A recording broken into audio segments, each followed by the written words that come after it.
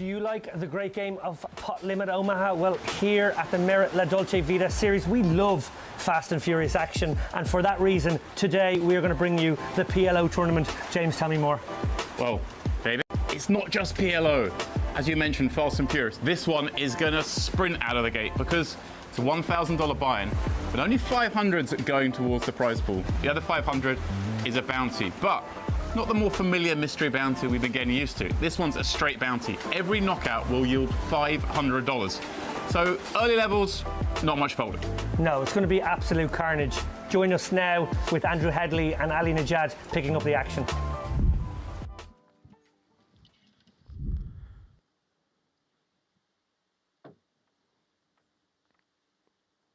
Thanks, chaps, and welcome one and all to continuing coverage from the Merit Poker Complex here in northern Cyprus of the Dolce Vita series.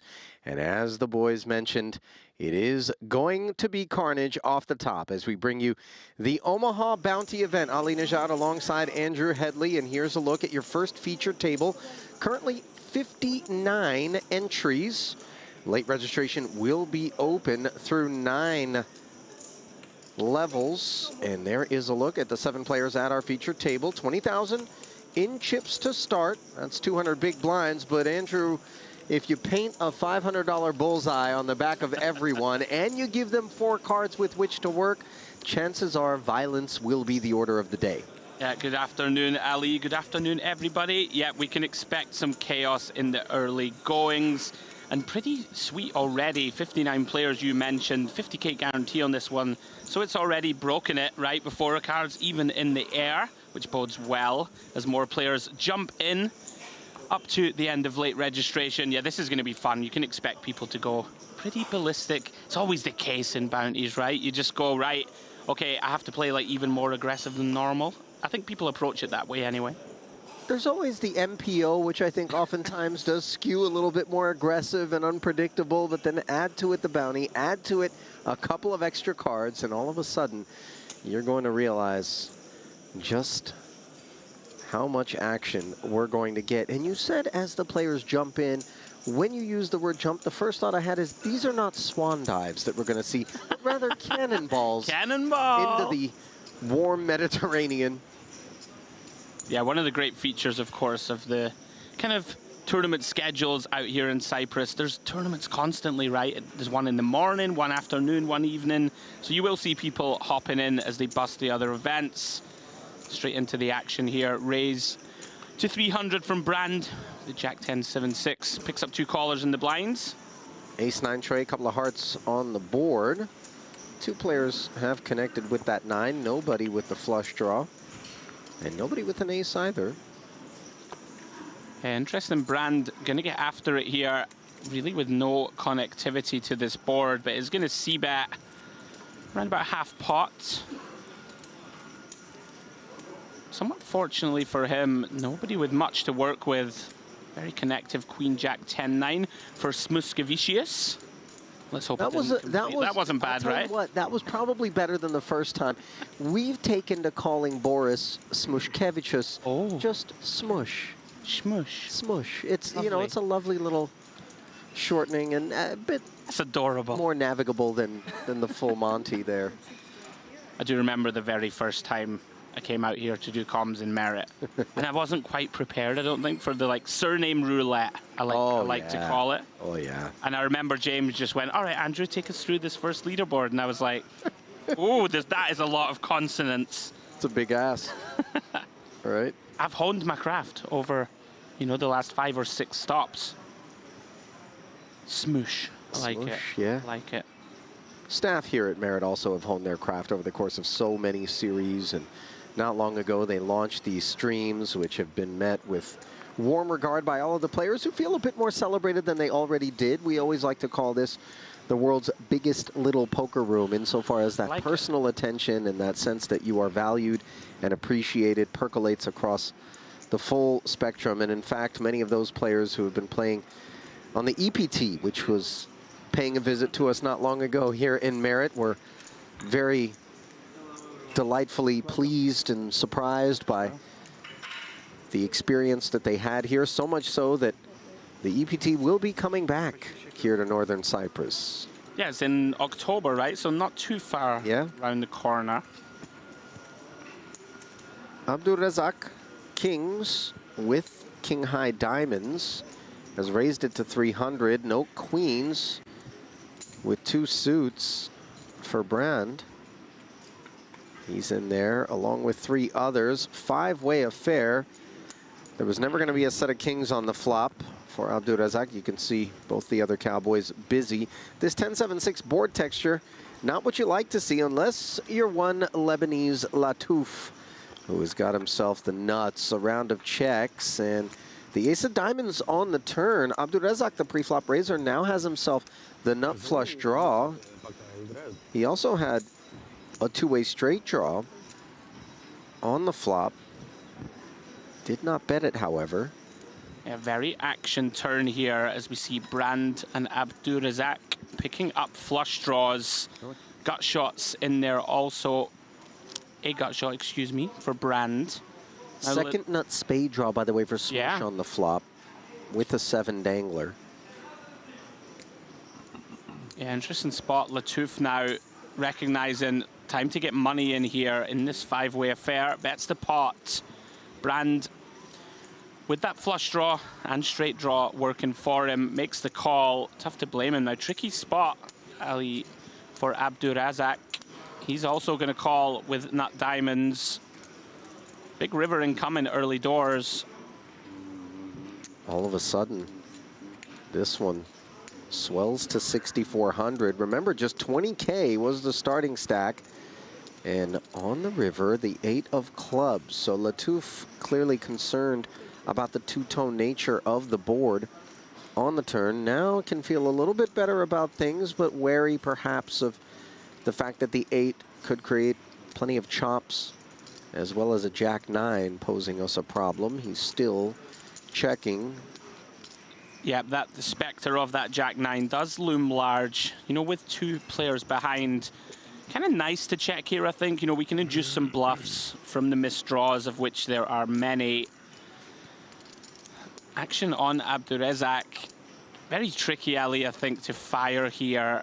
You know, of course, we block the missed diamonds, right, which is one of the draws that we could potentially get to fold out if we were to bluff river. Oh. Yeah, in that sense, we don't want that to be in our hand because we remove the prospects of that being what you're up against. And yeah, and he's going to go for it. Can't imagine this ever gets through Latouf for this size. Does quickly call. Easy fold behind for Brand, and we've been caught with our hand in the cookie jar, and just 2 kings is ultimately what's going to be produced. Obviously, that's not going to collect the pot, so a big pickup there for Lebanon's Latouf. Yeah, beautiful start. Lots of bad rivers to fade. Navigates that river nicely. Picks off the bluff from Abdulrazak. Bernard Latouf, by the way. Always nice to start well, right, in these bounties. You know, of course. Oh, yeah. Of course, now going to cover everybody at the table. It's not a great feeling when you sort of lose half your stack in the early going. You spoke about the bullseyes on the back. Abdulrazak now comfortably shortest at the table, but of course, blind still pretty low as more and more players hop in, up to 68 runners already. You know, one of the brutal things, and I'm not sure if we mentioned the 17-minute levels, but if you do find your stack dwindling, that bullseye becomes even bigger because the tantalizing prospects of the $500 bounty, which could be collected courtesy of your elimination, becomes so much more attainable. Yeah, it's going to go attacked, quickly. you know? Absolutely.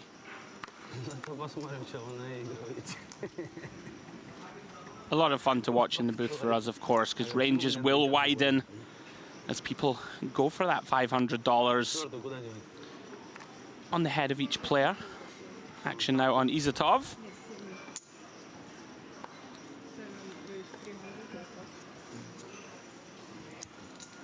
I believe he flicked some chips into the middle.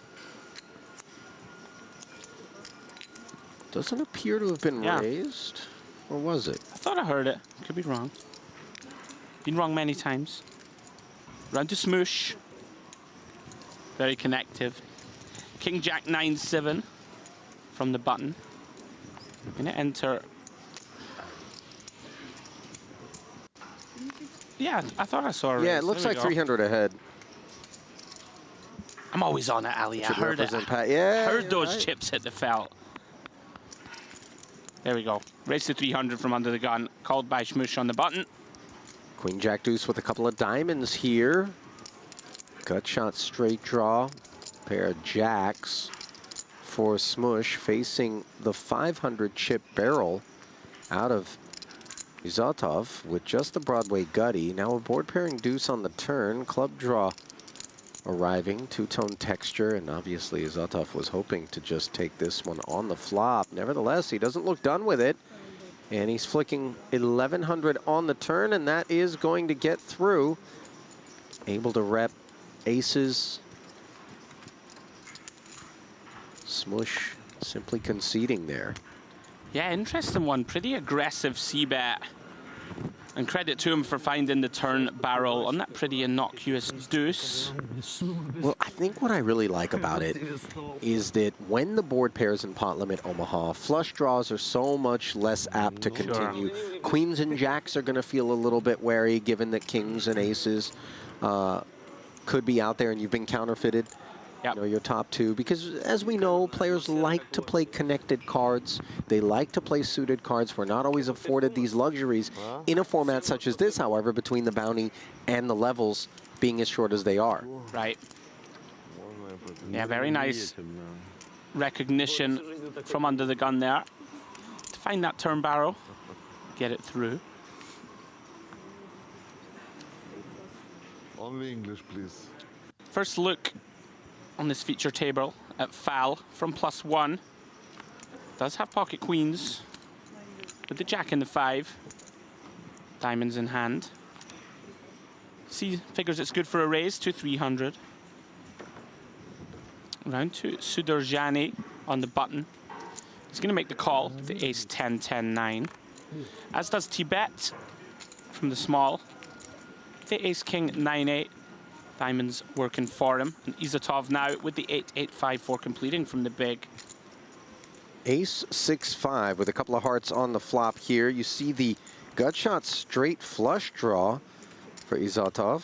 The dreaded ace, of course, for Fal, making his queens a lot more bashful. Sudurjani with top pair, but does not have the best kicker as Tibet's ace king enjoys that honor. A round of checks, and now the backdoor club draw comes together for Sudurjani. Yeah, pretty reasonable for this one to check through on the flop. Sudurjani doesn't want to start inflating this one with just a weak top pair. Checks through again to the king of clubs. And that backdoor flush just does come in.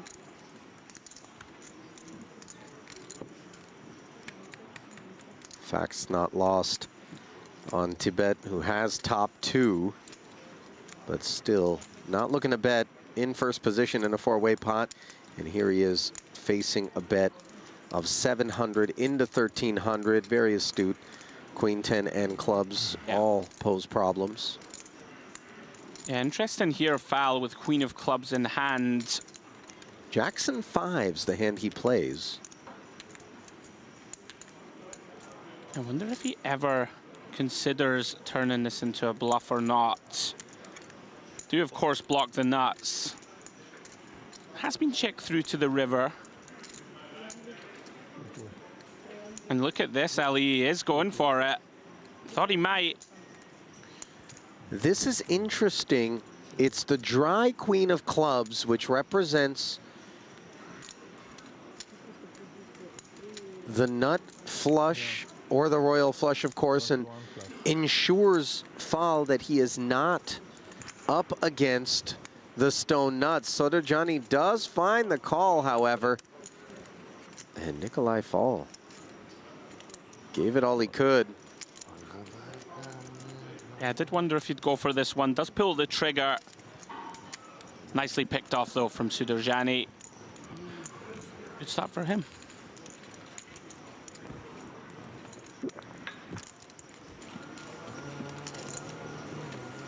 tremendously robust participation at this particular series from the Iranian delegation.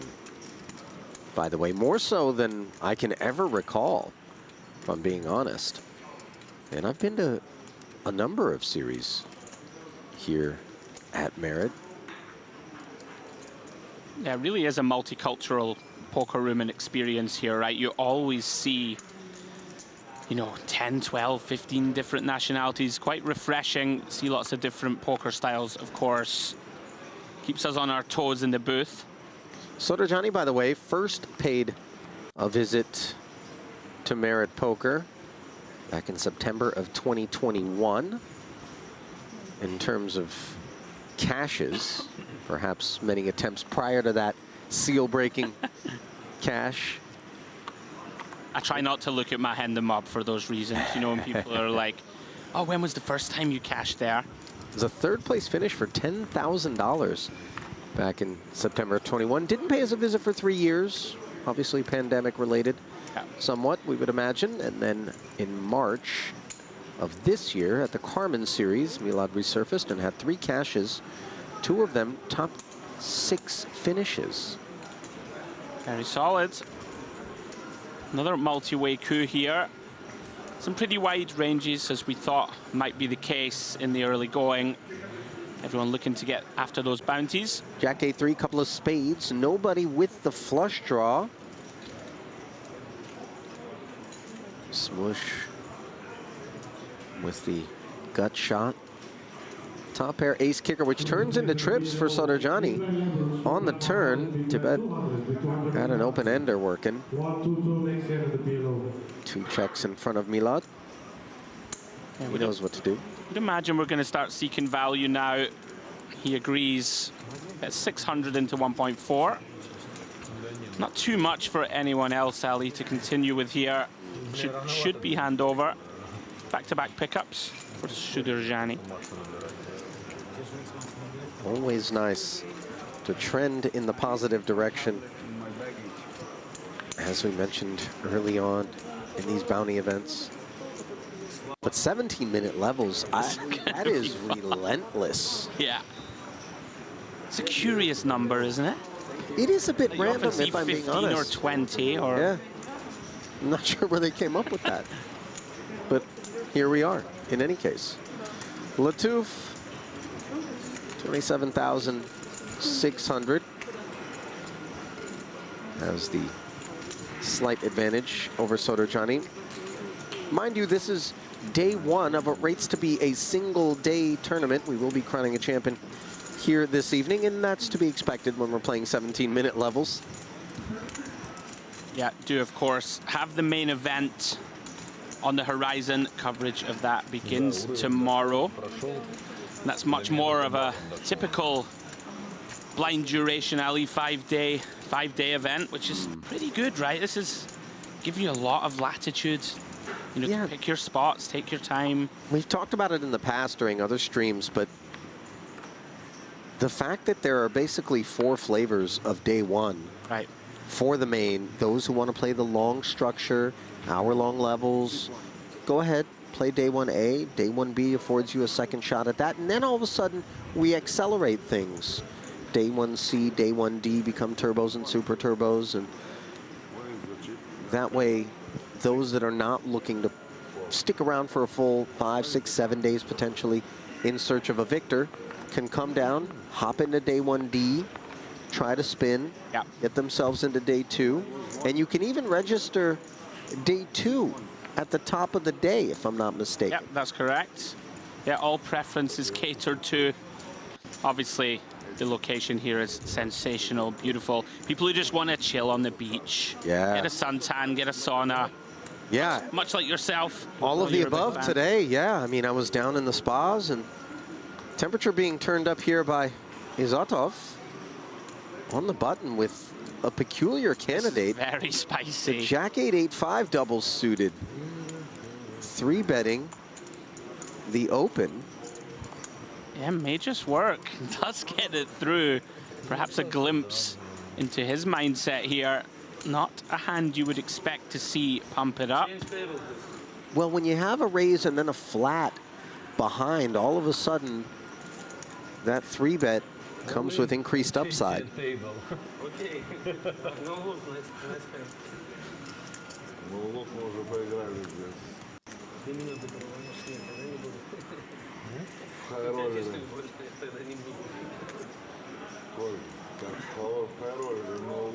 That is Pavel Izotov, by the way, 142,000 and change in career live tournament earnings, playing under the Belarusian flag.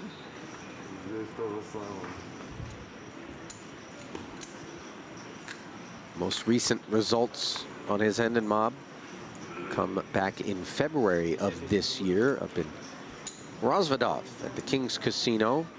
Both cashes in pot limit Omaha events, so one would suspect we may have a specialist on our hands, especially as I look back at basically his entire resume over the course of the last 5 years, let's call it. It's been almost exclusively pot limit Omaha results. Yeah, a man who knows his way around this 4-card game.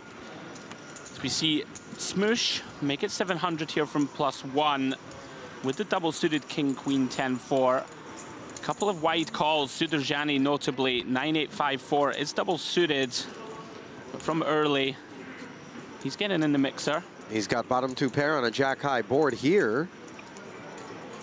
Note the wrap for Nikolai Fall, he checks. Overs, gut shot, 9 dangler for Brand, he does the same. Smush, the opener, with the immediate king-high diamond draw, backdoor hearts, and the better wrap. Fires 3,000. Yeah, some real potential here for a big clash. I'll tell you what, that lay down there by Sodorjani tells me he's a man that understands pot limit Omaha, because you can be so tempted to get yourself in trouble here in a 5-way pot. 9s and 5s do not perform well at all on boards such as this. Now Latouf works 3,000 in there with the gut shot straight flush draw and the open ender. Note that his 7 of diamonds is busy in Nikolai Fall's hand. And on the turn, the 10 rolls off, giving Smush the nuts. Jack high straight for Fall. He immediately checks.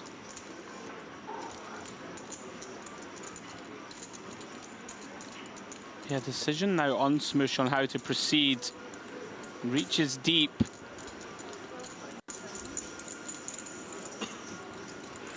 Very casual looking deposit there of even more than pot. Rebate issued. 12-7 if you do. So what do we do now as Fal? Do have, of course, a bad straight. Working with the third nuts, but does have the diamonds in hand. Little does he know that that's covered, right? Yeah. Is covered. And he is also covered. 12.7k bet from Smoosh. Fal gonna have to commit all of his chips here if he wants to call off. Here's the thing. Smoosh's raise up front and his willingness to barrel not once but twice into that big multi-way field very much condenses his range into things that include the king-queen. Yeah. Even a set of jacks would not be seeking to make a big bet there. There's the free peek. And Fal's going to feel very good about his fold in the face of that revelation. Yeah, very nice. Did have, of course, that weak flush draw to go with the straight. But shows discipline, gets away from it. Beautiful start for Smoosh here on our first feature table of the day.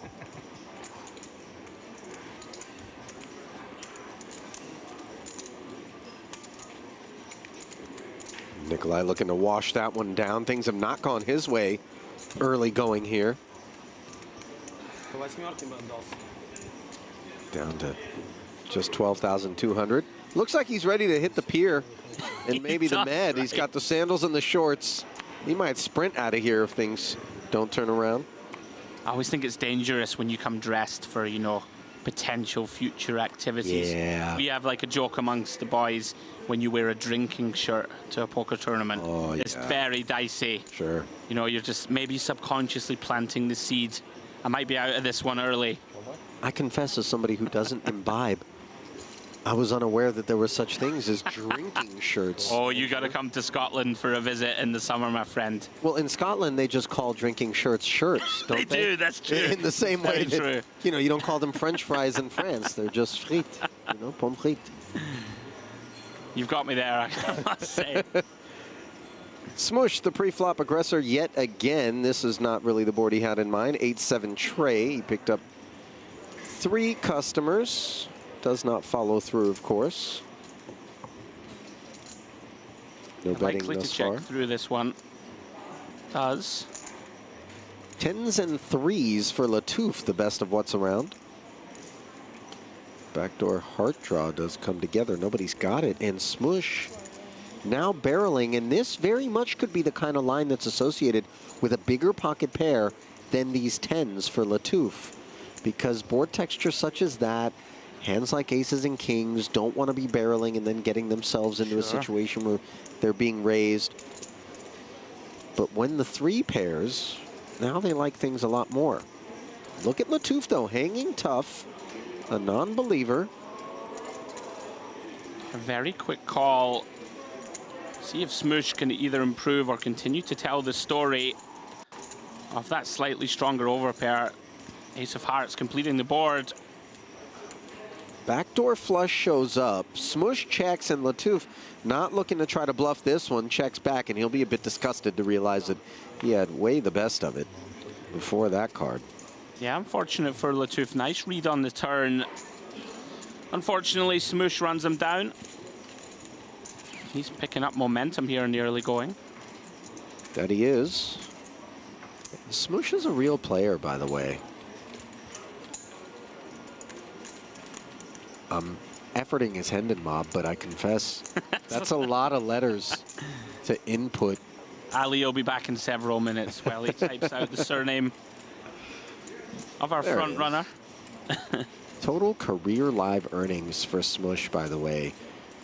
You might be tempted to think it'd be a bashful figure considering he's playing in a 1K event.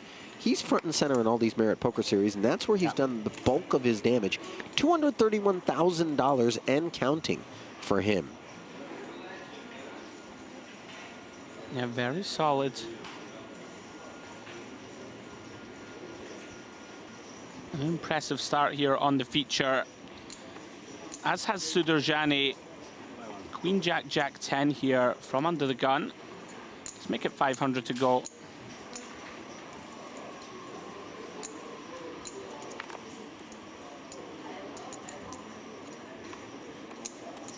Izatov is here to play, right? 5, 6, 7, 9.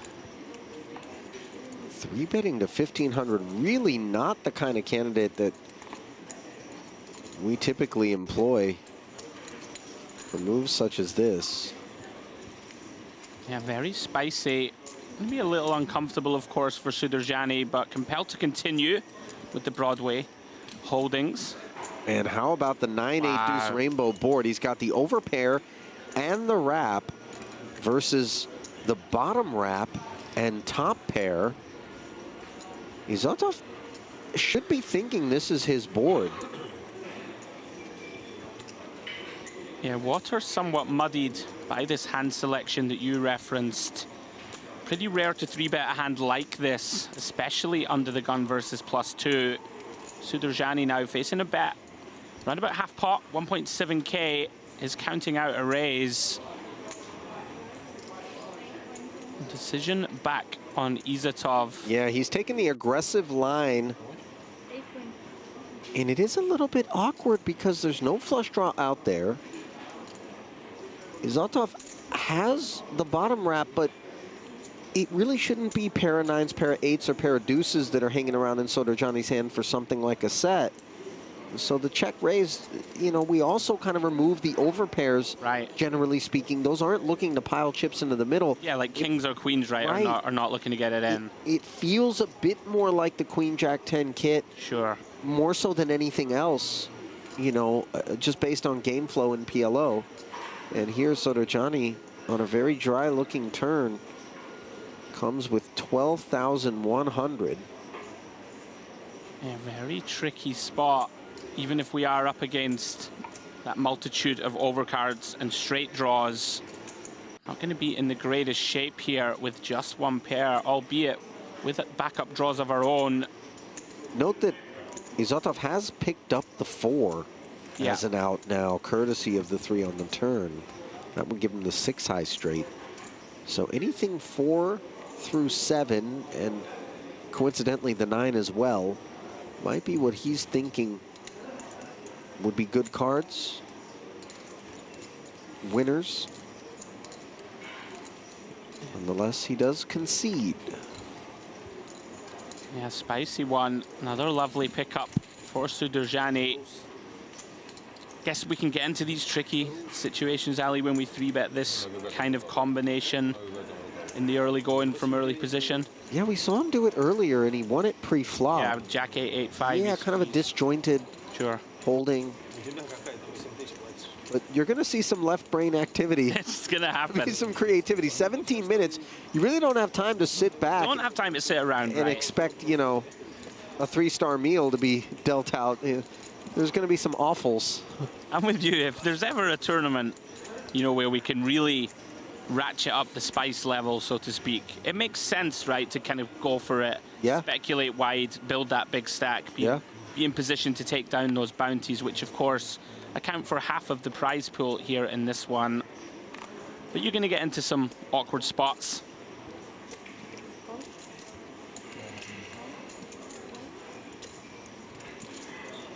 Three quick limps here. Tibet, Izotov, and an unknown hand from Latouf have all limped. Round to Abdurezak. Pretty junky looking Jack 9 6 deuce on the button. He is going to call, try flop something big if nobody raises behind. Well, here comes Smoosh. Yeah, finger wag, courtesy of King Jack 9 deuce double here. Makes it 1,600 to go. What do you make of this, Ali? A little bit wide here, facing the whole field. Feels unnecessary. Just given we're in the small, it's so tough to navigate. Nice double-suited post flop, and you know, I understand the sizing of the raise is such that you really do expect to clear a whole lot of holdings, and you know, the flypaper effect of once one player limps, now you're getting an even better price to limp behind. And, you know, maybe you think there's deteriorating quality in terms of, you know, those holdings, and so you can really target them. Yeah, I think that's fair. But that same phenomenon exists once Izotov makes the call. They're all going to call. Once more looks up and goes, okay, well, the price is even better. And, of course, for Brand and, in turn, Abdurezak, facts remain for them as well. Jack 9 6 deuce, just a little bit too dusty. Yeah. And Smush only clears a couple of patrons. Yeah, very tricky here, as you said, from the small blind, out of position versus 3. Oh. Jack 10 7. Smush with a double gutter. Queen or an 8 would do the trick. He's got the 9 high flush draw. He's up against the set of 10s of Izotov, who's got it checked over to him. And with such wet texture, we're looking to protect this one. Latouf here with a wrap. No clubs in hand, though, and that's a bit of an issue. Yeah, very likely to see our first all-in and call. Yeah. Here comes Izotov at risk. By the way, you know, applaud Latouf's recognition that with 2 clubs on board, you know, it's a problem to try to pursue that wrap. Yeah. Some action behind us as well. You saw the overpair of queens also promptly finding the bin.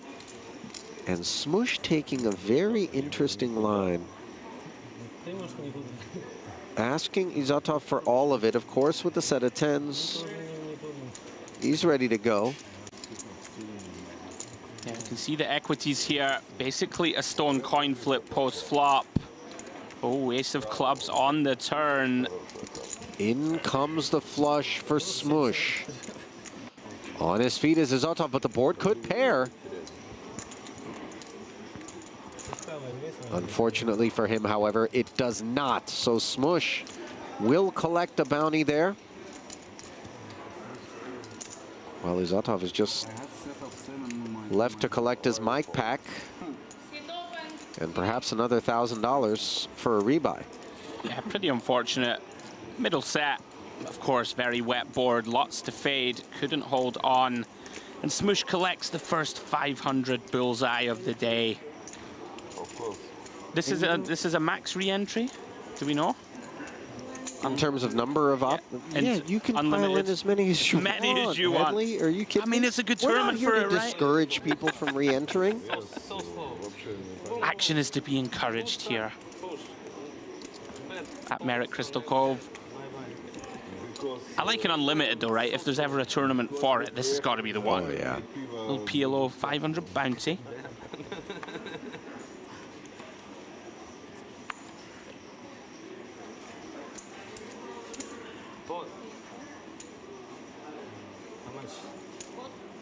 Looks like Latouf has not yet scanned his hand, but he's certainly taken a look at it and likes what he sees. Limps in for 300.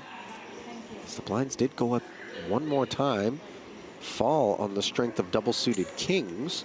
Makes it 1,300 to go. Look at Smush, he's loaded up.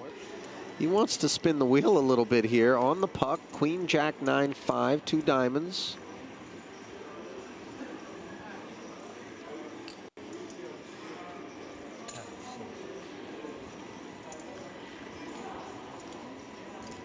Tibet comes along. As does Latouf to the 7-5-3 board. Top 2 pair here, along with an open ender for Tibet. This is a lot of hand. Note that Latouf has the same open ender, and he's going to be facing a healthy size barrel of 3K into 5,600. Without hesitation, he gets it out there. Top pair gut shot, king high clubs, and the over pair for fall, and he just decides blast off 10-9 into the middle. Tibet certainly can't fold. Yeah, very spicy stuff. Foul just deciding too much hand, let's run it. And Latouf now in between a rock and a hard place. May regret this flop call with no clubs in hand. No real way to improve other than a 9 or 4. Likely just has to get out of the way and does. And here we go, another all in. Another bounty on the line. Foul in pretty good shape though. 60-40 favorite. Yeah, this would be a huge uptick for him as they play for 30,000 and change. You see Fall a favorite in spite of the fact that he doesn't currently have the best hand. 3-2. 10 on the turn, however, tilts things back into Tibet's favor. The river 4, 7s and 4s ultimately for Fall, but the 7s and 5s turn into an 8 high straight, and Nikolai didn't waste any time getting out of here. As I predicted, a man in sandals and a swimsuit might have that cabana already loaded up and ready for his arrival out on the pier. Ali, you foreshadowed his demise before it happened. I won't be held accountable, but, you know. Let's just hope he doesn't go for a dip and come back in wearing a drinking shirt. That's all I've got to say. Let's hope he doesn't come back in just still wet with the Mediterranean, you know, sloshing about in his sandals. Sloshing about? Yeah. Goodness me. The less said, the better. As Tibet picks up his first bounty here. If you are just joining us, folks, 1100 PLO bounty 8-handed one-day event. Going to be chaos, very turbo structure. It's fun though, right, this one? Oh, yeah. Particularly from the booth, because it's just going to be so many all-in showdowns. People chasing that 500 bucks. In any given poker series, this is the tournament that you walk in and you go, those are the guys I want to party with. Yeah. Right? You need to scan the room, you know, throughout the course of the just, they're all parked in this one. Rest assured. Yeah, Smoosh speculating, as we would expect with that big stack. Round to Sudurjani, going to bump it up. Yeah, double suited kings. Wagging his finger from the button. Some fairly rough jacks there for Latouf. He's going to hang around. Abdulrazak and Smoosh do the same. So 6,800 in the middle. To the flop we go. King 8-4 with a couple of hearts. Nut flush draw for Smoosh here, along with a gut shot. Top set for Sudurjani. There will be some blood. Yeah, very interesting here that Smoosh and Sudurjani, the two deepest stacks at the table, something to take note of. And has gone close to pot, recognizing a bunch of draws in there that will have to continue. Decision now on Smoosh. 5,500, but with the nut flush draw and the gutter, there really is no decision other than call. Yeah. Wow. And how about a fourth king for Sudurjani? That could be a merciful card for Smoosh. You know, he's got his bearings in terms of the 4-card streets. But the check back from Sudurjani might have just opened the window for Smoosh to think that this nut flush draw is good. Note, however, the snap check on the river. Recognizing that with some frequency, Sudurjani's going to have a full house. Definitely going to be some traps in there, in position. Looking to let our opponent catch up, which he has. Decision now on what sizing to seek. Looks like around about 60%. Oh my gosh. Smoosh literally looked over at Milad and said, do you have quads? As he flicked the chip in there. Well, to his credit, he kept it smaller than it could have been. Sure. Yeah, well done, Sudurjani. Biggest pot of the day so far. Let me ask you, Ellie, you've covered lots and lots of PLO over the years, I'm sure. Sure. In this kind of spot on the river, should we take a little more time here, sort of like I don't want to be too critical, but like take a moment, sort of analyze what hands are kind of potting flop, check and turn, B75 river pretty quickly, or are we just never getting away from nut flush? First and foremost, it should be said that 17-minute levels, right? Not just in terms of the impact it has on ourselves, but with some courtesy, the impact it has on everybody else who isn't sitting as deep as we are if we're Smoosh. Okay. I think this is in part on his mind. The other thing is the manner in which he looked over and said, you have quads, as he flicked it in.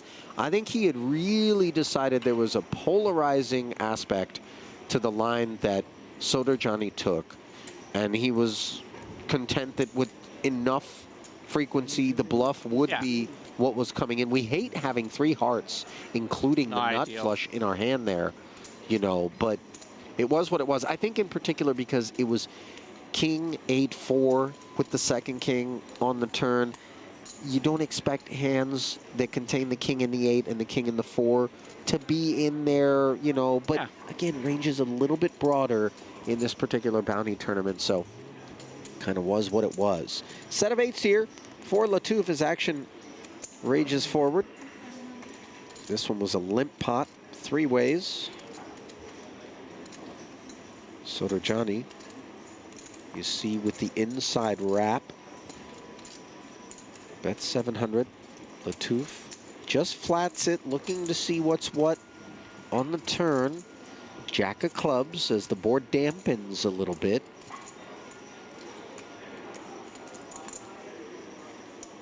Goes check, check, and now a clean king on the river.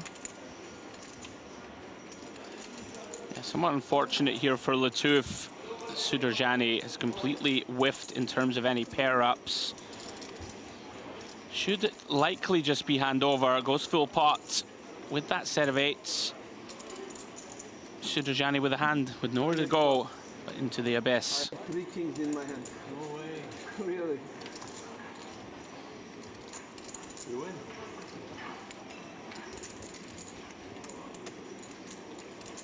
Two pairs. First I saw two kings and I was ready to pay.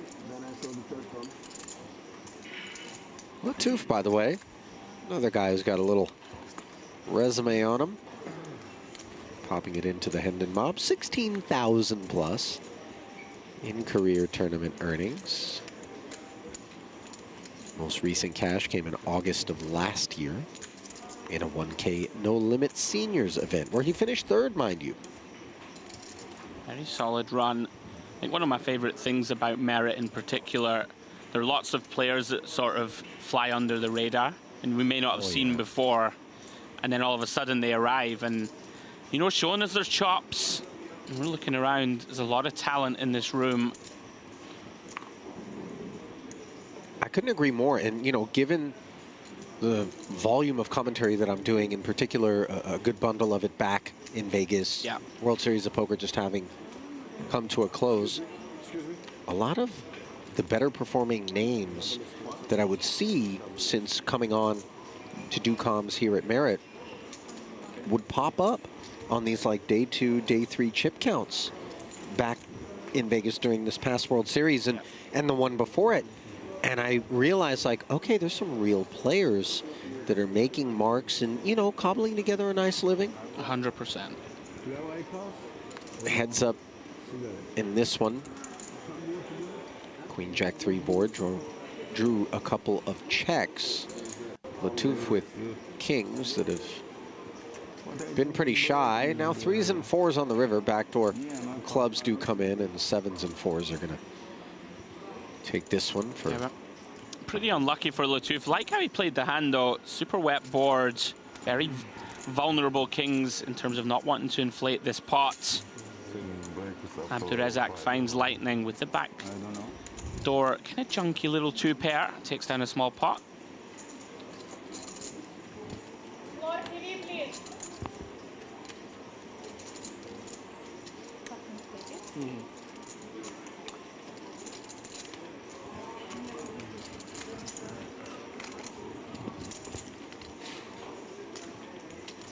Floor's been called over.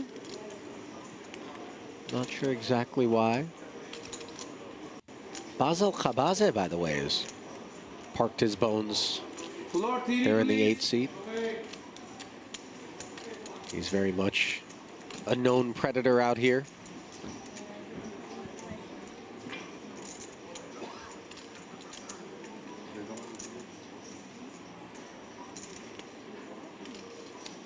Instead.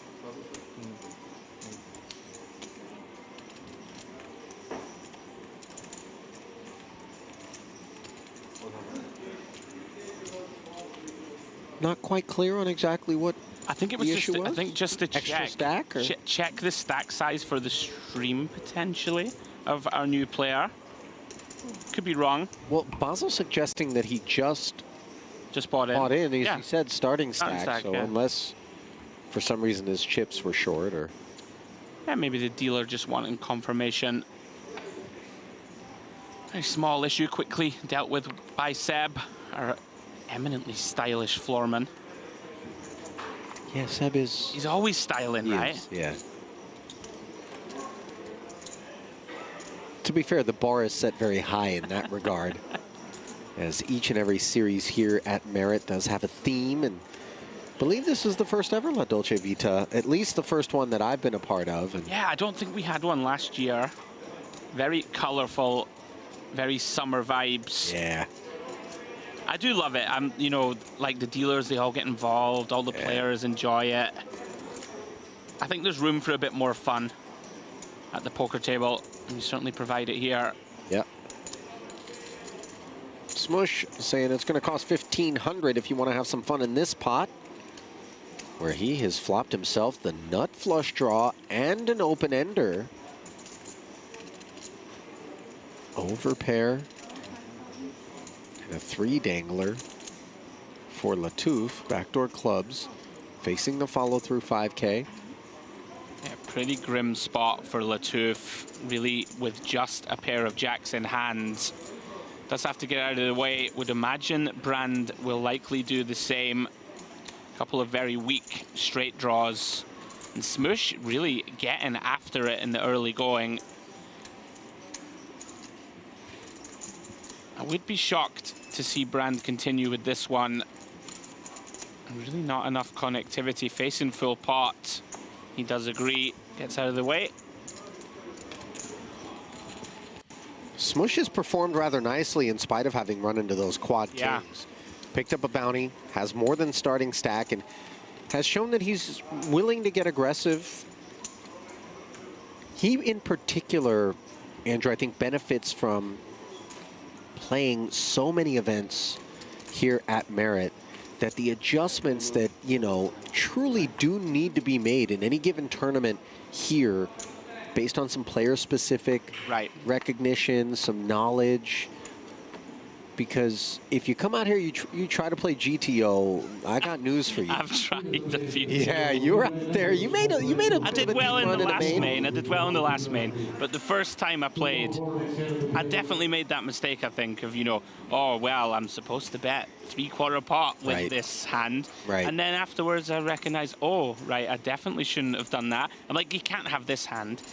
That guy, he can't have this hand. Oh, no, they can't. Oh, they showed me loud and clear that they could have them. Absolutely. But yeah, no, that's a good point, though. Smoosh with the local knowledge. It's very valuable here, I would say. You know, you're just recognizing who's too wide, who's too tight, who can we get after.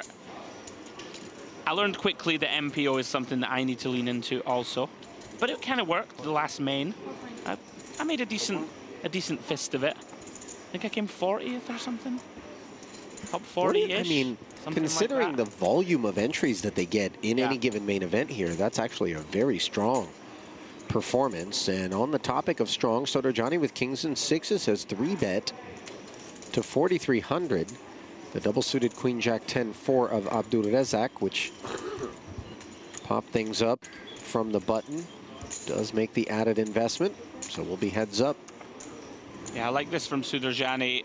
Once again, finds top set. But look at that for a texture. Open-ended with the Queen-Eye heart draw. Abdulrazak's not going to be going anywhere. I do think that Sodorjani has bad kings, though, insofar as they're not suited. So there's two schools of thought. Some people say press it, try to win it pre-flop because you don't want to have to navigate post, especially with the disjointedness of the second pair. No flush, no straight draw to be heard from Sodorjani post-flop. You know, but I think a lot of people would rather keep the pot small until they flop something like this and then see whether or not you can get some chips into the middle, which is exactly what Abdulrazak has done with his hand. Sodorjani, of course, with a quick call.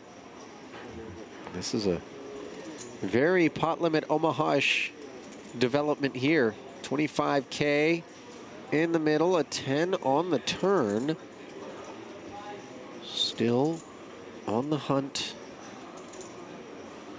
is Abdulrazak, and that hunt comes to an end courtesy of a 5 as he cannot find the needed heart. Yeah, it comes up empty, flops the combo draw. Got to just go with it. Sudurjani, I think, deciding in this bounty format, let's just try and get it in pre. Gets it in post, and that's his second bounty, I believe. Great pickup nonetheless. And the butchers, very favorable for Sudurjani, makes them work twice in quick succession. As the blinds go up once more, quick look at the leaderboard. Sudurjani, 68K in chips, good for 170 big blinds, way out in front. Cantibet in second, 36K. Just a shade under 100 blinds. Then we have Smoosh, 70 bigs, 28K in chips. Then we have two brand new players on starting stack, Borislav Bogdanov and Basil Habadze. Round two, our two short stacks. Not exactly short though, still working with 35 and 33 bigs, rounding out the lineup. Blinds are now up though, 200, 400 with a 400 ante. Things are going to move quickly. First look at Bogdanov here. Gets out of the way from under the gun.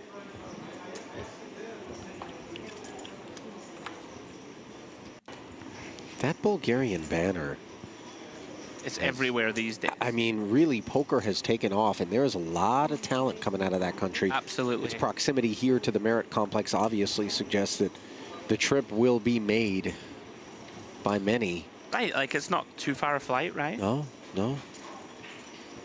Yeah, I'm telling you, when I'm playing online, Ali, and I see Bulgaria or Brazil, if it's a close spot on the river, we make the old country read. Can't fold. No, very, very strong pool of talent coming out. We see it a lot at Merit. Four-way coup here. Kabaza, the razor to 1200. Out of the hijack. Has two customers, both of whom are the deeper stacks at the table. In Smush and Sodorjani, their VPIP has been high. Queen 9-6, top pair, and the nut flush draw for Sodorjani. First to act here, he knuckles over to Kabaze, who recognizes this is not his board, doesn't bother trying to c-bet, and with no waiting, Smush, who had the open-ender on the flop, makes the nuts on the turn.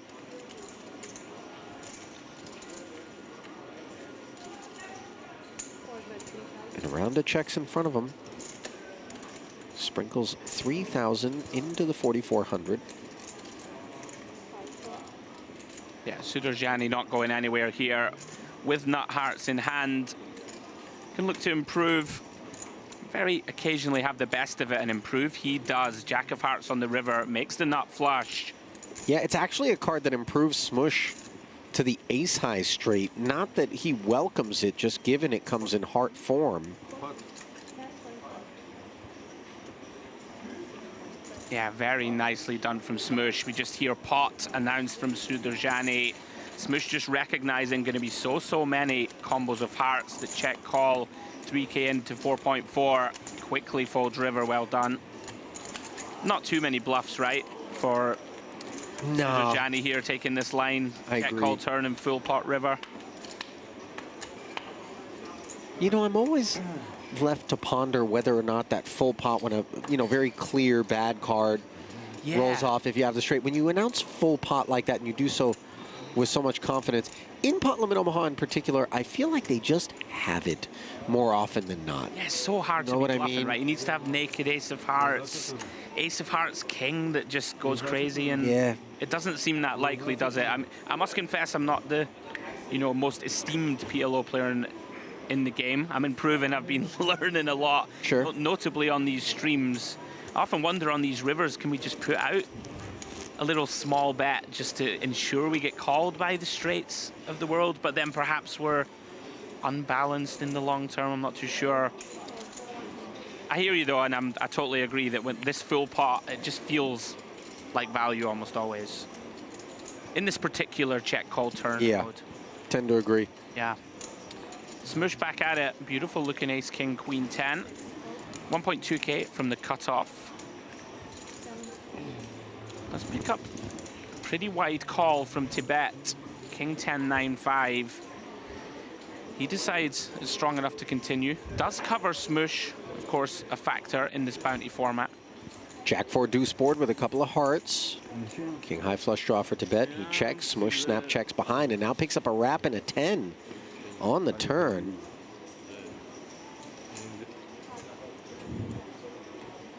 Tibet also picks up a 10. Note that he is out kicked, but he's got the gutter and that heart draw working, so he decides, given the check back from Smush behind him on the flop, to come out swinging. Yeah, interesting decision to lead here with second pair. Don't really want to bloat this one, but does go for some protection and gets called. And it is the Jack of Diamonds on the river. And look at this, going still for value. And this should get through, but it's very risky. Absolutely. Let's have the best hand with the ace 10. Little does he know it. Yeah, I wonder whether Tibet is bluffing here with a 10. Seems kind of unlikely. But we do have enough showdown against these brick draws. Confusing spot for Smush. Kind of feels inclined to just give credit here. Yeah, he rolls his eyes there. You could see him chewing on it. Well done, Tibet. Some sort of mergy river, right? Mergy river bet. kind of half value, half bluff. Not too sure. Gets the best hand to fold. Well done.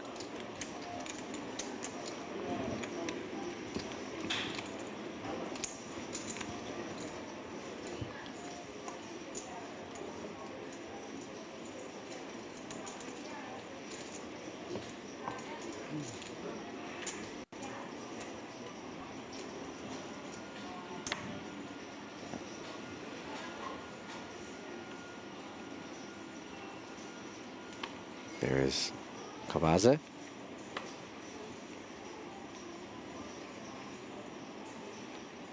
Jack 10-3 with diamonds under the gun. He hops in, raising it up to 1,500. There's the other two jacks with clubs. No interest.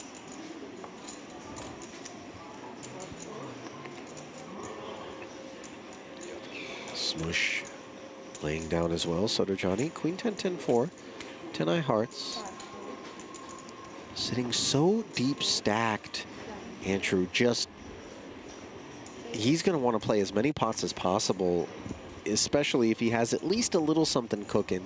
This is it. Yeah, you would expect him to have like the widest range at the table for sure. Just covering, right, is just so important in these bounty spots. Just looking to flop some nice equity. Well, how about aces full of nines? That's pretty good. Latouf. He checks it over. Cavaze gets busy trying to rep, perhaps, the ace-high rundown. Yeah, I don't mind just a really small probe. You know, he recognizes Sudurjani's going to be very wide, and the big blind can contain a whole lot of hands that have no ace in them. Just looking to pick it up with a small bet on the flop. It's not going to happen, of course. Latouf with the nuts. Does find the slow play. King on the turn.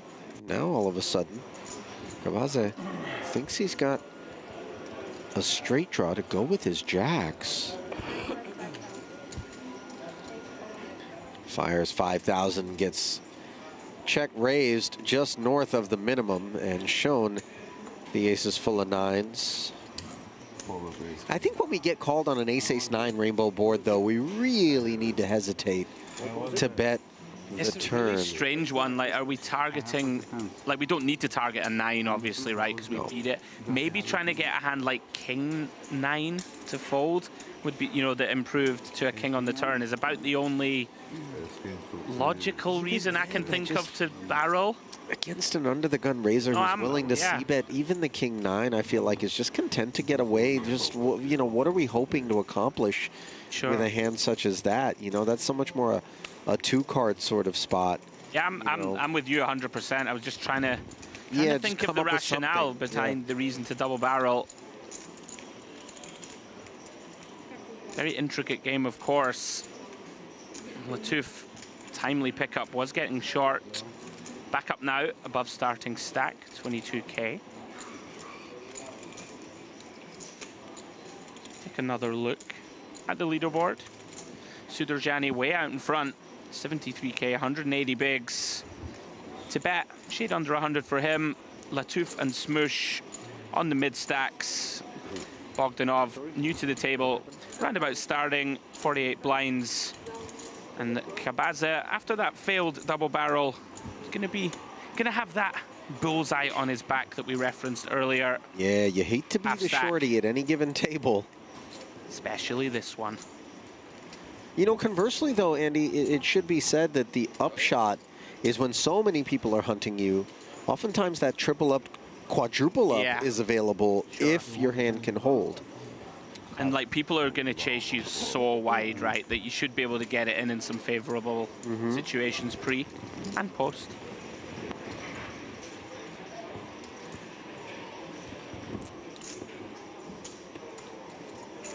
$200, $400, $400. What we'll be playing now, and you see the immediate impact it has in terms of diluting everyone's stack. Sodojani unfazed, of course, with 73,000 in front of him. Over a third of the chips here at this feature table of the $1,000 Omaha bounty event, part of the La Dolce Vita series here at Merit Poker in northern Cyprus. Place that very genuinely, I think Andy and I, regardless of where on earth you typically play your poker, is worth a visit at least once. Good. And once you get down here, it can be a little bit tough to get to for some, but once you get down here, you're going to experience something different. I've never heard anybody come and not say, oh my God, it was so good. Yeah. I want to go back. Yeah. Like the people, they treat you so well. Yeah. The service is exceptional. The Yeah. property's beautiful. Yep. The weather's great. Like I'm still looking for something bad. Yeah, it's funny because Never found it. if you're out there and you're listening to Andy and I go on, you might be thinking, oh, well, of course. Yeah. You know, they've been hired to come out here and work on the stream. But this is not paycheck related. This is very much an authentic, genuine take and opinion that both of us have, and anyone that you come across has, who's ever come out and played poker here. Yeah. Great action, beautiful location. And absolutely, I'm contractually obliged to say it, but it is the truth. No, it really is. Well, you just wouldn't say anything if you didn't feel that. By the way, Bogdanov saying something on the button as he 3-bets the ace, king, queen, jack, Broadway run down to 3K. Smush comes along, flops top pair, queens and fours rather, top and bottom pair. Yes. Checks it over to what is naked top pair. Granted, king, jack for the gutter, but let's see. Bogdanov follows through. Yeah, full pot. He's ready to run it. And once we're in there, kind of grim in many ways, again, on a coordinated board. You know, when our opponent does put the rest in, we're not going to be in good shape too often with top and bottom. We can see that we are the favorite, but with infinite cards to dodge. Yes, Smush hunts another bounty He does here. cover, right? So it might tip the scales in favor of gamble. Half a buy-in. That which comes along with this 39,000 if Smush's queens and fours can hold, which on the turn they cannot. It is aces and queens for Bogdanov, and now Smush is left tugging at just a 4, which does not come in. They both make queens full. Remarkably enough. Yeah, very much the double-edged sword of kind of widening our ranges and splashing around. We are going to go after these bounties. Occasionally we're going to get run down. Smush now on fumes. Great start for Bogdanov. Did just arrive with starting. Has doubled that up.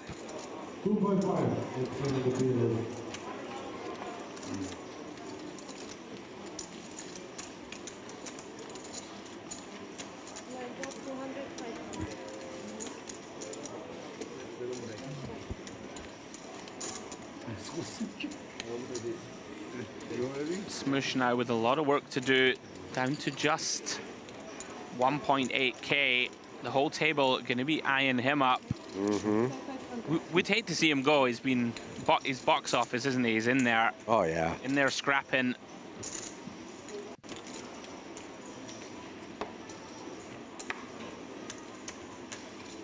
He is under the gun. See what the deck has in store. Perhaps something that would allow him to get involved. Obviously looking for any excuse. Queen 7, 6, 4, 3 spades. This is always fun. He's going for the limp. The whole table thinking, right, give me something. Yeah. Come and get me. Yeah, I mean, it's quite likely that everybody has to at least call, right? Sure. Flop here. Sure. Tibet, the pretty decent holding. Pocket queens double suited. He's going to bump it up. And note that it's just enough to ensure that Smush's remaining 1,300 gets in there. Yeah, I think Bogdanov, Tibet going to be aware that, you know, this raise, it probably doesn't clear out much of the field, but you may get some very dusty holdings out of the way, and we do take control of the betting.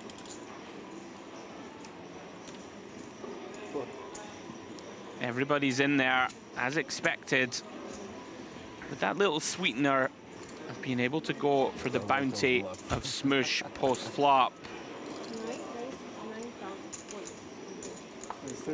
Brand does fold. Very dusty ace-9, deuce-3.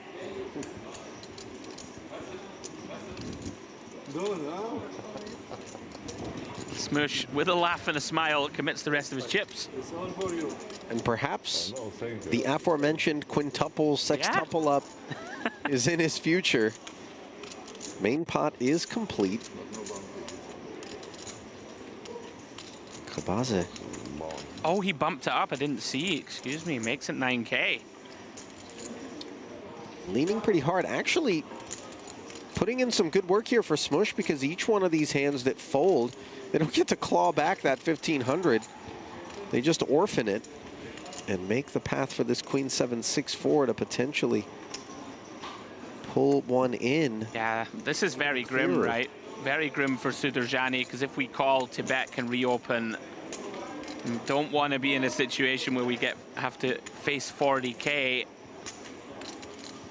Yeah, we'd much rather be behind the original raiser in this spot. But being in front of them, the King 10-5 deuce concedes now. Back over. And did Tibet say pot? I think he said call. He said call, okay. Which is a little curious with Bogdanov and Latouf showing kind of weakness behind. Any latitude to just fast play this one, try and get those two out, take on the two bounties on our own? I mean, listen, it's a non-nutted hand. It's queens, king eye diamonds, queen eye clubs. It has got everyone else out regardless. So Tibet is going to be all alone on the side against Khabaze, but there's only 1,600 left behind for Basel. So the side pot could complete here in relatively short order.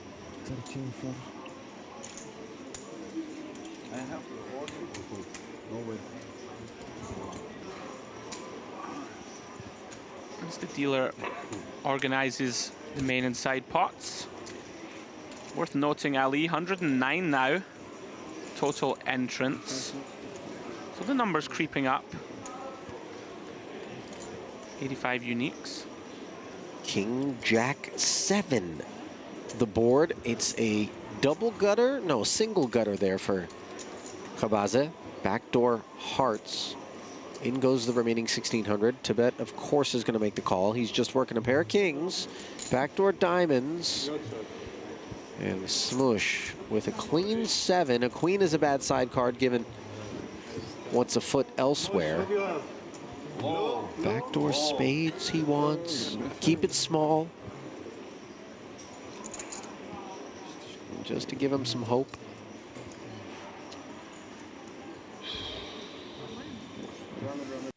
There are no tens in the deck, is good. Time, there is 10. No one has 10. No tens in the deck. You have 10? No, 10 is coming. 10 is coming. Okay, turn is 4. Okay, reverse 7. 4 of 7, I think. clubs. 4 of clubs. King 10, 5 deuce. Double suit. I have King 10, 5 deuce, double suit. Wow, there it is. Is that the card that he called for? Khabaze asked for the 10 of clubs, I believe. Specifically. How about it? How? No waiting. And a clean river. Smoosh was drawing dead. Looked up in disbelief. And what a roller coaster ride he had here. Emerged as one of the early big stacks, and now this bullet is polished off. So on his feet and out the door, while Khabaze does enjoy a big infusion of chips. Yeah, sad to see him go. Quite the character. I think there's a fair chance that he hops back into the action.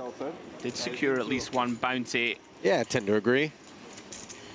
Very nice pickup for Khabaze. Sure. More than doubling up with all that extra dead money involved, and dispenses with Smoosh and takes down his bounty. Easy game. Not really, but sometimes super easy.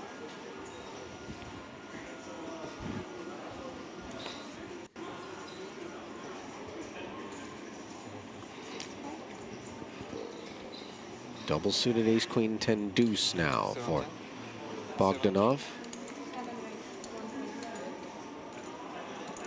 Makes it 1,700.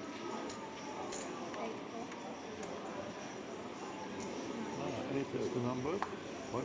This says 8 gold. She's in the seat, number 8. Latouf, a flat caller I'm 6. with the Broadway rundown, king through 10. Sodorjani out of the big, happy to defend, sharing the king and the 10 with Latouf.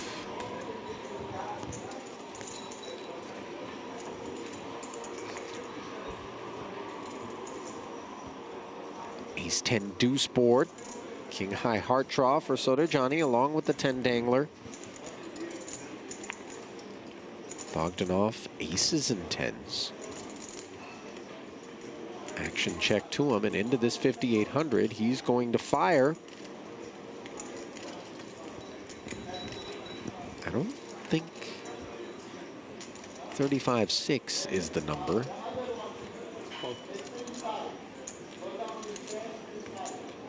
But regardless of what it was, it's going to be pot from Latouf, who's got the 10 and the inside Broadway gutter.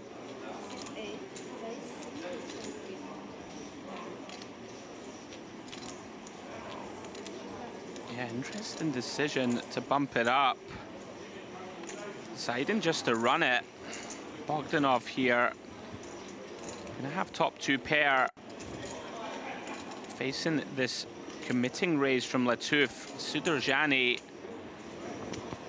second nut hearts. Only gotta get out of the way here. Can just be drawing dead versus ace-x of hearts. Bogdanov gonna run it. Here we go, Latouf at risk.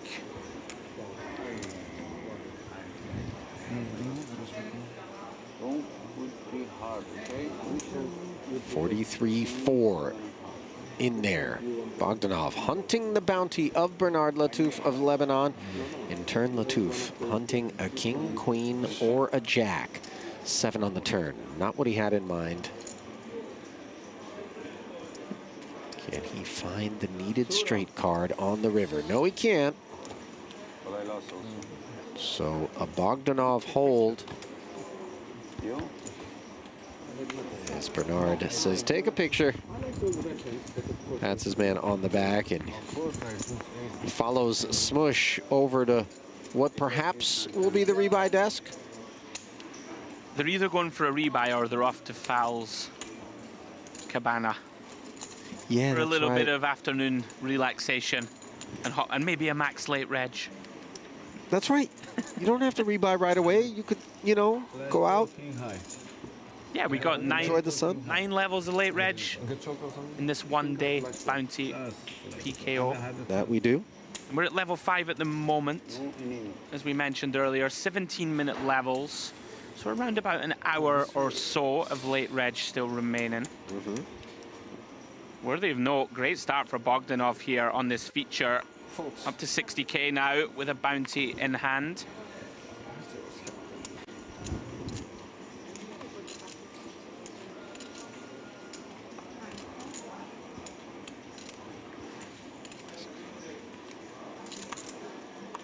Round to Brand really hasn't had much in the way of attractive hole cards to work with. Gets out of the way, Sudurjani now. 2 pairs in hand, 10s and 4s. Tibet content to check here with the Jack 9-3-3.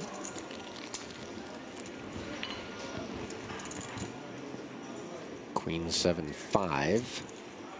2 clubs, neither player with the flush draw. Sodorjani double checking before he knuckles over. Tibet happy to check back. In come the clubs. Still no betting. And the 10s are going to hold on as we knuckle our way to showdown. Yeah, not too much to work with for either player.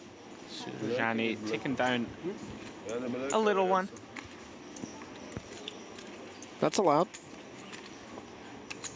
Yeah, it's like the most relaxed hand we've had so far. There's going to be a lot of blood on the carpet in this one. Blood on the felt.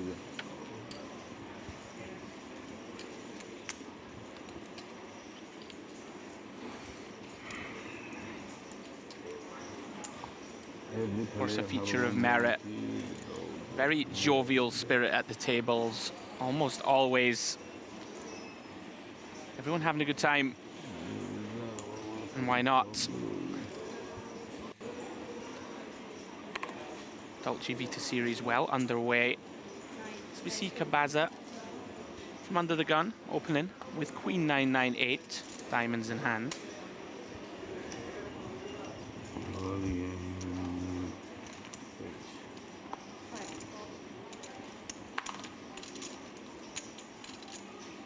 Kings with clubs for Tibet. Places a flat here. Cabaza has been very active, even under the gun, with some fairly ambitious holdings. He has gone to work, and here he is with a set of nines on a jack-high board. Tibet, overpair jack dangler. He checks. Bogdanov does the same. And now, let's see how Cabaza approaches.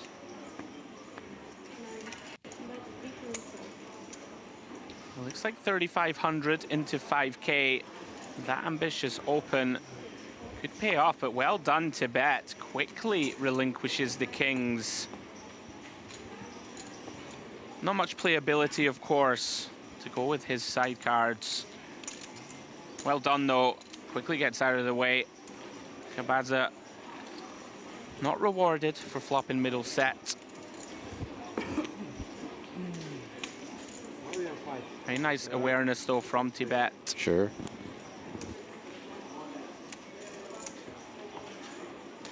That was definitely a problem I first had when I first dipped my toe into PLO.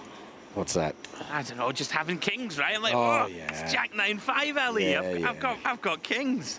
And then I just would get felted over and over again. Yeah. But it's okay, that's how you learn. It's a rite of passage in PLO. That's how you learn. Truly is. Eventually, I realized, okay, I'm gonna need some backup to go with my one pair. Yeah. One pair really not the kind of hand that you want to be showing up with. I would back myself now to have an idea. Which is ideal, seeing as I'm in the booth calling the action. Yeah. King, king, queen, deuce. Soto Johnny. The boss stack. Going to work. Cabaza says, let me take a peek here. 10, 10, 8, 7. No suits, though. In the big. Yeah, I think here really wants to take a look at brand stack in particular. Of course, so important to cover your opponents in these bounty events. 10, 10, 8, 7, perhaps a hand he'd consider laying down if he didn't cover brand. They both do complete. King 8, 7. Top set for Soto Johnny. Bottom 2 for Brand. Along with the little baby gut shot, we could see him getting in trouble. Yeah, bottom 2 for both Cabaza and Brand. Some potential trouble, but facing full pot from Sudurjani. Of course, these bottom 2 pairs are gonna rapidly shrink. Sure. And yeah, Cabaza very quickly folds, but look at this, Brand decides he's too short to fold, commits the rest of his chips, and he is in awful shape here, drawing to just a 5.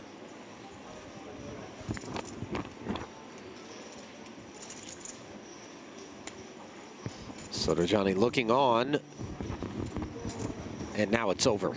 King's full as Brand does fill up. Well, I say it's over. Quad 8s is always a possibility. It doesn't happen. 8, 7. Yeah, unfortunate for Brand. Really got nothing going throughout No. this feature table segment. I'm not sure we called his name once as a No. winner of a pot. He really did have a lot of dusty holdings. Felt compelled to run it there with bottom 2 into the buzzsaw of top set. And that is going to take us through to our first break of the day. And as we take that break, you get a glimpse at a handful of the stacks. Notably among them, Milad Soto Johnny, 174 big blinds. So Andy and I will step aside for about a dozen minutes. Action resumes in about that time. Stay close. More to come from the Omaha Bounty 8 Max from here in northern Cyprus after this.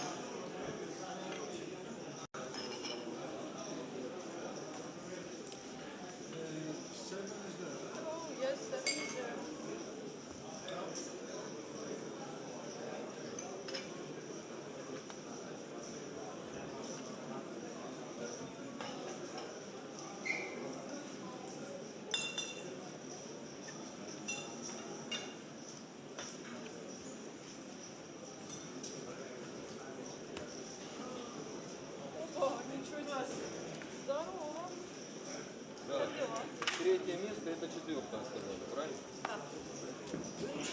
Что эти бумажки здесь не нужны, да? Вещи там что ты оставил, да?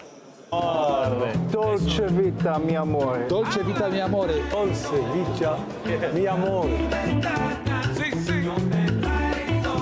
It's lovely. It's an excellent idea. I just came from Vegas, and I'm very happy to be here. Dolce Vita is being happy with yourself.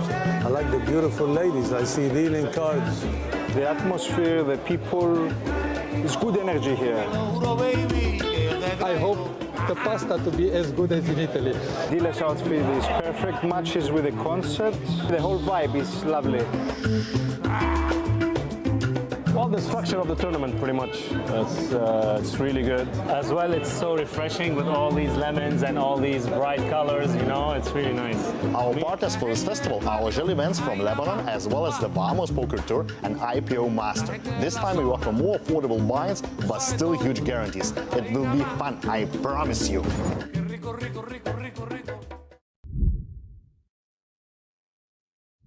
Congratulations on your win. Thank you so much. Thank you very much. How do you feel? Amazing. I feel amazing. This is my merit. This is my first win Kabak trophy.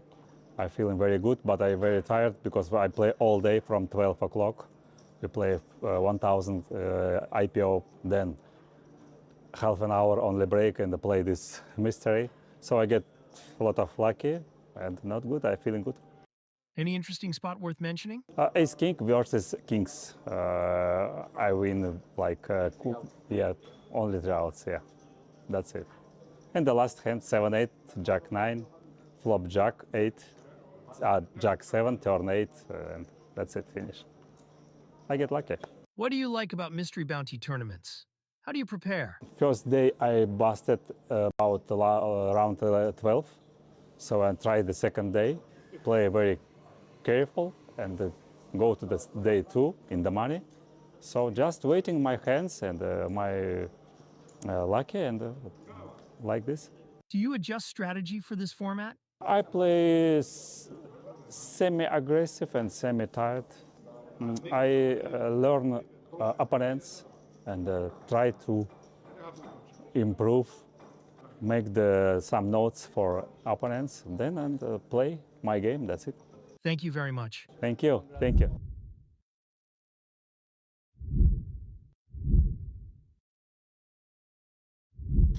Okay, James, I know you've played a few mystery bounties in your own career.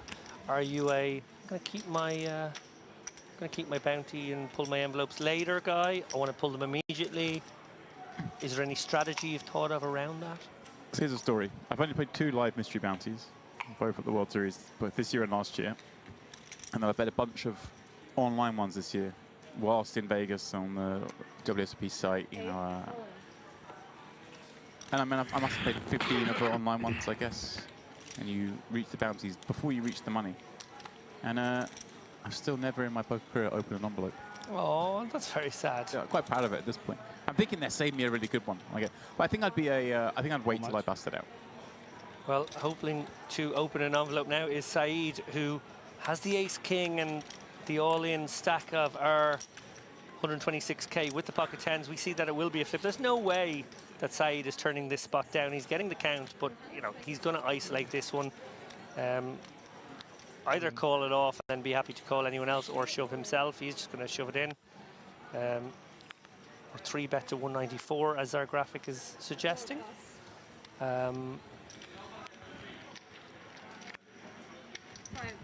That's going to clear out all but the good hands, and there is a good hand. Gavish in the small blind. Dreamy situation here. He does cover for a start, so can pick up one of these bounties, but Saeed covering both. If he can spike an ace or king, could pick up two at once. Now, Kolotyuk not really going to consider this ace-8. He might peel the ace first and get excited, but once he sees that 8, it's a wry smile. And wow, 3-way all-in. I complained we had no premium hands there a few moments ago. Yeah, this is a hand that didn't need mystery bounty element to make it this way. And here we go. Gavish pretty a little upset to see that he isn't in better shape with these two queens. Yeah, and Berthold would have, you know, fancied his chances of having the best hand when he put this shove in. Now he's in quite bad shape here. Just 20%. Monstrous. The ace, king off, and queens. Yeah, big pot, not just because of the bounty equity, but if Saeed holds, he'd be up to $500,000 in chips. What a great spot that would be in this bounty, as you just referenced. He'd cover everyone at his table comfortably. You already mentioned the bounty worth about 5,500 a pop, so he's eligible to win an additional 11k in equity here. Yeah. Gavish can win, what, 5.5k himself, and has none of that equity, as you mentioned. He doesn't access that side of the prize pool. But if he were to spike here, suddenly he's in the game. Very much so. Saeed obviously looking at that sort of $500,000 plus stack at the end of this hand, abusing everybody for the next maybe hour or so. That would be the dream. But at the moment, queens in the boxies. Gavish looking to pick up one bounty and get a triple up.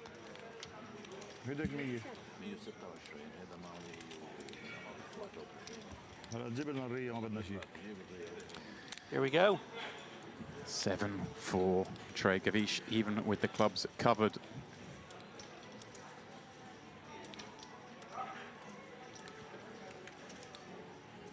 Our first big pot of the night. Plus bounties available.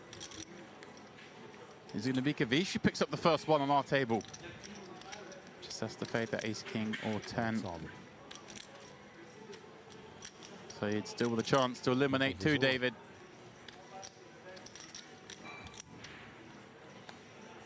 Alas, it is not to be. Gavish with the effective triple up and picking up an envelope. He's edge checking. Do I cover? Do I win this? You do indeed.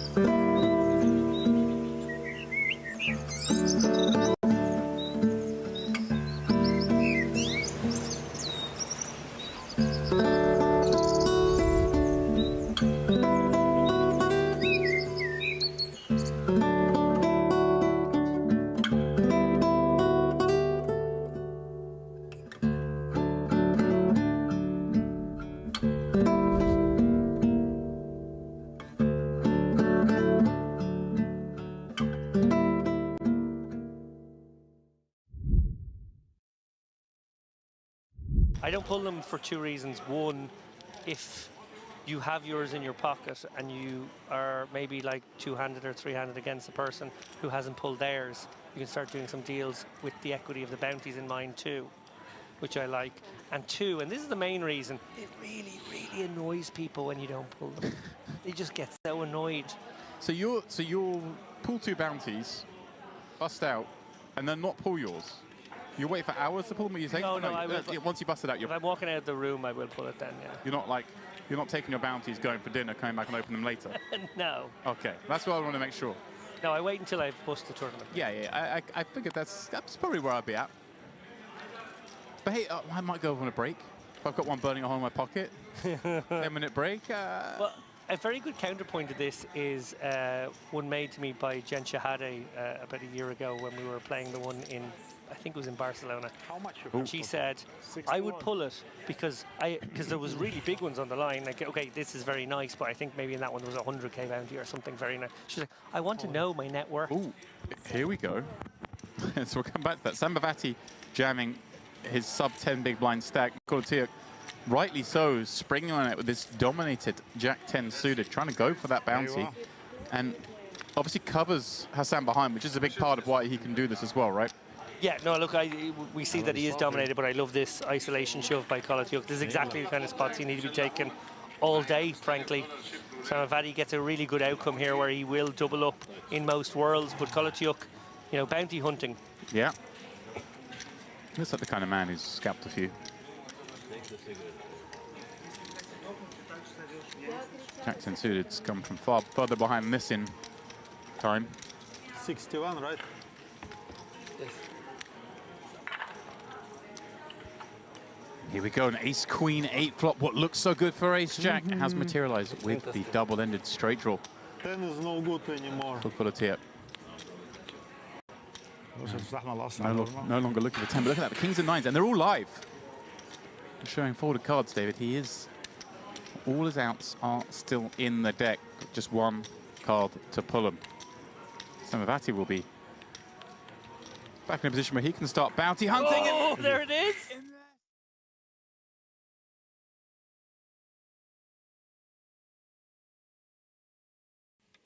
More cards are better here today at the Mirror Crystal Cove as we give some La Dolce Vita live stream love to the purveyors of poker's 4-card variant. That's right, Pot Limit Omaha is on the menu, and if that doesn't get the ducts of the salivary glands working, how about we add a bounty element to wet your whistles? My name is David Lappin, alongside James Dempsey. James, you're more of a PLO guy than me. Maybe you take us through the runners and riders. Well, what I want to look at here is the fact that Michel Atala has over 5 starting stacks already. So as you and I alluded to in our intro this morning, and the boys have taken you through the first 5 levels, the action was always going to be fast and furious in this one, even more so than you'd suspect in an Omaha tournament, just given that bounty aspect. But yeah, we're going to see a lot. We're going to see 4 cards, they're going to connect with the boards a lot, and they're going to put all their chips in a lot, because that's just how it goes. Yeah, when you get a game where the equities run as close as they do in Pot Limit Omaha, and then you add a bounty element, it just sort of creates carnage. People are really incentivized to go for bounties and gamble it up to try and pick up those bounties and pick up a big stack that can take more bounties. To bet 10.997 from the cutoff. Playing a little over a starting stack, still equates to 40 blinds here in his stack. We're playing still relatively deep at this stage. Bogdanov in the next seat, gonna come along. Cool. Again, $500 bounty every time you knock someone out. So no surprise to see plenty of action, plenty of multi-way pop to this stage of the tournament. Cavaza, ace, queen 8, SIGs with a nut suit, calling in the small. So we will go 3 ways to the flop. To bet the one covered by both. Unable to access that part of the prize pool. As it is. He still has the best hand on the deuce-deuce straight board, but not a board he really is going to look to invest too many more chips in. 16.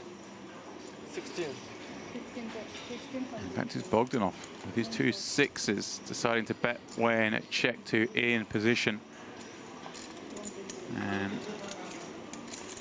the sort of bluff, sort of might have the best hand move, yielding the result he wanted either way, which was 2 folds.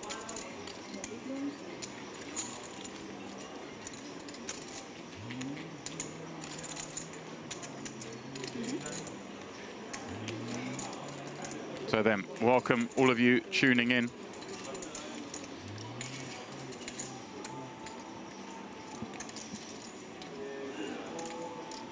This is the Dolce Vita series PLO event.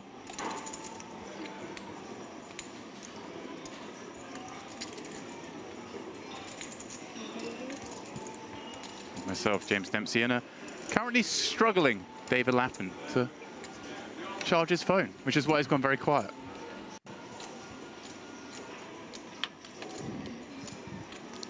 I'll tell you what, David, I'll plug into my laptop as soon as... Oh, there we go. Team players. I actually forgot my power adapter, which you could have plugged it into. But Well, I'm just glad you didn't throw coffee over me this morning. of course. That's immediately a better start as we see Dudajani. It's always the iPhone users who don't carry a charger with them. It's amazing. With the 1010. Phones with no battery. 9.8. They don't carry chargers. I don't get it. He's got clubs working. You're not going to let me go on a little, you know, Samsung v iPhone rant. That's what that always gets the chat engaged.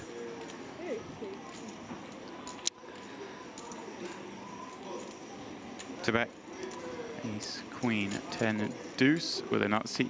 He's going to be involved again, obviously. You know, disincentivizes it were to make the pots too big at this stage because he is the covered stack. But of course, lots of good things happen in that when he wants to make the pots big, he'll surely get action.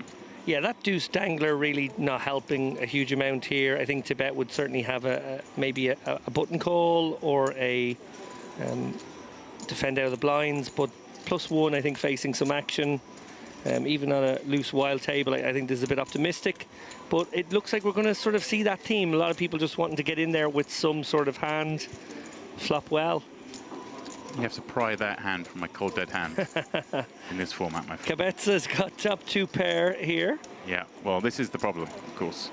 The deuce has connected. Of course, he does have a gut shot to Broadway and the queen overworking for him, but is Cabezza with the best of it, having flapped the button. And actually, let's just check stack sizes here. Yeah, Cabezza does just cover Tibet, who I believe has bet. Yeah, very unlikely to see anybody else get involved here. Just not enough hand here. Litvinov obviously also has an ace, but no help with his other 3 cards. There we go. Cabezza has potted it. And I don't think there's any reason in this format to slow play your hand here. You know, it's monotone, or sorry, it's not monotone, it's rainbow, which means obviously we're not too worried about draws as we would be otherwise, but you know, it's just maybe one of these situations where your opponent might have, you know, a little mini wrap going on. Oh, yeah. And you just want to get it in with them. Oh yeah, as you said, at this stage of the tournament, bounties as well, you just kind of just want to play all the hands pretty big. You just want to play big pots, especially against a starting stack, which is what Tibet has here. I think just, wow. I thought with the presence of the queen 10, we wouldn't see a fold, but he does just make the fold. Kind of surprised there, David. Yeah, I guess just felt like there was no way he could be winning with that hand unless his opponent did have that wrap. And right, I mean, there are ways we can be winning. I'm kind of surprised.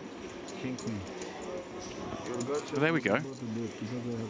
Obviously, these guys have logged the first 5 levels. You and I coming in fresh from respective parts of the resort. Myself from the pier, you from the spa. It's been a tough day, David. It's been very tough, James. I had to make a big decision earlier whether to join you on the pier or go to the spa, where, of course, the jacuzzi, I suppose, the most alluring thing for me. Yeah. What tipped the balance why I didn't join you. Also, had quite a bit of sun. You know, not as much as Andrew Headley, my co-commentator, but I have had a bit, and I kind of think I need to ration the sun for the next day or two. You Celts do kind of crisp up in the sun. There we go.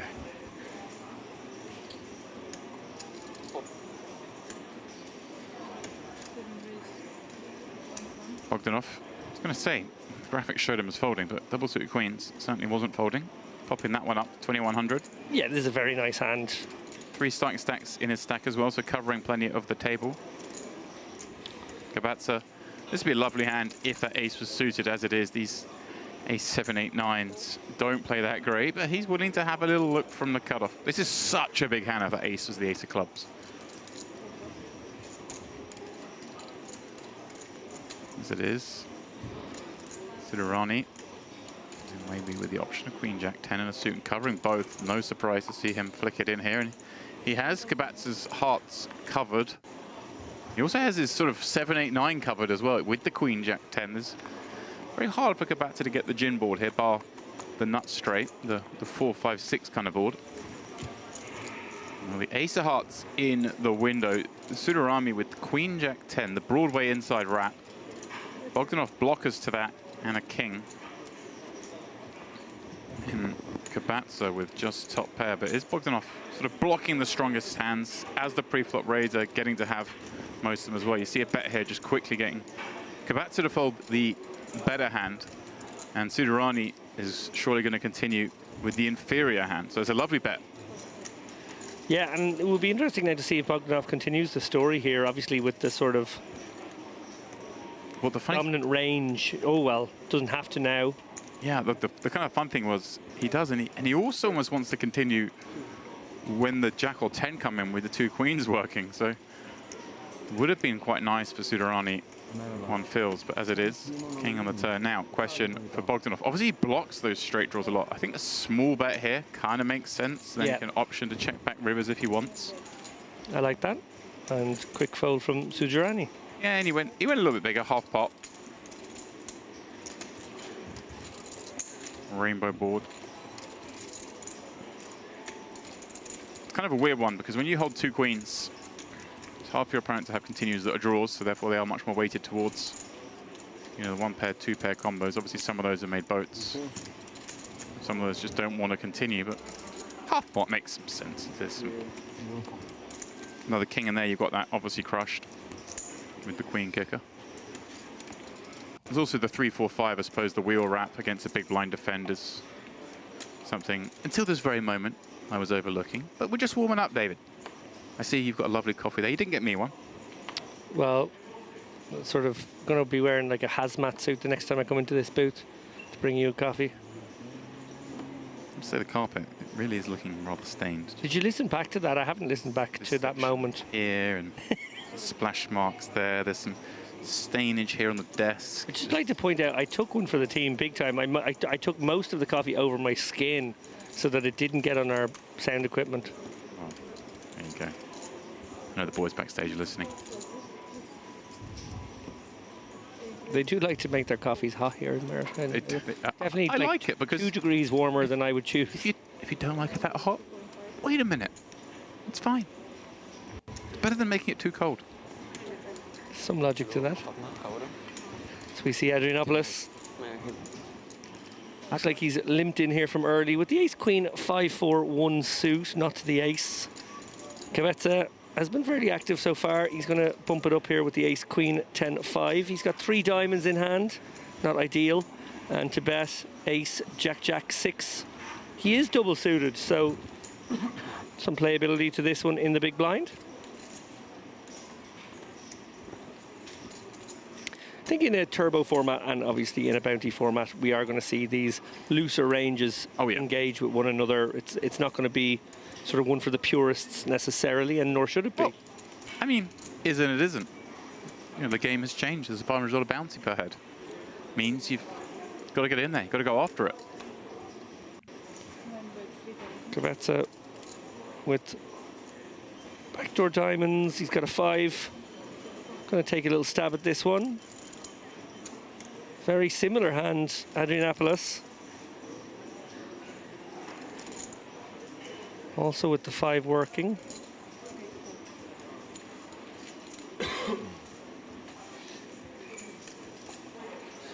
Backdoor. Well, he's got a gutter as well, I suppose. He's optimistic, though. Yeah. Taking a little peek. Batsa, I believe, making queens up there. Oh, interesting card here. The King of Diamonds, pairing the King of Diamonds. Yeah, it's the graphical error here. We saw it was indeed a queen. Indeed. It's having a bit of fun with our team.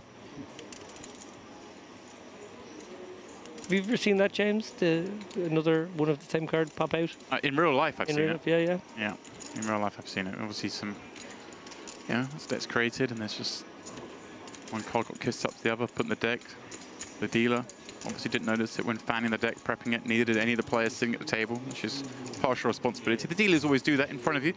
You know, you should take some interest in it. Obviously no one actually ever does. Everyone's looking at their phone, getting involved in Twitter rants and arguments. Don't know who would do such things, but... I haven't had a fight in ages. My favourite actually was playing at... I'm going to name check them because they've got a good enough reputation. They're going to come back from this, but... playing at EPT Monte Carlo, perhaps, and certainly back in the day, the premier European event. For sure. You know, this is 10, 12 years ago. It was by far the premier European event. Playing at the table when C1 started nudging the dealer. It's a bit odd. Sort of gesture towards the dealer and to show the dealer his cards. We all thought this was a bit odd. Transpires he had a joker in his hand. Problem at this point was that a player in the early position had already raised. Oh dear. And now... significant action. So now some confusion arises. The floor comes over. The player shows their joker, because we're all like, what the hell's going on? Player shows their joker. The player who'd open goes, well, I guess you probably got me beat then, and flips over deuces. And then the floor gives the quite correct ruling that a joker is just a piece of paper in the deck. It's not a card. So the player then received the next card off the deck, and your man's exposed his deuces, which made it quite easy to play against. Oh no. Yeah. But I'm not sure if there is a correct ruling, because I guess he hasn't received the card he was supposed to receive. Maybe he was the button. Yeah, it's not like he was given the wrong card, which is kind of what that implies. Right, he was given no card. Yeah. Maybe if he's the button, it's fine. But then how would you know it's the first card, second card? I don't know. Anyway, it was a good story. Well, it was an okay story. Fine. I remember at the time thinking I had Roland de Wolf. It's probably the best story of the day that day in that poker room. Capetta has bumped it up here with queens and a little 7-5 suited to go with. And I'm going to help you if you treat me like this. It looks like Adrianopoulos is going to defend his limp. Suited ace. A couple of ducks. Equities 50-50. Yeah. Oh, hello. Action board for Adrianopoulos with the gutter to the steel wheel. Really is. Look at that. And that's with a pair, a straight blocker, a heart blocker, and then kind of a weak hand in one pair. This just makes a lot of sense to go ahead and bet. You want to just deny a lot, and there are cards you can continue on. And you just block your opponent having a lot that continues as well. So although you've got the best hand a lot, it's not like in Hold'em where we kind of play the situations coy. In Omaha, we just want to equity deny so often. So this kind of makes sense to bet. A little bit surprised we didn't see this fast played by Adrianopoulos. Right. If there's ever a combo we want to just go blasting with, it's this pair of deuces, but with so much equity. Check, check, and Kabatsa with the best of it on the river. Now, does Adrianopoulos ever find the bluff here? Obviously, he unblocks all those kind of straight combos, although you're kind of giving Kabatsa more high card stuff when Kabatsa has raised from +1 over our limp. This is good awareness here. Yeah, he gets to still have a load of 8x. Yeah, he can have like the limped in 6, 7, 8, 9, right. 8, 9, 10 jack kind of stuff. All of that stuff's in there. And Kabatsa flipping around, obviously not great having a 7. Definitely not great having the Queen of Hearts specifically. I don't know how you can find a hero call here. It would have to come down to obviously previous play between the two, but yeah, this is certainly not one you'd normally put in your calling range. Obviously the 5, some help if you think maybe he would have just check call with a set on the flop, set 5s, 8-5, although most of those hands play fast as well, so this is kind of a really hard hand to call with, and yeah, I think makes the correct fold, although we can see Adrianopoulos was up to no good in the neighborhood. 8-handed, $500 per knockout, $1,000 buy-in, pot limit Omaha. This is what we want to see, David. Action, action, action. Yeah, I bumped into Ali and Andrew on the way out as we were coming in, and they said that there's plenty of gamble. Don't be worrying. There'll be loads of action. It's going to be entertaining. I wasn't worried, to be honest. Funny you bumped them on the way out. I bumped into them in here because I was here early to do my research. Well, I was... Whilst you were harvesting macaroons, and the largest macaroon I've ever seen in my life. What is that thing? Well, firstly, it's called a macaron. I see that. And I'm not talking about that. I'm talking about this spaceship-sized saucer that you've brought in here with blueberries it's or got blueberries blackberries. inside. It's like a lemon one with blueberries. It's a beautiful thing, actually. I mean, it looks like a prop from a cake stand rather than something you'd actually eat. I mean, you can't fit it in your hand. Again, I apologize as this is an audio format, but if we had a camera back here, I would... I can take a photo and put it on Twitter for the 4 people who might care. Do it. I want it on Twitter now. Oh, do you want your phone back? It's charging over here. I see you reaching your pocket. We leave it charged for a while. I was having that sort of panic where my phone was very low all day. It was like 10% and less, and I hadn't charged it overnight. And I don't know. Tell me if you're the same there, guys. But that just gets you kind of a little bit antsy. The fear is real. Yeah.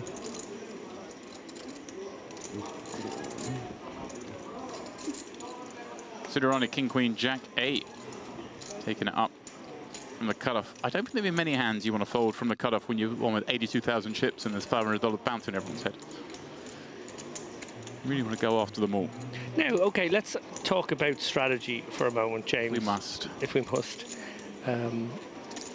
Is limping going to be a thing? I certainly, playing PLO, will do a fair bit of limping, I'll be honest, off lots of different stacks in different positions, because I just sort of want to get in there with hands that I know will have good equity, but no need to blow pots. Similarly, throw in the bounty factor here. A player who has maybe everybody covered behind is, you know, even if he's not got a particularly nice hand, is there something to be said for limping? I think limping has far more place in this game than it does in Hold'em, especially as you get below 30 blinds and even 20 blinds. There's lots of spots to limping. I think just in the early stage of this tournament, with a bounty being worth so much, I think we just want to make the pots big, but as we go through the tournament, the bounty part becomes almost irrelevant. I think that's certainly a lot you'll see, especially on final tables and high ICM situations, that way, you know, you kind of don't really want to play big pots, but you do want to play hands. You will see a lot of limping. And yeah, it's up in a normal tournament, a normal PLO tournament, no bounty. I think we'd be seeing a lot of limping at this stage, with the blinds getting up to, what, 700 now. Those players with 20,000 want to be getting in there, but yeah, you just don't ever have to raise fold. And if you limp, you can call, deepen things out. Of course, it's tough to then balance.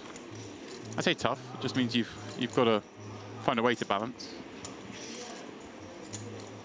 Some players might come out with a strategy of sort of, and I do this sometimes, you're just kind of limping in early position range and then just having raises from everywhere. And then maybe then even switching way back to when I'm in the button, just limping, depending on, you know, who's in the blind. So it will have to be adjusted. That's not a normal situation I would take.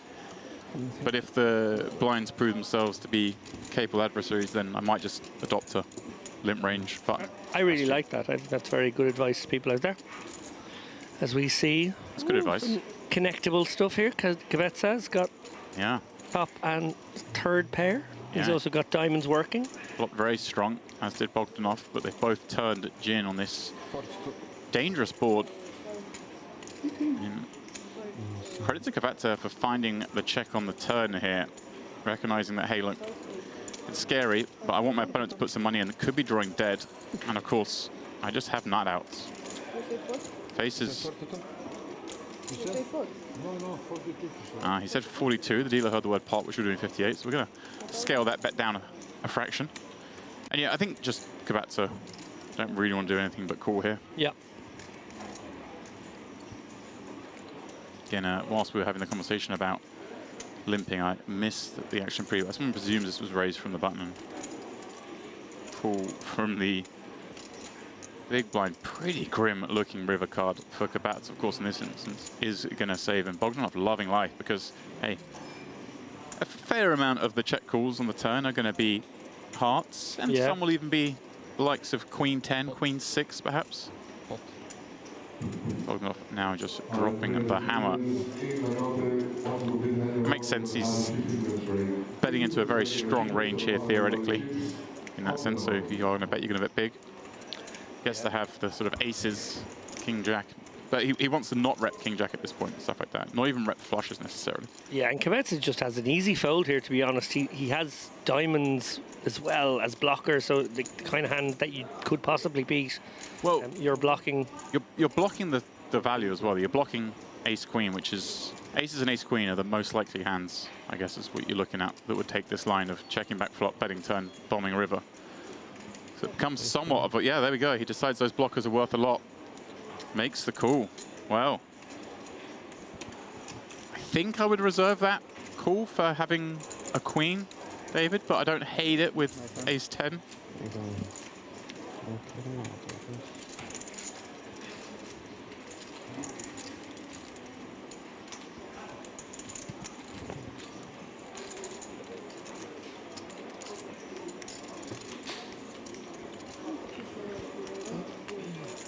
Lovely pick-up, Bogdanov. Now has 90,000 chips, covers all but one player. Okay, so there was two competing forces at work there. There was, you know, as you said quite rightly, blockers to pocket tens, blockers to pocket aces, blockers to ace-queen. And on the flip side of that, we've got two very valuable sort of diamonds that we'd really like to be in the hands of our opponent if we're going to make a hero call. So, you know, when you have that, because you're going to have that more in a game like PLO, obviously, where you have more cards. The key there is that we had, like, the ace of diamonds isn't really, like, diamonds aren't that important there, I think, when your opponent is the pre-flop raiser and then wants to check back flop. There is some value to it, but particularly the ace of diamonds isn't, like, is that hand they're going to go blasting with? Okay. I'm not sure. The thing is, when you've got 4 cards, and thus 8 cards between 2 hands, there are so many more levels at play on how much you value, you know, just strength of my hand to call with versus blockers versus, is my opponent, say in that situation, you mentioned 10s full, are they going full pot with 10s full? I don't know. Maybe not. Hard to say. Are they going full pot with aces full? Yes. Ace queen, certainly yes.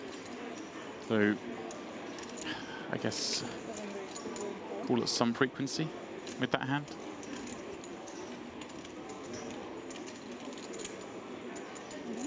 Bogdanov had it again. King, queen, 9, 4.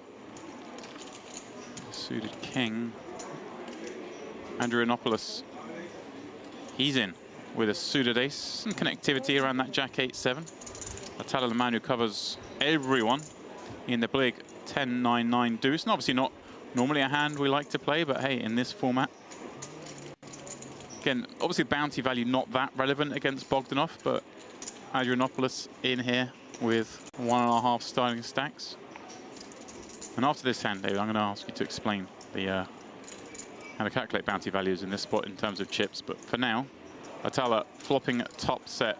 Andrianopoulos with some sort of work on this board. He has an 8 and a pair, drawing to the straight. Bogdanov having whiffed. And, well, I say whiffed, I mean, does have top pair, but in effect, completely whiffed this board. And it's scary against not just one player, but certainly 2 players. Andrianopoulos could elect to activate here.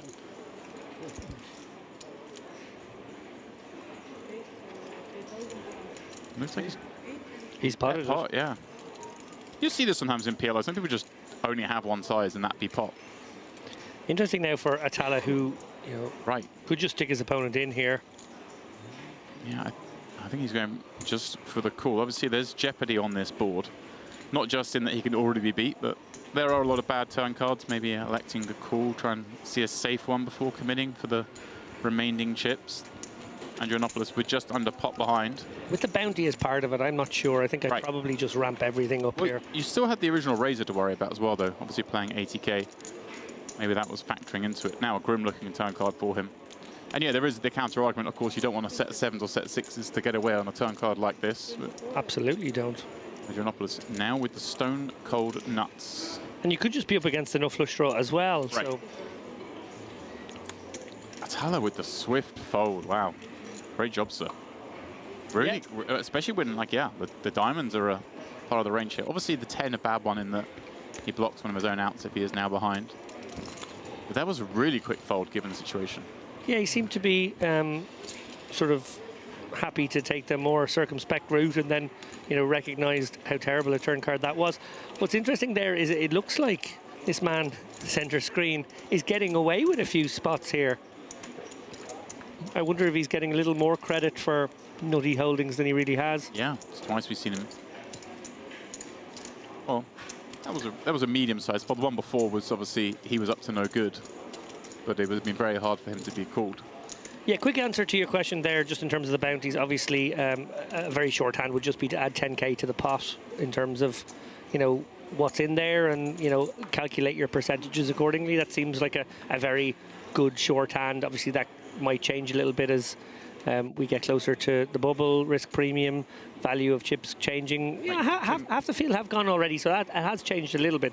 But I think that's just basically the way to do it. 10k obviously representing half a starting stack, so you say 500 has gone to the prize pool, 500 has gone to the bounty, so therefore a bounty is worth 10,000 chips. At the early, obviously at the very first hand of the tournament, all things being equal, and obviously it does change slightly as the tournament goes on. But at this stage, you would still just be thinking 10,000. Yeah, which makes, you know, a lot of pots very, very tempting when you consider equities run incredibly close at the beginning anyway, and then you throw in the fact that it's a 20k starting stack, so, you know, there's going to be quite a lot of spots where it's just, you know, 40% is getting in a lot of the time. It's hard to not have 40% in this game, actually, frankly. Right. You think all the times, early levels, someone's jamming 15k into a 15k pot. Actually, they're jamming 15k into a 25k pot and getting a great price. Exactly, and that's why I think we've seen, you know, 60-odd players eliminated already from this tournament in the space of, what, an hour and a half? Yeah. Ace double 10-4 for Litvinov, defending from the big against Sudarani's Queen 8-9, pardon me, which does have some connectivity on the 7-5 board. Has backdoor diamonds as well. Board you can go ahead and bet because, well, we just very rarely face a check raise. Number one. And number two, our hand's just pretty good. We can be called by worse. We can also make some better fold. Some of the king with nothing else going on. Yeah, there's a little heuristic here, which is that if you don't really want to face a bet, because you don't really have a hand that likes facing a bet, it's no harm to actually fire out that bet yourself, because you can just take it down here and you have ways to improve. And as you said there, it's not a board he's going to get raised on hardly ever. Right.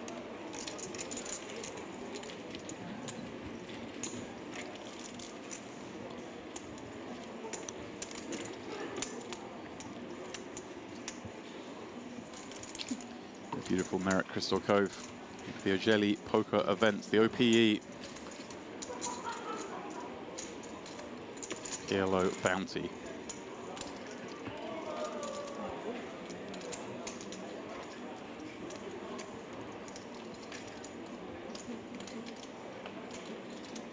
Part of the wonderful Dolce Vita series. The Dolce Vita. Have you been blasting me with Dolce Vita references all stop so far and I just haven't picked up on any of them, or are you saving them for sort of main event? Well, I think I might save a few for the main event, but I'm going to ask you a question right here, right now. I'll probably ask all of the guys the same question. Oh dear. Boring for the listeners, actually, to hear me repeat myself, but there's a very famous word that we get from that movie. Oh. That we use in everyday life. It's kind of a mainstream word now, even in the English language, even though it doesn't have an English root. And it comes from a character in that film. Huh. So you're trying to get me to think of an Italian-sounding word that I don't know. An Italian-sounding word. Bear in mind, the movie is about a journalist / reporter who he kind of wants to write a book, but he also is sort of dragged into the coverage of celebrity gossip, sort of paparazzi? Paparazzi. So Paparazzo is the name of the photographer in the movie, and paparazzo obviously pluralized paparazzi, and that's where we get that word. Nicely worked out, James Dempsey. Yeah, that's where I was going, but nice. All right. It's funny because I've heard the word used. I've heard paparazzo said as well, rather than just paparazzi, and I wondered if that was just like an origin or something, but there we go. So it's just a made-up word, or a word made up of a name. Yeah, the main character is Marcello, but there is a very prominent character called Paparazzo. There we go. There we go. All right, some limps. They went around the table, and Sudarani said, no, got a suited ace, let's make this big. Pops it up. Tibet just calls, having limped on the gun, Queen 10-9-7. This sets up a chain reaction, where Bogdanov looks like is in, and Litvinov as well. It's funny because I don't think Litvinov and Bogdanov would have even completed the limp. You're right. If they knew a raise was coming, even if they knew it was going to go full weight. But once we're in, it's like, well, I don't want to miss the party. No, 15k in the middle. Now this is a bloated one, and if two players flop some equity, we might have fireworks.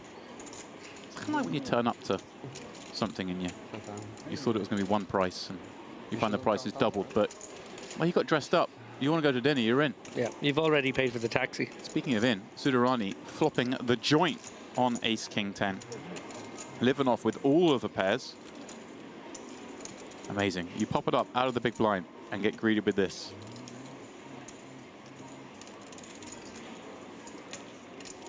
Living off suspicious, obviously, you know, blocks the aces and kings, the hands that are most likely to be raising out of this spot. But of course, the kind of hands that do like to raise out the big are the ones that are the big rundowns, right? It's the ace, 7, deuce isn't going to raise here. The king, queen, jack 10 might well raise here. Yeah, and this is a wonky one because he is very aware that he could be drawing very, very thin indeed. Right. He obviously has the backdoor diamonds. That's sort of the nicest bit of his hand right now. Obviously hasn't come to fruition. But, you know, if he was up against the aces, which is very plausible when a big blind bumps it up, as we saw, you could be just in terrible, terrible shape. I think always calling the first bet as well, because, wait, Sudarani could just be running with the theme as the pre-flop raiser. Yeah. Trying to make a boat, but yeah, even when he makes the boat, it's not the warm, fuzzy feeling it would be in other games, and recognizing very well played for this turn, yeah, no, that's really well played, because while he does have the ace-ace, something's in there, I'm sure he's also got some of those like nice Broadway rundowns, and you know, they've made the nuts a lot. Nice pick up from Sudarani. With that, a little tap on the shoulder, which means blinds will go up. 400, 800. And I took a little note at the structure here for this one as we're hurtling towards the end of late reg.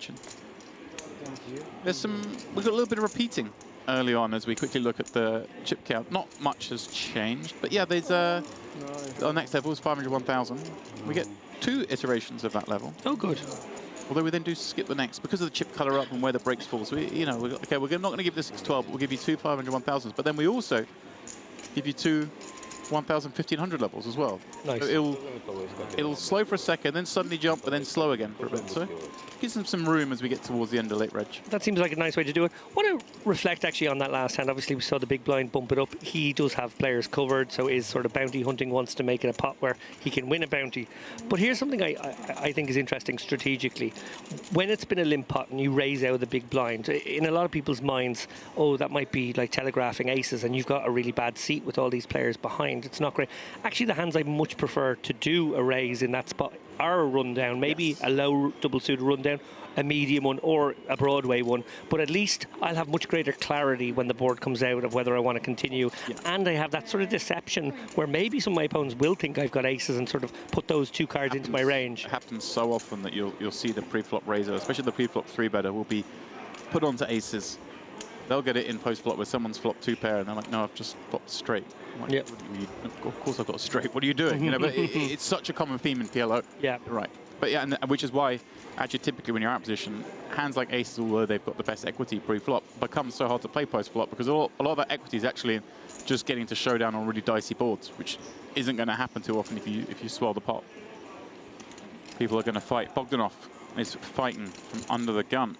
Yeah, and it looks like Sudarani, with a mystery hand right now, is thinking about maybe raising this up. For now, he'll come with call. No, just coming with call. I thought he had plans to really stick it to these guys. Remember, to bet here in the big blind, very shallow. I wonder if he's just thinking of calling and chancing his luck here. I wonder, this is, from what I've seen for Bogdanov, seems very capable. Just his stature and pose at the table, his poise. But he's raised it up here under the gun with ace, queen, jack, 7. Suited to the jack. Not a hand he normally raises. And I wonder how much that is just the fact that it's Tibet in the big blind. He's thinking, let's isolate this guy. Just get it in a lot post-flop. Well, nobody has a king unless Sudarani is hiding one. And actually, he's probably got a king. Combinatorically, he probably has one, given we see a lot of cards here. Yeah, we've seen 19 of the 52 cards. Bogdanov and Atala with a 7 each. Not sure that counts for a huge amount. Draws starting to materialize here, Litvinov with the rundown. Yeah, his hand now looking the best of the ones we can see, but I'd be surprised if we see too much go in here. Well, I guess Atala has the kind of hand that obviously doesn't really ever win if we check. Can be the best hand, but more importantly, blocks all the boats. Yeah. He blocks 7s, he blocks 8s, king 8. So I think we're about to find out if Sudarjani has a king. Looks like no is the answer. Should, therefore, get this done. Yeah. And like a nice recognition from Atala to use this combo. I mean, once everyone's checked that flop, unlikely someone has a king. Once everyone's checked the turn, very unlikely. And he is like 8s full is the most likely hand now someone could actually have found on this card. And holding an 8 blocks that. Also 7s full possibility blocks that. Perfect hand to bluff with. And I suppose when you think about it, okay, maybe slightly less than half the cards are out there in, you know, people's hands. There's 2 kings left in the deck. No one's bet the flop, and you might well want to start building a pot with the king there. You can just take that stab and rep a king, and if nobody has a king, you just always win. He's almost got the best seat in that sense because, well, everyone checked through the flop, but maybe there was some check raisers waiting. Now the turns come, and it check runs up again in the cutoff. Only Litvinov behind him. Did Litvinov really check like a king? Doesn't seem like it. No. And just specifically with that hand, you might have thought, oh, you know, I can maybe bluff with some draws and stuff. But actually, the 7-8 makes a lot more sense. Just in the block's always valuable. Blockers in this game even a bigger thing than hold'em, just by the virtue of the fact you have 4 cards. Okay, so Adrianopoulos looks like he's going to limp in here under the gun. Mystery hand again. Don't mind that. We like a little mystery. Yeah. Litvinov going to limp along, or is he going to take it upstairs? It looks like he's taking it upstairs. 21. 21. Ooh, to bet. With aces and only 8k, this is a pretty easy one to... But they're bad aces, in that they're not suited to them. But here's where it gets fun. Bounty in play. Will this cause some chaos? Right, and as you mentioned, the bounty basically works out as an additional 10k and the 10k chips in the pot. So Adrianopoulos kind of sandwiched here. He's limped in. Obviously would like to get involved in this one with Tibet. Virtually all in here, 7,900 of his 88. But he has Litvinov who can reopen the action behind and make life a bit miserable. He has just made the call. And now, interesting to see if Litvinov calls along or does take the opportunity to isolate. Looks like he's just going to call with the King Queen 7-5 double. Okay. Not the best hand. No, and but if he's thinking, look, Adrianopoulos just isn't going to fold, then there we go. And with a bounty in the pot. And that's some sort of implied honesty between these two, albeit they want to fight for that bounty. Sure. Still sort of have to have some sort of hand to knock out an all-in player. Yeah, who probably does have an actual hand. Like well, in a lot of worlds. How about the second nut flush and top set? Like. How about all of us? Now, this is interesting. Litvinov obviously having a straight draw. Tibet still had 900 chips back, so that's gone in. Adrianopoulos just calls. Yeah, Adrianopoulos, the only person who could potentially overtake Tibet if we do see his holdings. Yeah, or maybe he's winning. Maybe he's got the king high flush. Litvinov in here with that straight draw. The hands we can see makes no sense to do much more but try and make that straight and hope it's good. Ends up with no hand. So Tibet of course improving now. Yeah. The ace is full if the queen high flush wasn't enough. Adrianopoulos. If he's got some sort of weak hand, he could still sort of semi-bluff here in the sense that he tries to make Litvinov fold something slightly better and take on the all-in player. Obviously, he showed something. I see a couple of an ace. I see an ace in there. Ace 6. Wow. He had ace 6. He improved to a boat. No good. So triple up there for Tibet. Well back into it now. Remember, he was rocking less than half a starting stack a moment ago. Now 28k. Average right now about 40k. So that's pretty nice. I did notice there was a Tibet with 2 bounty chips behind there, so he already has knocked someone out and now is back above starting. Dry smile there from Adrianopoulos. Looking at a pretty good hand there. Is that ace, king, 10, 6, albeit only suited to the king and triple at that.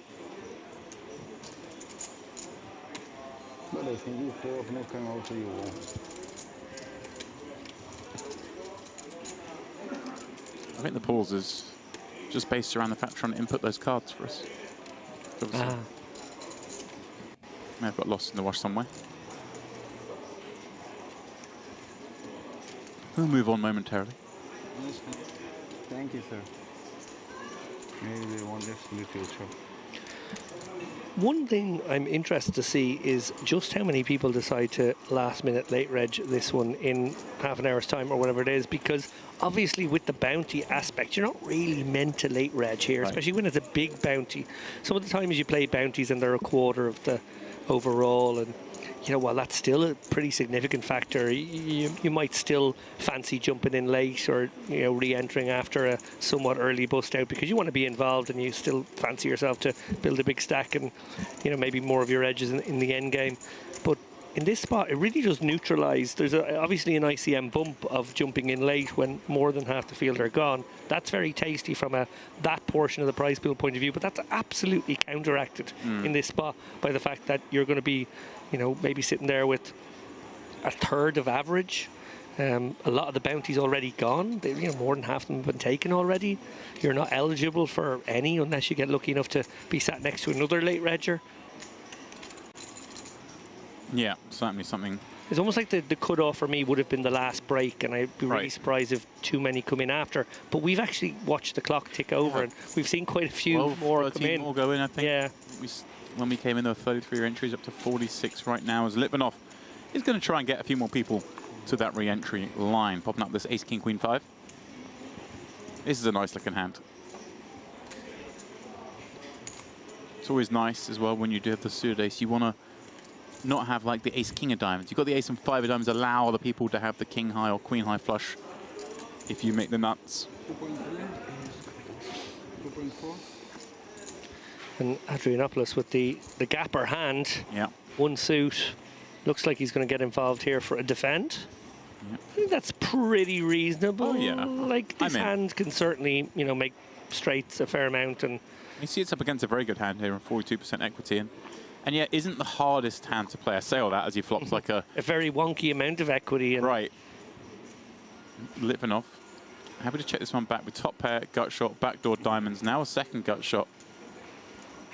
Doesn't want to bet this hand and get raised. That's the thing. This hand has too much equity to face that. So yeah, happier to bet it on the turn now because, well, you've given Adrianopoulos an opportunity to expose any strength he had, which he hasn't done. So yeah, a little equity denier here, can pursue value, and then if you do improve, you've built a nice little pot to get some more value on. Exactly that. And this just feels like, I mean, I don't think we're ever going to see him bet the river with just one pair, but on the turn, when you get check called here, it just feels like we've always got the best hand here. This queen. Yeah, Adrianopoulos waves the white flag in the end, and I think just recognise that he could never really bluff that river and tell anything other than a very, very fishy story. He's got away with a couple of bluffs, actually quite a intricate little bluff, the first one in particular that we saw, so maybe just conscious of the fact that he just want to push his luck. Interesting that he obviously elected to check call once the bet was only 2,000, no real option but to call, but I don't know if there's any avenue there for just a small lead himself. Kind of. Yeah, I like that actually. Because you don't mind if you get raised. Our hand's pretty garbage, not a big deal. We don't really want to be check calling with 10 high as a practice. You can certainly make plenty better fold. And even set up across, you know, some river bluffs as well if we bet turn. Don't have to just give up after one street.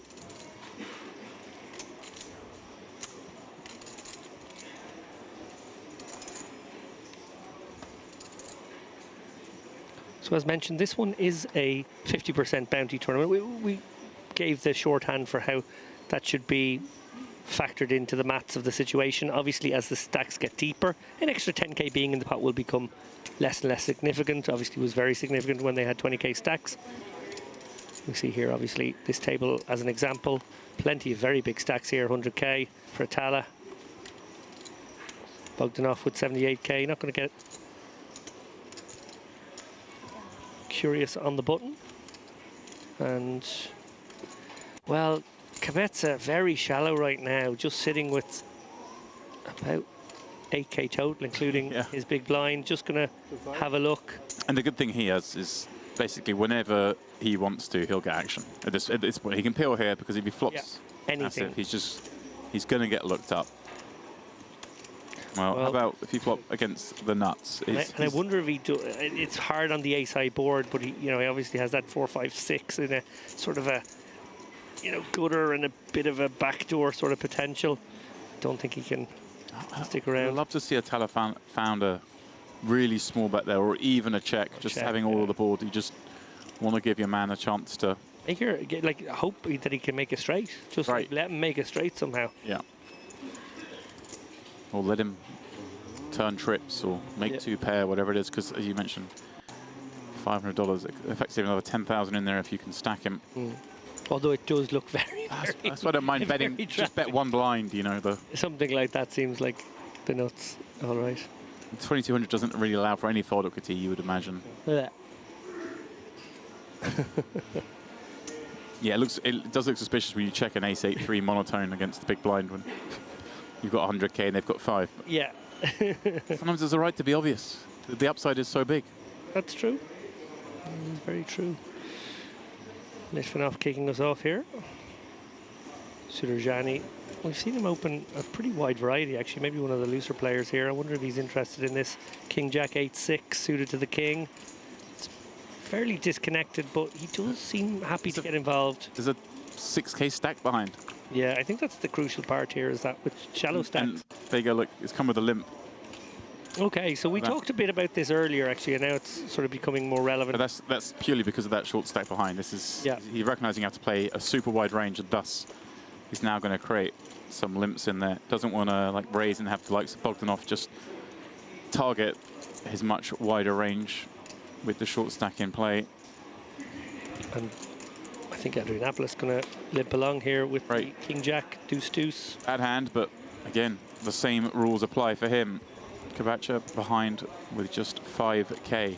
Who looks down at the queen 9-6. This is kind of funny when you have a hand like this. Maybe he elects to call for the half a blind, but it's funny when they just fold and everyone, you know, the whole game is built around dynamic. This player's in the pot, and now the whole dynamic changes. 100. Oh, and Italian thinking of isolating here. Yeah, just what. But here, do you ever do a little sort of implied collusion with Kabetze here? Make it 2.4k more so that you reopen the action. Yeah, that's. Can be, but I think when you just know that there's some really bad hands in here, like here, now what's Sudarani going to do? Obviously, you think Kabatza, if he had a good hand, would maybe have just jammed himself, less likely to be calling this 4k off. Bogdanov actually came in with a pretty good hand in the fact the ace-queen tail with a nut suit, but just gives it up to this 4k raise. And out goes the bounty. Yeah. And now Adrianopoulos. Okay, it's a bloated pot. He's only put 4k in. There is some dead money, so every reason to be interested. And we see he does actually have a hand with lots of equity. Let's see how this one proceeds. Well, diamonds for Atala. In fact, he's got a gutter to the straight flush. Yeah, I think virtually nothing for Adrianopoulos here. I think we're hand over. But I think when you get to this point with a hand like this, you know, it's just not good either way. But at the same time, what else am I going to do? I'm never going to fold this hand. So it looks like he's bet 15k, aka pot 12.8 in fact. So just saying, like, I'm just going to run my equity, whatever you've got. I don't particularly like the situation because I can be smothered against better diamonds, better pairs. But little sweetener of you got it. Yeah. Two. So yeah, I like this. Just really hoping for folds, obviously. That's what he gets. Nice pickup. Bogdanov would have had the nut diamonds, interestingly. See him sort of gaze over there.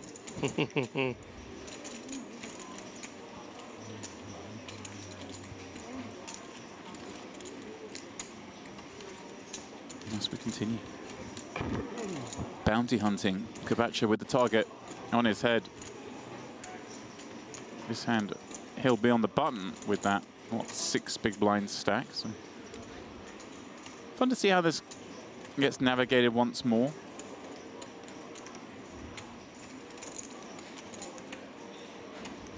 Just 57 players left. Yeah. And we're just beginning the 501k level, which is also the last level for entries, and of course re-entries. As you mentioned, we don't expect to see a huge amount. It's not like people are waiting around for the last break to get in. Like, if they were free and they wanted to play, they're already in, right? I presume so. It's maybe just a case of anyone who wants to re-enter having that option. Adrianopoulos now, just 21 bigs. That is a lovely hand. Yeah. Double king, ace. And look at this, here we go. So Bogdanov limping in for, again, all the reasons we stated the hand before. Adrianopoulos, the one coming raising. Kabacha now putting it in. This could now bring in everybody. Right.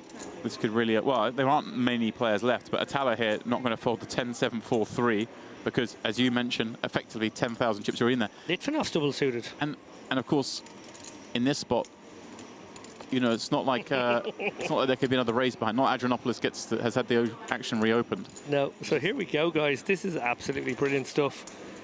25.5k in the middle, 5 ways, 1 player already at risk. Don't be surprised if there's more than one by the end of this hand.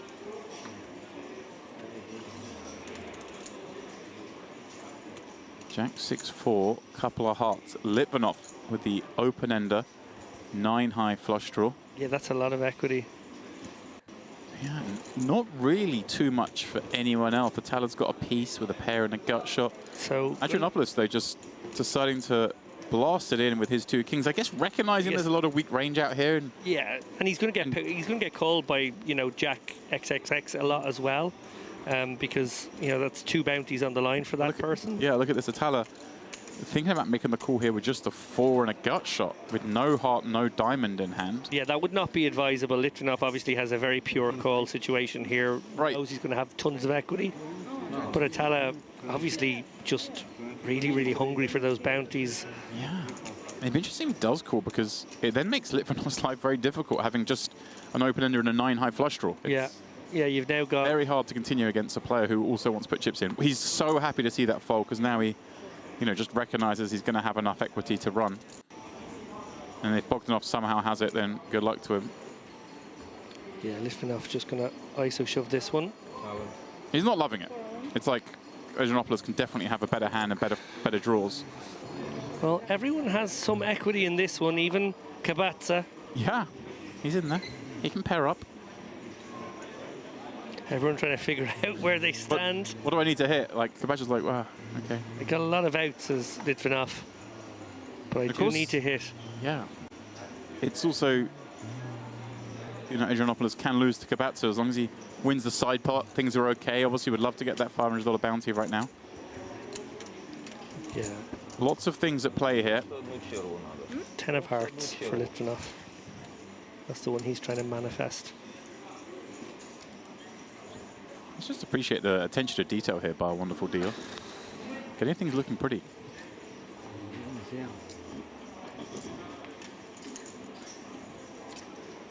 To all their hands marked, cards displayed. Now then, Litvinov just kill it. Deuce of diamonds on the turn. Changes nothing. No improvement to anyone, no additional draws. Oh, and Adrianopoulos shoots up with the only made hand, or well, the best made hand. Just need a brick. Pair the board. There we go. Ace on the river, that'll do. He improves to a pair of aces, and a pair of aces is enough to take down this monster pot and the bounty of Kabacha. Well, well, well. It's one of those things, Litvinov, like, has to get it on this flop. Is not 100% loving it. When he sees the hand he's up against, he's like, oh my god, I'm live both ways. Yeah. My straight draw and my flush draw, both live. And then to lose is like cruel. Like, give him a better flush draw and let me hit the flush, and I can live with it. But how do I miss that whole draw? 2 shots at bounties and a monstrous pot. Well, Adrianopoulos has played a little bit unconventionally, it must be said, over the course of this 45 minutes, but actually very coyly sort of navigated a couple of spots. We thought he might just run his equity. He did run his equity in that spot and got the job done there against Shorty, and a full double up against Litvinov as well. So very, very nice for him. Picks up a bounty, 500 bucks, a monkey in the pocket, and now sitting on around about 60k, I want to say. 72. Wow. Oh yeah, sure, all the extra dead money. I'm forgetting the other 3 corners. Yeah, in fact now one of the biggest stacks here. He and Bogdanov both with around the same amount of chips, although Bogdanov with the fraction more, which is relevant, of course. It's a bet with 35 blinds. Sudarani with 100, Atala with 110.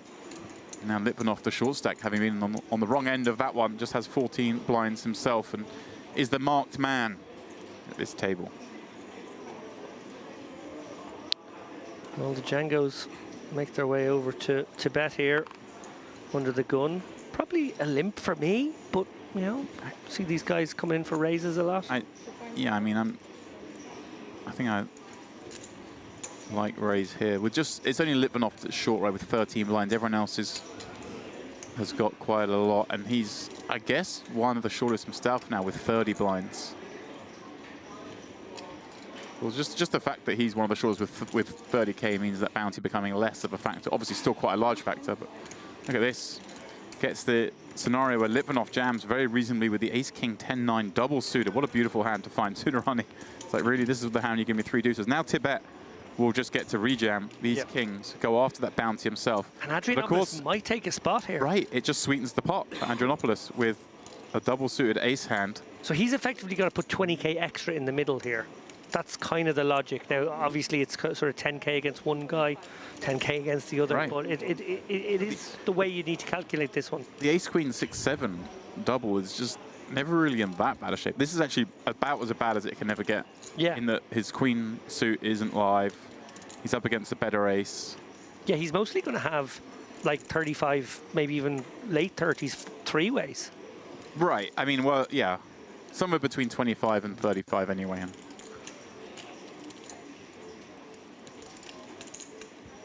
Obviously, like I say, unfortunately, you can see even Atala's hand here with the 4-5, 2 9s is blocking some of the equity around the 6-7. I wouldn't begrudge him if he wants to put this in. Of course, Tibet having 2 kings as well. It's not ideal when you're up against ace-king 10-9. It's a very cool gambly spot against a short stack and another medium stack who, okay, yes, probably does have a slightly better hand against you, but not by a lot. Yeah, these two don't have to have hands as good as this even. I wouldn't be surprised to see him gamble. No, and I don't think it would necessarily be wrong. And I'm not surprised to see him fold either. Tala, how fruit does he feel with a really bad hand? But it's good, you win. There we go. And well, Tibet going to be thrilled that he got the fold behind, in the sense that he's left to play Litvinov.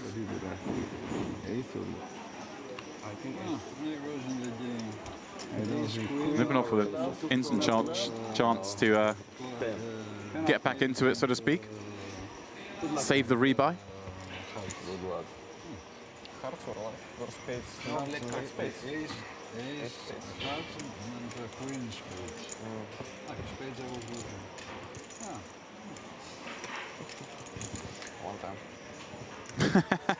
A little PLO joke there. More cash game coroners. One time, please, dealer. 9-6-4. Well, Atala's like, why didn't I gamble? As it is, Litvinov smashing this flop, still with a trailing hand, but it's the one you'd rather have right now, especially on that turn. That'll do it. Check mark. Give him the pot. Tibet left with just 17 blinds, and he's now the marked man. The target moves around the table. Yeah, targets on all of these guys' backs versus the biggest stacks, but yeah, it does change the dynamic when somebody's sitting beneath 20 bigs and can get a big chunk of their stack in pre-flop, which is kind of how this game operates now.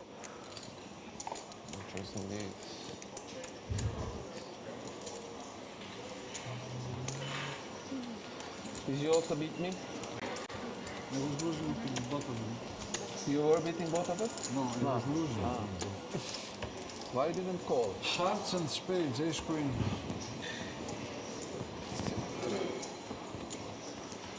That's why I didn't call. I knew that I was losing. I was waiting for it. Yeah, I think if he just, the 6-7 was just a little connected to the queen, like a, even 8-9, 39-10. Oh yeah, that would be a slam dunker, I think. Much more inclined to gamble, yeah. Just. Like king happened earlier. Bugged enough. Maybe a tempter? No. Adrianopoulos. No. Limping in. All the hearts. Let's see if Litvinov ever wants to play this with the short stack being in the big blind. Well, like I say, the short stack still is, you know, 3/4 of a starting stack. So I think if we'd seen the short stack be 7k rather than 17, it'd be a very different proposition. Tibet does knuckle back and stay in the middle here. With a nice hand to play, but obviously he has no follow with tea. He's not going to be raised up here and make anyone fold anything. Doesn't really want to swell the pot with this hand, but he's got the probably wishes he had now, yeah.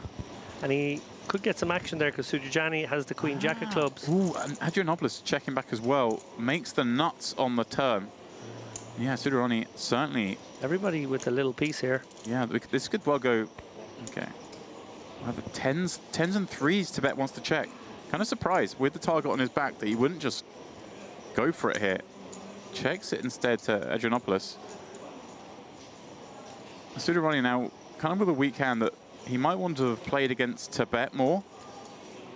But once it looks like Tibet's not playing, I'm kind of surprised he wants to take this on against Adrianopoulos. I'm actually a little surprised he didn't bet this himself. Yes, but especially when Tibet now doesn't bet.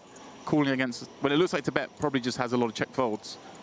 As it is, Tibet somehow preserving chips, heading to the river here with tens up, with nut clubs.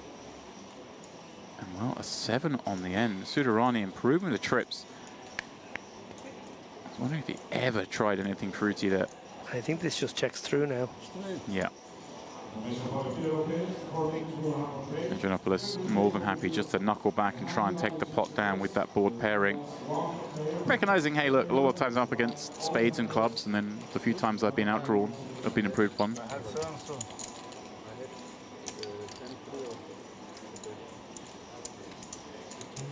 Yeah, that could have played out a number of ways on the turn. Even on the flop. Tibet may have just gone for it on the flop. Sudarani, as you mentioned, maybe go for the turn. I'm very surprised Tibet didn't go for it on the turn.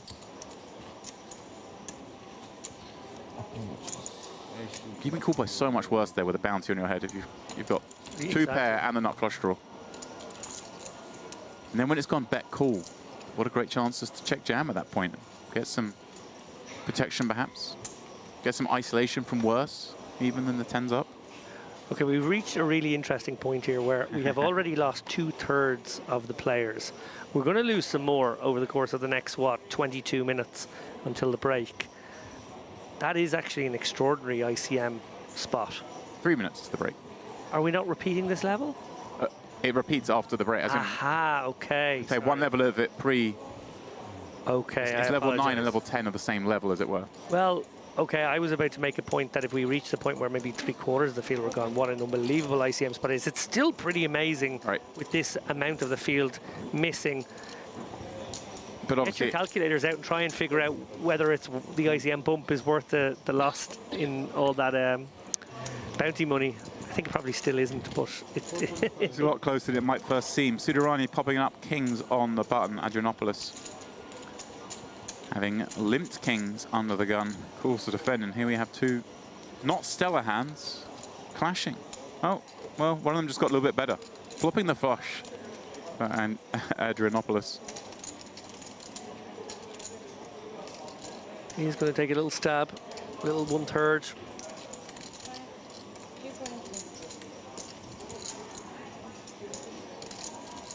And so often we see in PLO these flushes just become, these non-nut flushes just become the check calls. You never really ever want to bump the pot up. You're always dangerous of being up against the nut flush. Yeah, and if the player has the ace of spades in hand, Lone Ranger style, he might well just go for it. Right. You have to just hang on grimly. Fourth spade on the turn. Never ideal if you're the one doing the blasting. 4 pairs. 4 players, but in an ugly manner. Not too much. I assume. Queen deuce and 9 deuce and whatnot out there. And it just goes check, check. Sudarani perhaps thinking maybe I can just win with my kings at showdown against some hands. I wonder if Adrianopoulos missed a trick there, just betting out some sort of maybe 1/3 or 40% himself, targeting the small flushes. Yeah, which do exist in Sudarani's range. Haven't been ISOing the limp. You certainly have some flushes. I think that's something you commonly see in PLO is perhaps players, you know, they get in a mindset there, well, my hand is the best hand to ever check call, go into check call mode, and then actually the hand develops in a way that, well, actually I've got to get some value, but I was so stuck in my original mindset, I don't necessarily adapt as the hand progresses. So you see that a lot, like people kind of just scared to value, I guess, non-nutted hands in PLO a lot more than in Hold'em, certainly. Well, last hand before the re-entry period closes, we actually have lost another couple of players on the outer tables in just those few moments. And it is maybe the exact hand where people will punt a little bit more, knowing they can re-enter. Yeah. Not that we need any more punting in this particular tournament. Certainly don't. Tibet, King 10, 7, 6 double on the button. No interest. Yeah, this one somehow got round to a battle of the blinds here, Bogdanov with King, Queen, 8-5 double That was suited. interesting. That was Tibet's spot there, like 7 blinds. Yeah. Double suited hand on the button with late range closing. So clearly not someone who was desperate to re-enter, as it were. He's not like firing max. No, or maybe just recognises that, you know, this isn't a great tournament for. That's what I mean. And he's just deciding, well, I'm going to play this like a freeze out from this point onwards. Because that was certainly a hand you would have gone with if you had the plan to go again. Well, that brings about the second break of the day, and it is, of course, the re-entry break. Players have just, what, 14 minutes left to the restart. That is the last time they can enter. And then we will reduce this to a free-roll. Michel Atala still leads the way on this table, as he did when we started, David, 4 levels ago. Sakis Adrianopoulos, of course, the big climber. But I've got a question for you, James. Go on. Can Tibet spin up? Yes. Okay. You're so smug, aren't you? I didn't look, and then you had to point to the screen. Ladies and gentlemen, I feel a bit embarrassed. I've jumped into his games. All right, we're going to go on break. I'm going to step aside, and I believe Mr. Andrew Headley is going to rejoin you on the flip side of this break.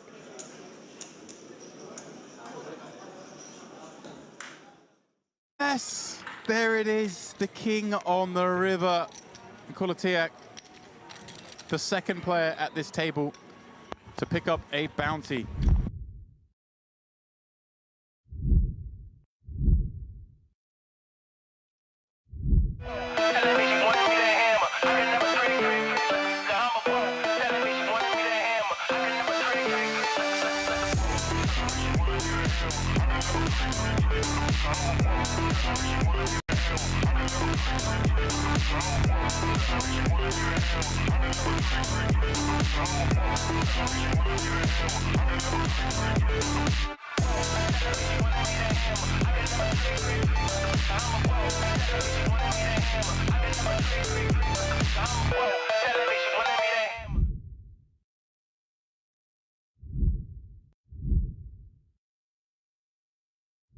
Oh, you're definitely taking it. It's 6 buy-ins right there. How much you got? Well, sorry, no, 6 bounty parts, 3 buy-ins to the tournament, 6 bounty portions.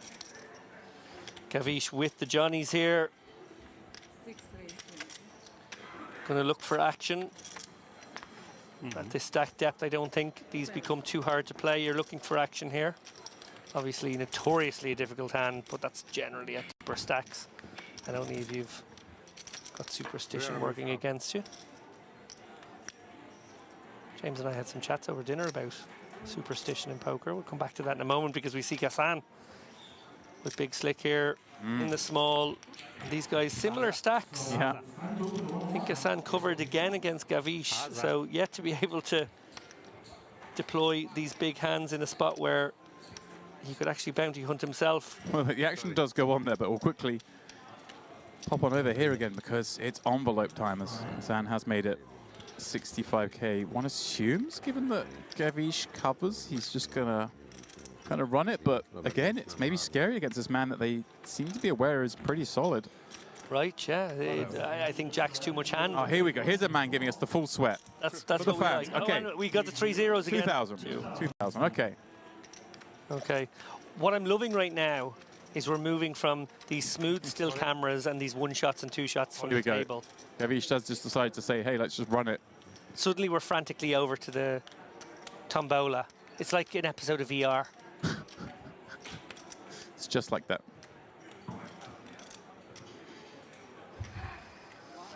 Shrug call from Gassan here, who knows he's at risk, and Gavish is bounty hunting here with the best hand right now. Big pot, 670k in the middle. This is a big moment for both players. Huge moment. Obviously, we can see Gavish is the one who can pick up a bounty right here and now, but Sam will have a huge stack if he finds an ace, which is what he's done here. on the ace, queen, queen board. He's going to be the table chip leader, I think, if he runs out clean here. Gavish, of course, with backdoor hearts working. That's become a thing, as has the king. And of course, any chance of a raw flush, David? It's in the deck. We see the live cards at the top of the screen. Dry smile from Gassan, who really doesn't fancy that 10 of hearts turn. But he loves the 4 of spades. River. Gavish down to just 4.5 blinds.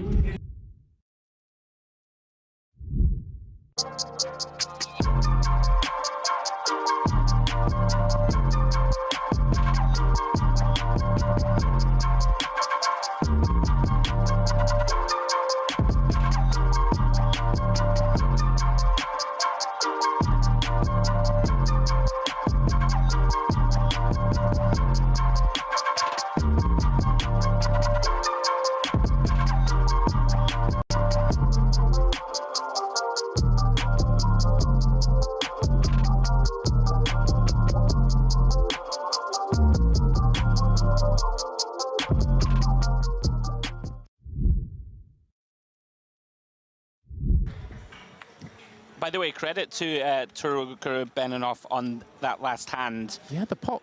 He actually just called pre, led turn after it went check, check, flop, and found us a check on the river when the 10 completed and found just the check call.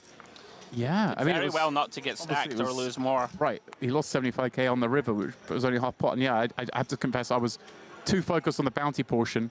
Well, not enough on the action going on, but he's going to like this action because he's found the boots up against the Cowboys. And this is going to be a big one. Goodness Hijack versus small blind in a bounty, and he covers. What a dreamy scenario. Having, like you say, just saved so many chips in that last 10 where reasonable to presume he would have lost a lot more. Now he's going to have the opportunity to not just, you know, effectively double up, but knock someone out in the process. Such fine margins, little deviations in these mystery bounties. Of course, so much now. Does Levine have options here? Does it look like, hey, if Tulip Bergenov's 3-betting here, he's going to 3-bet Call Me a Lot because of the bounty? Sure. Or does he just go, hey, it kind of looks like that, so therefore he's going to have a lot of weakness, and maybe I just slow play this hand? I think, you know, with the blinds having gone up also, right? 10, 15K, we've started this hand with sub 20 blinds ourselves. Seems unlikely that our opponent is going to 3-bet fold too often. He should have some in there, I would imagine. But he has just put it in damps and gets the bad news that he has run into the ultimate cooler. Here we go then.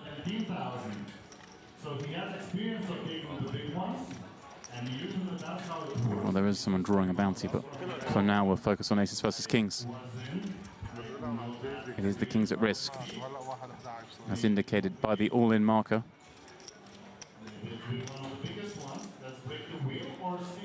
Ace 10 deuce, all but seals it. Running queen jack, the most likely way out. A 20,000 bounty gone. Tulip Bergenov's was like, I'm about to win a bounty, and whilst I'm in this hand, I've somehow lost equity. This is cruel.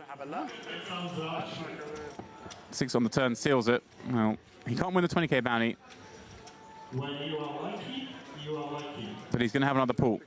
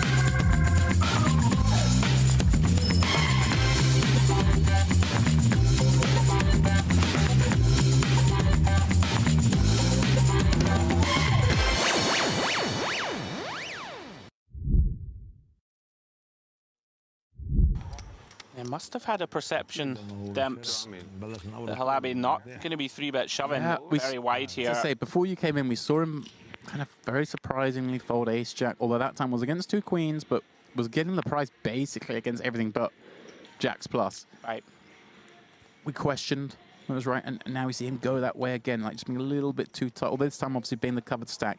But as Mr. Lappin says, you kind of got to bosh your way back in here to knock people out. I think it's even more of a reason to call off when you are covered, right? Because your opponent has a little bit more incentive, right, to go after you. Yeah, and you've got to get back in the game. Here we go, Haidar facing a 30k bet from Daniliuk, who's min from under the gun. He's just going to call. That makes sense, right? He up against under the gun, a little scarier.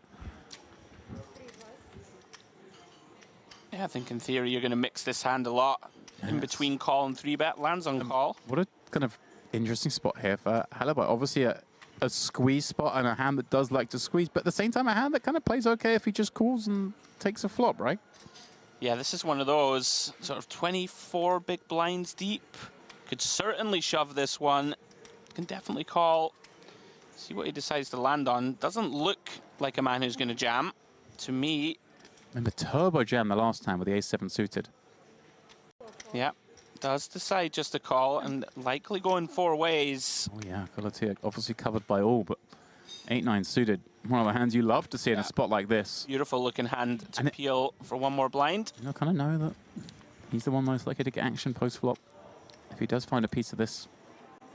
Obviously works against him when he flops draws, but here we go. That's a pretty big draw for 8-9 of spades. Up against the 2 9s. I wonder if he just decides to lead this now. Yeah, just take the option away from everyone else. Or actually wouldn't mind open shove here. Yeah, I wonder if, because you just make out the ace highs fold, right? You only really get called by overpairs, and you do fine against those. If you check and everyone checks, and now it comes like the queen of diamonds, you just, ugh. 100%, yeah. If you can just fold out equity.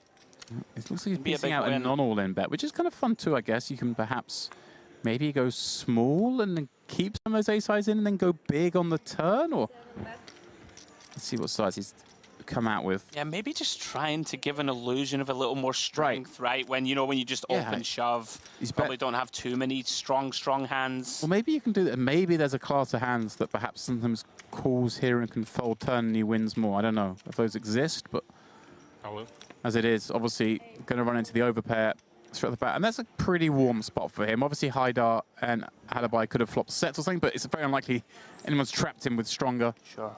Wants to deny against flush draws behind.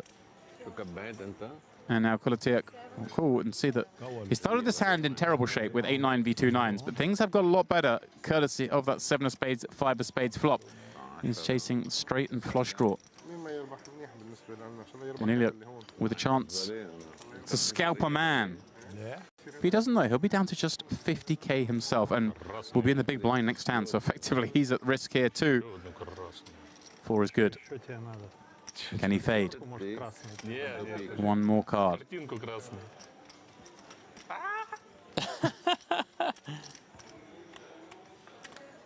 And he does. Ace on the river. Sends Kolotiak out in 11th place.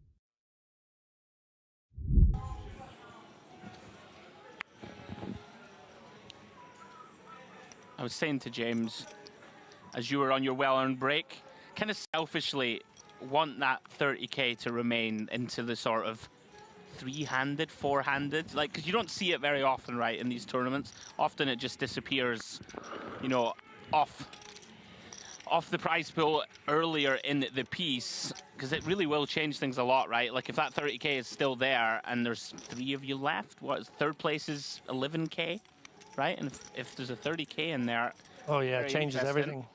We see here one of the shorter stacks here, Al-Mamar. Was he the shorty? I think he might have been second shortest or shortest. Ace-9 here. Looks like he's going to flat. This is very curious. Not sure I like it. You know, you do just invite the big blind along here with a lot of different holdings. As we see Haidar now gets to complete with a suited king. Not too sure what this achieves, David, to flat. And now... Well, it might be...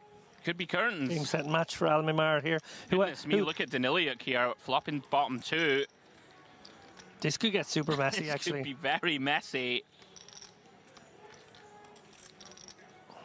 Going to be a confusing spot, David, I think, for Daniliuk, thinking, what type of hands is Al-Mamar going to want to flat here? Al-Mamar gets away. Astonishing. I mean, I guess thinking that this is a super strong C-bet. And goodness me, Haidar jams. I mean, 225k more. I don't think you're getting away with bottom 2 here. I don't think we can fold. Can certainly have, you know, even a really good hand like Ace-King with the King of Hearts. You're doing pretty well against. Going to be a bunch of pair and flush draw, potentially even a hand like the Naked King of Hearts. Even just an ace, David, right? With maybe ace-8 with an 8 of hearts in there. Yeah, he's going to make the call. Yeah, he gets the bad news.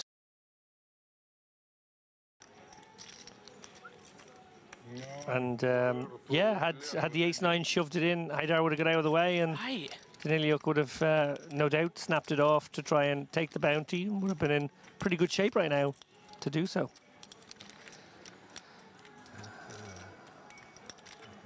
Inconsequential. King of clubs on the turn. Daniliuk looking for a queen or a jack. Or Haidar going to have a huge double here in the early going at the FT. Not to be. 7 of spades completes the board. Huge double for Haidar. Big body blow for Daniliuk. Down to 12 big blinds early here at the final table.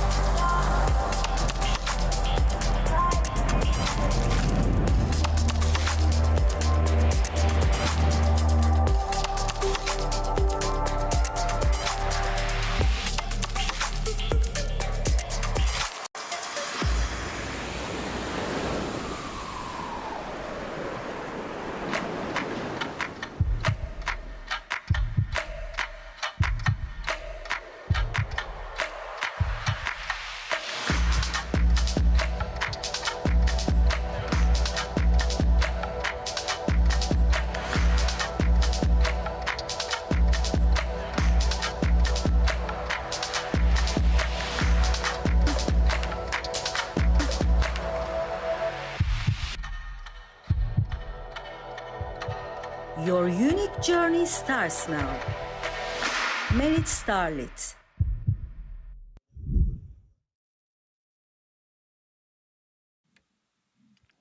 Well, we promised carnage, and I think we have delivered carnage here in the Merritt Crystal Cove, as the purveyors of poker's favourite 4-card variant have bish, bash and bosh their way to some big stacks here in the Turbo PLO event at this, the La Dolce Vita series. I'm David Lappin alongside Andrew Headley, and it will be interesting to see now if the decreasing bounty factor changes things in this next frame. Andrew, your thoughts?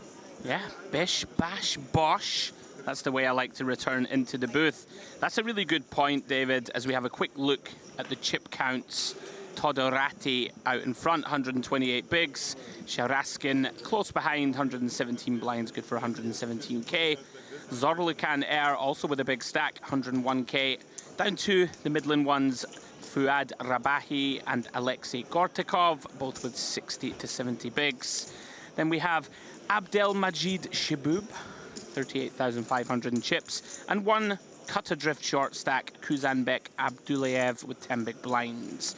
So yeah, what you were saying there though is a factor, right? This is a quote-unquote vanilla sort of variant, right, of bounties. We have the PKOs where the amount of money on everyone's head increases as we go. This is just a straight 500 per knockout.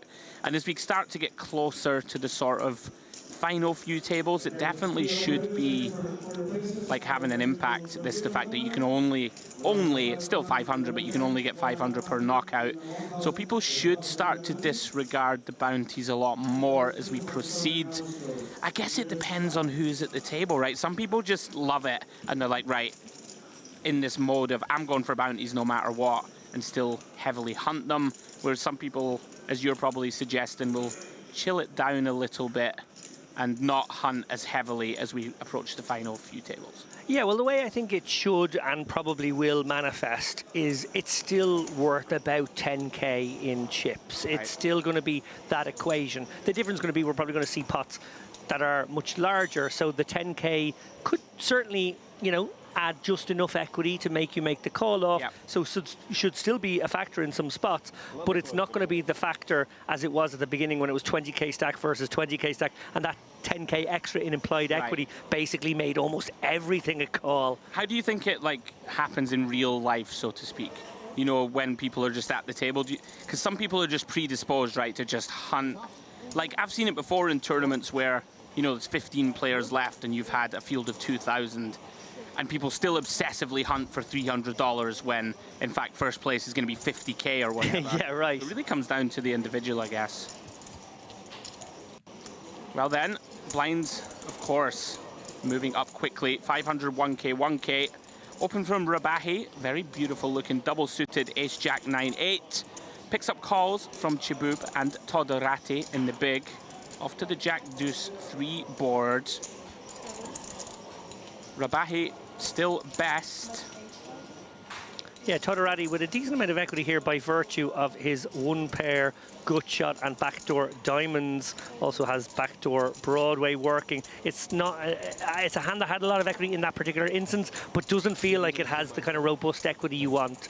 Yeah, very good point. I like fold. I think you can be up against a hand that has some of your kind of future outs either removed or dominated already. I like the laydown. So how was it in the previous frame? Were there some guys who were just relentlessly going for the bounties, opening wide, peeling wide when they covered, or was it sort of a mixture? I think people were mostly chilling. I think it became a factor when it was the particularly short stack, which I think is when it should really sort of become a bit more relevant. And we do have obviously one very short stack here, so keep an eye on him when he gets involved in the pot. Chaos may ensue. Yeah, that short stack. Abdulayev just with 10 big blinds, one to watch. Open the action here from Air. Makes it 2,000 to go with ace, king, queen 4. Clubs working. Rabahi in there with the ace, king, queen 9. Diamonds in hand. Shibub once again. Content to complete with 9-8-6-5. We have a 5-way coup here. Gortikov completes from the button with king, jack 10 deuce double suited. And Sharaskin taking the price with the queen 8-8-5. And look at this. 2 flopped flushes, Mr. Lappin. Well, it's 3 actually. Oh, it's 3. Oh my word. Yeah. Okay. I did. Hold on to your hats, because one of those, even the worst flush draw has a straight flush draw possibility here. Everyone checks through to the 4 of hearts turn.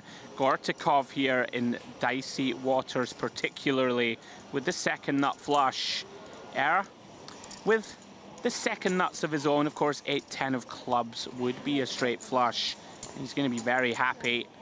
to put chips in here. 4,500 into 11.5. Now Gortikov with the decision whether to raise or call is going to continue.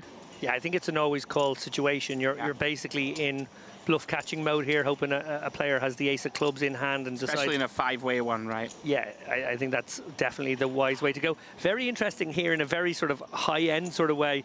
Does Sharaskin ever decide that his 8 of clubs is a blocker? Let's start bluffing turn. Yeah, right. Yeah, I guess it's a consideration.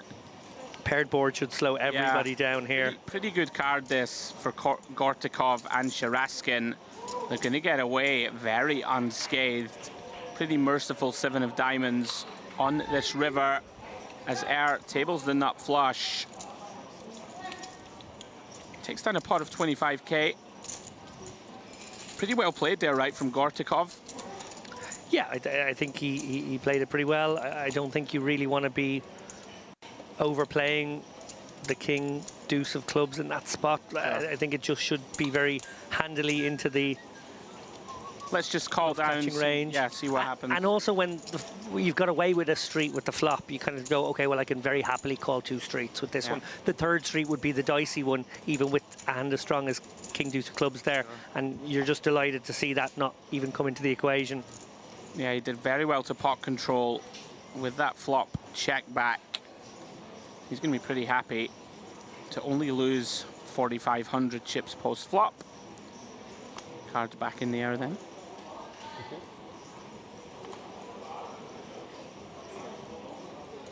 Here is our table shorty, Abdulayev. Worth noting, guys, registration, of course, now has closed. Final numbers pretty strong, 149 with 94 unique entries, 55 rebuys. Yeah, and while we don't have a payout structure for you quite yet, I'm not sure. Like, we might be not far from the money, to be honest. This could be pretty quick. We see a raise here from Air once more. Ace-Jack 9-8 with the nut flush hearts working. Gortikov in there. Queen 10-8-7. Ace 7-6 with 2 diamonds, David. Yeah, something for everybody here. The 8-9 for the open-ender. The Queen 10 of diamonds working very nicely here, but neither with a stranglehold right now. Sure. Let's go back call. Turning coming. Plenty of action cards possible. Queen of clubs lands on the turn. And that's a weird one for Gortikov because it could provide a little bit of additional equity. You know, he's now made 2 pair. That could be good right now. In fact, we see that it is. But still very hard to shovel chips into a pot like this one. Sure. For action might be fairly frozen, no? Yeah, I don't mind this. He's gone pretty large. I thought he might go a little smaller, look to sort of set the price for river, but shade over 2/3 pots. Wow, this is, yeah. Quite a large sizing with sort of bad 2 pair, so to speak. Of course, if you get check raised here, a bit of a disaster. Air now, tricky decision of his own. Yeah, and I think Air just realizing that the 10's not necessarily a clean out, and maybe that's the reason for letting that particular one go. Yeah, well done. Equity successfully denied, and a nice laydown from Air.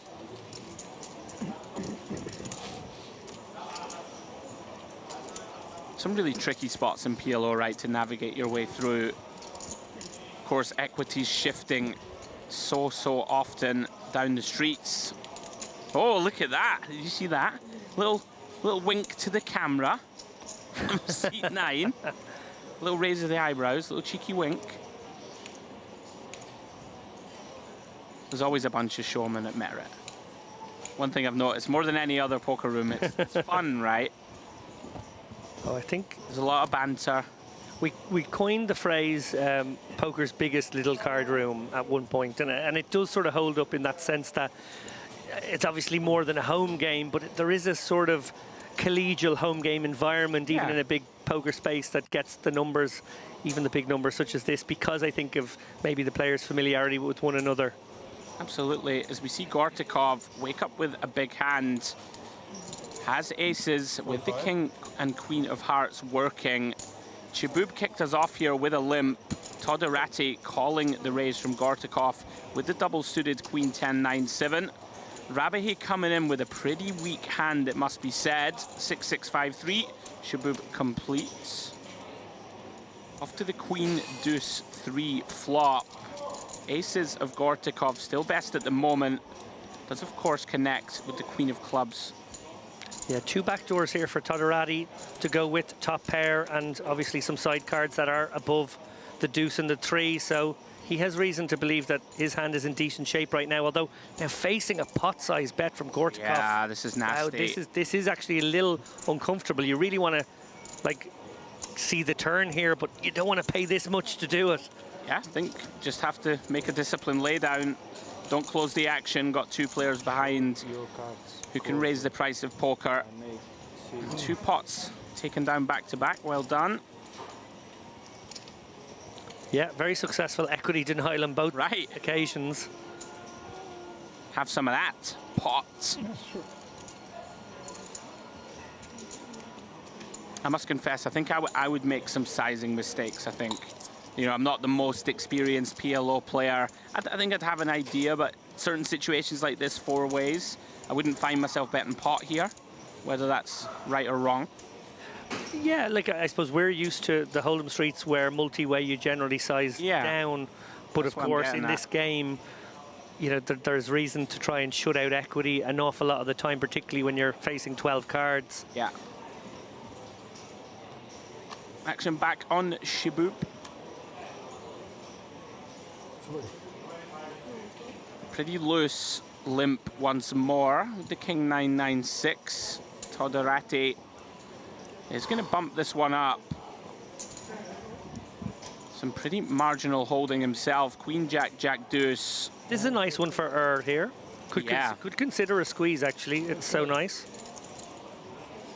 Yeah, quite like the idea of it. Facing limp and ISO. Oh, and look at this hand. Beautiful looking ace, king, jack, 10. Oh, wow, so this is definitely a one you wouldn't mind squeezing. Yeah, very nice. Rabahi recognizing there's some very marginal hands in here. Makes it 22k. Abdullayev maybe considering just taking the spot because he's shallow and he's thinking to himself, okay, maybe he gets the other guys out. Now, that's going to be really interesting when we get back to the original razor, because with that extra sweetener, shall we call it. Sure.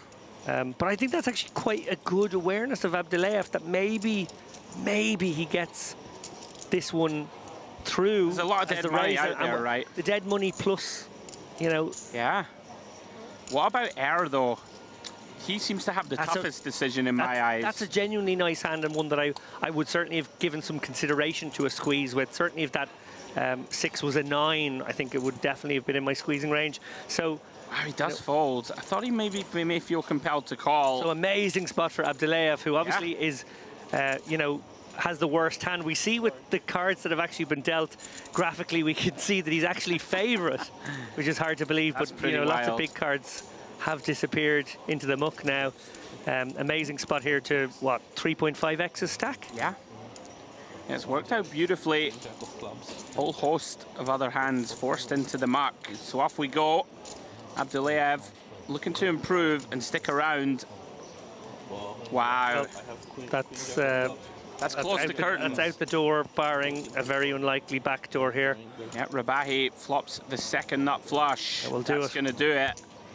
Abdullayev decided to spin the wheel. Fortunately for him, no bueno.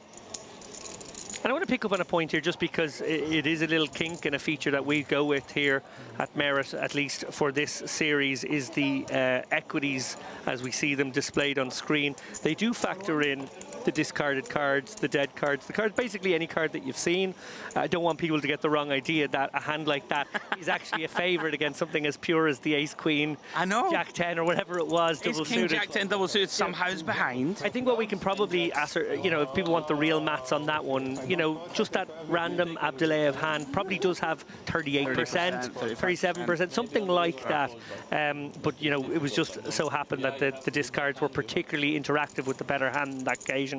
You know, with Hold'em, I think everybody knows their sort of Hold'em equities, and they can probably understand that we've made those adjustments when there's, say, one of the two outs are dead or whatever. They can tell, but it might be less clear in this game.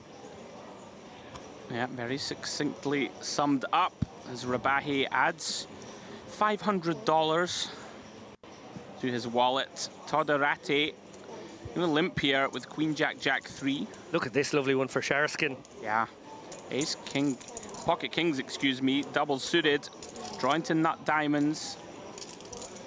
Makes it 4K, quickly called behind by Rabahi. People are in there to play.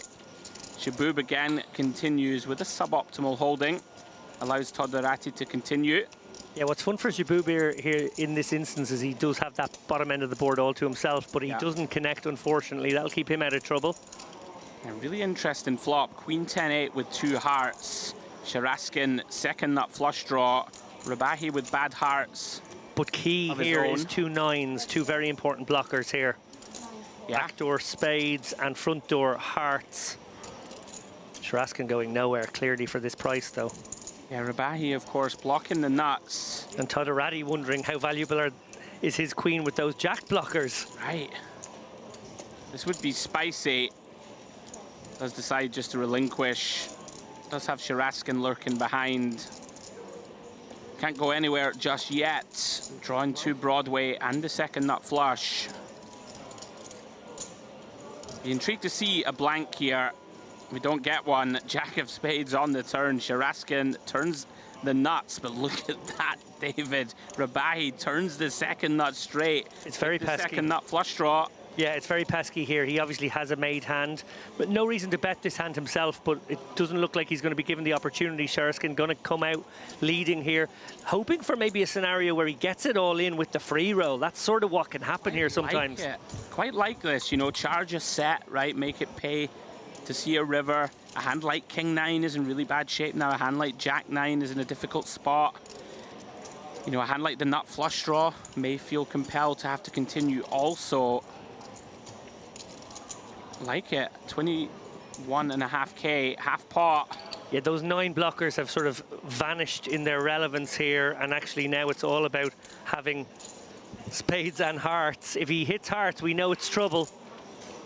Wow, the river's the ace of spades, and Rabahi backdoors into the nuts. Now I wonder if Sharaskin decides on a blocker or a check here. Yeah, I won't like, of course, to see the backdoor spades complete. Going to be a decent sized portion of the button range, and this is grim now for Sharaskin. Completely bluff catching here, just hard to start assigning him, David. Needs to be naked king of spades, right? Maybe like a king 9 that tries to fold out a hand like ace king. Yeah, I think you'd be wondering how often this is a hand like King Jack 9 with that king of spades in hand, something like that. Very intriguing hand. Nasty spot now. Being called on the flop though, or sorry, on the turn, does imply some very robust equity. And the fact that we block hearts isn't good, right? You know, means more likely that Rabahi has 2 spades in hand behind. Yeah, a hand like, I don't know, King 9 of spades, as we see he does in fact have, maybe with the Jack 10. Sure. Also suited in some other form. Those kind of hands make a lot of sense right now. Also what makes sense is, well, I wonder if it actually makes sense that he ever has ace king as well, and is, you know, just in there with the king of spades, just thinking, okay, well, you didn't bet it, and you would definitely have bet it if you make a flush on the river. So that's going to be part of the equation here. There's lots and lots of stuff to think about here. Really interesting hand. It feels like Sharaskin, the longer he takes, is likely to get away.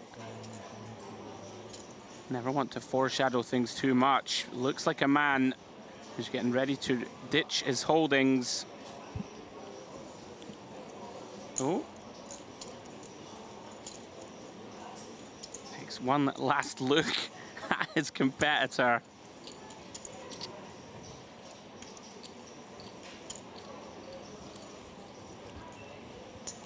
Again, sort of like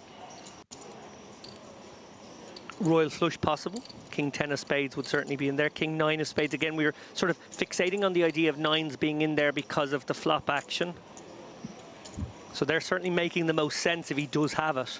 Now you're trying to say, where are the bluffs coming from? Or indeed, is it sometimes the same hand using the king of spades that happens to be there as well? Yeah, quite hard to assign to too many natural bluffs. Yeah, this is actually a very narrow range Rabahi has with this line. Yeah, Sharaskin taking a very long time and does land on the right decision. Well done, sir. Rabahi, big pickup. Adds that stack to 140k. Fun hand. Interesting. Very fun hand. Worth noting, when we came back, 48 players remained. We already have lost 9 of those within the first sort of wow 20 minutes. 15 minutes, in fact. 17 minutes. It's a curious blind level, isn't it? The double one, or just 17 minutes as an overall? Oh, as a yeah. I guess it's a cute little funky in between 15 and 20 that we don't normally see. Not quite sure the reason for it, but also I see no reason in this world to be on the nose of these like numbers that end in 5 or 0. We do seem fixated on that as pattern-seeking creatures. Yeah. It's like when you're watching the telly. Does it have to be an odd or an even number, or in the car with the volume? Oh. What do you reckon? Are you one of those people? No, you don't care? I'm a person who will sort of say to my partner, "I'll see you in 7 minutes," and she'll go, "Oh, you will? 7 minutes? What? And I'm like, "Well, this feels like it'll be about 7 minutes." She goes, "Say 10 minutes." I'm like, well, I think it could be 7. Man of precision. David Lappin, love seeing it. Right then, back we go. Raise here from Rabahi in the cutoff. Jack 8-5 deuce, double suited. Called in 2 spots. Chibub, who has been very active, and Gortakov in the big blind. Yeah, Gortakov with the bad flush draw here. Chibub with some very relevant 10s in hand. Yeah, Rabahi can't know it, but is best here with just a weak top pair. Chibub with an interesting combo with the 10s in hand and the 7, but does decide to check.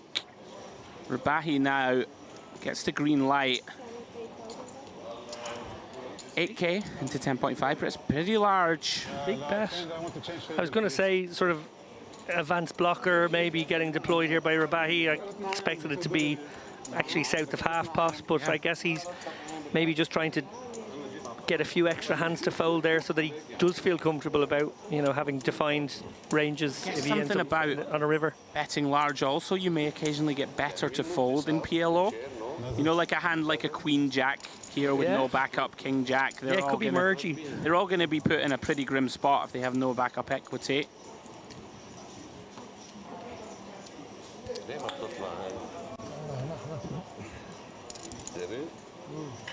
I think it's the maximum though.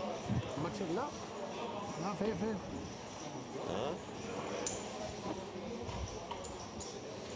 Yeah, mine doesn't go up anymore. Maximum? Yeah, I think so.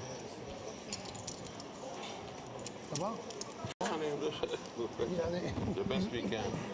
So we see a new contender arrive at the table, and that is Daniyar Obakirov from Kazakhstan. I'm becoming very proficient now at the difficult surname pronunciations. I'm very impressed by your pronunciation, honestly. We got a lot of help from producer Vitalis Milbudas in the first year of doing commentary. Myself, Ali and James and Dara, struggling sometimes with the pronunciations of the Eastern European names or indeed of the Turkish names. I can remember Milbutas getting very upset on a few occasions and saying, it's the noise. Yes. Not the kuh. And I'm like, that's the same, isn't it? Yeah, I would feel like you do there. At least we had Ali though, who's pretty good on the Eastern names. Very good. And back round to Rabahi, who has been feeling it here. Pretty dusty looking though. Jack 10, 7 deuce, all hearts. You would imagine he gets out of the way here. Well, stranger things have happened, and they continue to do so. Decides he wants to continue riding the wave. Ah, Mr. Haidar has returned. We saw him deep in the mystery bounty event earlier in the week. Yeah, one of the great characters here. He's hilarious. Can I give you more? Oh, okay. Shaboob, we have not seen fold a hand yet, I don't believe. Completes from the button, king 10, 8, 6. Spades working. First look at Obakirov. Checks his option with king, queen, 10, 3. Gortikov in there with bad queens in the small. Yeah, and once again, a multi-way affair here. It has been sort of the theme, three-handed, four-handed, even five-handed to the flops. How does Rabahi do it? Flops the nuts here and somehow has a heart draw with 4 hearts in hand. Everyone checks through to the 4 of spades on the turn. Unfortunate for him, and none of his opponents have too much. Shaboob does have a bad 2 pair. Yeah, and I like the decision to do his own betting here. You know, you got to charge the queen 10, queen jack, jack 10s. Yeah. Maybe there is a 7-5 lurking out there. Maybe there is better hearts, even though you've got a lot of them. You want to charge those guys too. Yeah, nice awareness from Shaboob, even off the short stack, getting away from his 2 pair. And Rabahi continues to motor. Yeah. Dominating feature table performance so far by that man.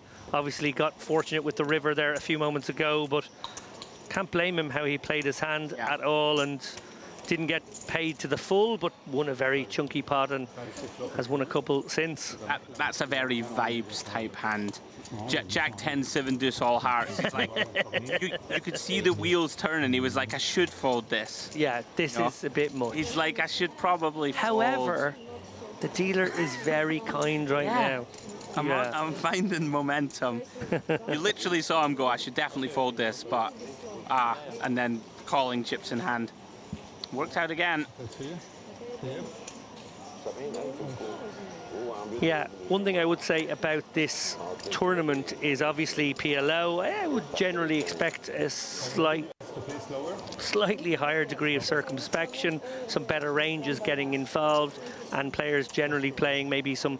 I think part of the reason for that is the bounty factor, which we've obviously talked about ad nauseum now, but actually also a big part of it is the turbo-ness of this tournament. Players very much trying to sort of be proactive, if you like, backing their post-flop skills, looking to build big stacks, sort of feeling like they can't just hang back. Yeah, I think that's actually a really, really good point. People sort of widening beyond normal realms is definitely fair to say. Well, Rabahi, off he goes again. Double suited, ace 10, 6 deuce. And Haidar going to give him some action here with the 10, 9, 8, 4 double suited. Yeah, this is pretty wide also with that kind of nasty 4 dangler. Ooh, and we're in there. Gortikov with a hand that could squeeze, but has decided to flat on the button. I prefer the flat, to be honest. I think if he was double suited with that ace, I'd like a squeeze, but I think this is pretty nice. Yeah, Todorati completing only with bad kings makes a ton of sense out of position. Just going to take a peek at the first 3. And that first 3, queen, 4, 10, rainbow, top set for Gortikov. But Rabahi feeling it right now, clearly. I mean, this is a little out of line for me. More than a little. He has the double backdoor flush draw, I suppose, to go with this second pair and just like weirdly tiny amounts of equity floating around the place. I mean, this is going to work out beautifully for Gortikov. Haidar is going to, with the same 2 flush draws, same 2 backdoors, is going to call. And now Gortikov, dreamland, absolute dreamland here, getting to go for a very big bet. Let's go ahead and raise the pot. Haidar does have 2 pair as well, but this is going to shrink up massively in the face of this big raise. He does ask for a count. Yeah, bottom 2, always an ugly hand in PLO. Sure. 40 behind. Does ask for a count. Yeah, he's going to be piecing together, you know, how often this might be a hand like ace, king, jack, 10, ace, That's king, queen, right? jack. And, you know, when that's the case, he is in front, and he does have these kind of bit of backdoor sort of something going on as well. That doesn't materialize. Yeah, pretty And Gordikov actually has the diamonds as well. Yeah, pretty insignificant, I was going to say, from Haidar's perspective. Deuce of diamonds. Gortikov now loving life, half pot behind. If he goes with his read, though, that this is a wrap, it is a brick. So does Haidar get himself in trouble for that reason? He's kind of painted himself into a bit of a corner here. Not a lot of fun, of course, getting a very nice price. 40k to win 127. Yeah, and is he going to just put the read that it's like a king jack and 9 kind of holding? That's the very, very bad news. Oof. Fortunately for him, in awful shape. Give me 8 of spades. 8 of spades is no good, sir. No, I think needs a jack. Jack you need. The jack is the card. You need jack. Only where I come? I thought I had a yeah. jack. So give me a jack, you I thought I had the jack. 6 of hearts completes the board. Oh, massive. okay, so I'm just wondering there. He said, I thought I had the jack, and if he thought he had the jack 9 that would with make the much 10, more sense. 4, then he does have open-ended. It's a little different, but still, you made a great line there. He painted himself into a corner there. That was really quite, you know, calling the first bet from Haidar already a bit dicey. Like, I don't even think that that's slam dunk. Once that lead out comes from, is it Habuchi? I think we need to fold the flop, but if he understands, of course, if he thinks he has Jack 9 to go with that 10-4, changes things a lot. I'm going to go as far as to say is that I think we fold to the first bet on the flop. It's pretty nasty. I don't even think it's close, yeah. I think we need to fold on the flop. Still have 2 players behind, don't close the action. Unfortunate for Haidar in that he clearly thought he had a different holding. Yeah, it feels like he thought he had like bottom 2 with an open-ender. Yeah. Which would change things significantly, I think. Well, no matter, Gortikov cares not. Catapults himself up to around about 180k. More than 2x average. He's going to be in great shape. Yeah, that's a huge stack right now. Oh, and David, we do have the payouts now. 17 paid. Okay, so we're not paying too many, which I think makes sense in a tournament like this when these guys are blasting away. We want to make it as top-heavy as possible. Yeah, min cash 17th, $820, right the way up to 16.4k for the win. Plus, of course, $500 every time you eliminate a player. As we see 2 limps from Gortikov and Shaboob. Shaboob now getting very short with the ace-queen 7-6, and Obakirov deciding time to pull the trigger. Makes it 8,000 with the king-queen jack-jack. Interesting stuff as we see Shaboob decides to just call. Short stack of his own. Yeah, another multi-way affair now.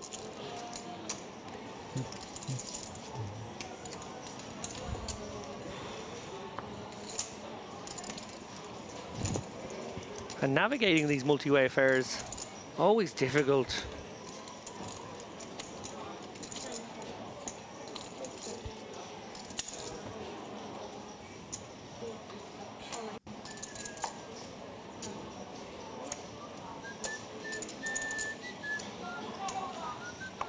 Very jovial bunch of whistling going on. Yeah.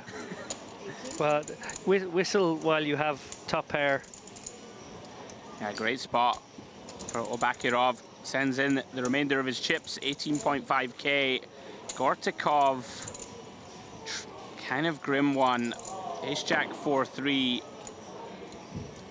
Does have some capability of improving to the wheel. With a kind of dusty-looking middle pair only, David may just get away here.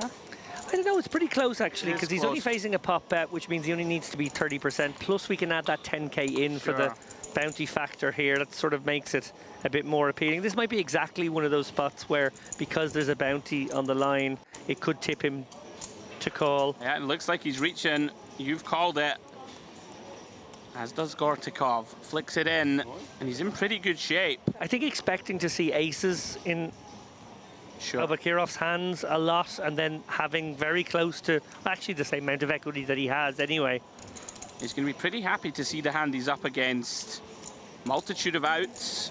with 2 cards to come. Yeah, wouldn't have thought his ace was live necessarily. 7 of clubs turn is a blank. Obakirov looking to hold on. Does do so on the 9 of spades. Gets himself right back in the hunt.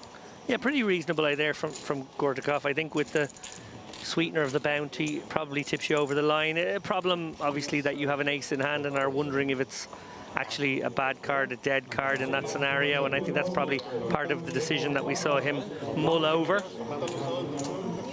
Absolutely. As we take a look at the chip counts, Rabahi and Gortakov neck and neck. 140k, 94 big blinds. Then Zorlukan Air and Stefan Todorati, both with a very similar 70 bigs. Look at this, there's 3 sets of players neck and neck. Obakirov and Sharaskin, both with 43 blinds. Safi Haidar lost that huge pot, but still has a fighting chance, 30 blinds. And Shibub, work to do, 7 big blinds only. And they have just gone up, Mr. Lappin, 1k 1500 with a 1500 ante. Yeah, I think this is the level we're going to repeat, or maybe it's the next level we're going to repeat. Okay. As per a little kink in the structure, but mainly due to trying to take chips out of play, chip races and whatnot, and offer a little bit more play to these guys at a crucial time pre-bubble when probably giving a few extra levels is needed most in a 17-minute clock structure.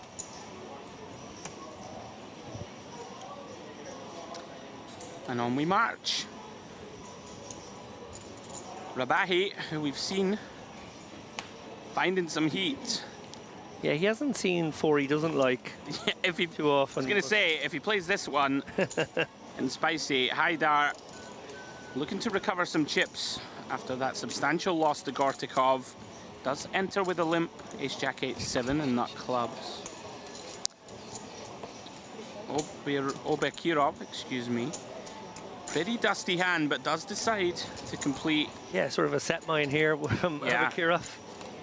Decision on Sharaskin in the big. Could look to bump it up and does choose that action. Makes it 11k. Pouncing on 2 pretty weak limps, it must be said. I thought he made it 11. Looks like 7,500.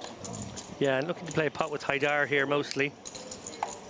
He's going to be out of position with the betting lead though, and a pretty hand, it must be said.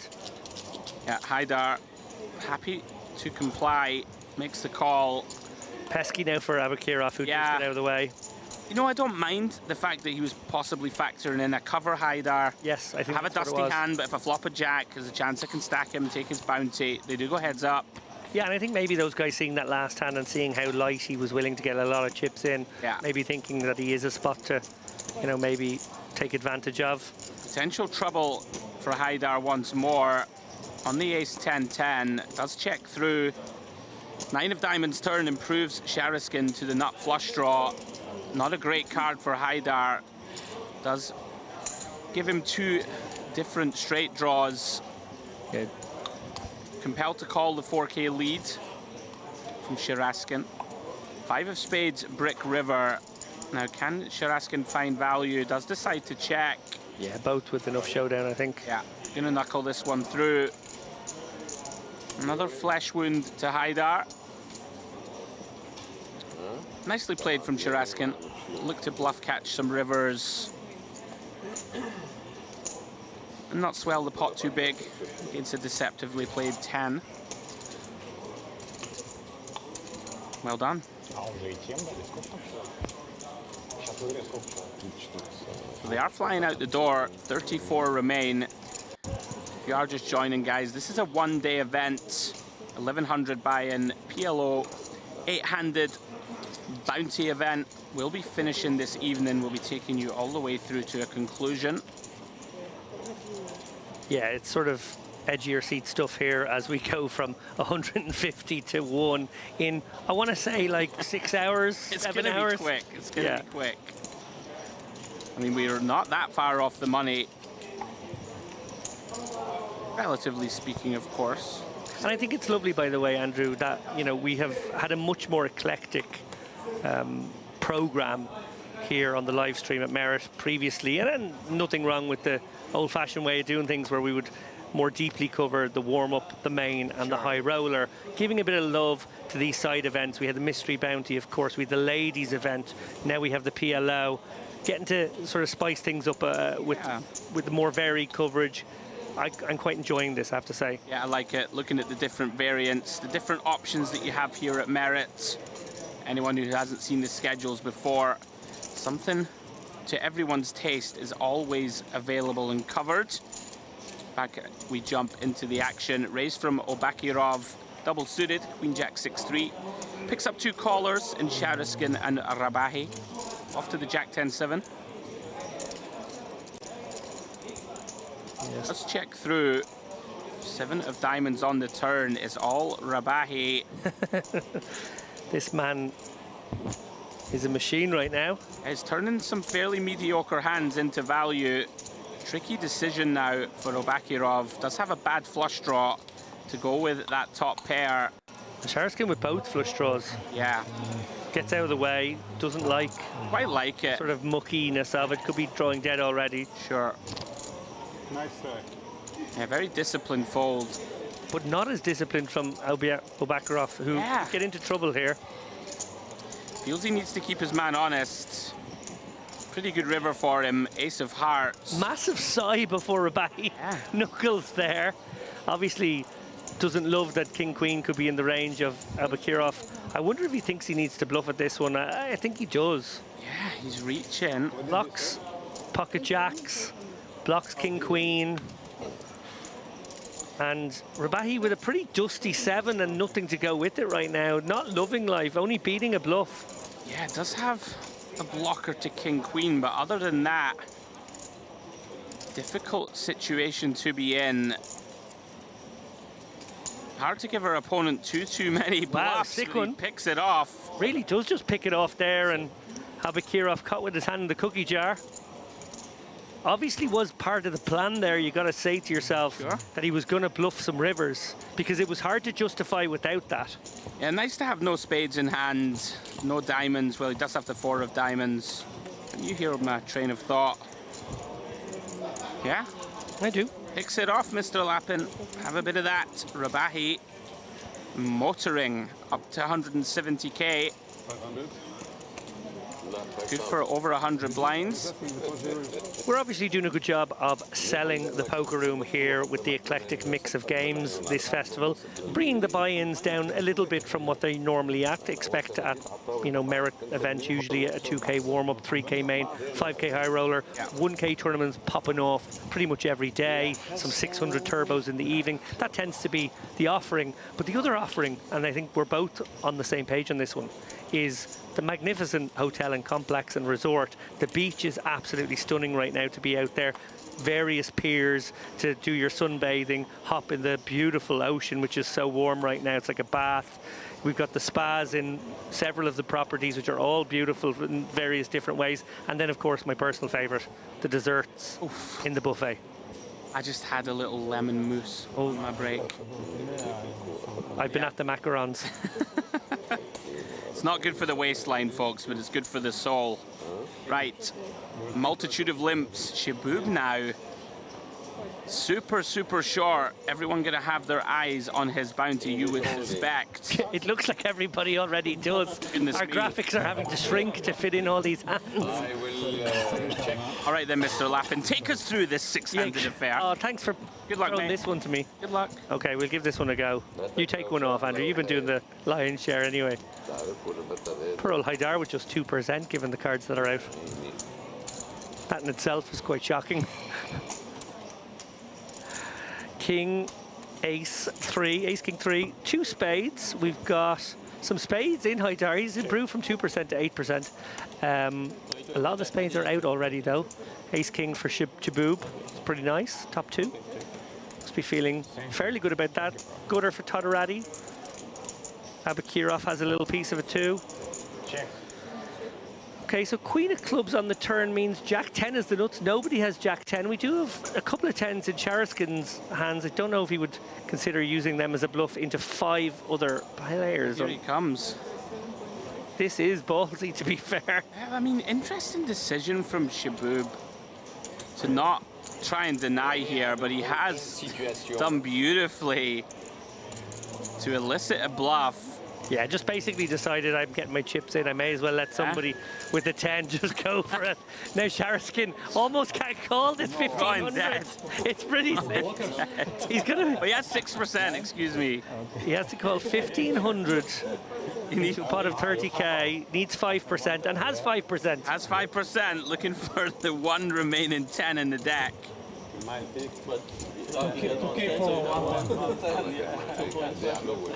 And I've got news. We saw a lot of the cards. It hasn't been folded. Oh, the 10 of clubs is live. It's lurking. Oh, don't do it to poor Shaboob. It is lurking, guys.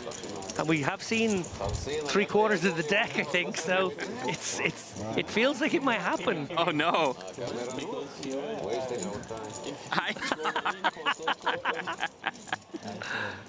No, the 9 of diamonds.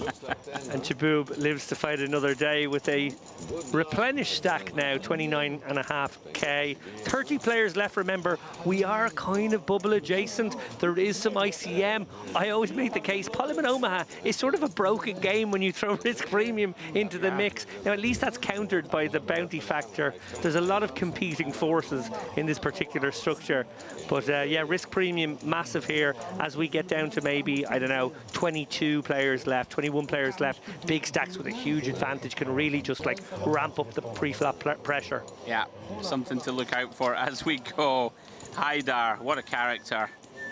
Very dry humor. You're just wasting our time. All right then.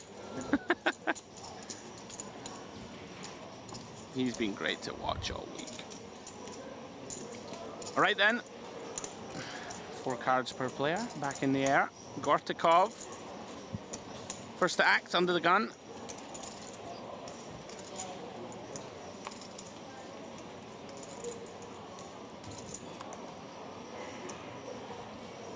And here he is.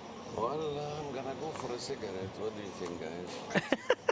Haidar's wondering if a little dose of nicotine would help proceedings. A very pretty looking ace, queen, jack, 9. Nut spades for Gortikov. Decides it's good enough. 4,500 to go. Now Rabahi, we have seen he is in there. Another pretty weak holding, king, jack, 7-6. Is dominated by the spades of Gortikov. Could get him in a little trouble. Chaboob takes the price, double suited hand. Yeah, Chaboob looking to flop some equity here and a little bit like the last hand, just go with. Nobody with the 5 though on this queen 5-5. Yeah, thus far, this hand all Gortikov. Decision point on him. He's going to go ahead and try and define where he's at. Looks like around about a 3rd pot. Yeah, nice sizing here from Gortikov. Yeah, well done. Mostly worried about Chaboob's range in that spot.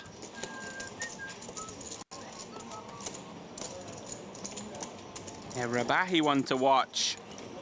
He's in there very liberally. As it must be said, for a lot of the players. We already referenced it. Turbo structure. Time waits for no man.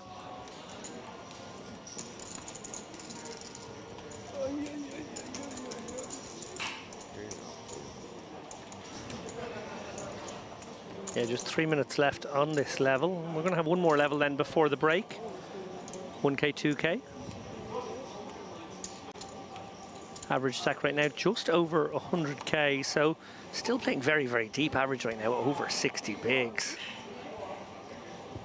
These guys really more than capable of generating their own action and turning this one into a fairly deep stack affair. Yeah, a lot of big stacks. As action folds round to the Russian Sharaskin. Ace, king, jack, 5. Makes it 3,500 to go. Rabahi. Never seen a hand he doesn't like. Queen, 9-8 deuce, double suited. Commits calling chips. Gortikov has been one of the more measured players, like how he's been approaching things. A little more disciplined pre-flop, but does take the price here. Ace, 9-9-6, drawing to nut clubs. Off to the queen 4-5, and Rabahi once again smashes this one. Top pair with a queen high flush draw. Yeah, and the familiar sight now of Rabahi counting out betting chips here. Going to pop it up. Big old bets from him. No one with enough to fight back. This is done.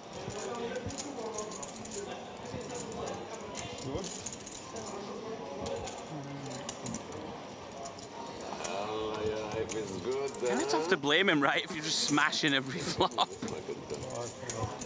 Like if you're just smashing every flop, David, then let's just continue. Yeah. Life is, shall we say, sweet? Oh yes.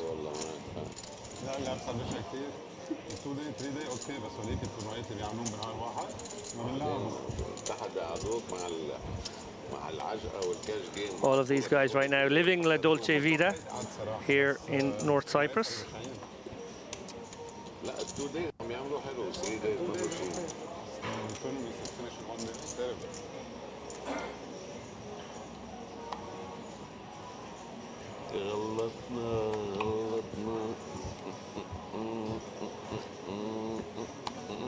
Haidar having a little sing-song to himself. On we go. Tempter here for Sharaskin. He is going to be tempted. 10-10, 9-7 double suited. And, ooh, nice little semi-rundown here. It's Badoogie, though. 8, Queen, Jack, 9-8. Yeah, we haven't seen much of Air throughout this frame. Has he aired here? Oh, beautiful. With this Queen, Jack, 9-8? Honestly, David, you never miss one. Right to Bakirov. Interesting looking ace-5-3 deuce, nut diamonds. Comes in to join the fray. Yeah, Abakirov has been a loose, aggressive opponent to these guys. Oh, and he does flop trip threes. Will that image get him paid off now? Pretty unfortunate here in that neither opponent really with any piece needs Air to start bluffing, and he has obliged. Half pot, 6,500.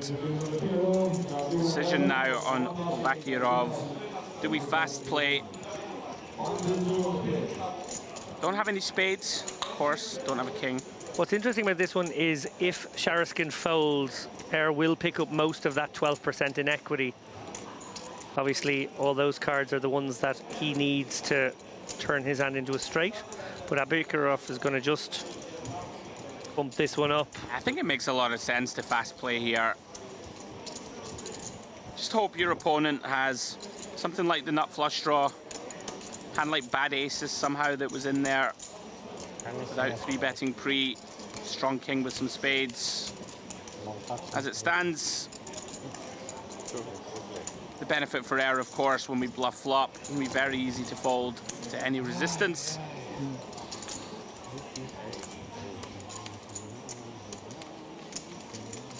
To err is human, to forgive is sublime. Oh no, you're right, it's divine, not yeah. sublime. Oh my, it's the first time in history that I've You've got me. Outsmarted Mr. Lappin, potentially.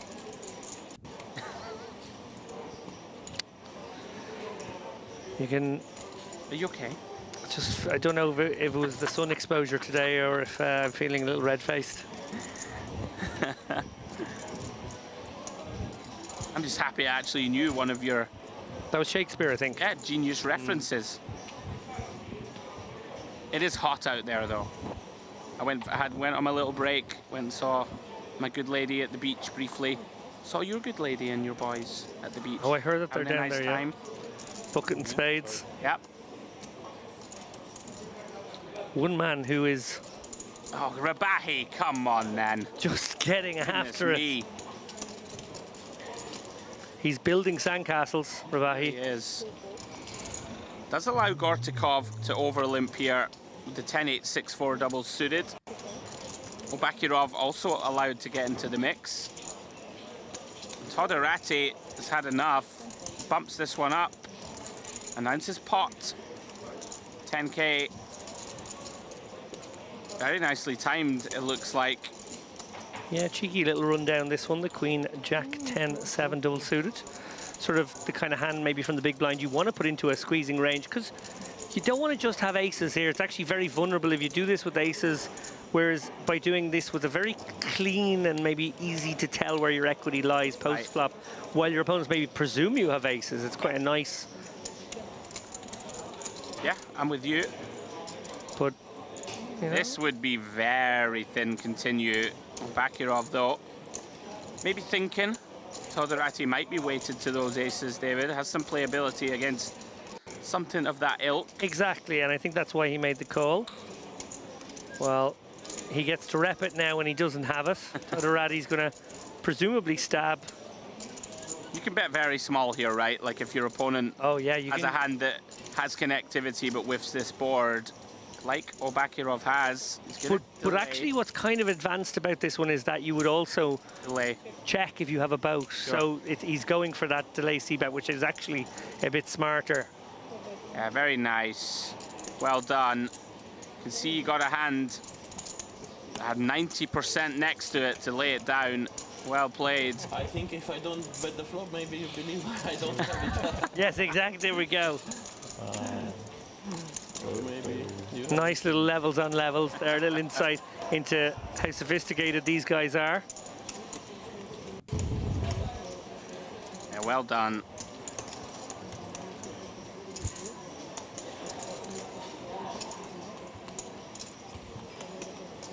So they are flying out the door. 25 players remaining. We are paying 17. So just like that, only 8 players away from the money. If you are just joining, guys, 1100 pot limit Omaha, 8-handed bounty event. Myself, Andrew Headley, and Mr. David Lappin in the booth. We'll be joined once more by James Dempsey and Ali Nihad later in the broadcast as Rabahi continues his assault on the table. Raised to 5K, ace, king, 4 deuce.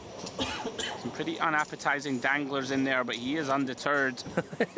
He is after it right now, and he's got a customer in exactly the guy he would want, because a bounty on the line here with the short stacked Haidar.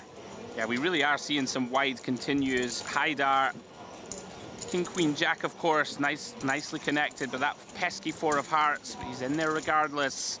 Todorati completing from the small, ace, jack, jack, 10. Another troublesome spot now for Haidar on the king 9-9. Rabahi just continuing to smash the deck. He will find a customer in Haidar on a lot of turn cards now. Yeah, very likely. 5 of diamonds. Now look at this. Todorati gonna turn his hand into a bluff. Half pot. And Rabahi, having checked flop with no diamond in hand, of course will not be thrilled here. No, it feels like a call once sort of situation. Yeah. Call and evaluate. And now what do we do as Haidar? Now this, I'm not sure about, David. We snap call, apparently. I'm not sure about this one. Can just be stone dead. Do, of course, have...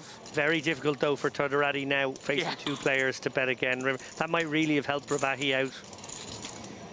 Right, I mean, this could check through. Not going to check through now. King on the river. Diamonds get there, crucially, because not too many boats about. Yeah. I think it probably just checks through, and it does. Rabahi just continues to run good. Outkicked has Haidar. Finds out. What's the bad news? If I bet, I win. Yeah, Todorati was actually a little exasperated there when he saw the hands. Yeah. Yeah, kind of, like a little frustration, like, why are you overcalling?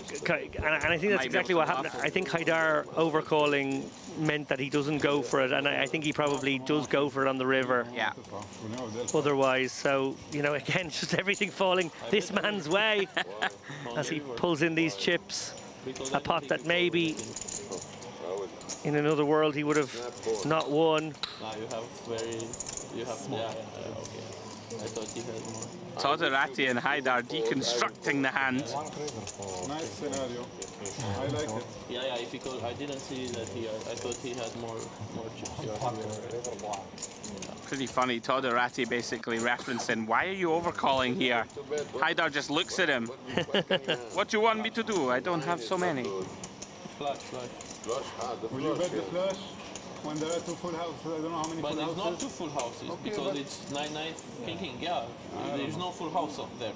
Zero full house. Little PLO lesson here. Todorati is not happy with the lads.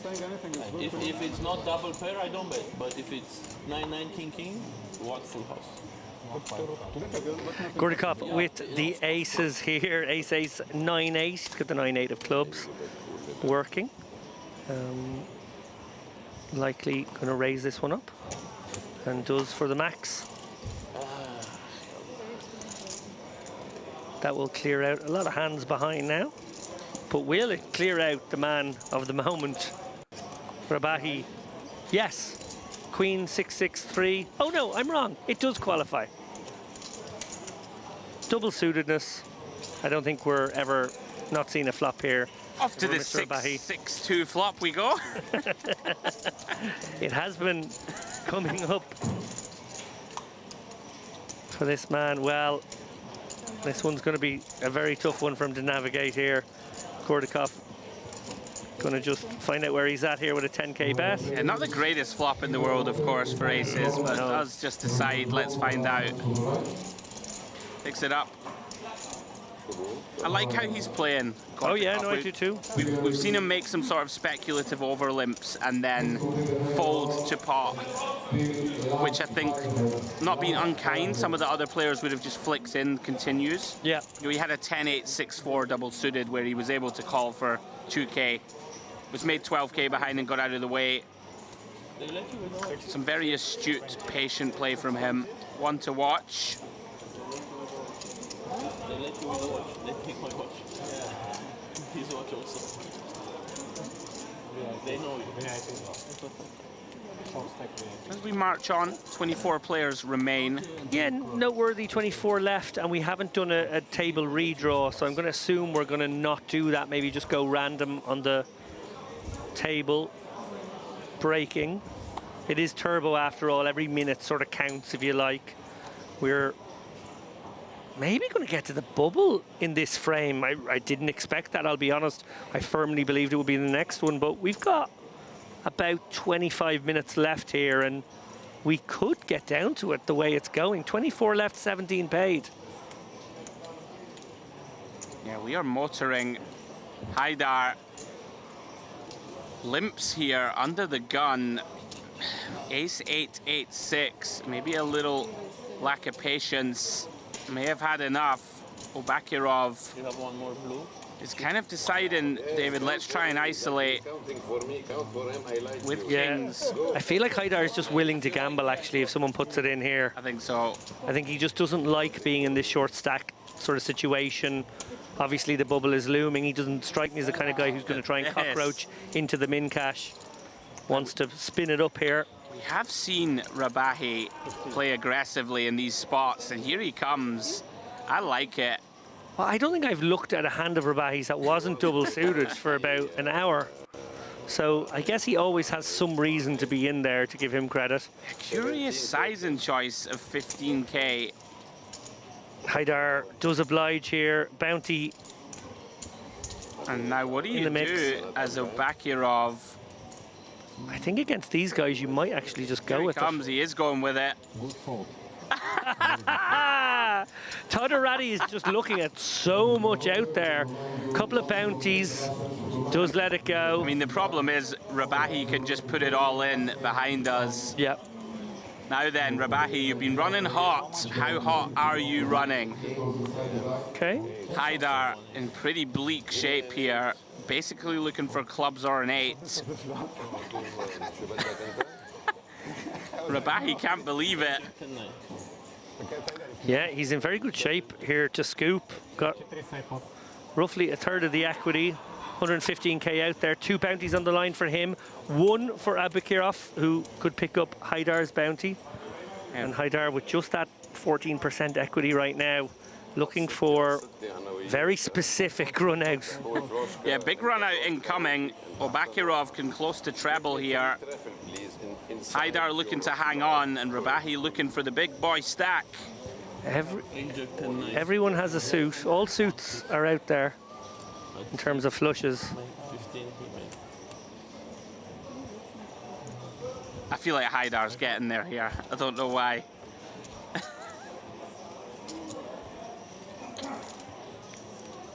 No, not this one, all in. The dealer just organizes the main and side pots. The middle one.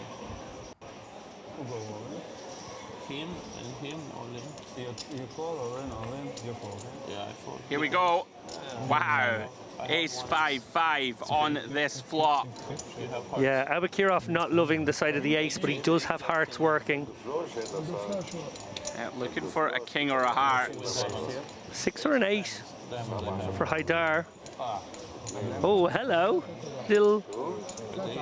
Little bit of hope for Haidar here with the open ender, but that's hard to hit. Yeah. Diamonds now for Ravahi. Little bit of blockage. And Rabahi gets it done again. Double elimination on the feature table.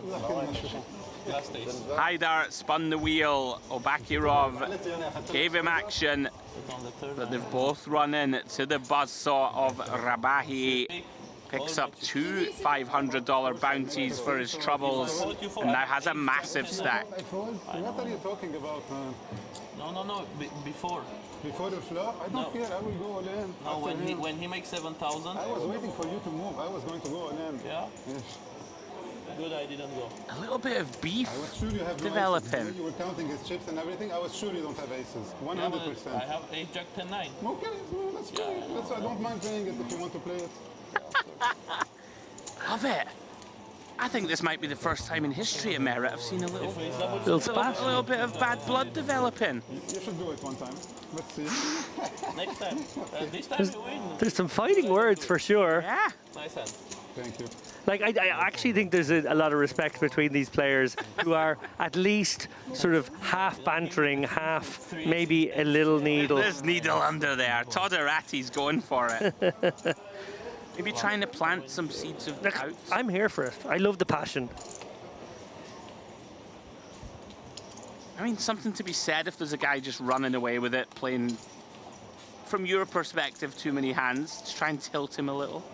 Yeah, no, I think that's what he's doing. Absolutely could be part of the equation here. Just try to knock our chip leader off kilter. I love a good villain. I forgot this. Sorry. You like being the villain, right? Oh, whoa.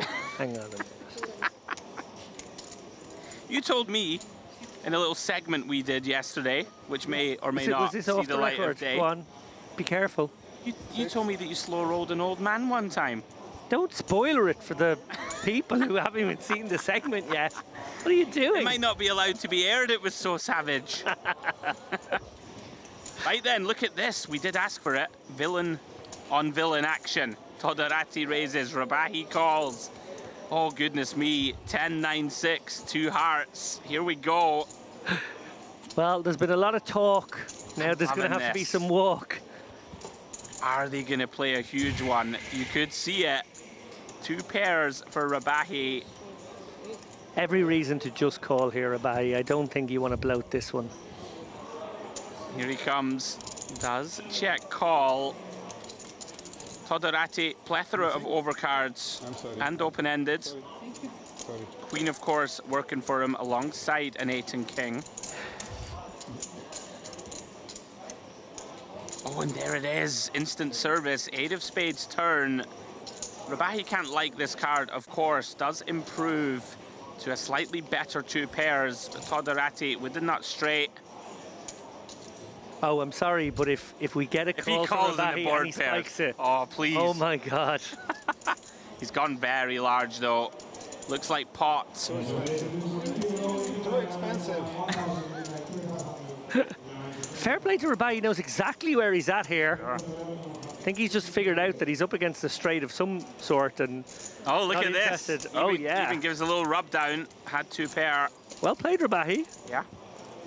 You know, like, it's so crucial. If you're going to be the guy who plays 75% of the pots in PLO, you have to be good at hand reading, you have to be good at getting away, or else you will just get wrecked. Absolutely. It would have been great there if he just said, nah.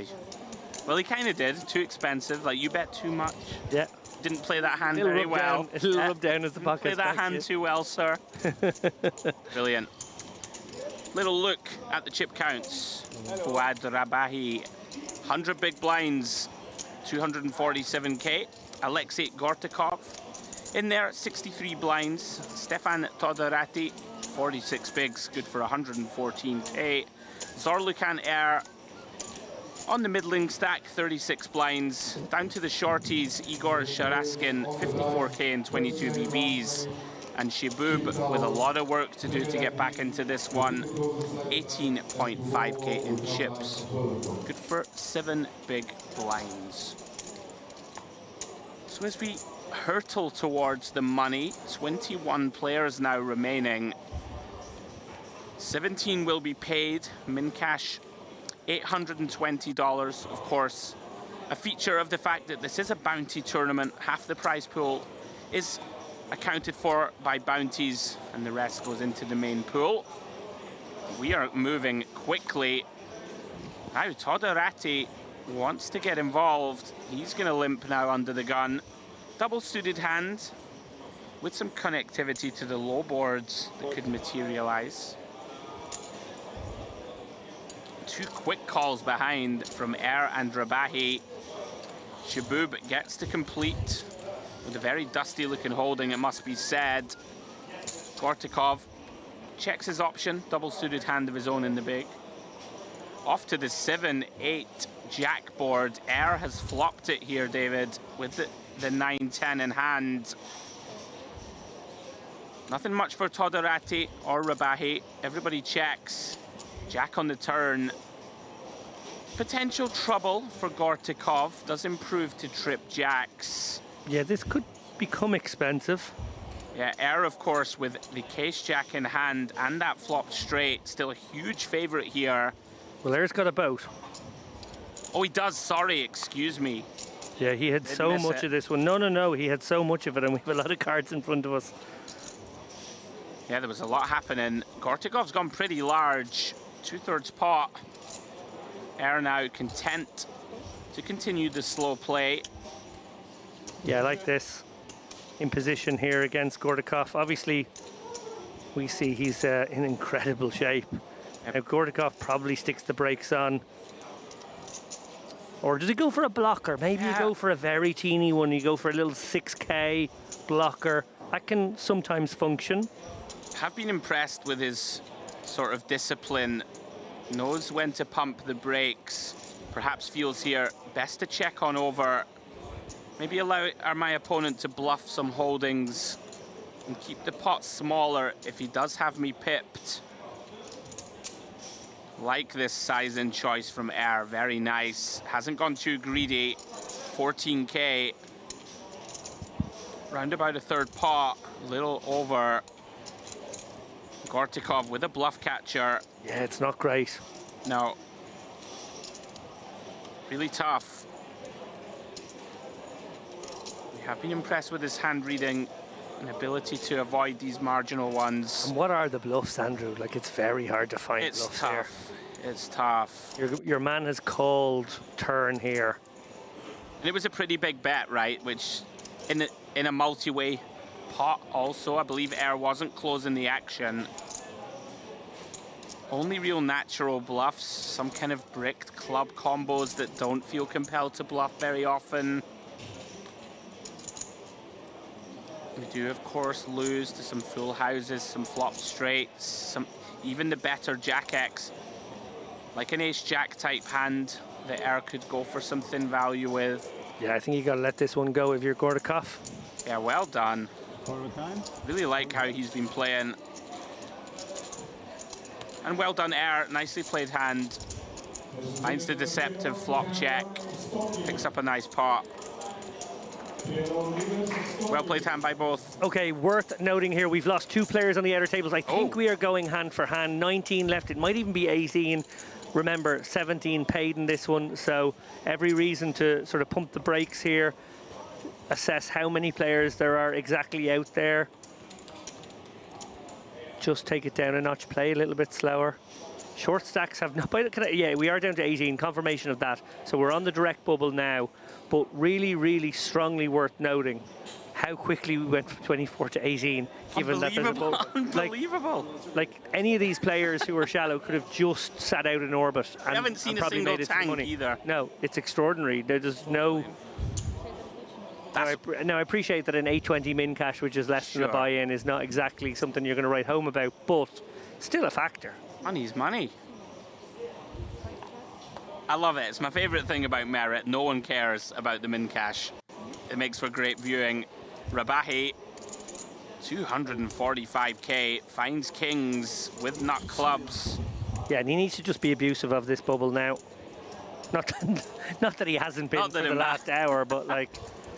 Oh, now this would be a little step out from Gortikov.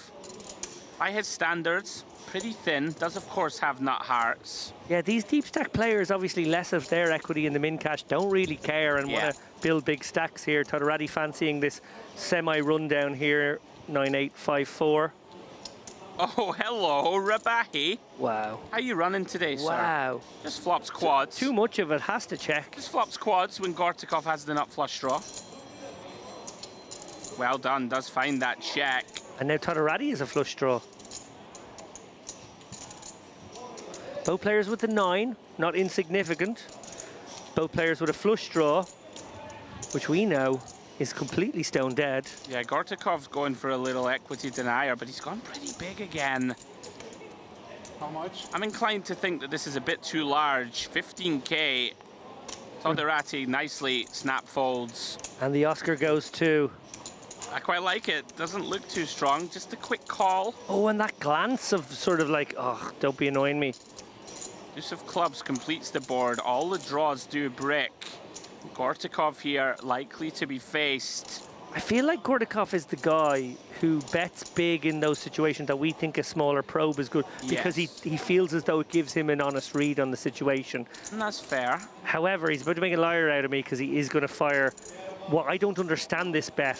Is it value? No, can't be really. Mergy. It's like he's trying to get queens to fold. Yeah, this must be a bluff.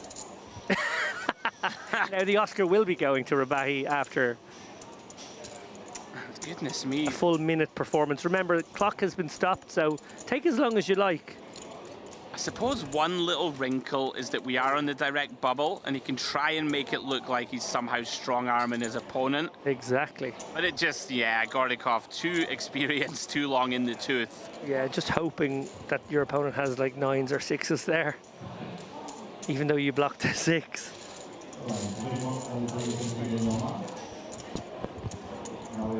Oh, little look at the outer table. We do have an all-in player at risk.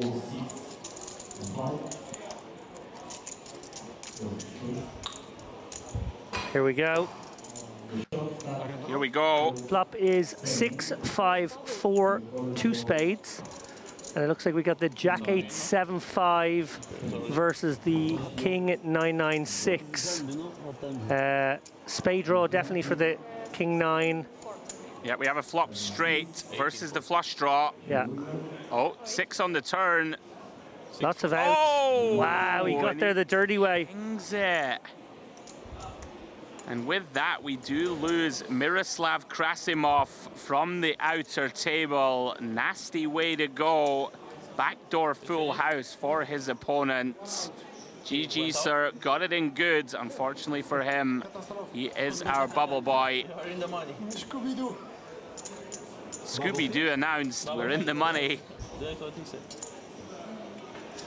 What an amazing passage of play. Honestly, when we came back from break, I thought we'll probably get to about 25 left. Yeah, seemed reasonable. And now we're down to 17 and there's still minutes left. So we'll probably get down to about 12. Absolutely wild. It's incredible how deep this is. Like 65 bigs deep? More. I mean, there has to come a point where it slows down a little. No? Yes? Well, maybe? Who again, knows? you would think so, but like you would think that one of those points would have been the last half hour. But it's not. Yeah. This is one of the most fun formats. We might have another Real. all-in on another table. Is that possible? It could be. Anything's possible. No, I think they're just checking to make sure that we are in the money. But we did play 666 for the 18 left. Oh, we did. Okay, okay. You're right. I don't know if there is potentially one more table. We wouldn't be stalling unless there was still action. You're right. Now, what we have seen is the clock has just come back. So 10 minutes left on the clock. We're going to finish out the level. Bubble has burst. No further bust outs. 17 left. Here we go. I see. So we were taking 2 minutes off per hand, but we only had to do that once. Because, you know, someone had a flush draw. Yeah. About sums it up. But what a brilliant format to rail. Fast and Furious. That's been absolutely brilliant to watch. Well, Rabahi, you have 4 cards, sir, and these ones, pretty nice looking. King, Queen, Jack, 5. 305k right now. My goodness me, what a stack. Yeah, not far off 2x average. Gortikov has hit a bit of a speed bump, lost 50k plus or so the last few hands. Let's get out of the way. Round to Sharaskin. Ugly looking holding, nice discipline. It's out of the way. Okay, Andrew Headley, what is his VPIP? Who, Rabahi? At this feature table, because I have pulled up the stats. I know we don't like to nerdily go too deep into the stats, but this is a fun stat. Oh, well, the fact that you've given me a little nudge in the right direction. I've only seen him fold once and walk away from the table. And he let's say he's folded twice, and we've had, what, 50 hands-ish? I'm going to go 92% VPIP. It's actually 79%. Oh, okay. So he has found a few folds. I'm giving him a disservice. Exactly, yeah. You're It just felt like he was in every hand. Don't be ridiculous. 90. I was going to go 82. I was going to go 82. Well, if he plays the next hand, it'll be 82. Then you said it was a fun stat, so I was like, all right, what's more fun than 82? Well, here's the one other stat I want to ask you about. There's an aggression frequency, which is obviously how often he comes into the pot raising. How often does he do that? 68%. 49%. I'm just way off. I'm too aggro in my assessments. He's been the star of the show, and it has felt like he's been in every hand. But, like, for example, he's not in this hand. Well, action is on air, facing 3 limps. Does have a hand he could consider bumping it up. Ace, King, 8, 6, double suited, nut diamonds. Little surprised he didn't take it. I thought he might. Chaboob in the money, just loving life. Well, the reason he didn't take it, he knew he'd flop it. Flops the stones. Oh, wow. Too much of it. Due to the king turn. And if the... I was about to say, if the 4 or the deuce or the queen come in here, it could be very nasty for Chaboob, who probably just calls now. Yeah, time to go for value. Oh, it's 9k. It's quite a bit. This is a bit pesky. I think you can let this go, actually. I think you let this one go, sir. No. Oh, no. Announcing gamble with 2 players stacked behind him. Gambling on you bluffing. Clicks it in, gets shown the bad news. And this was the problem, that the deuce ball on the river did give him a boat. And this was the issue. Sure. Well done, Air. Hoping that his opponent had something like ace queen or ace jack there. Well, we continue on.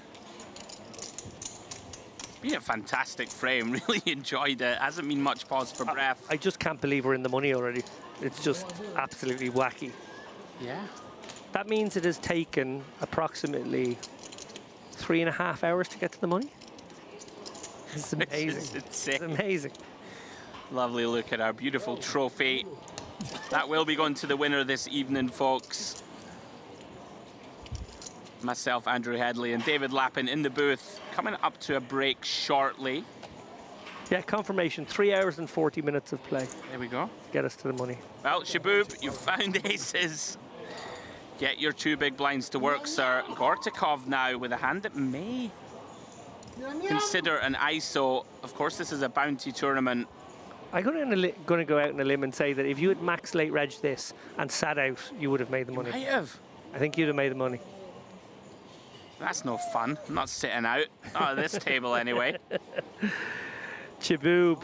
I think you might have got blinded out of this table because it's been so fast. That's true. Yeah, like, that is true. It's been outrageously fast. They do play fast. Okay, well, looks like everyone's bounty hunting here. Makes sense. Now Rabahi, he could consider it. Is he just going to abuse? Oh, he yes, is. He has a real hand. I know. Jack 10, 9, 8 Padoogie, but that's a pretty pure rundown, and he gets it. He gets the isolation. He gets oh, with Gordikov's just sick of this. Oh, he's had enough. Here we go. Here we go. We've got a ginormous pot on our wait hands. a minute. Sharaskin calls off as well. What is going on? Goodness me. Well, Rabahi's somehow all in. Okay, this is $250,000 in the middle.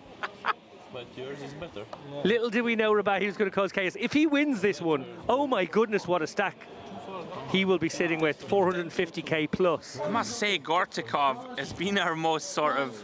Gortikov was just over it. He's he was totally like, had enough. Do you know what? Look, ace, king, and a queen in my hand. Let's do it. Let's dance. Well, Chaboob, with the aces, may well survive this one. You asked the question, David, will they chill out as we approach the fight? I love that almost everyone's on their feet shouting for cards now. This is great stuff. 8-7-6 flop would be good.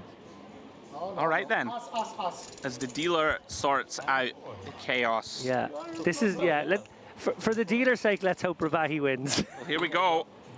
Four-way all in. Oh, Jack. Rabahi has a lot of it. Five. Rabahi has a He most really of it. does. 6, 8, 9, 10. He's got a pretty pure wrap with top pair here. But you are in front. Gortikov in pretty bad shape. Sharaskin looking to improve also. Yeah, Chaboob, best hand right now, but really hard to see how it would say such, although that is one way. But you win. Very nice card for him. Chaboob is absolutely loving the board pairing 5. Yeah, Gortikov now dead to a king or queen to survive and win the side pot. Rabahi doesn't mind if Chaboob wins if he can win the rest. It is a 5. My goodness me, so does... Oh, hang on. Trying to piece this one together. Now it's just like everyone's got trips and we go with the high Yeah, cards. Gortikov is going to survive on that 5. Gortikov survived. We've got Gortikov winning. We've got Sharaskin being eliminated at the hands of Gortikov. We have Rabahi losing a chunk to Gortikov.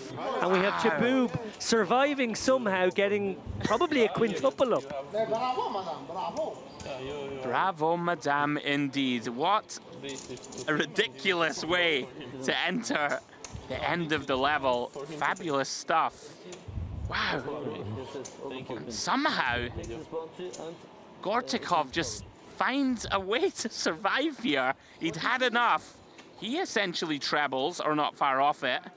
So, and the only person completely nonplussed throughout that hand was Gortikov, who steely-faced, sat in his chair and let the run out. Yeah, finds running 5s. And somehow survives with ace high only. So Chaboob quintuples to around 30k-ish. Gortikov gets effectively a triple up, but loses a little bit to Chaboob, but barely anything really. That probably puts him around the 200k mark. And now obviously we see our chip leader take a fairly substantial dent. As we take a moment to breathe. And that was a big swing, actually, for our chip leader, who could have taken 3 players out by the roots there, 1,500 in bounties, and just have an abusive stack. He flopped the absolute world, and somehow the rug was pulled out from beneath him. Guys, I'm not sure we're going to get another hand in here before the end of this level. We had about 3.5 minutes on the clock when that final card was dealt. But actually, this is quite a complicated one for our dealer to sort out. She's got to give the main pot to Chaboob. She's got to work out a tripled up pot for Garaskov. Obviously, we've lost a player. There's one bounty being handed over as well. We have a minute left. I think we'll squeeze one more hand, Andrew. Yeah, let's get one more He hand can in. make it happen. What a hand. What a hand. It is always a kind of a function of these turbo tournaments. I know you've played lots of them as well live, is where obviously the action's coming thick and fast. You're getting multiple bust outs. You're often getting double bust outs. Dealers, there's breaking tables. It's all a bit chaotic. It is. And it actually sort of slows down the action and takes longer, and exactly the kind of tournament where you've got few enough hands to play per level anyway. That's nicely done by the dealer. A whole host of possibilities need to be negotiated, but here we go. We've got it done. Gortakov then, very healthy once more. Rabahi still with a lot of chips as we do squeeze in a final hand pre-break. You know, I win the side pot because I have king 10, 2-2. I win 2. The other playing point is if he had to, if Todorati his deuces would wants have to be held. in there. His deuces would have held. Dearie me. Right then. Okay, take a breath. 10-minute break only, guys. We will be back quickly, by the way.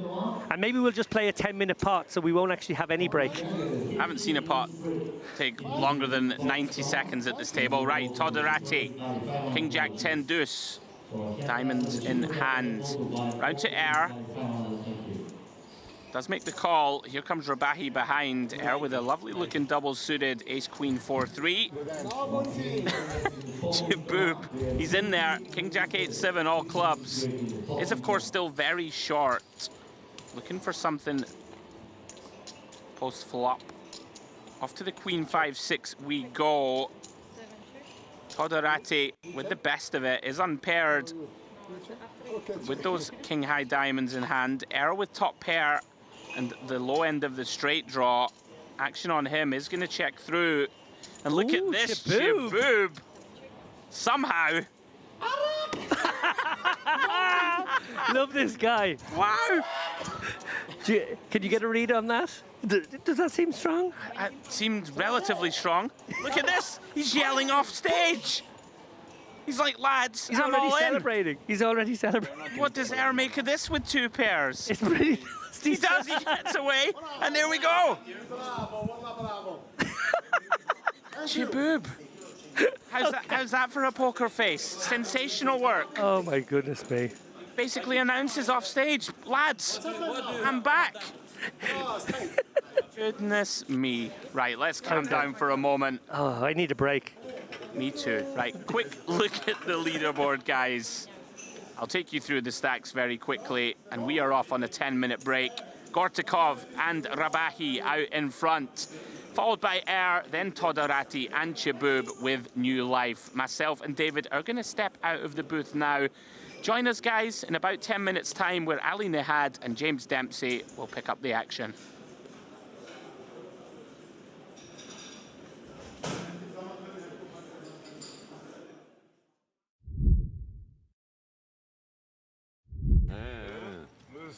Next time, I will bring my friend with me. Credit to the technical team there, by the way. Oh yeah, Just they didn't miss a minute. They didn't miss a beat, did they? No. Even got the selfie in. Yeah, we have the biggest showdown in the tournament so far, and we still managed to whip round and find a player pulling an envelope who wasn't even in the tournament. Bob, if I win a bounty... I know, I was looking at him. I was like, I don't know who that is. I don't know who that is. Right now, there's nothing left. I think Georgi's gone again. 10,000 still. Yeah. Right, focus Andrew, focus David. Back into the action. Saeed here, ace queen. Makes it 40k. Interesting now, because I think that's basically all the big bounties have now gone. Oh, how's this for a troll? Back-to-back Django's for Dalkilich here. He is going to get called and looked up here by Saeed. Can they hold this time, Andrew? Goodness me. Conclusive proof we are living in a simulation. It's the kings. I mean, if he can hold here, he's going to be back up second or third in chips, I think. Are they the same two kings as well? I think they are. It might well be. Here he comes. Eli Saeed in there. Obviously an easy decision for him. 750k, very much back in it if Dalkilich can win this one, if he can get the hold. Oh, well, he should be okay this time. Pretty good start on the king 9-5 two-spade board. Just fading runner Broadway. Yeah, average stack right now about 800k, so this is basically back to average for Dalkilich. Not bad. Doesn't look like a man who's feeling that great about it, it's got to be said. I get a laugh now, finally. Rivers quads. What a few minutes here. And Dalkalic steadies the ship. And we can breathe.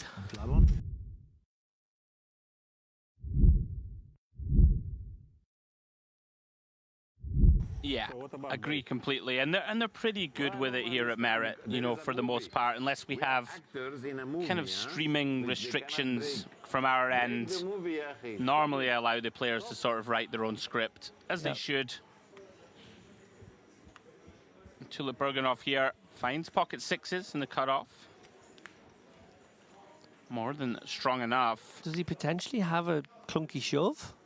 I'm not sure of the exact stacks behind. I think Dalkalic has 30 blinds on the button. Well, Georgi with 20. I mean, you certainly could, I think, actually. It's kind of close. Yeah, I think if Dalkalic had like 25, you'd be happy enough to do it. Yeah, potentially thinking to himself that he can raise call Georgi, potentially. It's not exactly fun for 20 blinds. No. With a hand like sixes. But in Georgie, he definitely has a candidate who will go with all the wheel aces. That's it. Oh, look at Georgie's instincts. Razor sharp there. That was a genuine spot. And a spot I'm sure he's taken in the past. But just spider senses seem to be working. Yeah, it does get away from it. Haidar does defend with the queen three of clubs. Worth noting a little adjustment by Tulip Bergenhoff to go 2.5 yeah. there I hadn't as well. actually noticed it. Well, here we go. Oh, well, this is going in. Queen three suited a lot of hand. He might even take the initiative himself here with the stack to pot ratio of 1.5 to 1. Might just send this in, feeling like he can always get the ace kings and ace queens to fold. Yeah, quite like it. And he has done it, David. You've called it. And it's a little wonky for Tulip Bergenhoff, who obviously has the backup of the gutter, and he has also got a club in hand. But you know, he's up against probably the tightest guy. Sixes. I have so many outs. Looks like it has gone in. Tulip Bergenhoff makes the cry call. We are going to the races. And big old pot, 1 million in the middle. If Haidar can get there, he's right in the hunt for this title. And look at this, 4 of clubs, I believe. Does get there on the turn. 7 doesn't make straight. Straight flash make it. She's trying to give Haidar a little sweat there.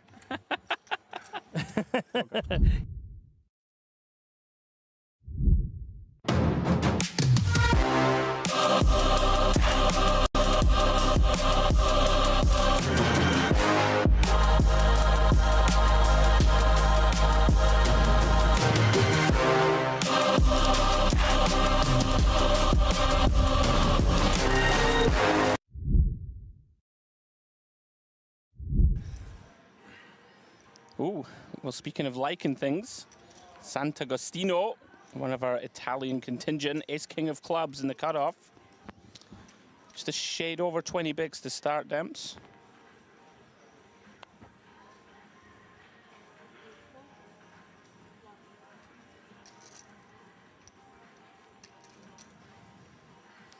And round 2, Koza, ace 4 offsuit in the big. Tricky spots to play. You know, you are facing a cutoff raise, which can be, of course, be a bit wider than from some of the earlier positions at the table. Tricky one. Kind of all options open.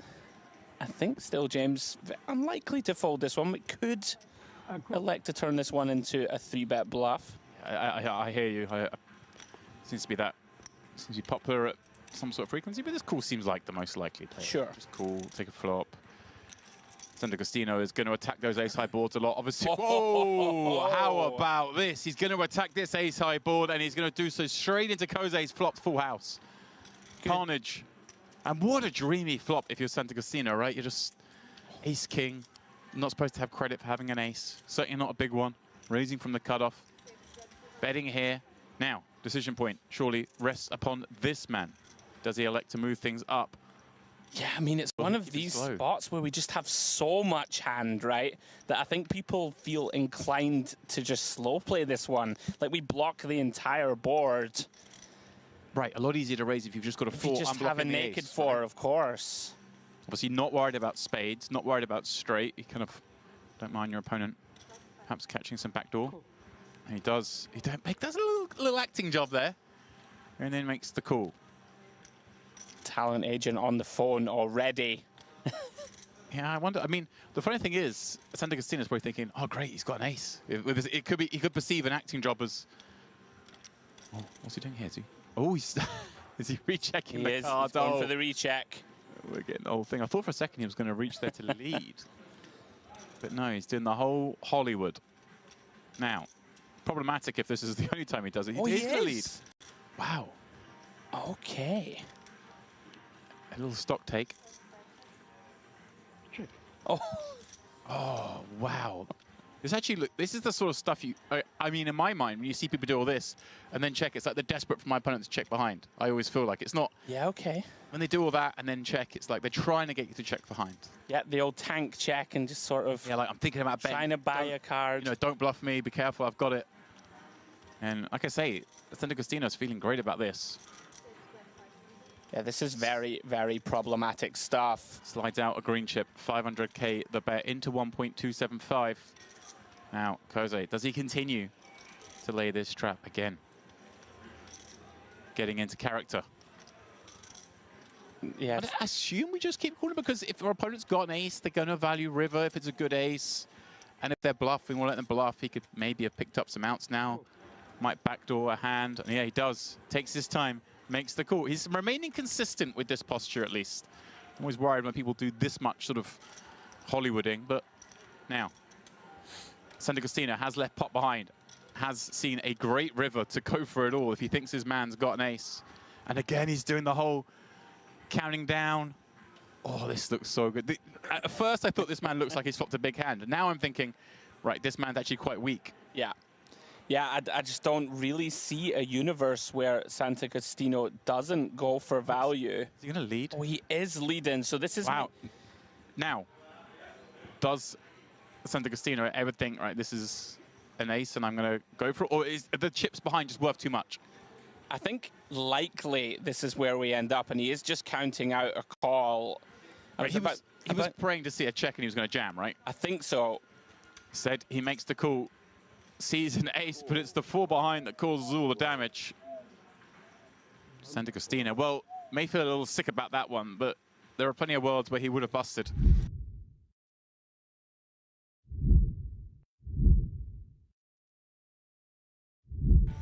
Blinds are now 30-60k. Looks like we've reduced the clock to a 15-minute clock, so that's kind of turboed things up as well for these guys. If these boys needed help gambling. Yeah, Chilberganov all in here. All in. Just going to isolate everybody else here. Dalkalic can't call with the Queen 9. Georgie, no good, but the Haidar snap in there with the Ace-King here. The two big stacks going to war. Queen is no good. Ace-Queen is no good. Somehow Haidar has better. Allah, life is good. I fold one queen. One queen. 7 million chip pot. Okay, 3 diamonds on the flop. 4 diamonds. Got 90 starting stacks in this pot. The 163 stacks in play. I guess that's my way of saying it's a big pot. For me, guys, what is the big deal? Oh, sorry. Oh no. Queen in the window. Tulip Berganoff finds one of the 2 ladies that were left in the deck. One more queen, please. I don't true. Haidar very politely requesting a king from the dealer. Oh, but a heart will also do. Not almost, exactly. Oh, no. Exactly, Sorry, exactly. Mr. Safi. No. 10 outs once for Haidar. Can he find it? No, he cannot. Tulip Berganoff extends his chip lead to almost 5 of the 6 million in play. Haidar, what do I do? I have no bounties. Give me some money somehow. Yeah.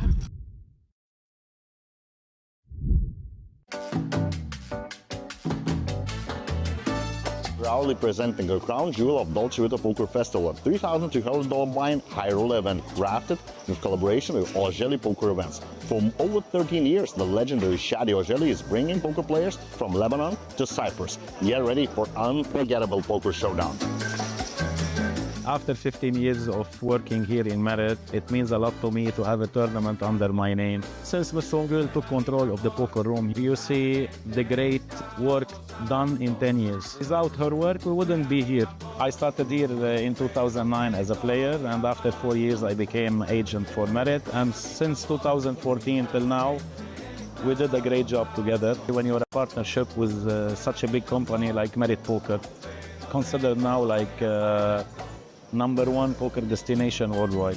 I had a very good relation with Ms. Songul even when I was only a player here. We had a good connection, and of course without her help I wouldn't be here after 10 years. She opened for me many doors and helped me to enlarge my data and to offer a very good service for the player. Merit Poker is in partnership with EPT, MPP, Triton, Super High Roller Board. All this became in 10 years. Without her work, we wouldn't be here.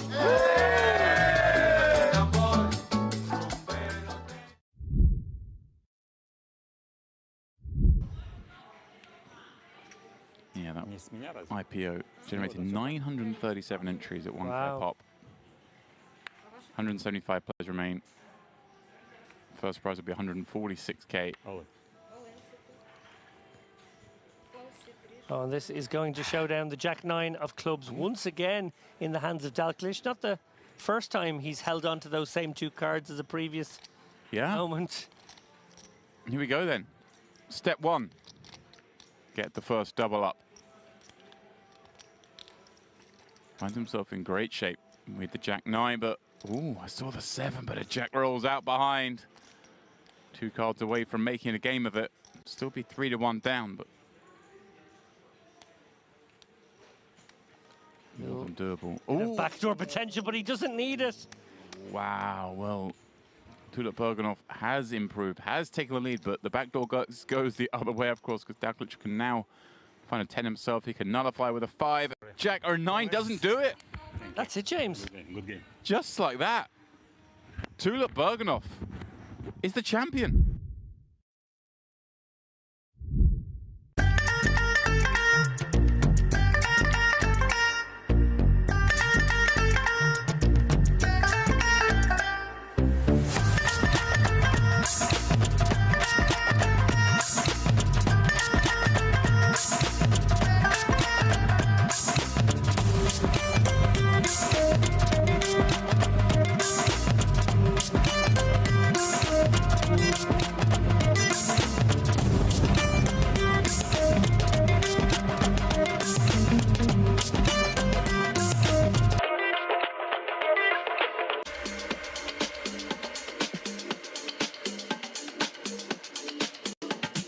We meet each other on a very special occasion. For the very first time in Cyprus history, we have Ladies Championship. It's not only 10K free roll, but also the winner will get a package to go to London. And we will show there how we play poker in Cyprus. Here feels so friendly, so warm, and it's really a lovely place. From this ladies event, I expect only to have fun.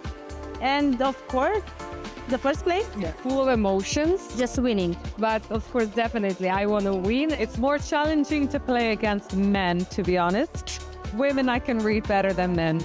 It gives me a lot of feelings, you know, the adrenaline. It gives you... My advice would be grow a set and grow them quick. I want to go to TV table. I want to win, of course. Yeah, why not? I'm looking forward to go to the TV table. It's going to be my first time TV table because of previous times only supporting my husband. So maybe this time it's going to be me, so he's going to support me. I'm ready. So far, I think I'm betting 100%. Easy. I think I'm just the master. Give me a challenge. Come on. I go again?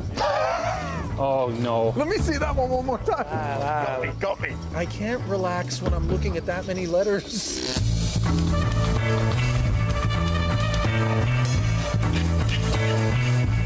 Thank God. Okay.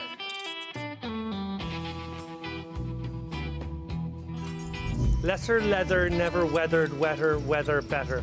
Easy one. Lesser leather, never weathered, wetter, weather better.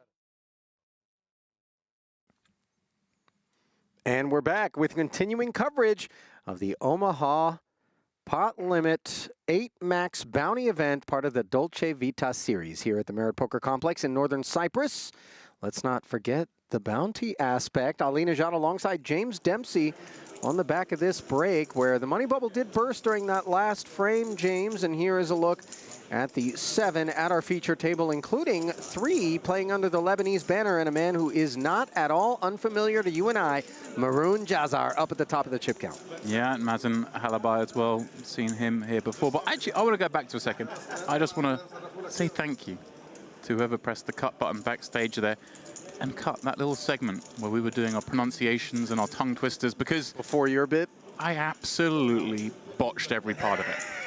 And I got really panicked there, but no, my man backstage said, let's get back to the action. Maroon is leading the way. And look at this, Ali. I mean, obviously this tournament, turbo-y, average chips, as you just pointed on our screen here, 186K. We got a table of plenty of chips. And actually, I thought this was going to get like very short stack very early. But look at this, everyone's got 30 blinds? Is this right? Obviously, apart from Shibub on the bottom there. Under normal circumstances, I would be inclined to feel as though those 30 big blinds will get you pretty far. But we've seen the action, and it has absolutely been carnage, as our colleague David Lappin described it to us on the way into the booth. Blinds of 1,000, 3,000, and a 3K big blind ante, and no time to relax, given that those levels are just 17 minutes long.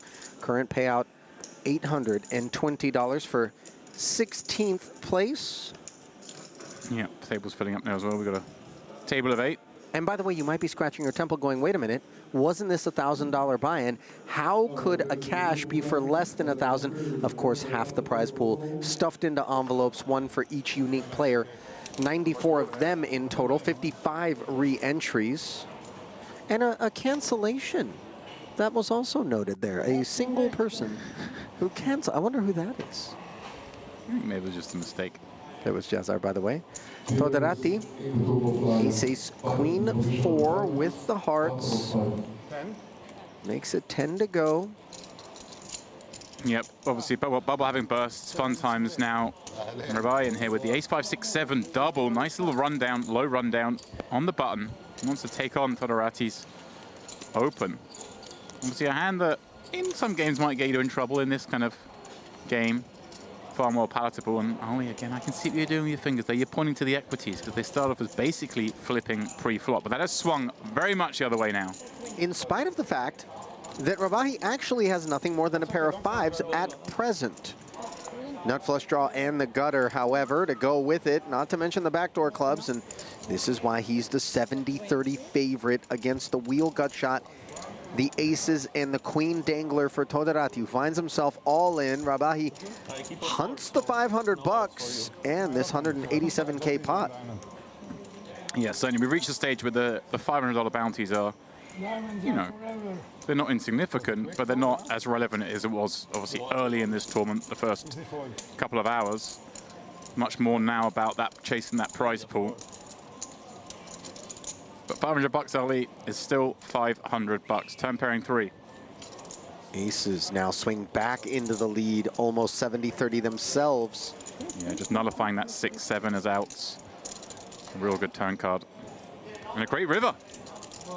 King on the end, and the aces hang on as Toderati counts it down.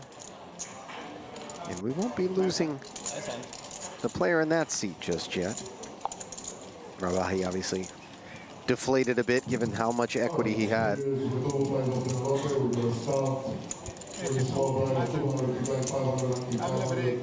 Yeah, he was, we'll see, you and I just joining the booth, but those of you watching would have been watching along with Andrew Headley and David Lappin. And Andrew reliably informing me, because you and I, Ali, were in the buffet, which is where we are every time we're not in the booth, that Rabai actually took a huge hit just before the break in the full-way all-in. And just got torched. Just got busted. Welcome to Pot Limit Omaha. Hit. Now, busted, he would have been gone. No, but you know what I mean. But he got hurt. I was reliably informed as well that he's basically in every hand. He's our action player. Reasonably so, by the way, with that last holding. Yeah, well, that one, Ali, that one we're okay with. No doubt. And in fact, we have a little step screen backstage here, which makes us sound like we know what we're talking about. And I see a VPIP number next to his name, and it's quite a big number. Here he comes. Generally, I mean, all I've seen is he's got good hands. when you look at a percentage like that in terms of VPIP, which of course is the percentage of time that players are voluntarily getting involved in hands, you know, you begin to ask yourself if it isn't some sort of technical issue that's causing that figure to be as big as it is. But I've seen aces and now king, king, queen, jack double. Oh, and it turns into trip queens here on this 2-spade, 2-queen, and a 6 flop. Easy check fold from the ace 9, 8, 7. Sorry, because Rabbi was in the last hand with the ace 5, 6, 7, not the aces. But still, a double suited hand. Here we have double suited kings. I'm playing both of these.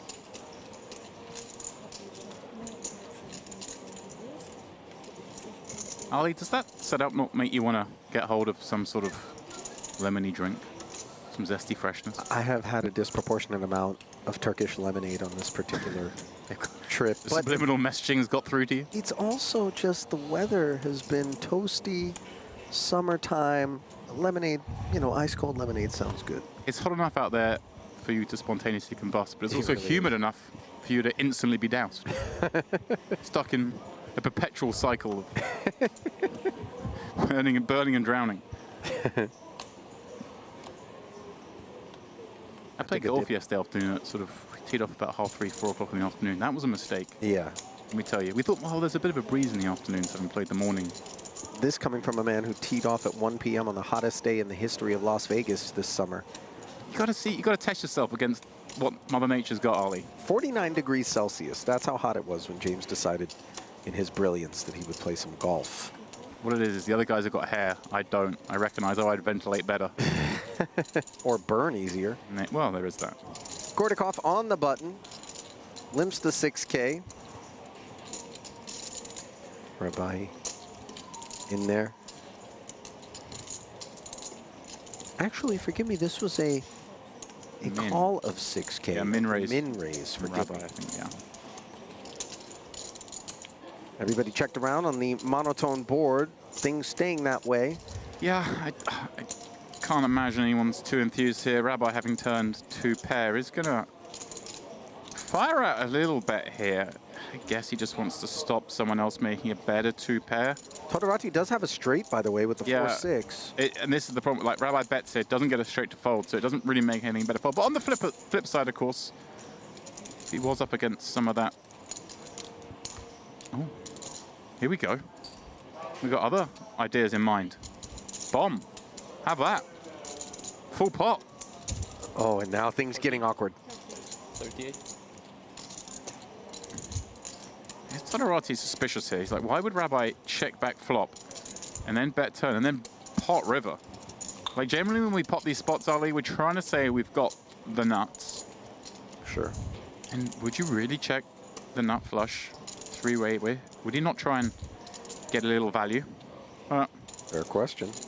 The straight with just the 3 of spades blocking flush, deciding not enough to get interest. And of course, Rabbi could have those hands, right? He could certainly have raised, flopped the nuts, got a little sneaky, got a little trappy, pressed the check button. Can you change, please? Thank you. Ali, I know you're not much of a drinker, but if I procured a couple of limoncellos, would you be involved? Nah, probably not. No, I didn't think so. Just being honest. Thought maybe you'd lie for the benefit of the stream, but sure, just come at me. Ruin my bit. See if I care. Fawad Rabai, by the way, has almost $300,000 in career live tournament earnings, James. So no slouch. He hasn't folded many winners either. Big bulk of that 300K, by the way, came just this past March in Spain at the Estrellas Poker Tour, where he won their main event, an 1,100 euro buy-in for 105,000 euros. Here he is with Jack, 10, 6 involved. Limping in once Again, Antoon raising it up with ace 3, 4, 5 double. Yeah, but not a great hand, but if you know you're up against Rabbi, who is playing almost every hand, when you get involved, and look at this, it kicks off the action that Jazar then feels he can get involved with the 6-4-4 deuce, not exactly a premium. Alibi feels like he's getting the price with the 7-8-9 queen working somewhat, but look at this flop, Ali. This one. 9-5 deuce with a couple of clubs. Antoon has himself the wheel wrap with a pair of 5s. And the nut flush draw. Let's not forget that. Correct, with the ace-4 clubs working. When you're the pre-flop raiser, and it comes 9-5 deuce. Yeah. And somehow you're the 5 deuce. It's not how the script. You're supposed to have like maybe ace 3. Not the sort of board texture that rates to be interacting with that pre-flop raiser's range. Yeah, look at this. Rabbi sticking around, just trying to catch a jack, trying to strike lightning. Alibi with top pair, the gut shot, he stayed in. Jazar, well, he had blockers to all sorts of straight action and a gut shot himself, but it is Antoon who just finds it. 9s and 7s, by the way, for Halabi. Imagine on the turn. You've opened this, you bet 9-5 deuce, which you're not supposed to do as a pre-flop raiser, in theory. Obviously, there are some hands you do, but the vast amount of your hands are going to want to check. Now he finds this. Makes the nuts against 3 other players. And he bets, look how sneaky this bet is, Ali, just 12K. Inducing. And he's getting it. Jazar with the raise. We're playing poker. We are. And obviously Antoon knows this race is nonsense because he's got the ace of clubs himself. Yeah. Why are you raising? There's 3 clubs on board. Everyone can see it. I've got the nut flush. What the heck do you have? Certainly some king high clubs might be on Antoon's mind. The trouble is, so often when somebody's raising pre-flop, there is going to be a suited ace involved in that range in pot limit Omaha. And when we don't even have a single club in our hand, yeah, this hand is not really the proper candidate. I mean, I'm loving it because, hey, I like creativity, but I can't say I'm a fan of this in a 4-way pot raising the turn here. But look at this, he's made a straight now. You may feel, assuming it gets checked to him, that, you know, a straight has enough value to check down, maybe beat some 2 pairs or sets. You check? Me too. Nuts. This is where Jazar can just fold and pretend he had the king high flush. Right. Bet raise got called, and Antoon does check the river, hoping that Jazar would put something out there. And in spite of the fact that he did hit, credit to him for finding the discipline and recognizing that there's going to be plenty of flushes across the way that did call that turn raise. Oh, wait. Jazar. I'm looking at the average count. I'm looking at the blinds, and I'm trying to work out how on earth are we in the money already? This tournament is 17-minute levels and a 70 big blind average. How? Talk to me. How? What's going on out there? And don't just say MPO. No, I mean, it's the bounty effect for sure, right? Yeah. The short stacks are being hunted by the bigger stacks, and they have fallen instead of spun it up and been resilient. And so in an even faster fashion than we might have otherwise imagined, we find ourselves not only in the money, but, you know, beyond the bubble. Right. But all it means is that we're going to be playing deeper stack pot limit Omaha as we get further down the streets and the stacks are consolidated. And that should be, in theory, a different affair. Given that, you know, it's Merit Poker Optimal, I suspect that that's not necessarily going to be the case.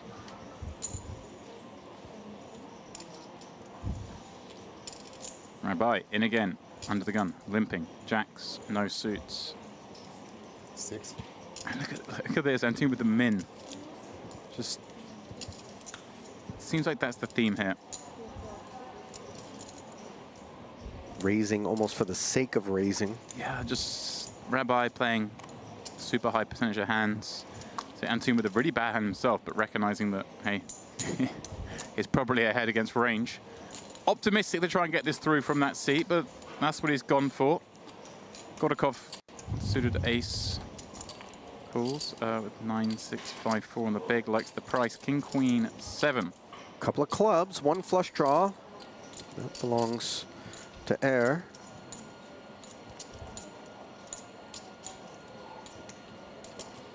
Round of checks, now a red 4 on the turn. Well, that is a welcome addition for the big blind here.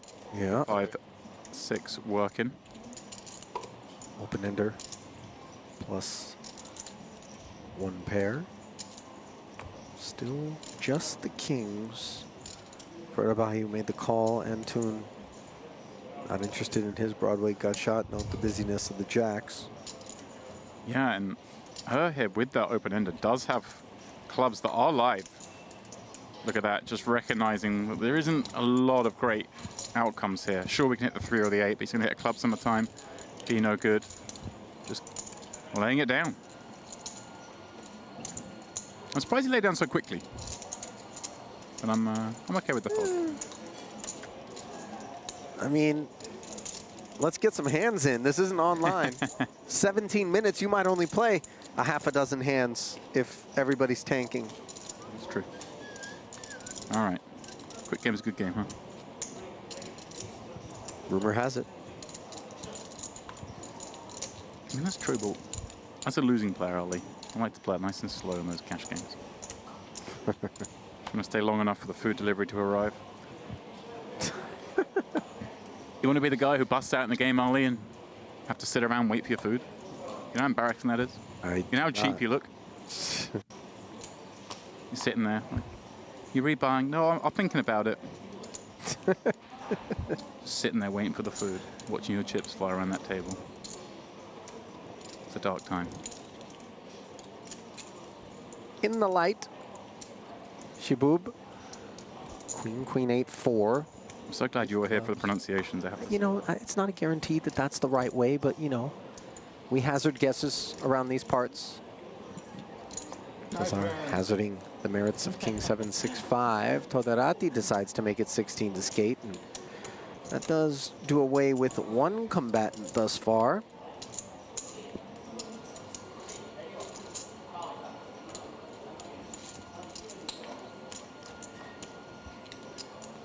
Three players to the flop of 8-5-4. The joint for Jazar. The 2 spades, though, giving flush draws to both of his opponents. Right. And Rabbi just potting it. Todrati in here with the non-nut draw. Nothing else. Oh, but sorry, Jazar sat in front of him, of course. Yeah, so that's easy. That makes life a lot easier.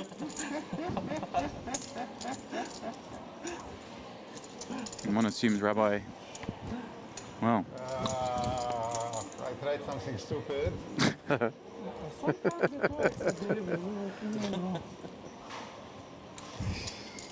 You gotta love a man who's willing to admit Here we go. own his mistakes in the moment. Saying if you got the flush draw, I'm in bad shape, but he doesn't. Those spades are live. And Yeah, they wouldn't have been had those king eye spades stuck around. Of course you have much better. I just called because you raised. No, flush draw. also has the backdoor high straight working.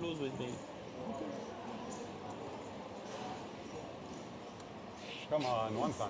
355,000 chip pot. Rabahi needs help, and there it is.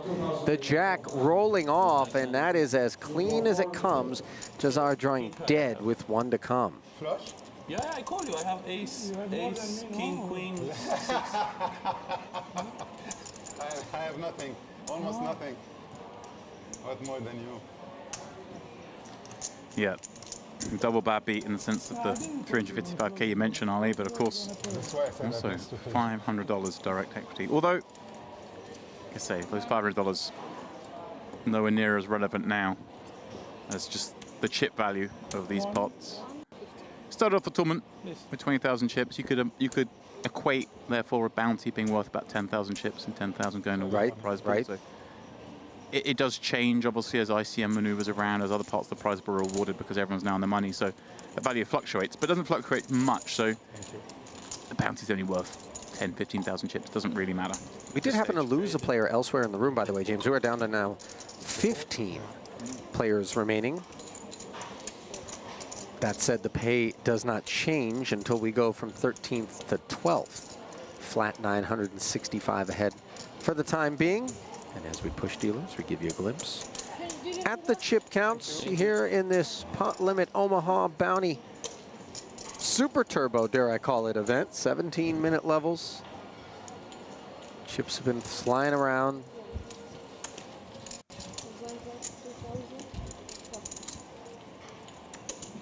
Yeah, a lot of work for Abdelmajid Shaboub after losing that pot down to just 10 blinds at this new level. Dear, dear. Fairly dusty when you consider Pot Limit Omaha, but as Andy and I pointed out at the top of the show, the fact that you have that, you know, ever enticing bullseye that grows on your back as your stack gets shorter, all of those hunters can end up becoming the hunted, and instead of a double up, you're facing quintuple, quadruple up prospects quite often. Yeah, I think in this particular event, the two sort of most exciting parts of it will naturally be the final table, but also that first frame you guys did, that first 5 levels where so much of it is about getting those bounties, and it was just ludicrous action. I think by the time myself and David came in, well, after just 5 levels, there had already been something in order of 40 re-entries in the event, such as just you have to go for it. It's correct to just get it in.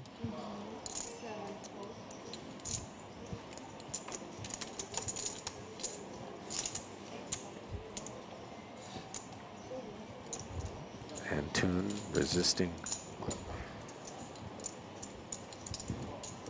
Yeah, well, no resistance, rather, I should say. Yeah, Kortikov just getting a little respect on a table that doesn't seem to have many folds. Can't imagine there being many raise and takes at this one.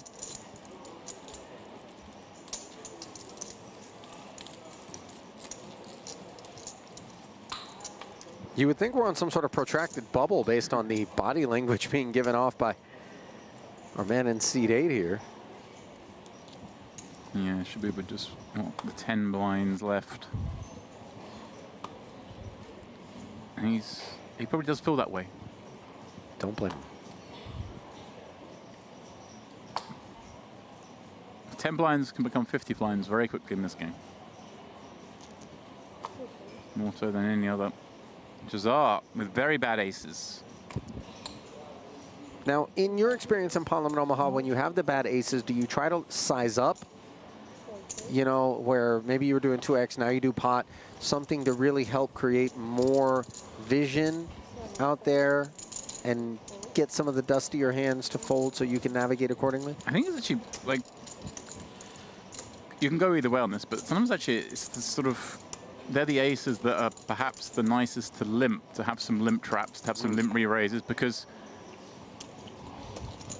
they don't do great when you raise, get called, and loads of flop textures you can't carry on. So if you just keep the pot small, but have that limp pot maneuver in the locker with the bad aces, it can be fun. And also, just you get more credibility for the sort of the bare ace maneuvers when you've limped in rather than raised. People don't think you don't put you on aces. They think, oh, if you've got the aces, probably suited.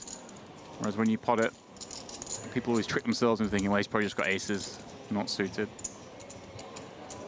Well, it's a bit like he's got 25 blinds, so I'm thinking you're going to have a limping strategy there at some frequency. That those aces are probably the nice ones to have in there, but he might just not have a limping strategy of 25 blinds. He might just be thinking, I'm going to do exactly what I did to get myself to this point, regardless of dynamics and whether or not my stack is small or big. I mean, you've done a few things right, generally speaking, when you make a run this deep.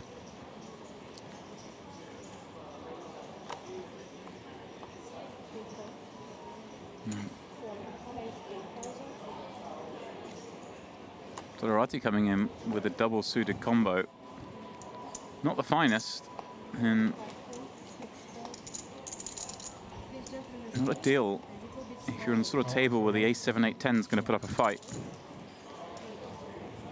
These double suited hands play very nicely when you get them heads up early. They don't play great in multi-way pots, so some tables you can raise with them, some you can't. I'm not sure this would necessarily be the one the lineup I'd be looking to play these kind of hands with, but let's see how it gets on. Ace 7 6. How about top 2 pair for Halabi? Yeah, Great looking flop. And of course the gut shot as well. Plus his other two cards are overs to the second card on deck. Todorati with, well, a pair, a gut shot, a flush draw. Reasonable to come out betting on this ace-high board as the raiser.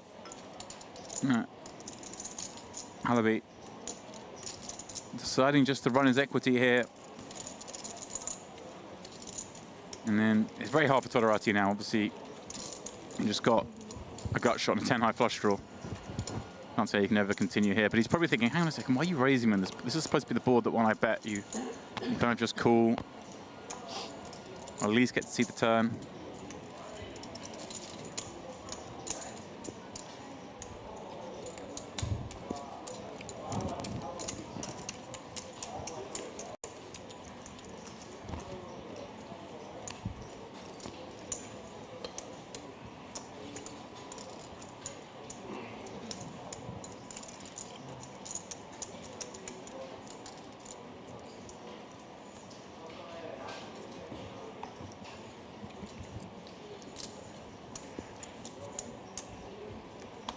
What a beautiful setup here at the Merit Crystal Cove.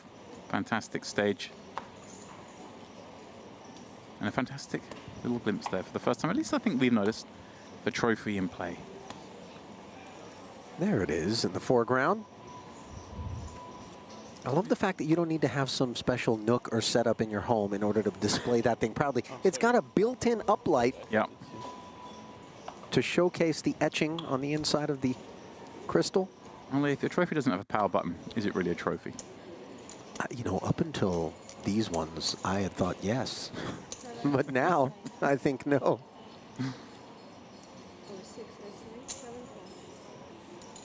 Like them, we had the same design for each of the Merit events. But if you notice the bottom, the base of that trophy, it's the tiled pattern that we have on the LEDs. It's just kind of like a nod to which event it was or what series it was, but other than that, they are the same. So when you go collecting, like the Georgi Sklukias of the world, who probably have got like 8 of these things at home, they just quickly reference which one was which. Ace 10-5 with a couple of diamonds. The lone flush draw belonging to Rabahi. It's a steel wheel draw, by the way. Spot the mixed game player. Aces and fives, bets 42,000. You see Rabahi just looking over at that 69K back. Finds the discipline to lay it down, though. Feels wrong, though, doesn't it? It does. You get that draw.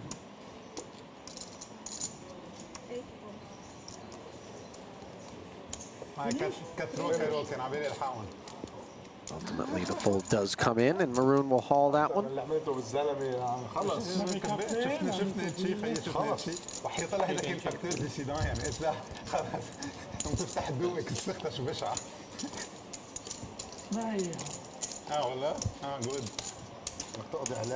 بديت عليه صافي بكف عليه ما عامل لك كبيت شو فيك تعمل شو ما بدك في شانس يعني خلاص فيك تعمل شو ما بدك عامل لك عارف انا كمان Yes, sir. Thank you so much. Dealer pointing out that while it is a family affair, very much so here at Merit, and players familiar with one another from the same geographics will often engage in conversation in their native tongue. Once the cards are in their air, no, not allowed. Although by that point they've already orchestrated exactly what they'd like to have happen in the pot. I just thought she was asking for Jazar to put out the small blind, but sure, she was reading the right act. I'll go with it, Ali. You won't play my games, but I'll play yours. 11,000 says Ace King Queen 7. Rabahi playing King Queen Queen 3. As a flat. This is under the gun +1 and +2 respectively. 9-7-4 rainbow.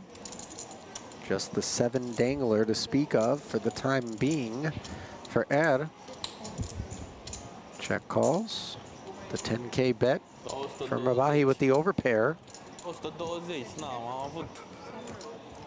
5 of clubs on the turn, draws a couple of checks, and now a king on the river. Actually, giving Air the best hand with kings and sevens, even though Rabahi connected with the king himself. Feels a bit unfair.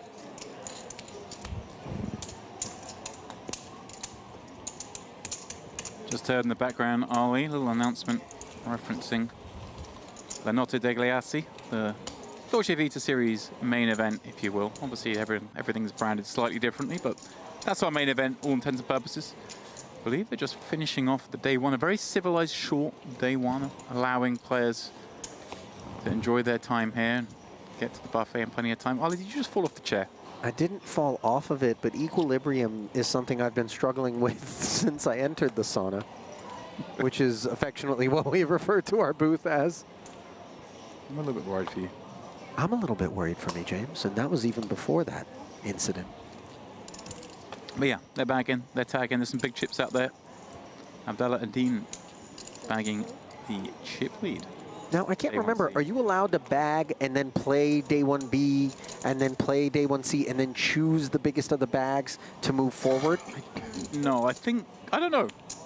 Isn't that a thing, though? It was a thing for a while in some things, but I'm not sure if it's a thing. Yeah, I don't know. It's a good question. Yeah, I think I'm just looking through this again. Of course, I was thinking day 1C's finished very early, but I think what it is day 1A and day 1B. I'm guessing here, Ali, I'm not sure, but I think day 1A and day 1B are like hour-long levels, and day 1C will be maybe 40-minute levels, and then day 1D maybe a turbo effect. Yeah, so I think that's why they're bagging this early. It is a graduating effect. Jack 10-7, by the way, in a limped pot here at the 2K, 4K, 4K level. Ooh, Rabai, what a turn.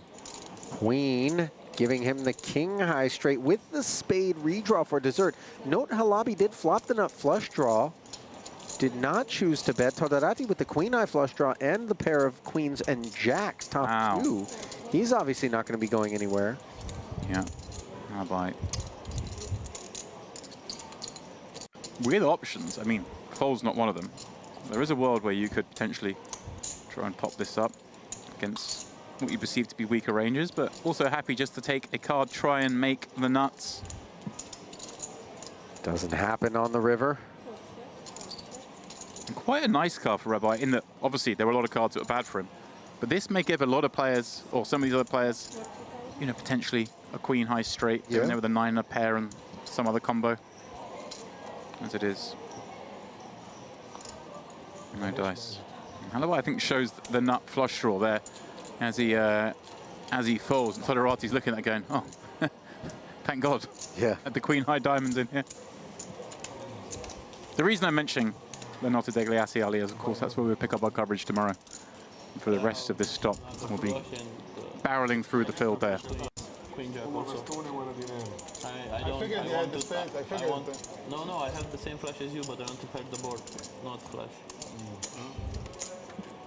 Oh, okay. Yeah. Yeah. Rabahi's going to be up front, waiting on all 4 of his cards. Gets them into the reader. Ooh, that's a nice hand. Doesn't Rabai have the look of someone who's played a lot of 36-hour sessions in his time? Yeah. He's not afraid. 24 hours in, he's not quitting. I feel like I'm on the back end of a 48-hour session right about now, I'll be honest. Wait, it looks like the buffet's hit you hard. It has hit me hard. It's that burger. Yeah, where did that come from? It's sitting like a lead weight. It was a misplay, if I'm being honest. I don't even know where this came from. Suddenly a burger appeared at the table. Yeah, there was at the little, you know, the station where they have a daily rotating special, it was burgers today, and I couldn't resist, huh? Anyway. After your full plate of food that came before it. This is not what people are here for. And I'll take the under on full plate, by the way. Unless perhaps we're talking about Rabai, who's got himself the nut flush draw and the overpair of aces on this 6-3 deuce board. But as we can see, Antoon was double paired and has flop top set. Yeah, and Toderati going to get himself in trouble here. Understandable, because there's been so much action. Well, look at this, hang on a second, because Halabi's got the bottom set. And the top set blocker. Just going to call for now like this. Got to be a little bit cautious, and also you don't mind saying a safe card, but does Rabai now come in with the check raise? He does. I like this. He's gone for the check raise. Oh boy.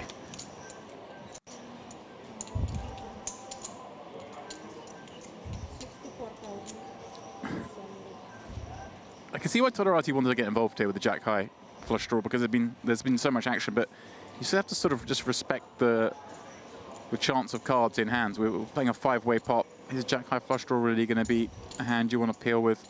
I'm not so sure. But I can understand his sort of frustration watching chips fly everywhere. Sure. And Toon, of course, now a little curious. Obviously, you wouldn't normally expect under the gun to be the one loitering with 4-5, but when it's Rabai, I think it's reasonable to assume that could be in there. So just flatting here. And again, also himself, listing a save card is not a bad thing. There aren't really that many bad cards other than a 4-5 or heart. And look at this. Look at the folded hands at the top of the screen. Rabai has, like, no outs. Well, obviously, as we can see, there are 15 outs in total at the top. Yeah, I think our graphics have gone a bit haywire there. And Toon being listed as the man with outs, but yeah, he's not the one in need of help. That is, of course, Rabai, who is firing 55,000 now on this turn. And Toon looks like he's going to just look to reel in the opposition here. But yeah, kind of nice having the 2 9s. You kind of block the idea that your opponent has perhaps picked up any kind of straight draw here with hearts. I'm still a little surprised maybe he didn't spring the trap there. He just obviously gives credit that Rabai does have 4-5 at a reasonable frequency, I guess. And yeah, happy to check that one back. Can't really bet once it comes 3 in a row. A shake of the head from Rabai, but lovely pick up for Antoon. Deeply meaningful 278,000 headed his way. That'll boost him up to $500,000.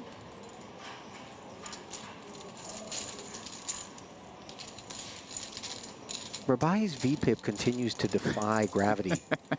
Yeah, somehow it's gone up. But like, I'm not really staring at, you know, dusty hands. He's right. He's been in there with some good stuff. I mean, there've been some bad ones, but he's also had a lot of good hands. Yeah.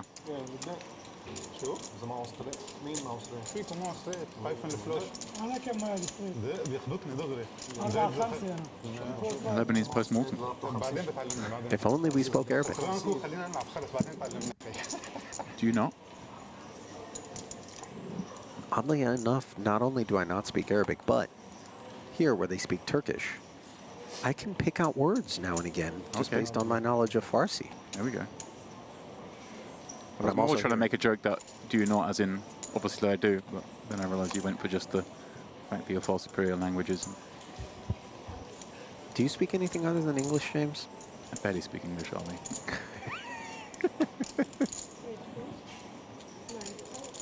We can order food in French. That's about all I need to do. Well, that and lift tickets. Sorry. I can do that online. Google Translate. James is an avid skier. He's not in the booth. Yeah. He's on a lift, on a mountain, off-piste. Making the blood pressures of ski patrol go up. I think it's like the last thing I can imagine doing right now whilst we're in Cyprus in August. Well, in August in about 3 hours' time. Button raised to 10,000. Blinds at 2-5. And how about this for Rabahi? Hello, nut straight. 2 quick checks, in spite of the fact that these jacks also came with a hard draw for Halabi. So pot control check back on the flop. Yeah. Now Rabahi comes out swinging for 10K. I think there's 2 ways of looking at this hand for Halabi. Obviously, you can bet here. You've got a 6 block of the nuts, blocks like a decent amount of check raises. And by the way, that blocker just became a lot more relevant given the arrival of the 7 on the river. Of course, as we can see, Rabahi has a 6 of his own that makes a straight, but go on. Yeah, but it makes the lowest straight. It's not like it's improved up. A 6 with a 4, 5, 7, 8, or 9 would best Rabahi's hand.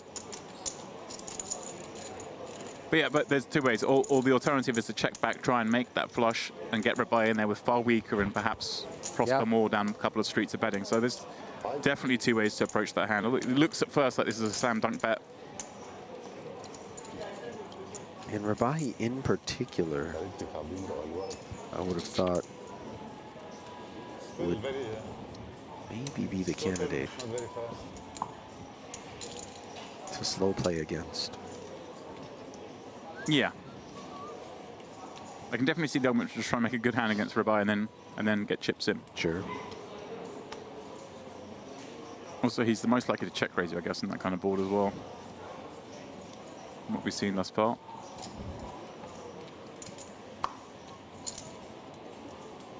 Shibub just shaking their head. He's sitting at this table, watching all this action go down. Yeah. And he's just folding down, folding down.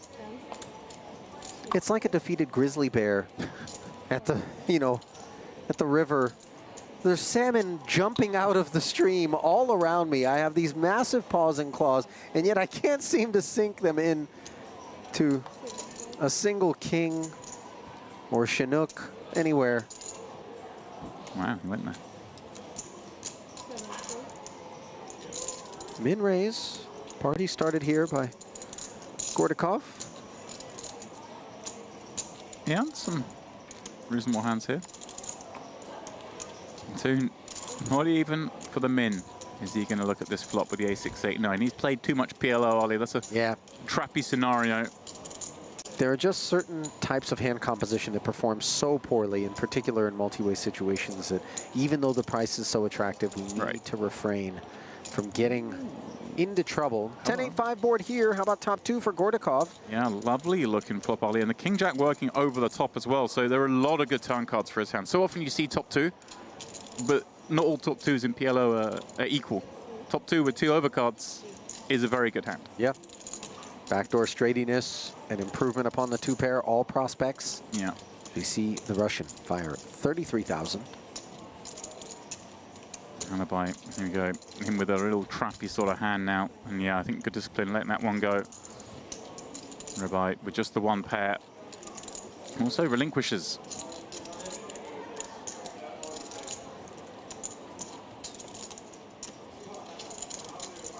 Nice pick up there.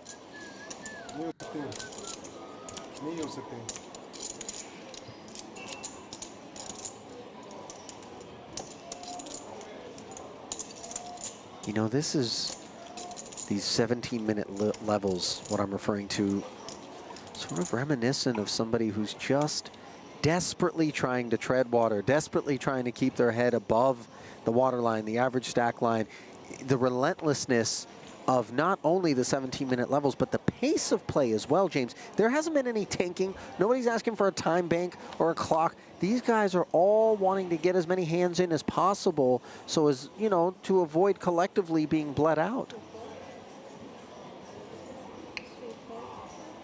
Does create a lot of pressure.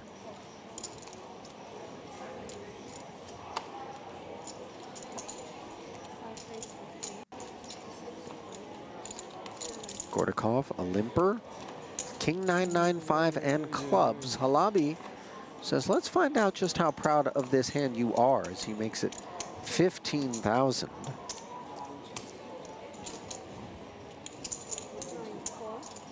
And Shabub's going to get himself involved. Queen Jack 8-6 with hearts.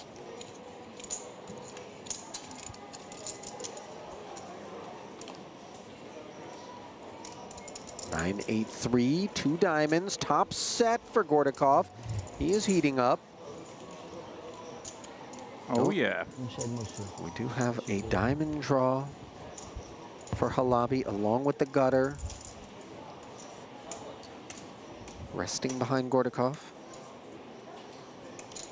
Yeah, Halabi's flopped a few of these kind of awkward hands. Second pair, gut short, overs, 8 high diamonds. This is what happens though if you play a lot of these kind of hands. You find yourself in a lot of these spots. It looks like he's just decided to go for it this time. Because he's got decent equity against kind of any hand really. Even like aces with diamonds is not a disaster, but I mean it's pretty bad, don't get me wrong. You can see here, even against... So, oh, hang on. Shibub's Just with of the course, gutter with the and dust. the pair of eights, it's only another 6,000 for him to take a swing. Exactly the same hand. Well, well, well. Here we go. Huge spot for Gordakov. Yeah. 10 or 10 diamond. Diamonds are live. bulk of this pot's action on the flop. Slides into a side pot between Gordakov and Halabi. 18,000 added to the main. I'm a little bit surprised by this from Shabub? By Halabi, because when Gordakov bets here, we know Shlub's not folding for 6,000 more. So it's kind of weighted much more towards really having a good hand, and perhaps a little optimistic to go for it with this hand. But here we are. He's chasing live. And the river is a 4. It's a safe card for the top set. Double elimination. How about Ali? Not one, but two $500 bounties. So this tournament is a free roll for him. Get the pot just from that pot alone. Get the pot and $1,000. That'll do.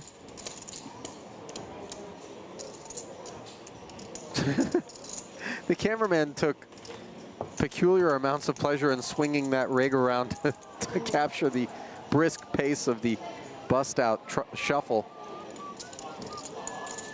Boy, Gordakov with a big infusion of capital here into his fund. Having showered Shabub and Halabi.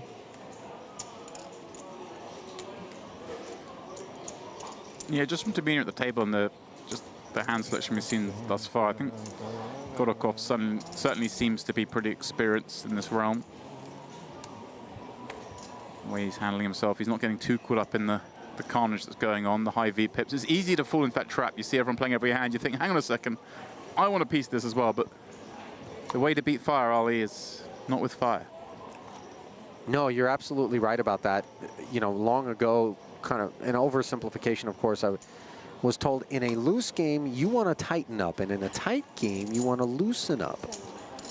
Yeah. Words always stuck with me. I've heard that a long time ago as well, yeah. and I'm in the same camp. It's always been the way. It's tough, though, and it is frustrating. The natural tendency, especially when you have 4 cards in your hand, James, is to look about you and say, well, if this guy's going to be playing this hand and this guy's going to be playing that equally dusty hand, surely how bad can it be for me to take a price and get in there? But it's, you know, you find yourself in murky waters and having to make tough decisions. And decisions for a lot of your stack is a set of 9s once more for Gordakov here. And the 8 block up. And tune. There's hands that sometimes you'll have a little go with as a bluff, a pair and some backdoor straight action. How about the 7? Creating the straight, no waiting for Gordakov. Got the redraw to go with it. And with 2 checks behind him on the flop, he's very comfortably barreling into this one. 35 into 50.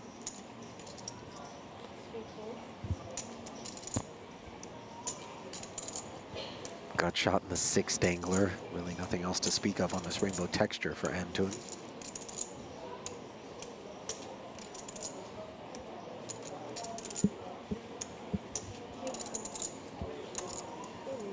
Yeah, the way you beat, especially in these more dynamic games, I think the way you sort of beat the loose players is just by having good hands. I mean, easier said than done, obviously. Not if you're Gordakov. Gordakov, you just always have top set. Yeah. Who knew pocket 9s were the nuts pre-flop in Omaha? We certainly didn't. They fare a little bit better in this game than they do in the high-low variant, are we? Oh yeah, the 9s we don't really want to be a part of our kit when we're playing Omaha 8 or better. You know, I had a conversation with Miss Angela, who's part of the staff here at Merit Poker, in reference to... Try to get a mixed game going. Yeah, you knew, you read my mind. Why, you know? You would be. There's not enough for you to do here, is there? Between the buffets, the pools, the spas. The mixed game will keep me out of the buffet. It'd be doing me a favor. Yeah.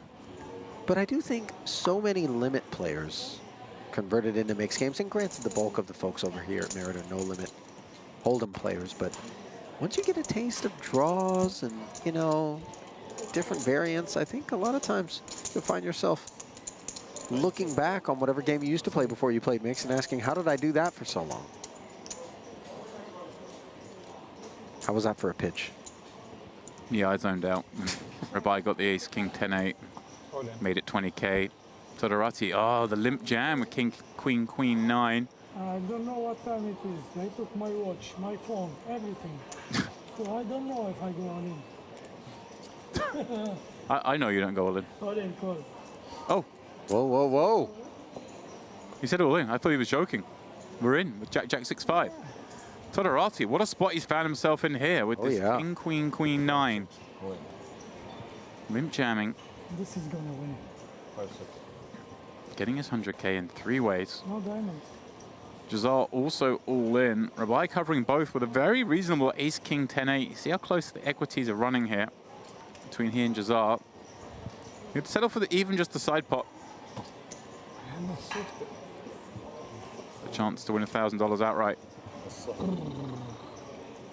Wow, deuce 4, couple of clubs, Ollie. King high flush draw for Todorati, who's playing for the main. It's 1 ace. That's it, 1 ace. Jacks in the lead on the side. Gut shot straight draw as well. Now add a diamond draw and a 6 dangler for Jazar. Ooh, 3. Make a dirty straight. Opportunity. A jack would also be a dirty development. Instead, it's a board pairing 4, and the queens hold on. And Jazar doubles on the side, so he's going to lose 60K of his stack. He will remain. Todorati has a lot of faith in the dealers. He's not going to stay around to watch the payout. I can't do that, Ollie. I don't care if it's the best deal in the world. I want to watch. You know, I have trust issues. I've gotten into the bad habit in my game because I play with the same people so often of just taking whatever the verbal declaration of the hand is as gospel. And, you know, everybody makes mistakes, in particular when you're playing 16 different games, you're playing long sessions. This is 96. It's not that anyone's trying to take a shot. Sometimes we're just wrong. I just noticed, look at Todorati there. Those red chips in front of him, those are his bounty chips. He's got a lot of bounties for a man who was just the shortest in a 3-way incursion. You're right. There's some backstory. Well, I'm sure it's not a story that the people who he busted want to tell. Yeah, look at that. I mean, Jazar as well. Look how many he's got. This guy's obviously been doing all the damage. 9? Also the 10 bounties in his left hand there? The red chips? No, you need to give me this. Yeah. One would be his own, of course, but... Yeah, 96. Put That might explain when we came to this table, it was so deep stacked. Thanks. And this you give... Yeah, perfect. Wait, this is one? This is 96. 96. I take... Wait. Yeah. Each one is 25. It's 25? Yes, it's 25. Can you count? They look like 20s to me, Ali. No, it's you 20. change it. Yeah. You change it. Okay. Well, while they sort through all of that, perhaps we can obfuscate the proceedings using a leaderboard where Abdo Antun, over 550,000 in chips, is the leader here. Sub 100 big blinds, though. As those blinds go to 3,000 and 6,000 with a 6K big blind ante, 15K in orbit, playing 6-handed poker. That's how much it costs.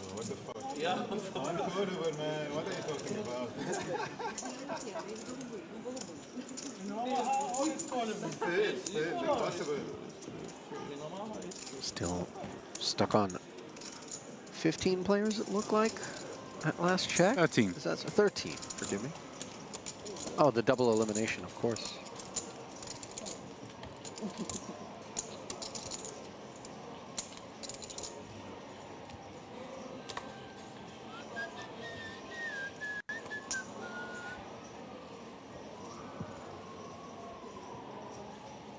You ever been able to whistle like that? With like your fingers in your mouth, or, you know, that whole... I was never great at whistling. It was one of those things as a kid.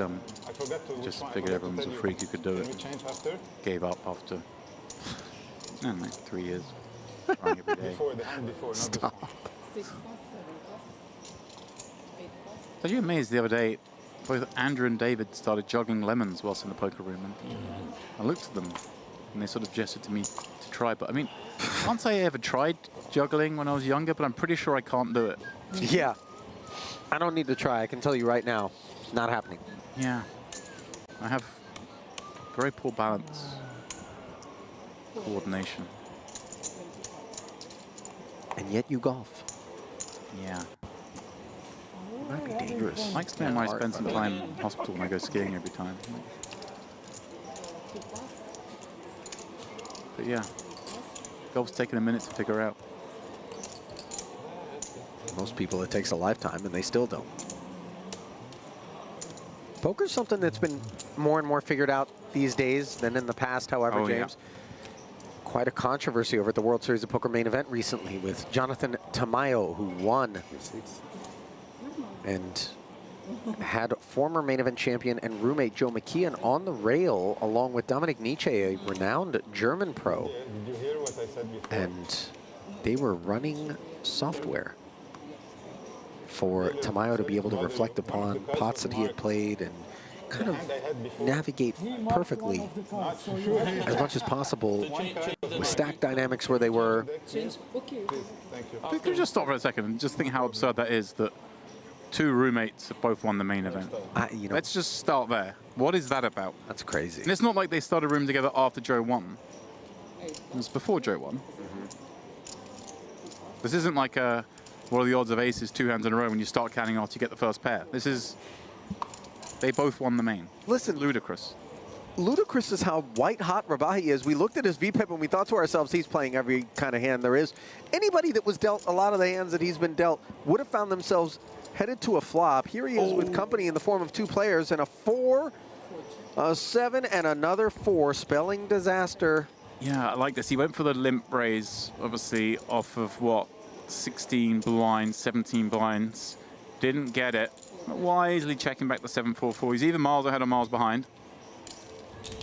Now coming out with the bet, holding the 4. And Rabai with not diamonds. Got the only flush draw. Not that it matters, but of course we would love for an opponent to have diamonds as well and get themselves in trouble. Look at this. Todorati recognizing that, hey, he gets to have some 4x as well from the big blind. Has a 9 blocking the strongest hands, i.e. 9s and 9-4. Has an open ender as well if he is up against a 4. And look at this. I fold.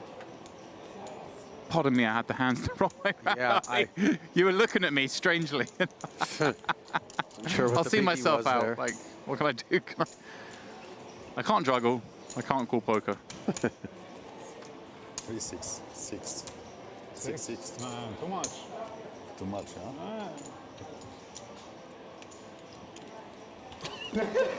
Thanks for letting me carry on, though, Ali. It's okay. You didn't want to. I'm fading in and out of consciousness myself. This burger is taking me out. Perfect. Looks like some ice new cream on the cards next break, Ali? being delivered. Maybe You help know, settle I don't it? know. Not sure ice cream is the path towards slenderness, which is the goal for the time being. That is. You do have a stated goal of slenderness. They didn't know. I just I figured like me, you'd given up a while back. Nah, I can't On the punt. page, they put 12. Okay. It's not in me. Every time I come to Merit, I think what I'm going to do So is, one more go to in between commentary stints, I'll take my breaks, go to the gym, swim in the sea, just go to the buffet, just have some, you know. Yeah, just be reasonable. Chicken, some rice, Don't be a glutton. not go crazy, just some vegetable. Then I'm having 4 desserts a day, 3 plates of food. I don't know if there's any new equipment in the gym from the last time I was here, or the time before that, if I'm being honest. I have been in the sea, though. You know, I flail around like a mid-sized whale.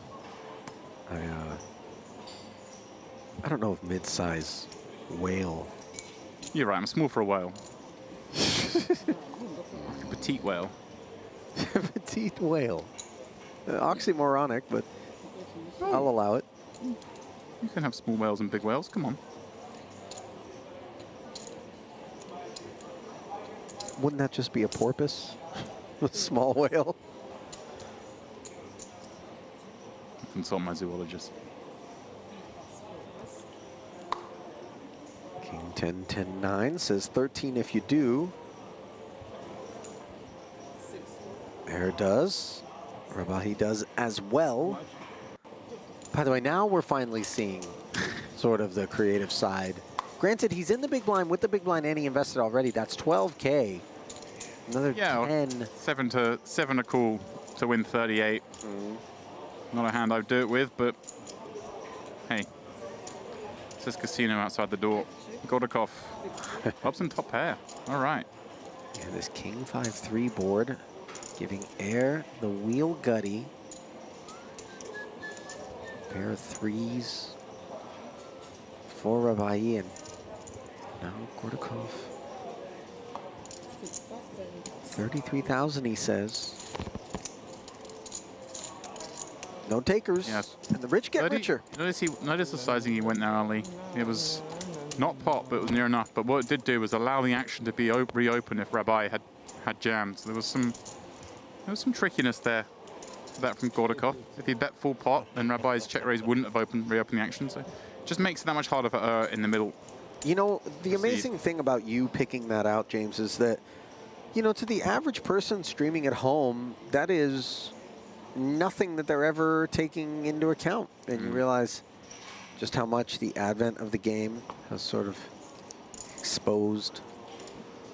It's such an important aspect in PLO because so often you do find these situations where you do get multiple all-ins. So it's always important if you're in Gordakov's shoes there to recognize, trying to eyeball. You don't want to draw attention to it necessarily, but you eyeball the stack of the man, the shortest stack, and kind of try and make sure you bet less than half of it. As long as that makes sense. Obviously, you don't want to bet half of it if half of it is only 20% pot, but in situations like this, it kind of just makes it hard for the man in the middle to proceed. Anytime we do see some sort of aberrant behavior, though, we also need to couple not just MPO, not just the fact that we're playing PLO, but those bounties, James. Yep. The influence of them can't really be overstated. Now, as the payouts grow, the impact of the bounty will be a little bit softened, but it's still 500 is always going to be, you know, a pursuit.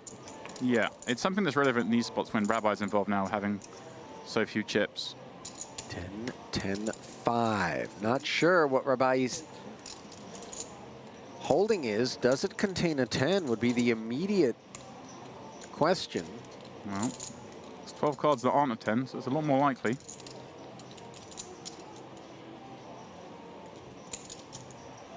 Torati with the hooks. Having a stab. Again, Ali, this is one of these ones, he's not really betting the hand necessarily for its great value, but it's just so hard for this hand to ever win if he checks that it just slips in nicely as the occasional bet. And look at this, he's going to get action from a weaker holding. Toon hanging around with 2 9s. Same sort of hand composition as Todorati in terms of he's got the backdoor wheel. Todorati with the backdoor 8 high straight, perhaps. Let's see. 9 or 10 high. Here's the deuce. There's a wheel gutty added to the kit for Antoon. Still lagging behind the jack. Sorry, go ahead. Yeah, I'm just kind of surprised to see this man Toon. This is a little optimistic, but obviously he must have designs on maybe trying to make a hand like jacks, queens, kings, even aces fold on the river as played. So check call flop. It looks like he's got a 10 himself, Antoon. So I'd like to see a bet here. If he just calls just on the value of the 2 9s, I think that's too optimistic. Yeah, nicely done. I wasn't a fan of the call on the flop, but if you do call on the flop, you have to follow through. And I like this size as well. He's not going greedy. So he just bet just 35K into 90 odd. Real cheap bluff. And then just a turbo from Todorati. Todorati's looking at 10, 10, 5, thinking, what can this guy call me with in a 4-way pot if it's not a 10? And by betting small as well, makes it, you can bet that small size with kind of every 10. Sometimes people make mistakes of just betting huge, but then you polarize yourself to full houses. A small bet allowed him to have far more value. Really nicely done there. Some of the subtle intricacies and nuances of tournament poker, so many of which have been explored more deeply than I think you and I would have ever anticipated. Not just computer power, by the way, just human, you know, ingenuity. Well, it's funny. I mean, obviously you referenced the laptop on rail drama. Yeah. Just the fact that those resources are there, like a few years ago, I'd have thought you're mad, you know. Who was it? Was it Lappin who came up with all of the bubble strategies, including spill your drink all over the flop area? Was that our colleague? We've got some tricks. With pride, by the way, he divulged these things to us over. Oh yeah, he's taught me a few things. I used some of them this summer at the World Series, I have to admit. I did my most egregious amount of tanking ever in a tournament this summer. It was great. I enjoyed every moment of it.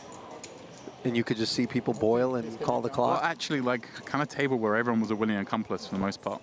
So I kind of got away with it. Bye. It's got the goods. Yeah, he's king, king 10. bounty hunting for Todorati, and this is like the worst hand you could see. Not often in this game, Ollie, can you be 83% pre-flop. That's incredible, actually. We are, of course, taking into account some folded cards, so I'm guessing an 8 or 2 are gone. But still. Yeah. This is good news. Are you fold 8? There we go. Just got the news. He just asked if anyone folded 8, and word has come down. 2 players have admitted so. It's very easy for me to win. I don't need 8. So, You see, Queen 10 deuce on this flop. Rabahi with the pair of 10s. A 6. Now a 9-1 favorite with 2 to come. Those are active, restless chips. That's it. King on the turn and top set for Rabai. Nothing that 10-8-6 is going to be able to do to deny Rabai the victory. That would have been a rough turn to navigate, by the way. The river, rather. That queen completing ace-jack. 1. Yeah, I thought of a new strategy for stalling, Ollie, and it's to keep calling attention to marked cards, whether they're marked or not. You know, try and get the deck replaced every few hands. It's a good one if you want to get the stall going. Thank you. Listen. There's a mark on that card, then they start looking for it. Where is it? Oh, it's there. Give me the card back. I'll show you. And you try and find it. And you're like, oh, it must have been one of those other cards. And then they start scanning the whole deck. Fall over. I haven't used this one yet, but I was thinking about it. I feel like I should make a disclaimer to everyone listening to us at home that we do not condone, nor do we at Merit Poker endorse or espouse any of these philosophies that James is sharing. Well, it's better than spilling coffee all over the table, surely. Okay, but that's a pretty low bar that you've set. Yes, I'm doing no actual also damage. better than relieving yourself on top of the well, the problem with that is you might get disqualified. I hope that I'll take the over on might. Well, you never know. It's a liberal room that says that's your warning, sir. I know. The World Series, I've heard stories. You can steal chips and you're still allowed to play. So there we go. But, yes. Men the master. Well, you said it. Oh, I mean, it's, you know, it wasn't outright theft in the way that one would normally expect to see it, but, you know, ultimately, that was the end result. Todorati back at it. 6, 6, 7, 7 under the gun. Slides in 6K. Let's see. Just I was going to get the free look with trips in his hand. Like, no, not even a suit as well. He's like, really? Stare at the teeth. 8885 Rainbow. This is a tall order, especially with 2 7s and 2 6s busy in Todorati's hands. He's going to struggle. Hey, the 8's still out there. Not anymore. Jack 9-3. Top pair for Gordakov. Top 2 for Rabai. Yeah, that's the best of what's around. Action man. Unfortunately for him, this will be the end of it. He did. Okay. This will be the end of this one, surely. My game at home, Ollie, I introduced a few years back. I'm not saying I invented it, but the PLO equivalent of the 7-deuce game, which is trips in your hand. Okay. Kind of fun. That's it? Well, you win with trips in your hand. It's like the 7-deuce game. You get a bounty off everyone, and it costs me a lot of money, but it's fun. Doesn't matter at what point in the pot or no, you just have to. You can win a showdown. I mean, if you, it's just the same as a 7-deuce game. But I went ballistic for a long time trying to complete one. No, no way. You never. I mean, I did eventually, but I lost a lot of money along the way. I promise. Okay, I believe you. It is remarkable how even though some of these bounties will pale in contrast to the stakes of the games that they're being played in. Yeah, it's exactly right, man. Nobody will ever know when it's not like a stream table, you know. Let's say this was a cash game stream and there was a bounty on, and all of a sudden you see and realize now this guy doesn't even play the bounty. Yeah. Because he doesn't want to get himself in trouble.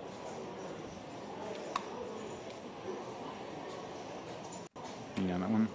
Yeah, I introduced it and literally was the last person in the game to ever manage to do it. I mean, it's quite hard to get dealt trips as it is and then win with it, but I did try. Famous last words.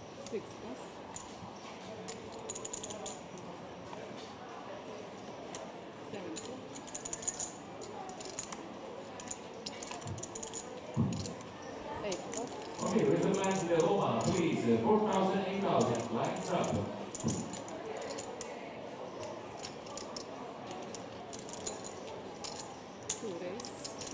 Ace, queen, 9-5. This is a Gordakov flat of the Rabai Open and Jazar. Well, Rabai just limps as well, right? He's limped in. Gordakov has also. Oh, it is the limp. in. Forgive me. As the blinds go up so quickly, it's easy to forget. Oh no, Gordakov was raised. There we go. There was a lot of confusion there. Gordakov did raise. Jazar was rejammed. Yeah, there was something going on. I was with you there. 3-9 is not difficult. Things are checking out. Gordakov going hunting. Small favourite. Pair of jacks in hand, double suited, although one of those suits is smothered. Sorry, you have big stack. We are encouraging him because small stack. Well, also you want to keep his bounty around too.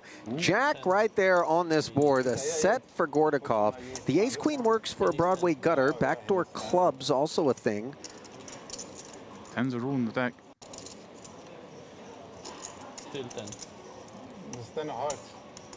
No flush draw prospects, and now Jazar needs to find the 10 on the river to haul in the $122,000, which will ultimately go to Gordakov along with the $500 bounty as Maroon wraps the table and shrugs his shoulders. Gave it all he could. He is going to collect the last of the $965 payouts. No, he is going to take a jump as 11th will be the place that he finishes in for $1,170, if I'm not mistaken. Officially, it could be 12th. Plus that whole heap of red bounty chips he had in his hand. He had to throw one in the pot. He had to throw one in the pot when he busted, but he had the tallest bounty stack at the table for sure. So although he's out, he's definitely got.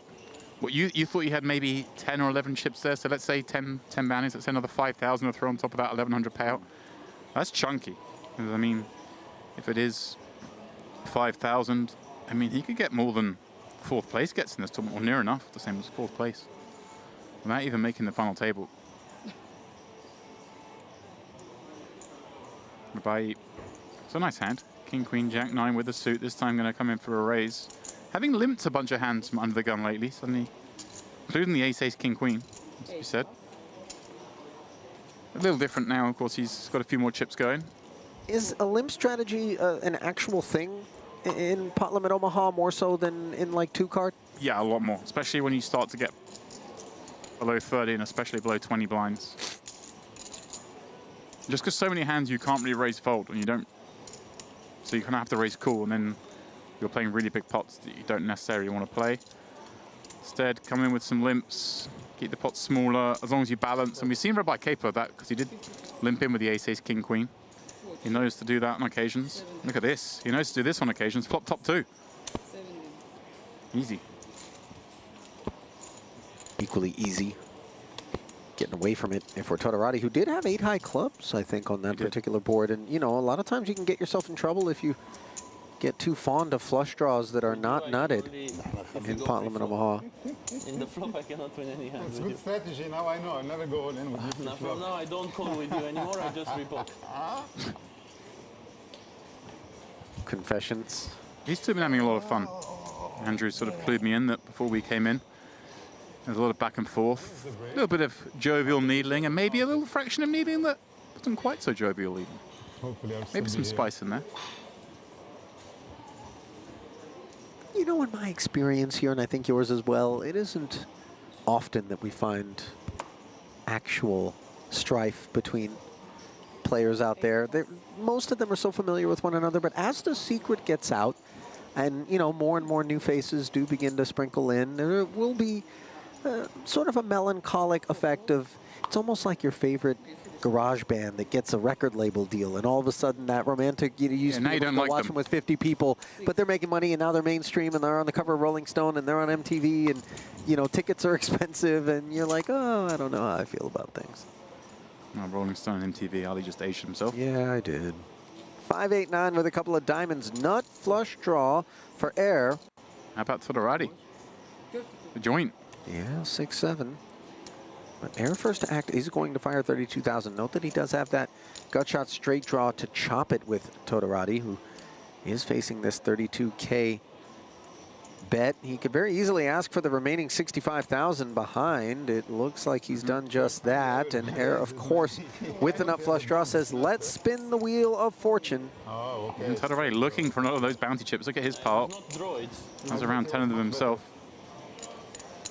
No, you have great diamonds. No, I don't have. Look at that. Every diamond is live at the top of the screen there. That's wild. How is that even possible? I don't think I've ever seen that before, especially in 4-card. Good luck wow. to both of you. Hence him being a favorite. Of course, in reality, we'll be far from it, but with the folded cards information, we know he is. That's crazy. The richest deck you can imagine. Aces and fives now as well. Second path to victory, Ali. Not exactly the one he would have expected, but he will take it. And Todorati recognizing the threats loom, and the King of Diamonds is one of them. So he will get doubled through by Air, who he seems like quite a cool customer there, James. Just never a doubt. Who wants to tell him he needs to leave? No, he made the nut flush draw. Nobody wants to tell him that, James, and I'm going to explain to you why. Because in poker, when you have the best hand, you get to double up. That's how that works. James has muted himself. That's twice I've done that where I've had the hands the wrong way around in one frame, Ali. I don't judge. You've been my producer on other shoots, and you've heard me have, you know, flop Lexia. I'm even mugging the guy off, telling him who's got to tell him he has to leave. It's because he looks so dejected, and Todorati kind of looked happy. That wasn't my read. Todorati, I will say, he's got the happy sauce. But, you know, I thought, Air, this is a steely cat out here. You removed the graphics and asked a random person off the street, who just won this pot? Yeah, you're right. That's why. I'm not double downing on my mistake, but I'm... No, when you're right, you're right. Fighting my own corner. Don't fire me yet.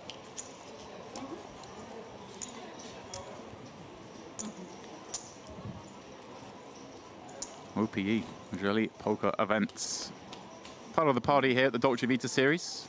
A coming together of brands, Ali. We've seen Famos events. Of course, the Imperium. Very well represented here. You know, you were a part of the Mediterranean Poker Party a couple of years ago, and then this year once more. And, you know, smaller tours that might not be able to support an event of this scale, or, you know, a venue such as this one, come together and with their collective bargaining power are able to assemble one bigger event. And I for one am all for that. Anything that brings people through these doors and allows them to experience merit poker and, you know, play at scale and with, you know, a player pool that they wouldn't otherwise necessarily interact with, you know, potentially beyond their own geographic borders. These are all good things. Yeah, it's great. Imperium and OPE get to have their players interact, get to play much bigger pools, plus all the merit. Everyone gets exposed. Yeah. It's a great way of doing business. And it's only win-win for the players. 95? 93. Rabai going for the bounty hunt over Todorati's last, 52K. And Toon, he maybe would have taken a shot before, but kind of hard to play this one, three-way. If he knew Rabai was this week, Jack 9, 6, 5, yeah, then he probably would give it a go. It's funny because I've grown so desensitized to any 4-will-do sort of procedures out there. But this is just bizarre. How much total? He recognizes there's a potential here just to scoop $1,000. Get us down to the final 8. Increase his stack even more so. You can't expect Rabai to be this week. As I say, the bounty's not as relevant at this stage. It becomes more relevant when you're dealing with such a short stack course in terms of just blinds. We still have to be aware that most of the money here goes to the remaining prize pool, to the payouts. It's 16K up top, 11.5K per second. He does make the fold. 8+. Here we go then. The two friends all in. Yep. Good luck. Just won't repeat the comment. Careful what you wish for as a 3-2 dog Rabai. Not the hand I think that Todorati would have anticipated would be flipped up there. Certainly not the one Antoon anticipated. Yeah. He's feeling even worse. Yeah. Hope for his sake the ace-queen 6-7 wouldn't have got there. And they see a little displeasure. Well. Oh. Yeah. Sure enough, Antoon would have had the best hand. Instead, he was served walking papers by Rabai. Look at this lockup Todorati has in the hand with just king high. Pretty remarkable. Jack not an out. The 9 not an out. There's some additional here. All of a sudden. Yeah, the queen would do it. The 7 would do it. From a few to a few more. Do it! Oh, nice hand. Instead, the deuce of spades on the river, and Todorati staves off elimination as he provides the count. We'll do a little bit of accounting accordingly. عم بيردوا خسران كوب جاي تعمل لي كمان هيدا بعدني خسران كوب جاي تركبني بقول لك مش مضطر تعمل هاللي يا اخي شو بدك فيي بعدني خسران اتركني خلص خلص ده كم داون شو بك خلص يعني عم نحكي يعني اوكي بس انه عرفت لي شو بدك فيه الكوب بعدني خسران انا خلص I love listening. You don't need to speak the language. No. What are you doing? I would have won. I'd have knocked him out. I'd have the money. We'd be on the final. What are you doing? Why are you doing this? Wait, you have Jack 9 6-5. You don't have any hand. What are you doing? Just fold and let me win. Yeah, but on the flop it was. On the flop it's bad. Todorati's like, I'm all right with it. Yeah. I don't mind getting ISO'd. King Queen? I'll take it. Unimproved. That'll do. Oh, yeah. Here he goes again. He's king double 8 and up flush drawing. Limps in, and of course Rabai on the button. All too happy to get his chips in there. Yeah, like this is what I was saying. Todorati with like 15 blinds. I mean, this hand he would have to raise fold. Doesn't want to be in that situation. Limp and flop a set. How about that? King 8-5 board. Todorati with 3 snowmen. 2 checks in front of him. Yeah, unfortunate for him that he's blocking the king, but what he's not blocking is those straight and flush draws, which is where Rabai is living. How much? 30. Yeah, Gordakov 9-7 has a gutter of his own. I mean, just given what we've seen between these two, Ollie, is there any way Rabai just doesn't just decide to run this? I mean, a pair, a gutter, and a 7-high spade draw. I feel as though Rabai is looking to reclaim chips lost. You've always got the 6 of spades you can hit. You can never be dead. Here we go. Boundless levels of optimism from Dempsey. Said no one ever, by the way. He does cover. No, set. Oh, good. Okay, I have a chance. Do have more than a chance. Again, look at this. All the cards are live. What is going on? And look at Rabai. One time. Coming over, asking for a one-time here. Todorati already doubled through.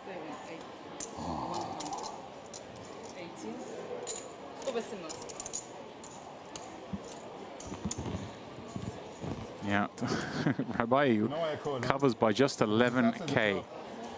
Boy, that would be crumbs. Yeah, but obviously great to be covering. He can win 500 bucks in this pot. Todorati cannot. After the flop, it was not pre-flop. Yeah, he made that reference, didn't he? I can only beat you when I get it in pre-flop. This time they've got it in. By the way, I just want to point out, in case you overlooked it up until this point, he's standing now and I've gotten a better look at it. Rabai's t-shirt is Darth Vader on fire, by the way, and it all checks out. Jack on the turn. Todorati sitting cozy with the 8s for the time being. Some threats loom, but the Jack of spades is not one of them as Rabai makes the flush, but 8s full for Todorati. By the way, hold on. Come back. Come back. There's 11,000 to work with by our count. I mean, it's possible we have it wrong. Did they? Well, it must have been. Do the count? You know what? I actually, funny enough, the last hand I said Todorati was all in for 52K. Yeah. That's what the graphics were alluding to. Yeah. And then it came to paying out. He had 57K. Okay. So that makes sense now. So he would have 14K more than we thought, which means he would have been covering by 3K here. By more than 3K because you took the 7K away as well. So Yeah, it's 9 people. yeah. So actually, apologies for the minor indiscretion there on the graphics. It is Faoud Rabai out. And that's the final, Ali. 9 left. So 8-handed event, but we won't play 5 and 4. We will consolidate everybody to a single table. And I think the players also, Ali, just given it is going to be the final table break, given the bellies will be a little empty at this point, I believe they're going to go for a short dinner break. Okay. We draw for the seat. Been told around 40 minutes till play resumes. This is how our table looks, Ali. Abdu and Toon going to be among the 9 players who will congregate here at the feature, which will become the final. The blinds at 4, 8, and 8. James is going to step down. David Lappin will slide in. Yours truly, Ali Najad, will be back when the action gets back underway in about 40 minutes' time. Stay close. We'll be back to Merit Poker in a few.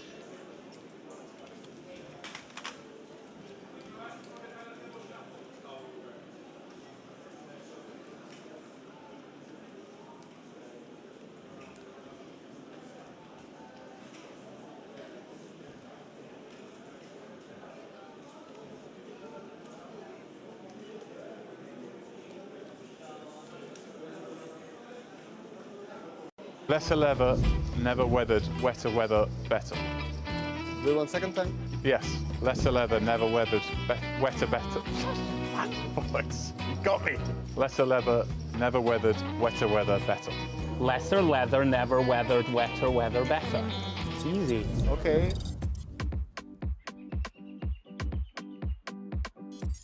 If 2 witches would watch 2 watches, which witch would watch which watch? If 2 witches would watch 2 watches, which witch would watch which watch? If 2 witches would watch 2 watches, which witch would watch which watch? Give me a challenge. What is this? You sure about that? If 2 witches would watch 2 watches, which witch would watch which watch? Boom! One more time, no? No, no one more time. Okay, Perfect. okay. I win. Where's my prize?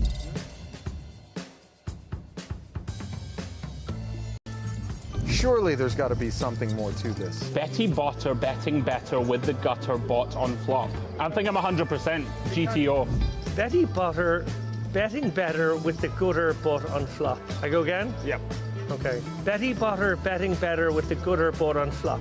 Betty Botter betting better with the gutter bought on flop. Betty Botter betting better with the gutter ball on flop. I think I'm just the master of this. I think we should quit now. I get points.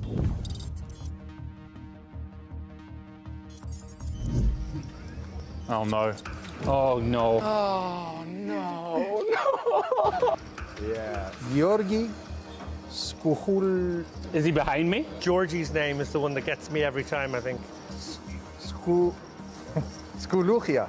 Gia. Georgie Shulukia. Oh, I always get this one wrong. Georgi Skuluchia.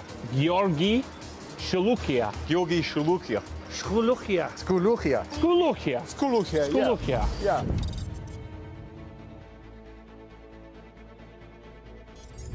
Oy.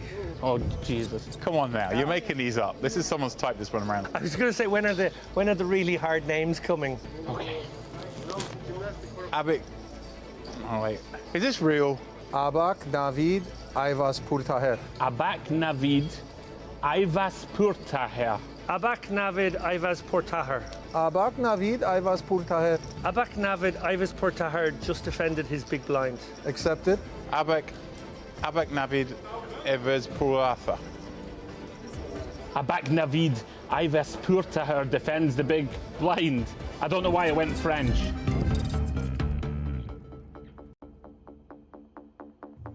Level 99. La la la la la la la. La, la, la. Okay. Sure. No problem. Oh no, these are very long. Let me see that one more time. Wow. Does this guy have a nickname? Ali. Ali raises. Okay. Oh, you want the whole name? That's not real. Ali Pourhaidaza Desharab goes all in. Ali Pourhaidaritz no, try again. Ali Pourhaidaritz Deharsharb. Ali Pourhaidariza Desharb is on the button with plans to win this pot with skullduggery in mind. Lappin, you're fired. I think I did okay in a couple of the other ones, but that is... I think we just call him Ali. Ali Pourhaidar is Desharab moves all in. Wow, this is really hard, guys. Pourhaida Riza de Sharb. Ali Pourhaida Riza de Sharb. Desharb. Pourhaidar. Ali Pourhaidar Iza de Sharb. I can't relax when I'm looking at that many letters. I'm done. I've given it all that I can, guys. Come on.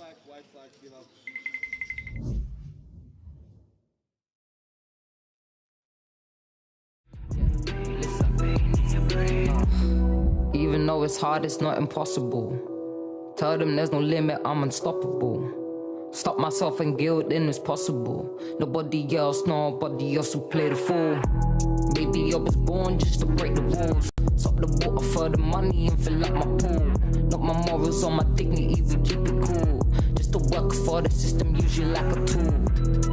How efficient do we use ourselves? That's like the story you're telling someone else's tales.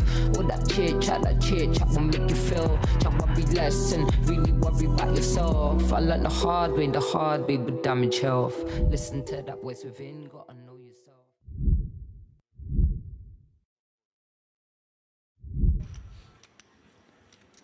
Canzonieri, 2 6s action is already on him with 30 blinds. Coming in for a go. Oh, wow, this is funny because Aaron obviously 3-bet Canzonieri just a few moments ago. Next time he raises, it's going to be met with another 3-bet, one presumes. It's the old adage, James, that when they do it the first time, they might not have it. The second time, they always have it. Okay. He set it up. Yeah, this is a tricky spot when, assuming nobody finds anything behind, and this comes back round to Canzonieri.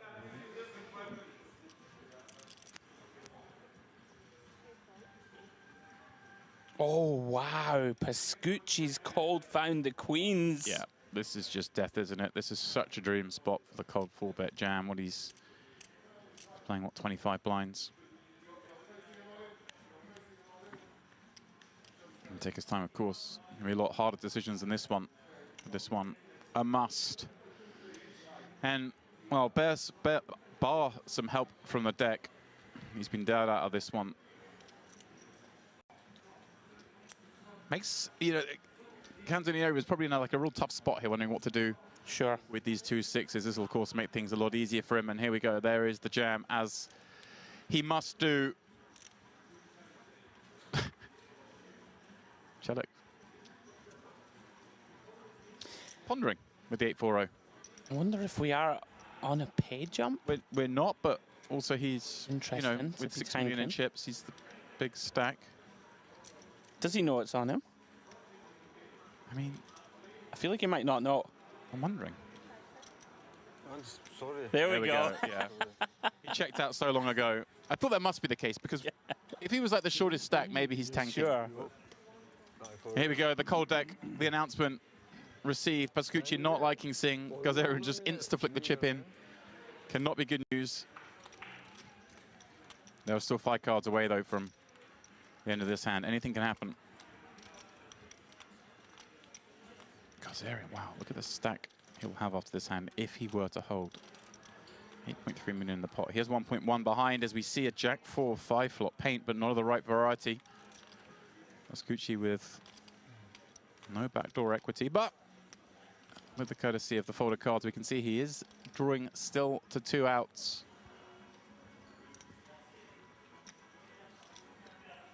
But with just 1 pull of it, very unlikely the Italian will continue, and that is the case. Simone Pascucci eliminated in 20th place.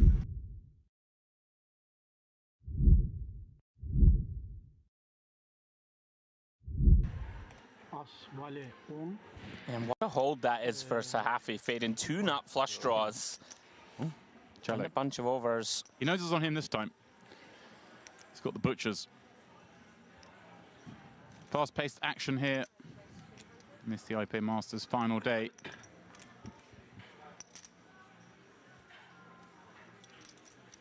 Sant'Agostino. Getting more and more ladders, although no financial pay jump. Yeah, I'm just that last one. Just having a little look. We're 15 two places away. Okay. Yeah. 88. Oh no! Once again. Canzonieri finds the bullets, the rockets, the boots, the aces, whatever you want to call them, at the perfect time. Goodness me, we've already seen one cold deck. Queens running into aces. Now Celik with the kings. Runs into them once again. And I believe we might have seen both the remaining kings folded there. Which is going to make this even worse for Celik.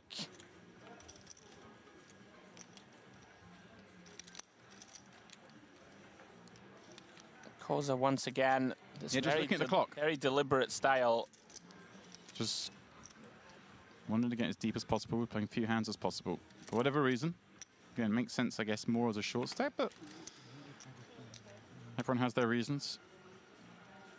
Now, Celik, decision point. Which way does he play this? Canzonieri just looks so strong when he 3-bets against another guy open, but at the same time, the 4-bet looks so strong, he makes so many hands fold. So he's trying to think, right, does Canzonieri just have a hand he wants to go with here, or are there going to be some... 3-bet buffs are always a possibility, but does he have hands that are going to 3-bet, that think they're good, and then end up folding to a 4-bet because now they get an answer they don't like? Like maybe he's got an ace-queen suited, Ace-queen or off or something like, you know. Occasionally 3-bet folds, yeah, I'm with you. Instead, he just goes for it, and Canzonieri's going to beat him in the pot, flips over the boots. And it is the coldest of Hold'em cold decks. We see it so often. Kings into aces, pre-flop. 8 million chip pot. And, well, if you're right, then Celik's drawing dead. Spades only. Ace 4, 5, and yeah, I mean, our graphics telling us that he has no chance. The deuce 3 run out being it, of course. He'd have no chance, even if the kings were live in the deck on ace 4, 5. It wouldn't change much. But I saw pre-flop, it was saying 4%. So it was, you're certainly right, all the kings were folded. And that's that, the full double. Yeah, brutal stuff for Celik. Nothing to be done.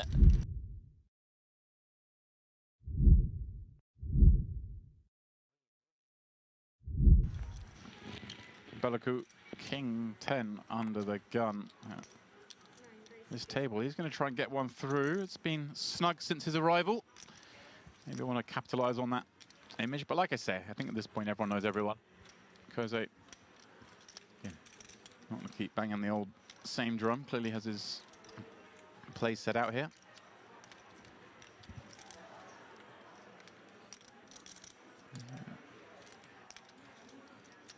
Canzonieri, the one in the big blind here, and Cappiello in the small. They're the big stacks, 11 mil, 9 mil. So kind of actually a nice seat for Belaku. Obviously Gazarian behind, very capable with 9 million in chips, but he is left of the biggest stacks.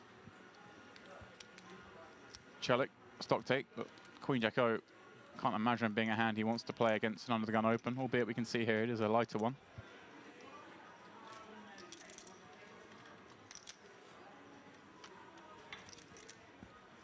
Yeah, he agrees, not quite enough hand to get into the mixer.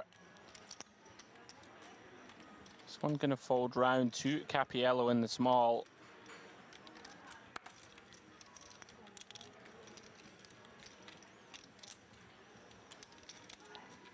Round to Canzonieri. Very pretty looking 8-6 of spades. He's counting out calling chips here to defend from the big.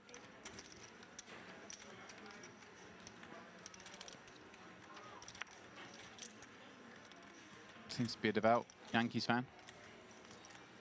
Just knows the double logoed apparel. Oh, wow. Coldest of cold decks here. Canzonieri flopping the flush from the big blind, but Berlicao flopping the joint, the straight. Oh, is he coming out with a lead? This is naughty on ace, queen, jack. How do we have leads here? This is feisty. Absolutely unreal stuff on this flop. How's he found the lead? Yeah, super rare that you will see leads on this ace, queen, jack texture, never mind of one suit. Does that instantly scare Berlicao? I don't think so. I mean, a lot of the time, you just really, does the guy just flop a flush and lead into me here? I think more likely it's going to be a sort of one spade in hand, right. Maybe something like a king of spades X. But would make a little more sense. Berlicao going to start with a call. Yeah, still, you don't almost want to raise here because if he has got one of these kind of weak one pair with a bad spade, he's just going to fold anyway. Maybe you want to allow your opponent to come blasting. Sure. Little does he know, he's the one on the wrong side of it. Yeah, I'm with you. You also don't want to give a hand like an ace-8 or something like this if it has somehow decided to lead a route to the exit door. Yeah, 1.375 in there. What size does he come with on the turn? A little over half. This is getting real all of a sudden. Here's Berlicao with no option but to keep calling. Sure. It's still likely, I think, going to be feeling pretty good about his hand. Right, it's one of these spots where you just never expecting this action, so you don't really know what it is, but at the end of the day, you flopped it straight, so I guess we've got to feel happy, but obviously the value that, the big value that takes his line, it does have us beat, right? It's not like our opponent has a set when it's come ace, queen, jack, and we've opened from under the gun and they flat the big blind. They don't really have two pairs. Maybe there's queen, jack that might go this way. That might be it.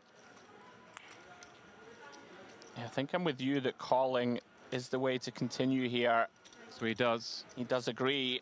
Whereas in that 700, 2.8 resides in the pot. Berlicao with overpot behind and, well, the grimmest of cards, the 10 of spades on the river. Obviously, neither player likes seeing that one. Canzonieri, is he going to find a bet? A block? The 8-high flush.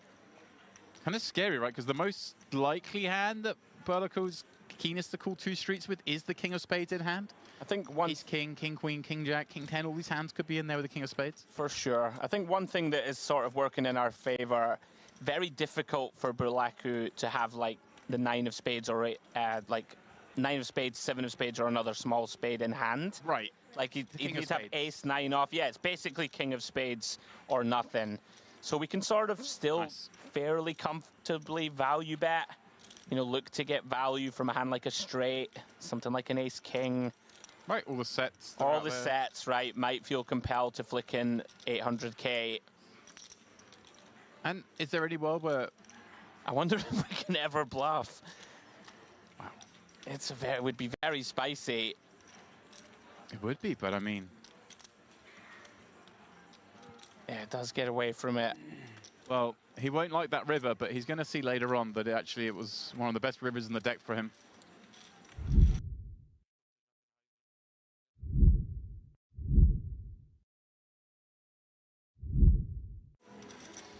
Round to Aoun finds pocket 8s in the cutoff. Nice strong holding, of course, from late position.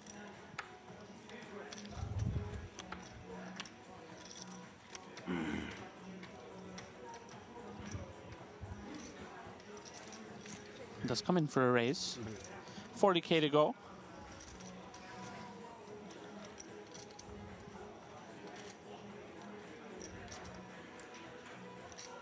Does Faisal have ideas in mind? Is reaching damps. Very interesting. He's chosen spicy line a few moments ago with the ace-6 suited. Big blind versus early. Going for it again here from the button. Rogov out of the way. Back on Aoun. This is very spicy from Faisal. King 9 off. Just a shade under 40 big blinds to start the hand. Action back on Aoun. Decision point to be made. probably argue, Dempsey, you could go either way here. If you think your opponent's too aggressive, you could 4-bet jam this hand. I think typically people will continue with call, which is what he decides on. Inflated pot here. Because of the fat? Yes. Ooh, Jack 9-7 finds a piece, but a piece also boon. Pocket pair, obviously still best against some of the legitimate 3-bets, the ace kings, the ace queen, and of course now picks up additional equity against the biggest of pairs. One with a 10, but as it happens, has fallen behind. I like this in Faisal, just recognizing, hey look. Oh wow, he checks back the 9, finds trips, but I like the check back. Obviously not going to get a lot of value with the king 9. Trying to rep himself, perhaps he has got those ace king, ace queens, they're always going to want to check. Here. Now Un's going to feel pretty good about these 2 8s, right? Yeah, I think recognizing, Fazal, that this sort of Jack 9-7 connects pretty well with a cutoff range that opens pre and just calls 3-bet, you know, going to wrap around this Jack pretty often. And you've called it, James. Aoun now probing turn. I believe he's bet. Oh, he's got chips in his hand. He's thinking about it. Okay, sorry. I thought I saw them going in. This is when Faisal's going to look back and go, did I really 3-bet king 9 off? Is that what I've got here? This is going to work out beautifully so far. It's so nice to have this strong a hand when you look like you've got an ace high or a king high. Absolutely. Perhaps. King 10, king queen, something like that. Yeah, I think we can have some hands like a pocket 10s or something could potentially check back here. Maybe a hand like an ace 7 suited, but I'm with you. We're extremely high up. I mean, very likely just to continue the story of like sort of somewhat weak holding here and continue with call. He's going to call here. You're going to hope your opponent perhaps bluffs rivers, but also on the flip of this, actually, assuming this goes like a brick on the river, and then if... Oh, wow. There we go. Wow. Moon gets there. Straight on the end. Let's see how this plays out now. Does he check and just throw some rope? Very interesting one. Because he's... What am I trying to get ready from here? Like, did a jack 3-bet me and check back? Has he trapped with, like, aces? Yeah. What do I... like you say, he has 10s at some frequency. He does. It does feel like, I think, in the long term, that the button checks back too often when we check. Yeah, it's kind of like... You know, a hand like a queen jack suited, like a jack, you know, king jack off that decides to just pot control. Yeah, like he's just going... Yeah, he got snapped. Wow. And what a horrendous run out this was for Faisal. Yeah, 230k snapped off. Yeah. Tough to blame him, of course. King in hand, blocking some of those king queens. Of course, we're blocking full houses. Very unlucky. Pretty nicely played hand from both, I think.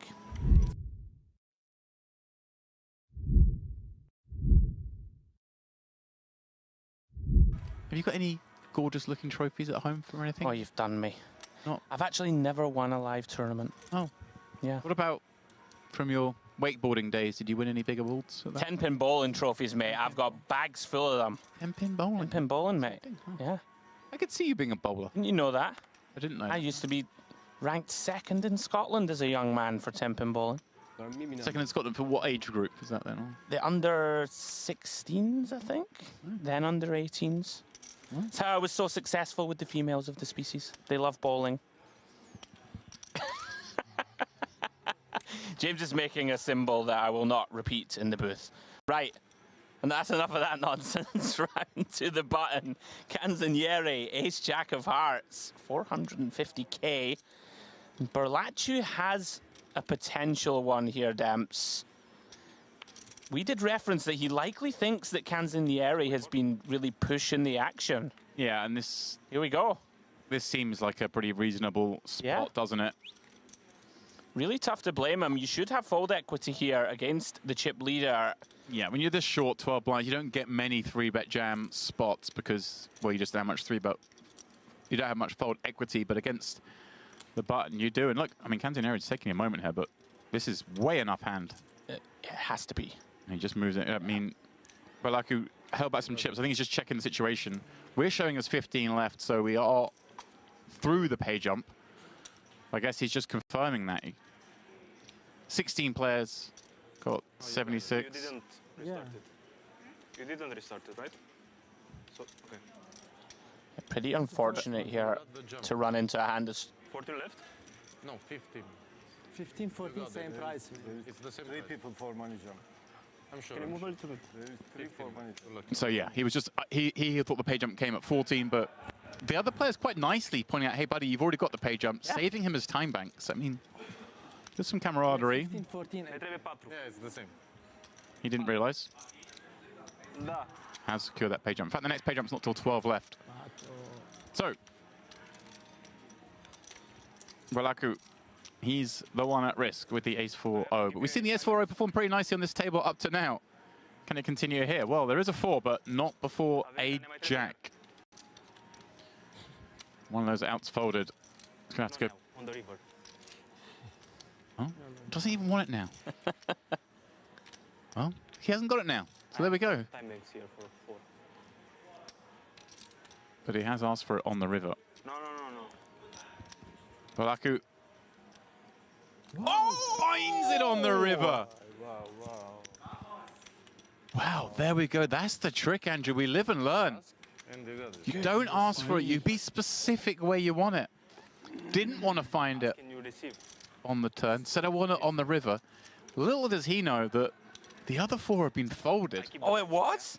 Yes. The old one-outer? Wow.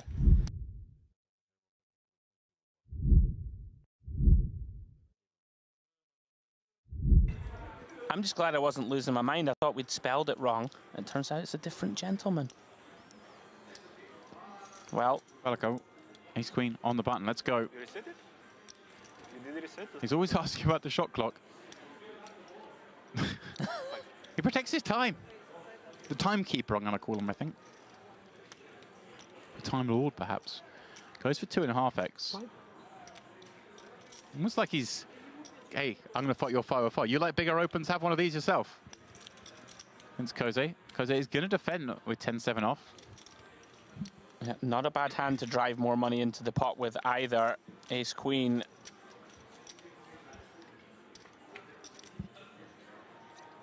Oh. 7 in the window. Ace rolls off behind it. Koze with a diamond as well, and perhaps some danger ahead. Again, acting quicker than he's acted thus far, but it does seem like he's a little bit more composed, at least body language-wise this time. Dreamy spot here with ace-queen. Yeah, already deciding mentally how to line this one up down the streets. It's gone pretty large on flop. And a snap call again. It's just unraveling here for Koze. Needs this break to come up soon. There is one coming. He needs to survive this hand first. Oh, well, he's going to more than survive as things stand. What looks like a brick for Balaku is tragedy. Goodness me. And I mean, is there any way this... I mean, this might just end up on the turn here, right? This might just go check jam. Very strong chance that Berlachu sizes this on the turn to get it in by river. Koza may just send it. He's not toying with the lead, is he? He is. And he just announces $1 million. Now, was Berlachu... 1 million. He said 1. 1 million. Did he thought she said all in? It wasn't. It was 1 million. Now, Berlachu with an interesting decision. Does he just jam it himself here now? I mean, does he just call? Do we want to deny equity against the draws that might take this side? How do you construct the range of Koze? Because Koze's been fairly passive in all the hands he's played, right? Yeah, without being unkind, it's such a sort of button clicky turn lead. It's not something that you see too often here. He does just say, I'm all in, I want to run it. Koze's going to love this scenario. Well, that's just going to feel like, not that it's a slow roll, but it's a nit roll of sorts. He's going to feel for sure he's got the best hand when he doesn't get snapped. As it is, he needs help. 2 pair on display. Ace, queen, or deuce is what's required. They're all live. They're all in there. Yeah, wry smile from Berlachu. Can't believe the combo he's run into here. He's going to have to improve. 10 million chip pot. Berlachu all but all in himself. Holds just 125k back. And is that deuce? It is. It is the deuce, the dirty way. The counterfeit. Even the dealer missed it for a second there as It dawns on Koze now. Oh. He sees the bad beat. Lucky twice, my friend. Lucky. Got lucky twice. Do you see the start here?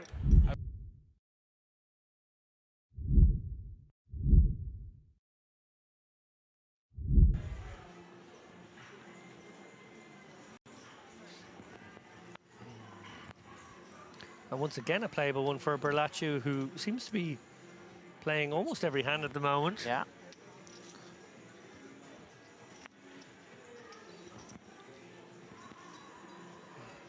And Saeed out of the way. Now, here we go. This will give us a glimpse into the psyche approach of Zargaran.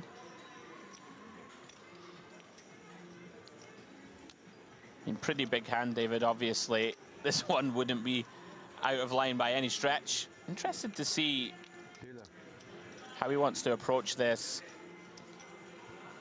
Yeah, I wouldn't be surprised to see him bump it up to about 1.8, 1.9 here.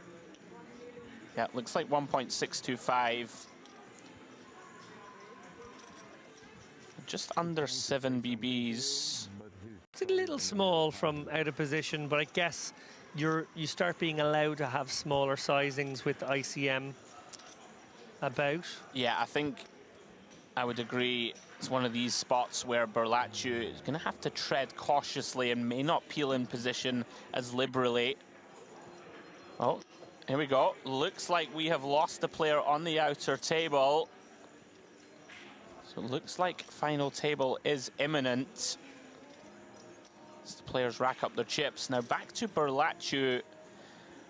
I did say, David, it's going to be tough for him to defend as often, but Queen Jack of Diamonds, he can, and he's jammed. Wow, big play here. Credit to him. Thinks Zargaran is going to be out of line and sends it for just a shade under 40. Love this. Credit to Berlaccio.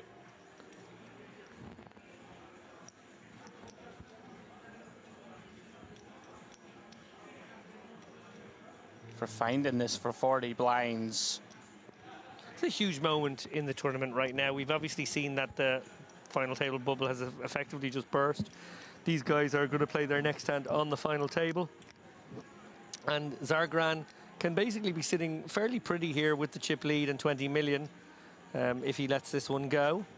On the flip side, he could have almost 30 million if he calls and wins the hand, and then he can really take liberties on the final table. But if he calls and loses, he's back in the pack, and Berlaccio looks like the kind of front runner who might run away with this as well. So it's very, very interesting dynamically. Yeah, agreed. And also Berlaccio knows, like, do you think the fact that the players know that the final table bubble has just burst means that Berlaccio is going to play, counting the chips? Like, is Berlaccio going to play tighter now, knowing that, okay, I'm on the final? You know, with the 4-bet jam, do you think he's going to be tighter? Because he's like, right, I'm on the final now. I can just play a bit more honestly and fold. Very interesting. Well, I think what we can be sure of here, I made the point that maybe ace, queen, and ace, jack don't find the call, and that's what's kind of cool about using the queen, jack suited, because the hands that dominate you actually, you know, can fold here. But I think given the duration of this tank already, we can be pretty sure Zargaran would have gone with ace, queen. I know, credit to him for thinking this long. I think most people would end up folding here to a 40 big blind 4-bet jam. Still deep in the final. Time bank goes in. Each one, guys, worth 30 seconds. So basically now with 30 seconds to act. Big sweat here for Berlaccio. What a hand we have here. Oh, he's... Oh, my goodness. Is that an angle? Was he looking for the reaction? Oh, he absolutely was. Oh, he's made the call! What a call from Zargaran! We do not know how this one is going to finish, but what an absolutely phenomenal in-game call there. He read his man as capable, Andrew. Beast of a call from Zargaran. Will he be rewarded? Biggest pot of the tournament, 20 million in the middle. This is huge. This will decide the type of final table we play. And would you believe it? It's never easy. Goodness me, 10-9-4. Backdoor diamonds and an open-ended straight draw for Berlacciu. 38% of the time he gets there. Not on the deuce of clubs turn. We've seen him survive on the river twice already on the main table. Can he do it again? And he he doesn't get there, sorry. Jack of hearts. That's on the river. Pandemonium here in the booth and on the table. Berlacciu will now feel as though he punted a little bit. But to be honest, that was a ballsy play.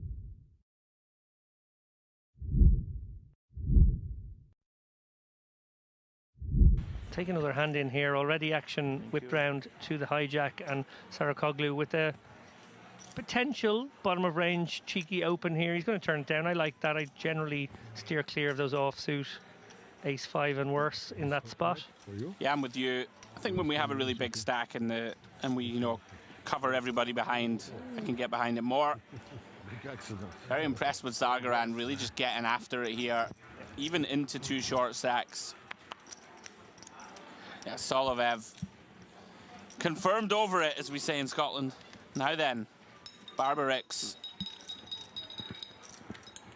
Yeah, this is definitely a defendable one, and could actually consider a non-all-in 3-bet as well. I think with the king-6 suited wouldn't be unreasonable. It's actually one of the exact ones in theory world that you don't see people take it much, but 3-bet jam is preferred.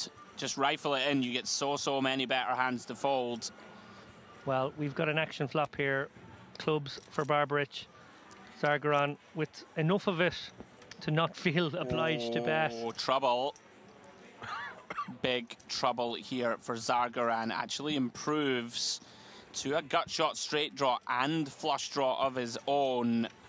Some real potential here to lose a lot of chips. Like this from Barbarix, gonna fast play. Recognizing, of course, that when his opponent checks back, he's gonna have a bunch of showdown value, David, that will always continue on turn. And Zargaran doesn't know it, but he is drawing dead. This would be an outrageous laydown if he could somehow find it. Does look concerned. Don't think we can ever fold this one, though. Way too strong. Yeah, our equity's in a few different places here. We can have the best hand right now. Yeah. We can have the best draw. Oh, that could be a nasty one. Although, obviously, the ignorant end of the straight here on a flush board. One would presume, depending on size here, Zargaran would call a bet. But Barbarich could come with the sneaky little check here, hope that his opponent has a queen, and will do the betting himself. Then he can go for the beautifully check shove. Played. Wow. So very tempting now for Zargaran with a 7 or a queen indeed, but 7 kind of also to target some 2-pair combos, to kind of think to himself, I can get Jack 9 to call here, I can get Jack 8 to call here. This is lovely stuff from Barbarix. Really like it. Yeah, beautifully played hand. You know, you can get a hand like Ace of Clubs X to bluff, right? You can get some straights, of course, to value bet. Even a hand like a pocket 9s should probably bet if it hasn't bet by now. Like, you should value bet a set, but people maybe don't find it in game enough. This is beautifully done by Barbarix. I'm presuming he puts it in here, or at least puts in a very large raise here. Yeah. Then we have to start thinking about the bluff combos, and that's going to be hands like Ace of Clubs, King of Clubs with a pair. So it's going to be something like the, you know, Ace of Clubs 10, Ace of Clubs 9 maybe also makes some sense because your hand has some showdown. You don't mind it going check, check, but then you can turn it into a bluff if your opponent bets. That's going to be the issue for Zargaran now, is how capable is Barbarich of a move such as the one I just described. Yeah, this is very spicy stuff. I really like this line from Barbarix. Beautifully played. And you've just called it, David. Zargaran now going to recognize, of course, against this polar all-in. His opponent's mostly saying he has a flush or a bluff, right? Yep. Maybe occasionally, like just the Queen of Clubs thinks it can free roll. That would make some sense too. So something for Zargaran to factor in my opinion, if he does want to put on the hero call in boots. And having that 10 of clubs in hand makes this quite a little bit more problematic, of course.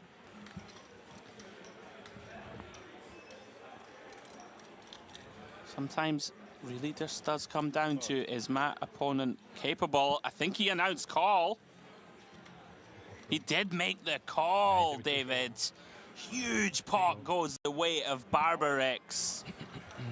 Fantastic hand of poker, very well played.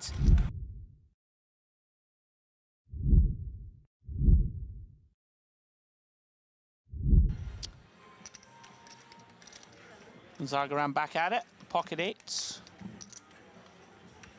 Like, credit to him though, really earned that pot. Yep. I think most players there would flat flop and proceed. Solovev having a very grim time.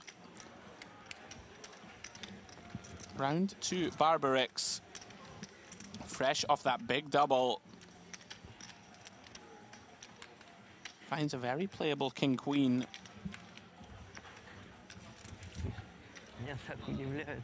Here we go again. Round 2 between these two. Is reaching for 3-bet.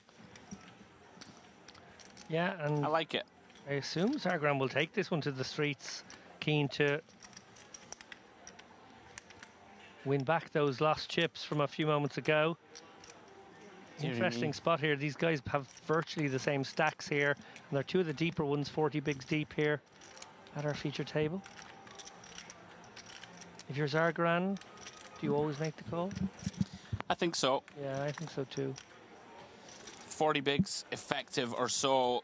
Too much to shove, but we have too much hand really to fold. You never know with this man though. It's not a lot of fun, of course, out of position with a middle pair. No, and I wonder if he's the type of person who sort of goes for this like depolarized 4-bet here with sort of an in-betweeny hand. I'd be very surprised with this exact hand, but you never know. Given just what we saw on the other hand, where we saw a raise that we didn't expect, I wonder if he just wouldn't want to proceed. He just doesn't feel like somebody wants to proceed passively. I suppose that's what I'm trying to get at.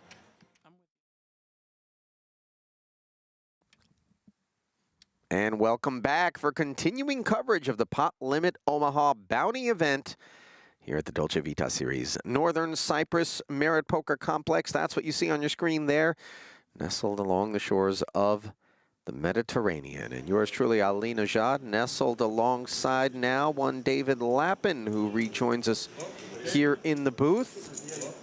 And there are your final 9. Here's how they stack up, David. 584,073 big blinds. That'll be the boss stack here. Syria's Abdu Antun. Ozan Erbazan of Russia will be the short stack with just 11 bigs. Blinds of 4, 8, and 8. Are they the brothers? Zorlukan and Zorlu? Oh. Yeah, I hadn't thought about that, but... Or are we down to 8 players and that is the same name twice? I think that might be the same name twice. I confess.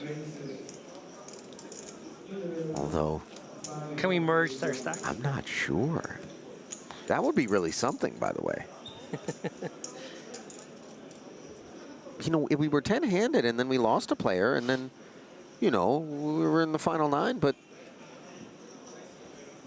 by my count, there's 9 on the screen. Must be the real deal. Zorlu and Zorlukan. How about it?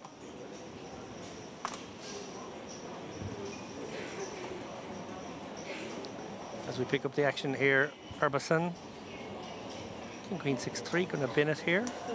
Hope to see somewhat more circumspect opening hand selections now that we finally reached this final table, and what has been a very gambly affair maybe it settles into being a more game-smithy game of poker. $16,385 up top. These guys just guaranteed $1,600 at the moment. Ace, King, 9-5 for Zorlu there. So it might be father and son, perhaps. I want to say that's what we're working with. With such similar names, you would think you wouldn't name your kids that close. You know, logistically speaking, I'm not a parent, but I feel like that does make things difficult around the home front. Could be an homage, a senior, junior sort of thing. Yeah. А зачем карты? Так надо поставить, да? Да, вы не прочитали. А, чтобы если я играю, то есть я должен так ставить. Raise and take there. There's the senior heir. Able to just haul one in. Meaningful to collect chips when you're down there toward the bottom of the leaderboard as you're trying to keep people from salivating over your bounty. Yeah, it should change the game somewhat, that implied 10K that we talked about being the effective value of the bounty in chip stack form. Now that these guys are very deep, and that's really just one big blind as of this level, that's all it should really change. It should just be those very small decisions around the margins that get influenced by that one. Otherwise, maybe just as a default, better to disregard.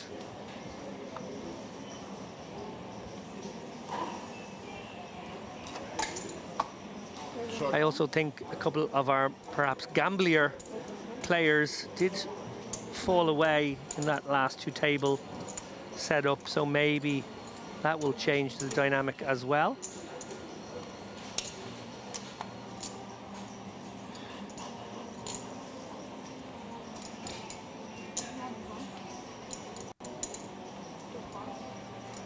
Wow, was that double suited ace king six deuce that just got turned in?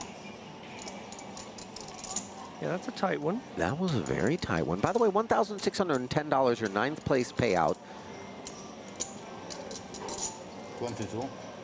$16,385, that which awaits the eventual champion here.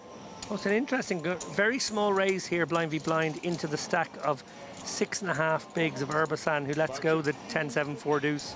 Pretty ugly holding, of course, but yeah, I would have expected maybe going the big size there, or How many bounty?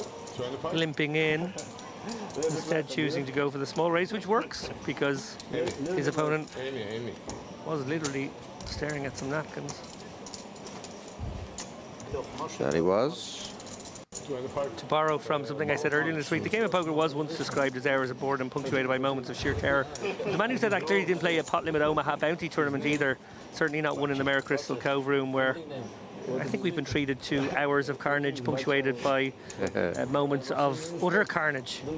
Well, you know, if you would have described everything that preceded this final table, you would not have expected that which we've observed across those first couple of hands, which was raise and take it's from modest size raises. But maybe it was all about arriving here at this final table and then shifting gears for some. What are you doing? It's his. 5-6 poker. But he's first to act. Yes. I said, Yeah, so under the gun here, Zorlu. I didn't drink. Bad cards. What happened? Just taking a moment to clarify action here. But Misdeal. why is misdeal? Okay, my pleasure. I understand. Okay. Okay, I think we've been declared a misdeal. A little unfortunate for Zorlu, who had the aces.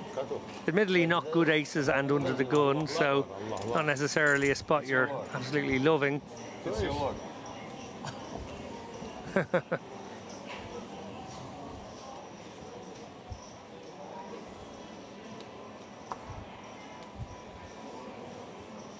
On the wide shot there, David is pointing out that the members of the Air clan, Zorlu and Zorlakan there, that father-son feels to be an ambitious relationship there. Surely there's some relation, right? I have to imagine. I don't think we're in error, assuming that. Yeah, here we are. Brothers. but possibly one isn't the other's heir. I see what you've done now. ERR, HEIR, wordplay.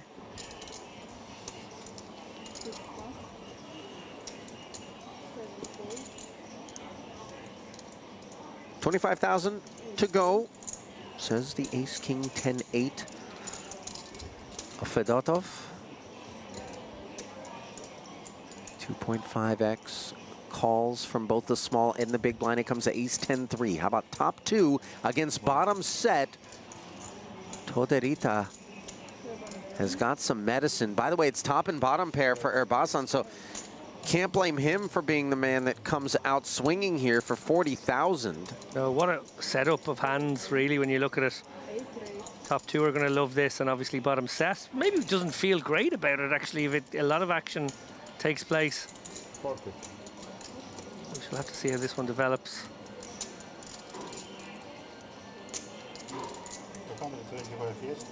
Yes. Would not be surprised to see Todorita raise this one up. Action seems to be on Fedotov already, so I think we're lagging behind. There it is, it was a big raise. Wow, 205k. So Fedotov now not loving even top two. Wow, good getaway. Neat and tidy. I'll tell you what, that's a lot of fold.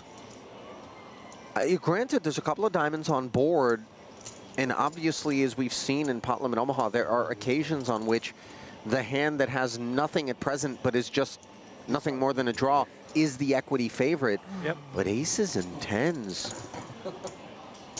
How about that for a laydown? I thought for sure we were going to see some fireworks that would involve Fedotov, but instead it is Toderita who will pull back 165,000 and spin the wheel of fortune against Erbazan, who does pick up a club draw here on the turn. An ace would do the trick. Instead, it's a 6 on the river, and we've got our first casualty of this final table already. Collecting $1,610 will be Erbazan, but collecting $500 along with that pot will be Toderita. Yeah, who I think handled himself very well. Obviously, he was embedded in some dynamics with 3 and 2 tables left. I think just played super solid, sort of trusted that he would get it in with good equity in some of those wilder spots. And imagine if he chooses to slow play that set of threes. Now, granted, very wet texture there, in particular against a razor. But maybe all of a sudden we have ourselves a three-way affair with a big side pot. For sure, I think Ace 10 may well have tried to just push its equity in that spot. Would not have been blamed.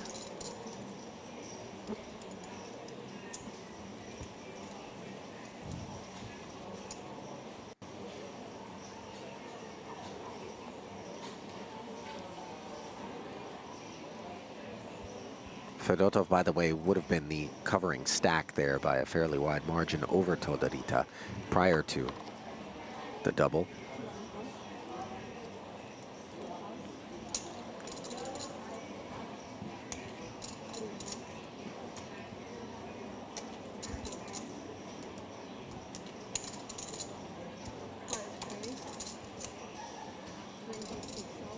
Okay, yeah, earlier I'd misidentified this gentleman here, who is, of course, Antun, as the other half of the heir pairing. You know, so we're back on maybe father and son. The father-son theory. A763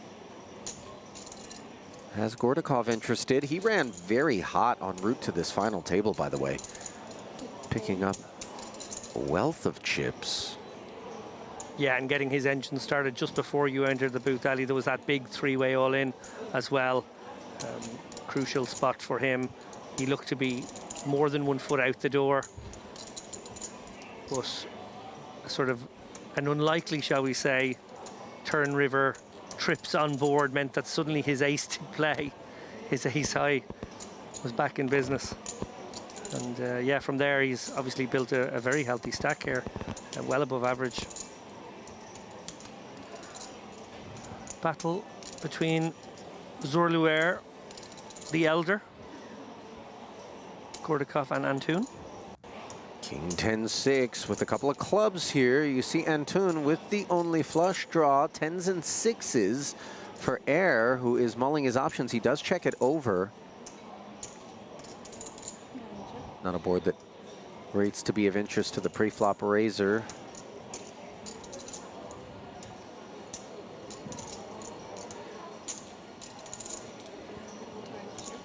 A funky amount of equity here for Antun against the likely ranges here. He has a okay made hand and a okay draw. Often go into the checking range, and he does check. Very dry deuce of diamonds, rolling right off on this turn.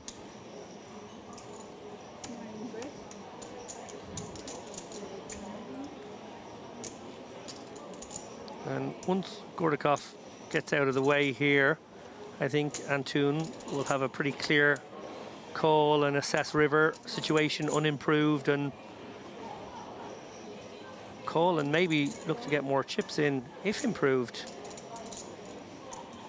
Could hypothetically as well turn the queen-queen combo into a bluff on some rivers.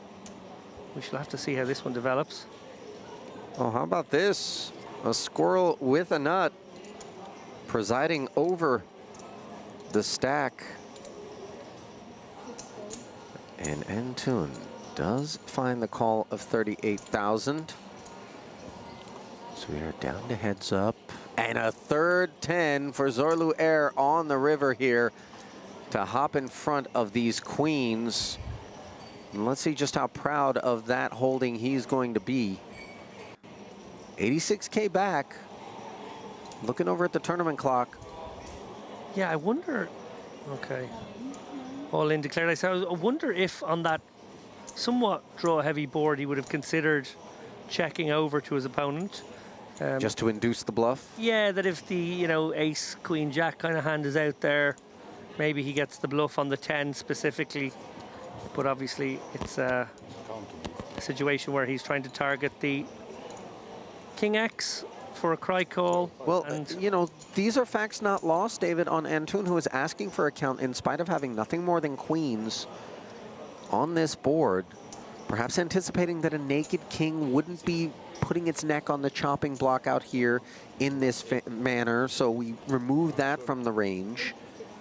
And then we start to ask ourselves, well, how often was just a 10 involved with the turn bet?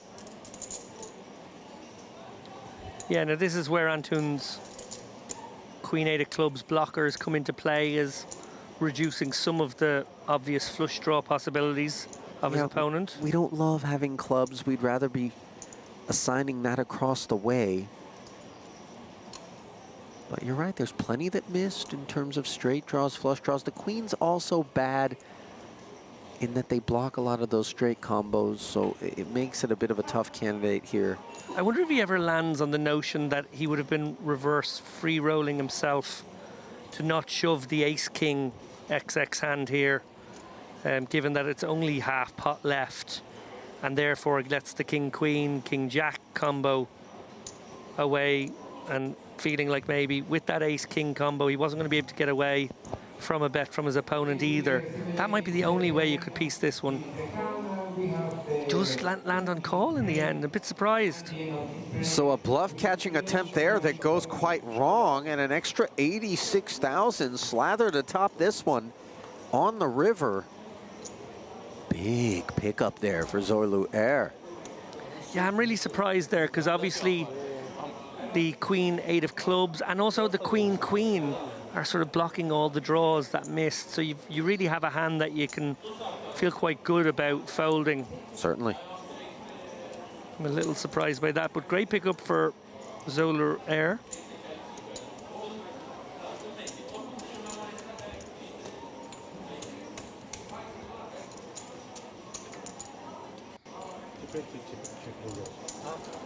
Okay, Ali, I put this question to a couple of the guys at lunch today. We're obviously watching the Olympic Games at the moment on TV, always a great once every 4 years treat of sport you don't generally watch or maybe don't see too often. We're watching it in Turkish, by the way. That is also true. Could you make a case for poker to be an Olympic sport? You know, there's a time in which I would have said categorically no, not at all.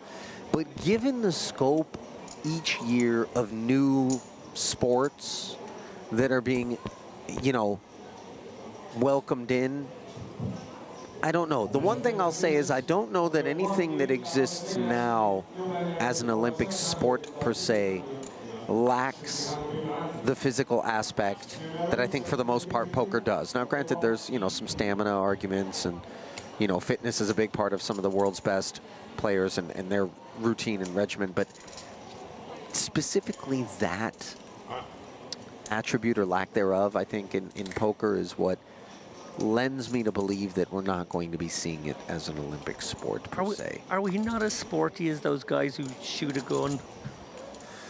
Okay. Yeah, I get where you're coming from. You know, just standing there, or archers for that matter. You know, just squeezing a trigger or pulling back on a bow. Not exactly the most intense exercise. 5-3 deuce, intensity for Carrion. He's got himself bottom set here in a three-way affair. Will probe, leading for 50,000. Tortorita knows when it's time to say goodbye.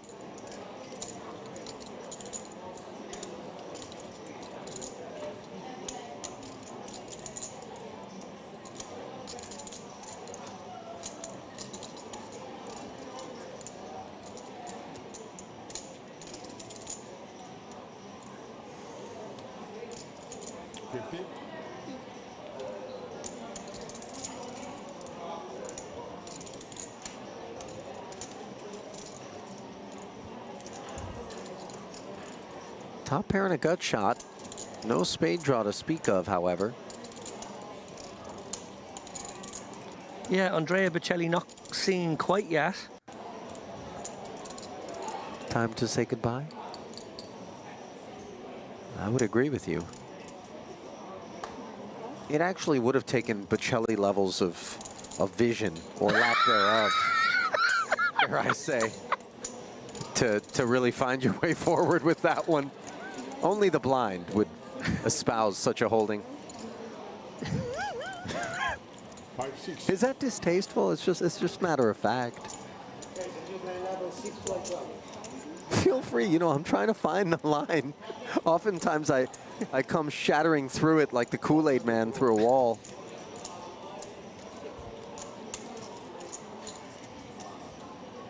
No spades. Physical. Too much. 8 of our original 9 here at the final table of the $1,000 Parliament Omaha bounty event here at Merit Poker in Northern Cyprus. Ali Najad and David Lappin here to work our way toward a champion in a single day event, 17-minute levels. And Zorlukan Air with the ace-10 and a couple of 8s, double suited, activates under the gun.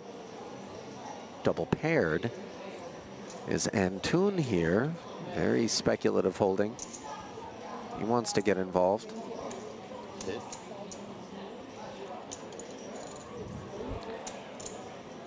Zorlu can err, Ali, but can Zorlu forgive?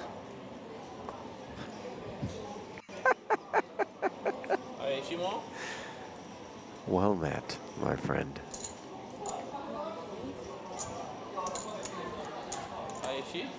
Well, Zorlu cannot win this one outright, given he's got callers in 2 slots so far, and General Ov directs his troops toward the middle, 16,000 additional to the battlefront. Yeah, lots of pairs here. 9, 10, jack, and a couple of clubs. So for carry-on in the small blind, it's going to be the Broadway gut shot along with a king-high flush draw. Top set here for the big blind who closed the action defending, and this is such a sopping wet board. You wonder how Generalov will approach things. Yeah, he can almost get his stack in here, and I suppose, you know, even when he does run into it, he will have a lot of equity and maybe can get called by 10s and 9s or combo draws that he's in good shape against. We see that there is a combo draw out there. It's a little bit of a hit and hope. The thing is, even if somebody happens to have flopped the set, he is blocking with the king. Sorry, flopped the straight. Yep. He's blocking the king, and he's never drawing dead. Certainly not. And maybe every now and again, you get the 7-8 like to 7-8 yeah. exactly finds the bin in the face of this behavior, because this is commitment in terms of 100 of his 156 back being sent forth. Back around to Carrion. Now, obviously, the value of the bounty, the fact that you only are going to face another 56,000 from this point forward, all weighing on his mind. The queen is a clean winner. Sure, the clubs aren't great.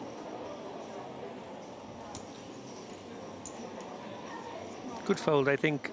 On balance, we obviously see that he would have been getting pretty much the right price and the opportunity to take a little bounty as a sweetener, but overall, I actually really like that fold. Good discipline.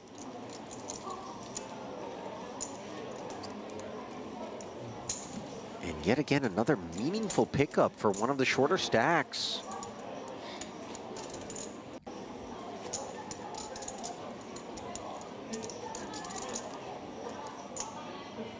Something that both Andy and I and James and I touched on is the frequency with which, when the short stack does bounce off of a low point, it isn't a double up, but oftentimes a triple, quadruple, even quintuple up, given the multi-way nature of pursuits by the field and the opposition, hunting your bounty, looking at the price, looking at the overlay, and thinking, okay.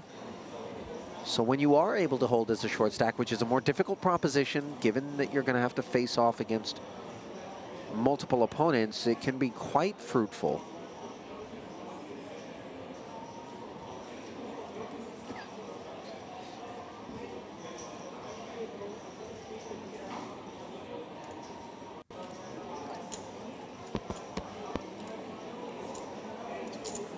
Double suited. Pretty reasonable, I think. Yeah. Double suitedness is nice, but not a huge amount of connectivity. You really do want to lean heavily towards getting those ace-high suited or double suited hands involved. Oh, I'm about to see two players lock horns, I feel. Pretty pure rundown here. The king-queen, 10-9 double suited. Well, right on cue, the ace-queen 8-5 before it makes it 30,000 to go. Double suited with the ace-high hearts. Generalov with the inferior king-high hearts, but working diamonds as well. Small blind defense. No, a 3-bet to 100,000. I overlooked that. Yeah, and Generalov just knowing that he's the kind of hand that will flop in a very kind of clear way. Enough equity that he'll be happy to go with his hand, and match that with the fact that if he does meet with the 4-bet, he's exactly the kind of hand that is the antidote to aces. We see now he has flopped nuts. And awkward for Carrion, who made a very good fold a moment ago. Might need to make another one. Yeah, he made the added investment pot up to 224,000, just 180 back for Generalov. And given that he doesn't have a single black card in his hand, I think he will be looking to pile some chips in there. And sure enough, the all-in declared. I believe it's signified by simply putting your bounty chip out there. Is that what that is? The red? Yeah, some poker rooms allow it. Some poker rooms sort of don't really want players doing that because it can just be too easily misconstrued. But I've never seen a problem with it, and obviously it's allowed. Now, what's kind of nice for Generalov being able to shove this hand right now is it looks like he has aces from his opponent's point of view a lot. and it's just trying to protect those aces. So if his opponent does have a kind of a two-pair combo or a pair and a draw combo, he would actually get called, and obviously we see he has the nuts, so it's a pretty sweet spot to just drop it there. Nice execution, and then nice fold again. Indeed, and how about this late surge here for Generalov? Not bringing much attention to himself, but bringing many chips to his doorstep. Now he sits with 400 and 4,000, is it?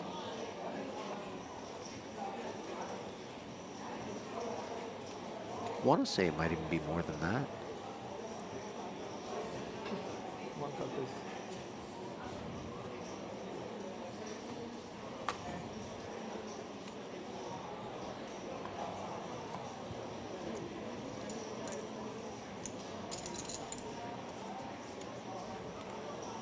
Double suited, no, rather 3 diamonds, ace 8 and a couple of 6s there from Air. He lays it down. Similar composition in the cutoff for Karian.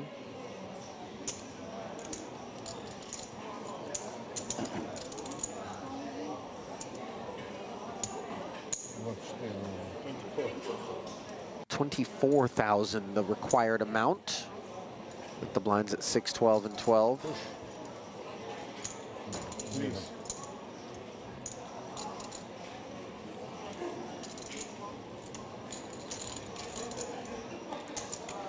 No takers. Some resiliency on display.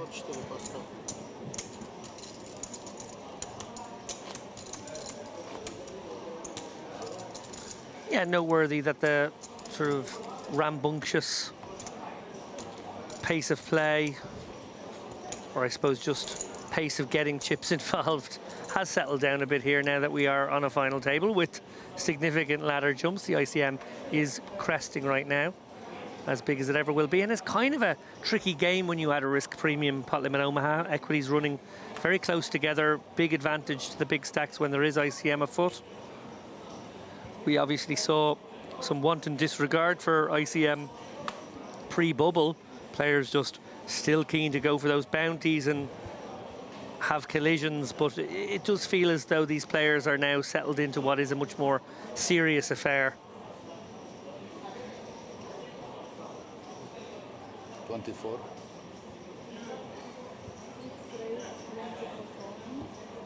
$24,000, says Antun.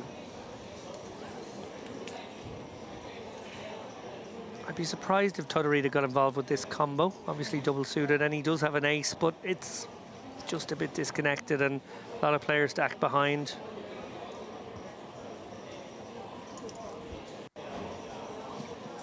Folded round to the blinds now.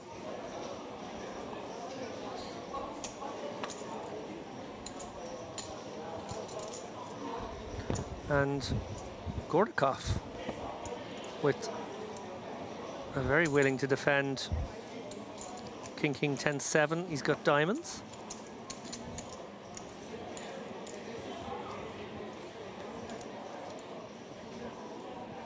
Ace 4 deuce, the dreaded needle, downing the 2 kings, but the 2 diamonds are working. Gordakov does check it over. Antun with aces up.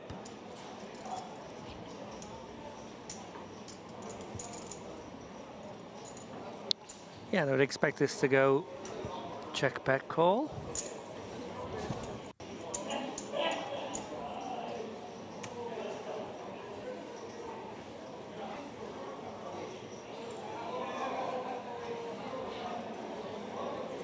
Not drawing to the nuts is Gordakov, but second nut's probably enough reason to be sticky for at least one street. See how things develop in this one. Queen on the turn, and suddenly we add the gut shot straight draw to Gordakov's options to make the best hand here. Any king, any jack, any diamond would all do. Yeah, and Well, Gordakov hasn't acted as of yet. Should he check? I would assume Antun goes big on this card. Don't think you want to be betting small here. Likely your opponent has diamonds or an ace-x combo. A lot of those diamond combos will have something to go with at either end of the board, perhaps. So has said all in, which he's obviously not allowed to do. So this is pot for 132k. I like this bet size. I don't think you want to be clever about it. You want to just shut out, and that is what he does.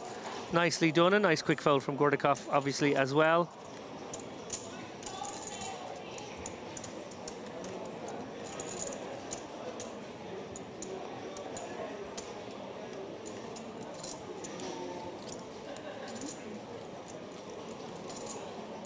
You laying down in Gordakov's spot there? Yeah, I think so. The disaster situation is your opponent has the ace of diamonds with another diamond, and now you're in super bad shape. So very reasonable to speculate on flop facing smallish sizing. Very, very reasonable to lay down to the big bet.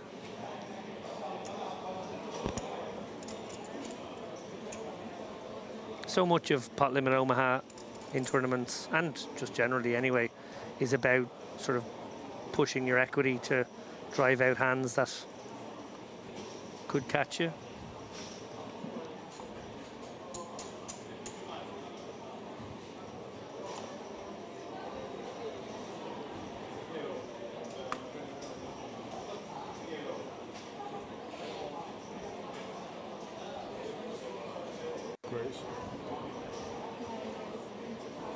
Ace, king, six, deuce with the hearts. This raise to 25,000 has Lappin unconvinced.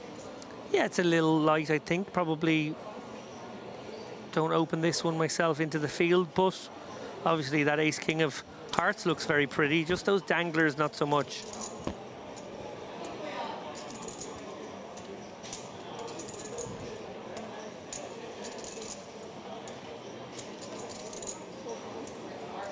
Very quick fold there from Gordakov with his queens.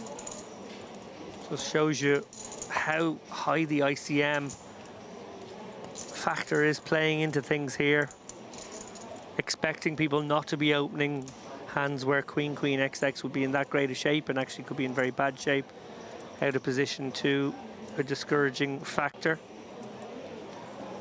Antun, well, he is double suited here, and he's got pair of sevens, and he's got an ace of seven of diamonds, which is oh, hello, didn't expect to see this. A 3-bet, wow, to 75,000 with the A774, really applying some pressure, and doing so as the covering stack here. Look at Air glaring across the way. These two have tussled already. This feels like a very bully boy sort of, you know, I can put the leverage bet in here. You likely don't have aces because I have an ace blocker, and that's what I'm going to try and do to apply pressure. Sure. Actually quite smart exploit from the big blind there.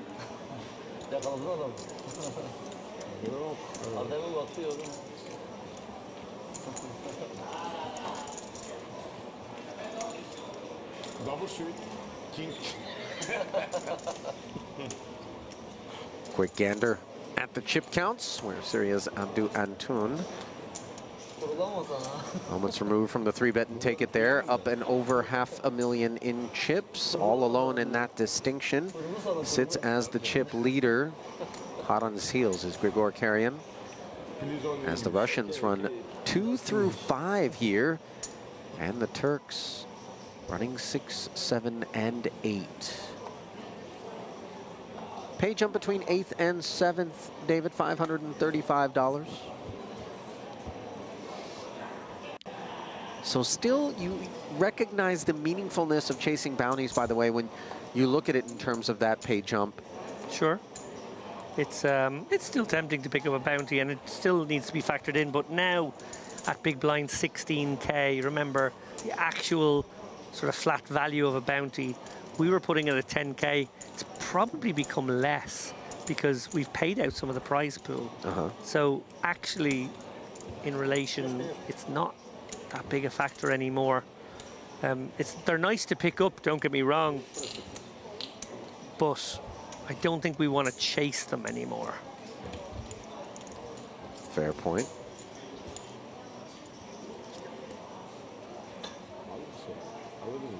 King, king, jack. Pocket nine's actually the best hand here. Pretty scary board texture. Yeah, hard for anybody to even take a stab at this one, and sure enough, it checks through. Well, straightening Queen of Diamonds here gives Todorita 10 high diamonds. Antoon has 5 high diamonds. And Karajan, little will he know, the pocket nine's very good right now. Can he even call 12k? I don't think he can.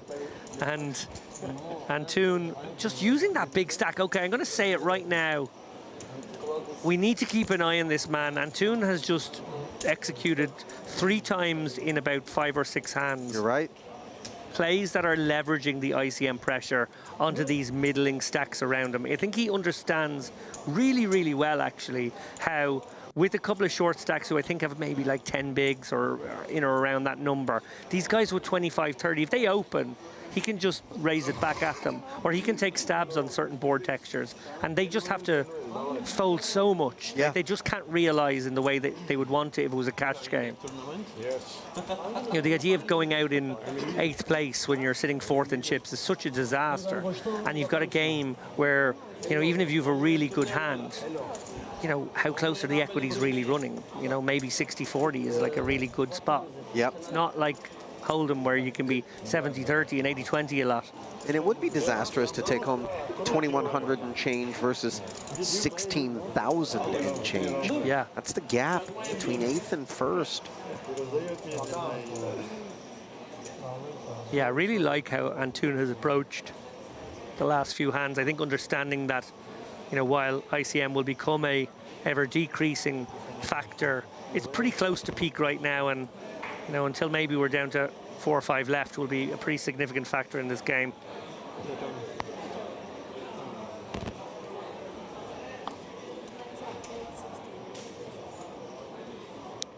Tempter for Karajan, but I think you let this go from what we've said.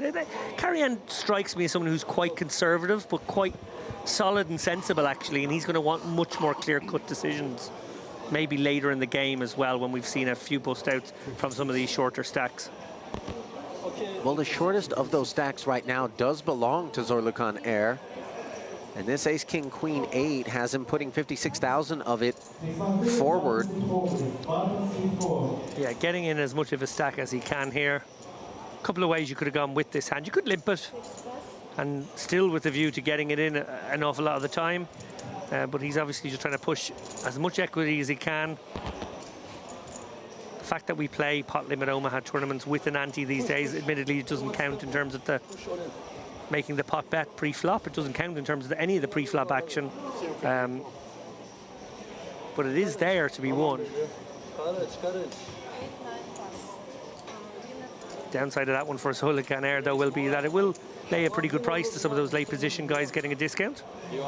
In any case, what's quite fun is he has stolen from what we think might be a relative. Yeah. Is there a resemblance?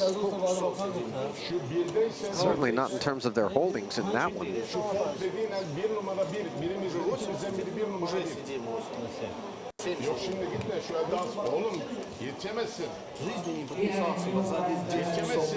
Wait till I get you home. He's missing a hand now. You're not too old to be spanked. Maybe that's the discussion. Come for my blind, will you? I brought you into this world. I'll take you out of this tournament. Yeah.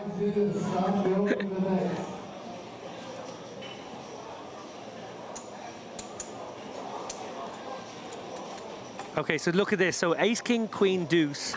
Generalov happy to fold it. I think this is what Antoon has kind of done here. He's created a sense for all these guys, like they have to be not just legit opens, but super legit opens if they have to get through him. He has emerged as sort of the force to be reckoned with here, and clearly having the big stack lending to that, but I think that's only part of the equation, David. I think it's a bit of personality type as well, and as I say that, we see a different look from him, limping, albeit with the 10-9-7-6, not a great hand. Yeah, a little gear switch here, obviously raising into, you know, all those kind of guys who have those middling stacks would have been an option, but maybe he just thinks to himself, well, I don't want to get 3-bet and fold this hand, because that's what I'd probably have to do. So if I limp it, maybe I could still call a raise. And of course, these guys will be raising me at their peril. And that's why we see a four-way situation. 3-3-8, Zorlu with trips. It gets checked around. The 6 on the turn gives Todorita not only the queen high flush draw, but also the two-way straight draw as well. Yeah, and Antoon has a piece of this as well. Has got a wrap and pair working. By the way, Zorlu has that queen high flush draw smothered. Betting 35,000. Now Antoon left to mull this over. Yeah, it's very dark tunnely here when you are up against 12 cards. Very easy for one of them to be at 3. And not impossible for you to be drawing dead right now. Yeah, nevertheless, Antoon looks interested. I think both the club draw and the pair on board leave that wrap. Yeah. Looking a bit less attractive.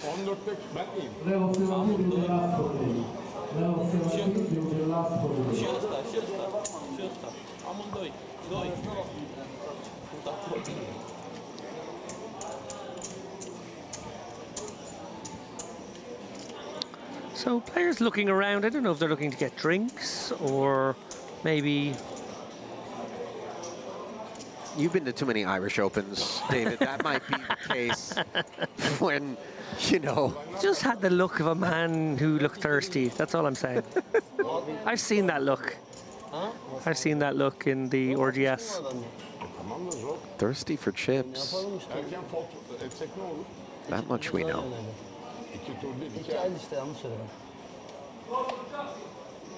Yes, Dad, I did my homework.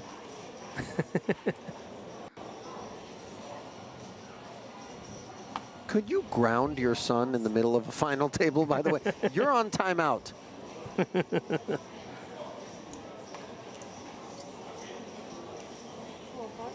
5 pass, 6 pass, 8. Look at Todorita activating here from the cutoff with 10-8-7-5 and 3 spades in hand. Not really the sort of candidate we would expect would be piquing his interest.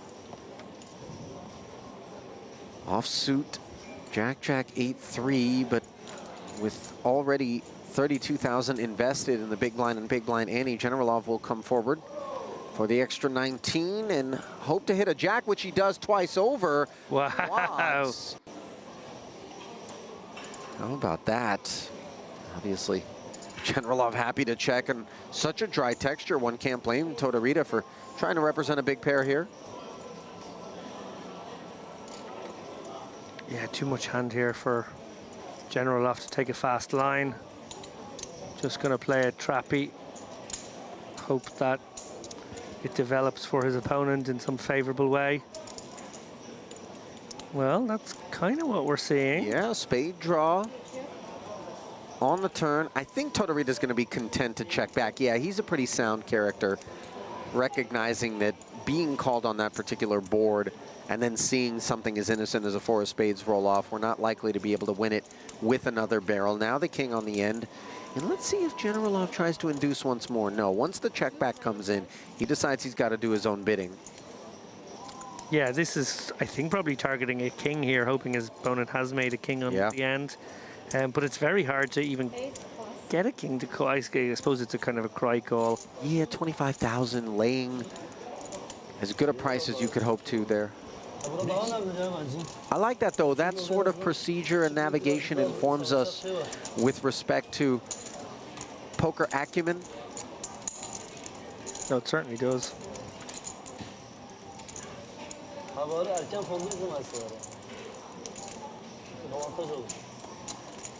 İki ay görmezsin ya. Ha? O zaman anlamıyor ki öyle gitmenin 2 ay görmezsin. Ton yaklaştığı zaman blind'dan oynarsın.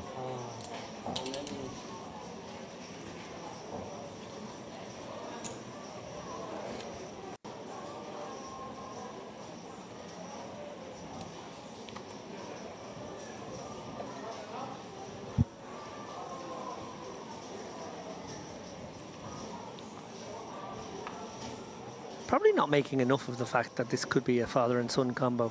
Don't think I've too often seen father and son. Doyle Brunson, Todd Brunson, obviously, the Schulmans.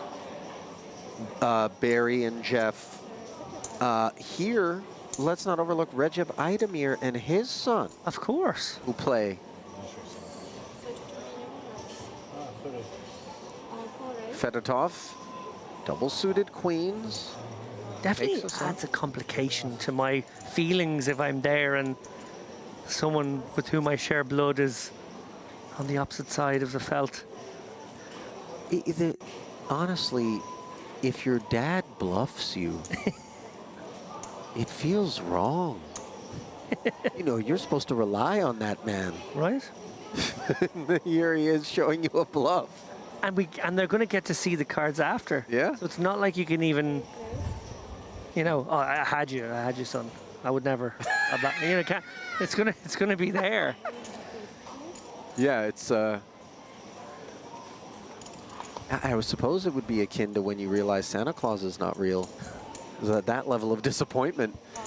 As we see the 3-bet from Totorita, who's got double-suited kings, and really the medicine for Fedotov in terms of covering the diamonds and the pair. Plus he's got the 4 as well. Note Fedotov does get out of the way, mindful of what he imagines to be a very serious range. Yeah, and Toon in a tricky spot here because effectively facing the full bet of 225-ish. I think he can pass this one. Still pretty reasonable for Totorita to be in here with aces, and you're in pretty bad shape with your ace on board.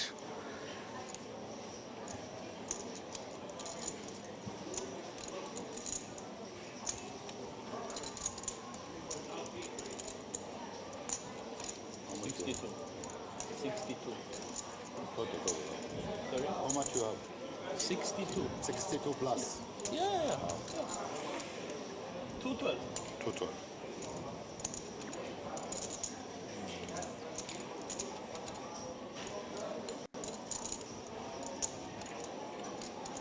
Antoine asking for the count. Might he actually be considering taking a whack at this? Ace, King, 9, 8, 3 hearts in hand. I'm not sure this is the one, but he's looking at this investment and thinking it's only another 72 after that.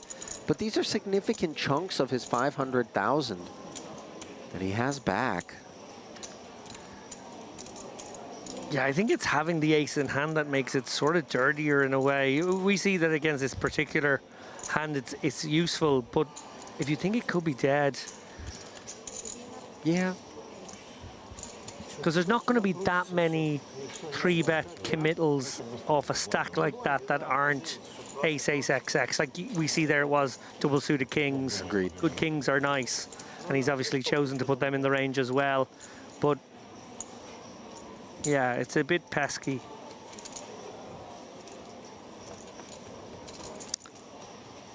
Just a couple of minutes away, by the way, from playing 10 and 20,000. Yeah, it has escalated without bust-outs for a while now. I think we've only seen one bust-out in 4 levels. The urgency of getting involved in pots cannot be overstated if you sit and spectate, which oftentimes from an ICM standpoint, players are incentivized to do at a final table when they're kind of a middling stack. and they're looking out at these shorter stacks. Those short stacks, they could spin up double, triple, quadruple up, as I said. You could all of a sudden find yourself in the on-deck circle quite quickly. I mean, you really can't afford to wait for nothing but premiums. So both of the heirs not present at the table. Both have stepped up. It's a family matter, David. Well, yeah.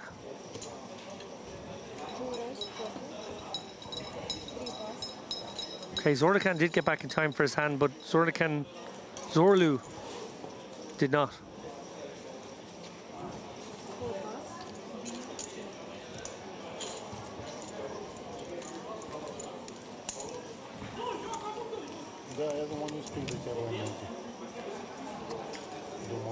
Konstantin Generalov's stack continues to grow.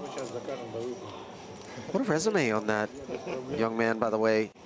David, $688,000 in career live tournament earnings. He's back. А турецкий кофе вообще как не пьется? Хотя кофе нет. Есть, я пил уже, как нет? Не, я имею в виду вообще национальный турецкий же кофе. You know, generally we don't like to spank our children on television, I feel like. And so I do respect that, you know, whatever your feelings on corporal punishment, publicizing it is probably never in the cards, so to speak. Antun going to continue with the aggressive lines here. He has been chipped back down slightly, but probably still sitting in first or second. Nice hand in any case, ace, king, jack, 10, 1 suit. Todorita is going to speculate here with the queen, queen, 4, 3, 1 suit.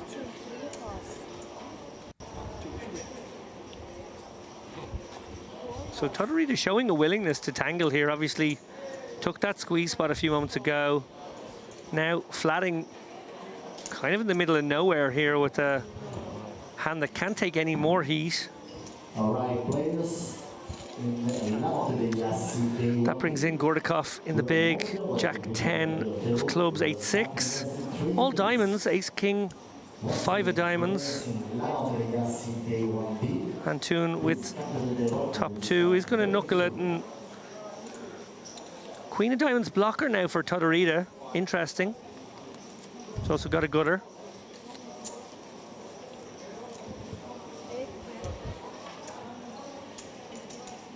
Can't imagine Antun was checking to fold, certainly not to 1-bet. But won't be feeling super happy here. Does have that jack of diamonds sort of blocker working, but not sure he wants to improve to a straight. I think he more wants to improve to about to feel okay about this one.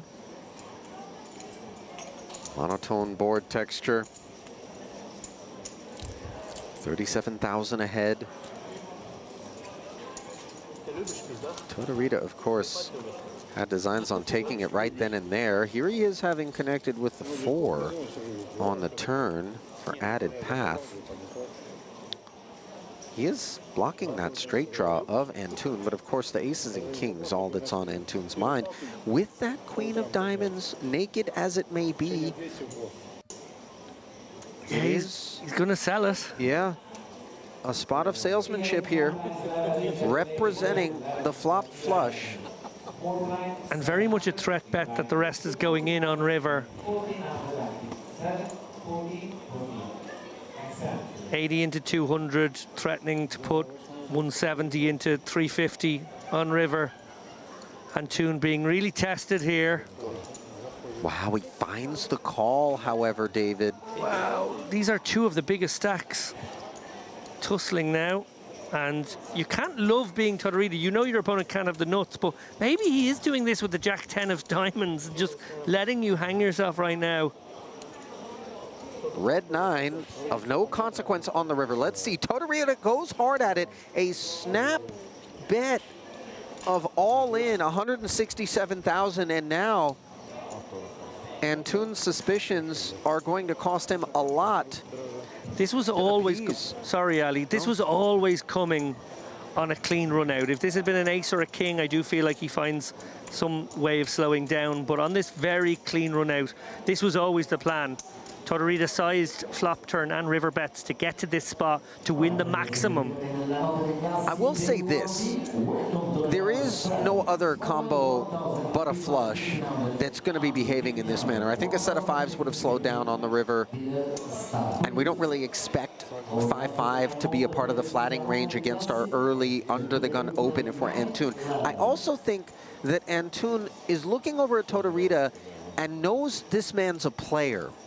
And as such, knows that that dry queen of diamonds is going to be what's across the way from time to time. Would this be one of those times, though? With the pay jumps, with, you know, the ICM, what a delightful spot this would be for him if he found the call, though. Picks up the bounty, picks up all the chips, and really cruises to a big payday. Here's the way I would be piecing it together if I'm Antun. I would be thinking to myself, he's got the queen of diamonds in hand. That's definitely the fact.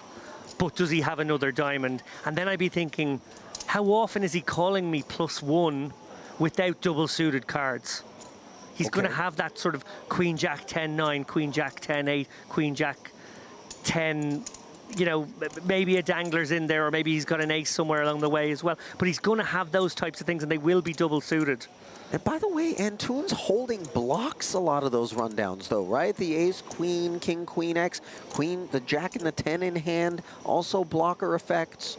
He does have one diamond in his hand, which is actually good news. Oh, he makes this! The call! Wow! What a huge call, Antun. Heart of a lion. An earthquake here on the island. And by the way, technical difficulties, you know, that could be a great way to describe. That was almost meme-ish. Yeah, that was. Oh my goodness, ladies and gentlemen. Well, no technical difficulties for Antun, who has just pulled in a monster pot. Bear in mind, he gets that one wrong. He's left as short stack, having been big stack at the beginning of the hand. That was a huge swing. I don't think, precisely for the reason that you just pointed out, David, that there was ever the sense from Tortorita that short of a flush, he was ever going to get called. To see aces and kings in particular, the hand that dug in there, I think he was caught off guard. I don't think he expected Abdu Antun to be that guy. Yeah, like, you know, the hands that, you know, the weaker flushes are, you know, they like it because they've got also the flush blockers that you can have less diamonds with. That's kind of nice. But I guess once it took that long, he would have been thinking, I'm up against aces, ace king or kings. That is an extraordinarily big moment here in the tournament. Big call, big brave call by the man who has looked the most dangerous and the most likely to take this tournament by the scruff of the neck. And everybody had a front row seat to that declaration that I am here to win this one, made by Abdu Antun with that really gutsy call. That gives him 886,000 in chips here, David, and a real healthy lead of 2-1 over all but Generalov in terms of the opposition. Well, hold on to your hats. Yeah. It might be coming once again here. Carry on ace, king, queen, deuce with the queen high clubs. He min raises here at the 10-20 level. And up we go. Not sure, actually. Looks like he may have declared an amount. I thought it was 160. What did he say? No, 3-bet to 70. Okay. So a very That's very clicky. modest. Did he think it was a limp and then he was the one potting it? No, that's just not even a pot. Wow, I'm not sure what this sizing's about. This is a very peculiar sort of posture from the kings. And, you know, they're making sure to distribute whatever ails him to the bulk of the room. Ace-6, 6-2 diamonds. That's not the board composition that we were hoping for Antun. Credit to him, by the way, after making that clicky 3-bet to 70,000 for checking here over to Carry-On. Not sure how much intelligence he's got on Carry-On in terms of being a tight player, always having an ace or something when he's raising it up, but now he's facing a 50K bet and just nowhere to really go for these kings. Yeah, and I think Antun maybe recognized that if he was going to represent the ace-ace combo, you know, you would always check this board, or mostly would. So maybe he was going to go for the delay C bet if his opponent had checked back. Yeah. Carry-On does make that bet and sort of allows Antun to get away. I think he could have found a way to win some chips in that spot, maybe by checking it back over, but in the end, after what we're not even certain was an intentional pre-flop play. Yeah.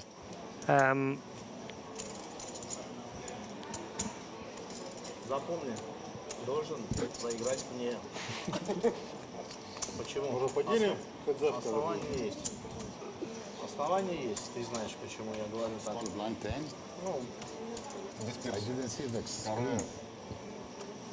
кто мне закурить, я не раздал, и теперь видишь. Раскрутился. Шантажирую. Я в него устроился, он еще там. So, two shortest stacks now are the heirs, and I hope for their sake it's not a clash between the two men. Well, that could get awkward, especially if they drove over together. Will it be a lice Oedipus situation, or will it be more like Kronos eating his children? I don't know. Wow, the Greek mythology mastery here. That's more of the south side of the island, Dave. Here we prefer Turkish mythology, just helping you out. Thank you.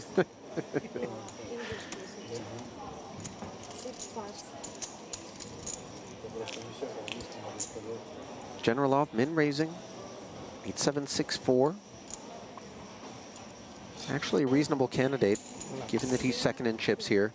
And anytime that he knows he's going to be able to activate without concerns about Abdu Antun behind, I think he'll take advantage more so.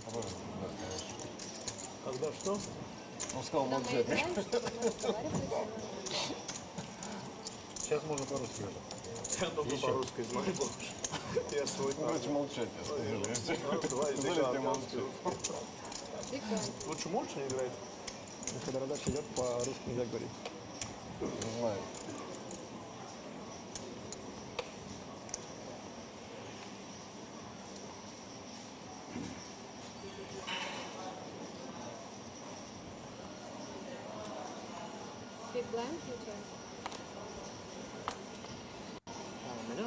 Oh, look at that pretty one.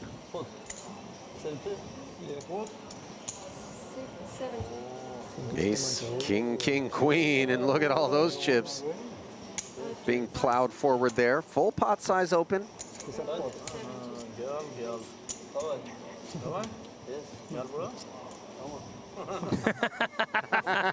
Little goading. Come and get it, says Zorlukan.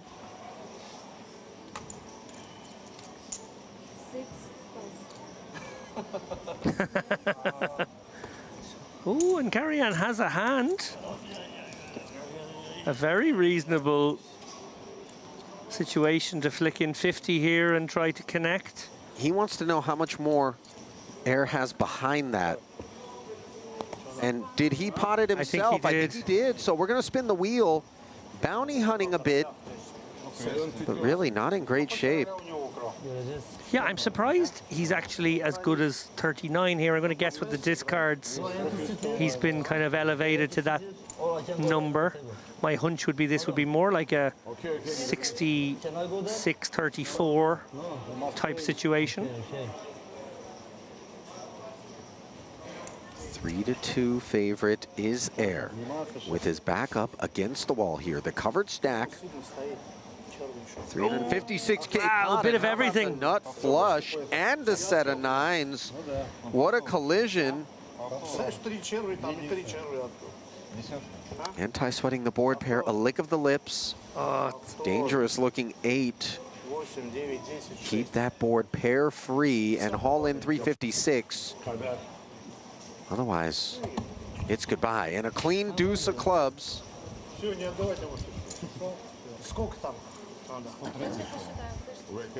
Zorlukan air. About 350. Back in the mix. Off of the short stack. Thank you. 163. 160. 150. 165. Back to. Thank you. So now there's a bit of a log jam toward the bottom of the leaderboard, David, as follows. Carrion wounded in that exchange. He's got 17 bigs. Zorlukan has doubled up to 17 bigs. Gordakov, 16 bigs.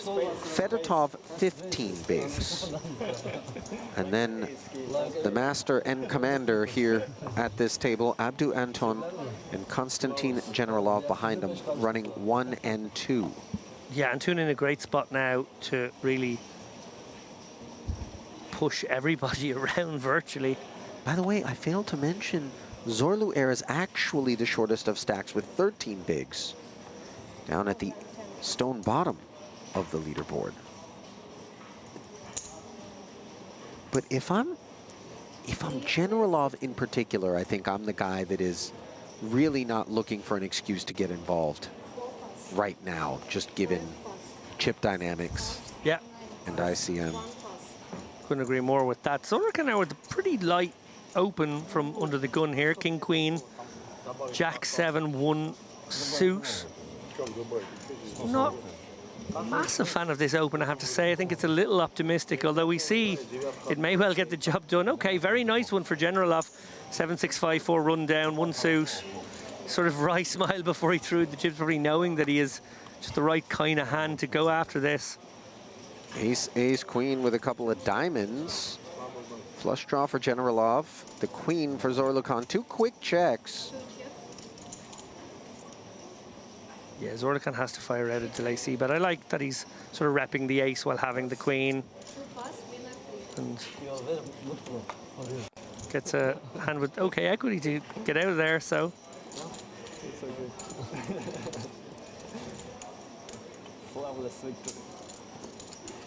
Generalov does lay it down, gets a look at what appeared to be the king of hearts for free. And I think we've got an insight into Zorlukan's way of thinking about this now.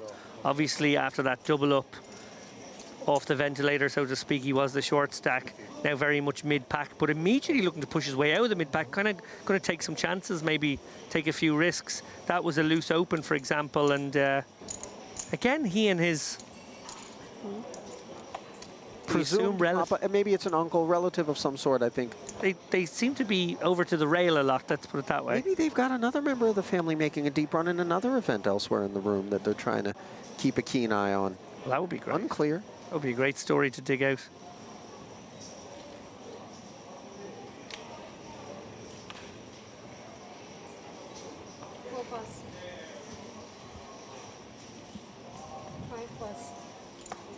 Wait. Floor TV.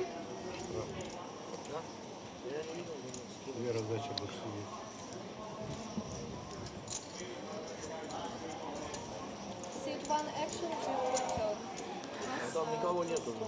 Он скинул. Okay, pass on to floor. Okay, you have a Dealer has called for the floor here to get a ruling. And it turns out the squirrel will be allowed to stay. I don't think that's actually what the floor was called over for, but my hunch is it was like, did he get it across for the last card off the deck ruling? But I'm not sure. Before the action got round, I think she wanted clarification on that his hand was dead for the benefit of the other players. Yeah, it is a bit of a dangerous waltz. I don't think I've ever seen a final table with this many people on their feet and away from the action at this frequency. And there is a visual glimpse at that which we walked you through verbally moments ago. Zorlu Air down at the bottom of the chip counts with the blinds mercilessly clicking up to 10 and 25,000 with a 25K big blind ante. 7 players remaining, 60,000 in orbit, roughly 8,000 a hand, shaved off your stack. Bad news, of course, for Zorlukan Air all the way on down with only Generalov and chip leader Abdu Antun able to breathe easy, if we can call it that. Gordakov with a nice one, but he does have the ICM handcuffs on him right now. Gonna limp maybe? Kind of like a limp. He has bumped it up though. That limping strategy that I've been advocating for maybe a few times, just not really part of most of these guys' procedures, generally liking to define ranges, come in for opens. I think with stacks exactly in the configuration that they are, there is very viable limping strategies for some of these players with certain holdings, but doesn't seem to be in the arsenal. So the shortest stack in the hijack against the under the gun opener. Gordakov with this ace queen 7-5 flops himself the nut flush draw. Look at this. Yeah, this is going in. In the number 2 flush draw for Gordakov, along with a couple of 10s. He asks. Here we go. For 180 of the 213, the rest is deployed by Zorlu and will be on our backs playing for, what is this, over 600,000. And this is very meaningful for both parties, given how close they were in chips heading into this one. King, Queen of Hearts actually serving as blockers to that nut flush draw, but working into the wrap. 6 of clubs, and all of a sudden a little open-ender develops for this 5-7 dangler. Zorlu looking to connect, and on the river he finds the ace, David. Yep. And that is a deep cut to Gordakov, who knows that he covers, but wants to verify by just how much. Yeah, can't blame either player there. Obviously both flopping an awful lot of it. And when we get the count, assuming our count is right, we're going to have Gordakov on 2.5 big blinds. Right now he is in the big blind, so it's got sort of an orbit to make something happen here in terms of a spin up. And looking a little deflated, it must be said, although he has been fairly stony faced throughout.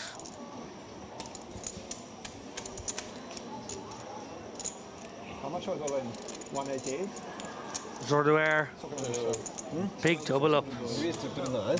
So both of the Zorlu Airs managing double ups in the last 3 hands. Yeah, it's a family affair out here at the final table. And what a story if they got heads up. Oh, well, especially considering how short that they both were. You know, it would be somewhat of an improbable development.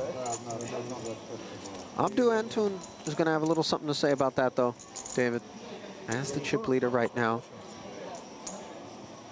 It feels like moments ago I was referring to a chip leader as having something in the neighborhood of 80 big blinds, and yet now that chip lead held by Antun, with the blinds having shot up to 10 and 25, is only roughly 31 big blinds. Things could come undone in a hurry here in this one.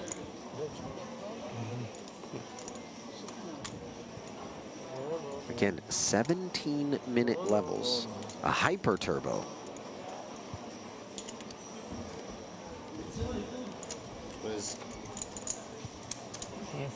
And Toon, the suited ace-jack, 6-3.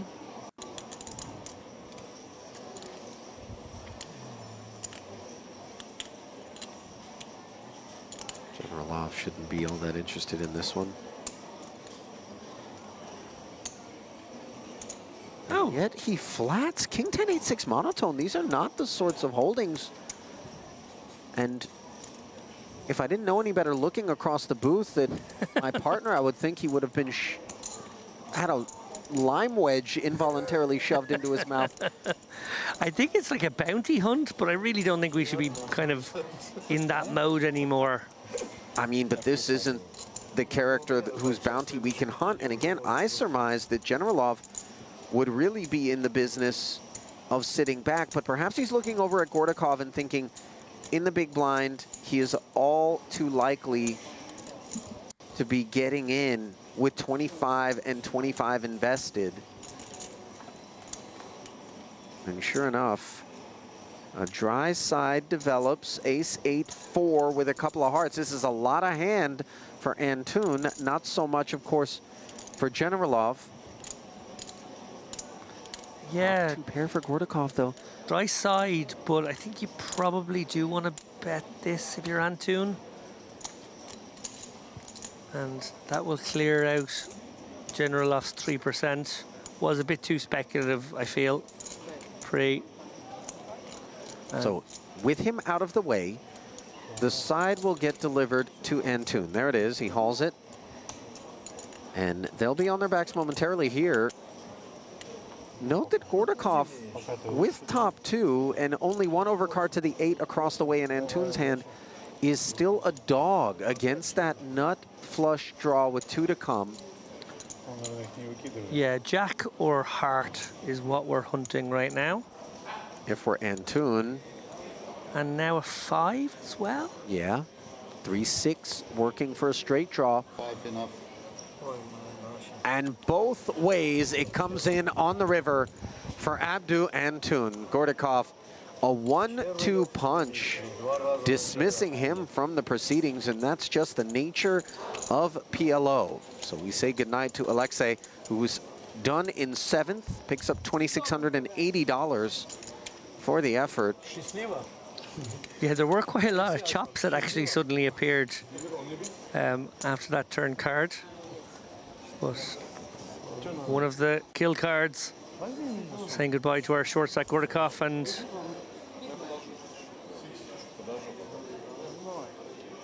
there he is, the man who has pretty much dominated his final table. Obviously been some nice uptick for the heirs, but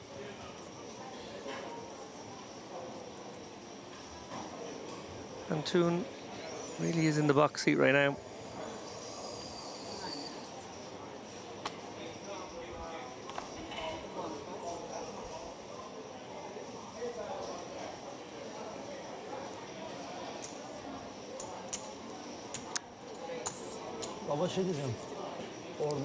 This is very proactive from Generalov. We saw that speculative flat that was partly bounty hunting, partly flatting in position in the last hand. This one is a little bit of a loose open, but it's going to work. Especially with Antoon in the big blind, by the way. I mean, I'm not saying that in this spot Antoon would be doing it, but imagine if he just looks over at Generalov and goes, you're not supposed to be raising my big blind, just whacks his finger and 3 bets. There's a wide variety of holdings that Generalov would really, you know, be encouraged to lay down.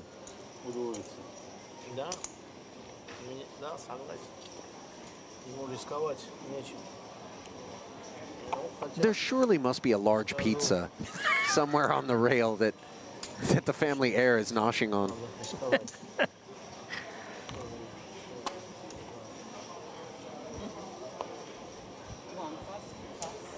They're up again.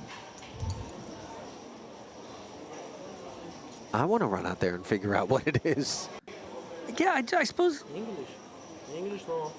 Like, I get going to your rail once in a while. I get getting up and maybe talking to a friend once in a while.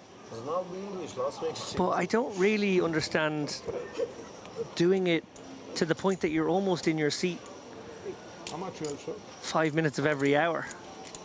Yeah, less than you're actually away from it. Zorlu going to defend here with the Queen 7-6 deuce. Diamonds, he actually isn't in terrible shape given his opponent's holding, but like, again, this is a little bit optimistic. That big blind Annie out there, and look at this flop. Deuce is full of 7s. Yeah, nothing optimistic about thinking you're going to win this one now. By the way, the 7 dangler plus a couple of 8s. Fedotov, who's been largely silent here at this final table, David, thought perhaps he might get himself in a little bit of trouble with a bet. Now the 6 surely rates to keep him interested as he picks up the open-ender, and the second check from Zorlu does successfully manage to induce a bet. Will he activate now, or with so much hand, will he flat and hope that perhaps another barrel slides in behind it? I think it feels like, you know, an overpair that's just trying to extract a little bit of value here from draws, and I think Zorlu can definitely go for a raise in this spot. In fact, I prefer it. You don't really want to let the advanced blocker Look at this, though. work. It's a check min raise, David. Savage. You see Fedotov, no hesitation, plunks in the extra 50. He's only got 103 behind. Backdoor hearts do come in.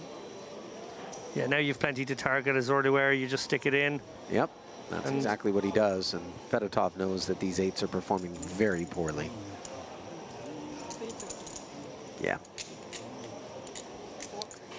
Yeah, and got lucky, I suppose, in the end that he didn't connect with that straight. Feel as though maybe on another small card or on a straight card he makes the hero call. But the King of Hearts specifically, even some of the semi-bluffs got there. How much you have now in the mix one? Average is So Zorlu Senior in the ascendancy, probably up to second place by my reckoning.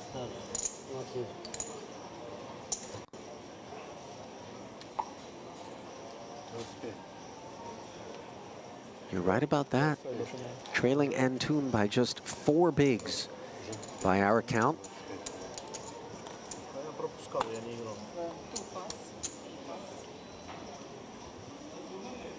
What a spin up it's been for him. Yeah. Quite the opposite sensation for Fedotov. Down to just 4 bigs.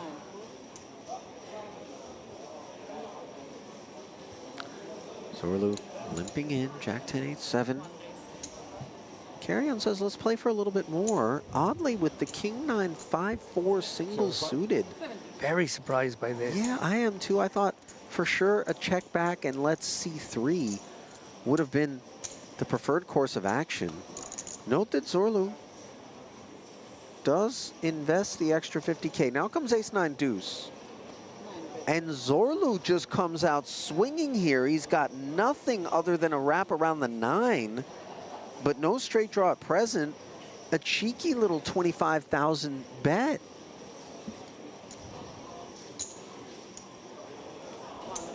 And look at Carrion. He raises with nothing more than a pair of 9s and a wheel gutter.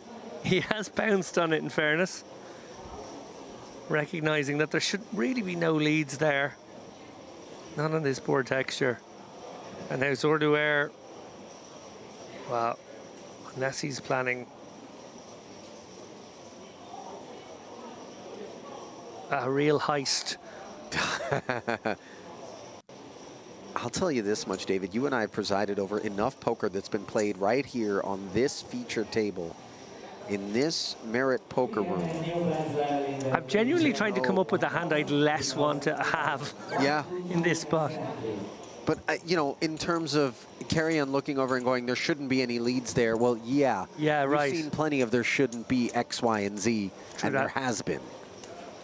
Very fair point. And one of the things we love about poker in this room as well is that it does devolve into street poker quite quickly. Yeah. And I gotta say, you know, respect for the streets. for street poker, you know, for me, clearly, as a guy who was old school and the bulk of my career was spent playing pre-solver era, respect, of course, also to the post-solver era, but they're very different animals. And in fact, one could say that the street poker is the feral animal, and the post-solver era is the domesticated critter.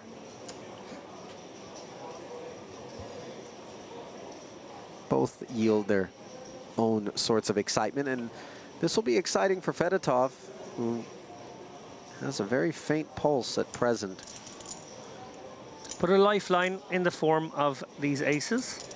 Very likely to get action, remember, not just because of that little bounty sweetener that's still out there, but just because, you know, players in late position or in the big blind specifically will just have a great price to take a shot.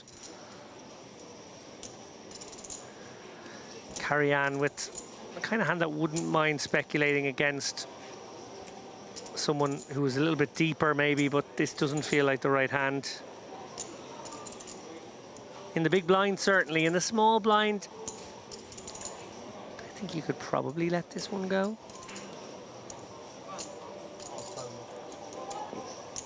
Generalov. Well, we've seen him actually be proactive after these bounties. Decides to just call. In case he whiffs completely, he can let this one go. But obviously, we're dealing with a very shallow stack-to-pot ratio now, 0.25. King 6 tray board with a couple of clubs does yield the flush draw to Generalov. Yeah, more than enough for Generalov to come for this 43K. He's got the nines as well. So on their backs they go. As the two Russians square off here. Advantage Fedotov, about 3-2. Does have one club blocker.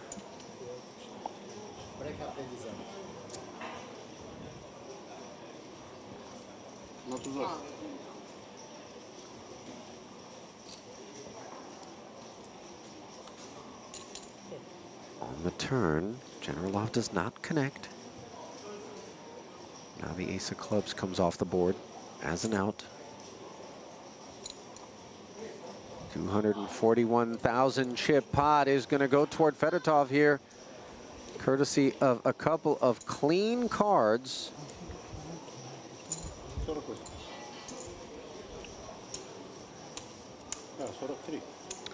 And that looks like it for this session.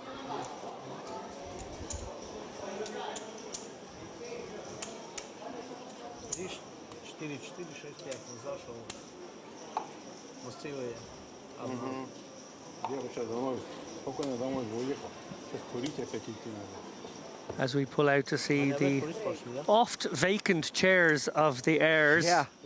But in this instance, it is fine because we are going on a little break. Yeah, that we are. And while we do, we'll send you to some highlights. Don't go anywhere. Continuing coverage of this Omaha 8 final table comes your way after this. It just feels too strong to fold, but it's very uncomfortable.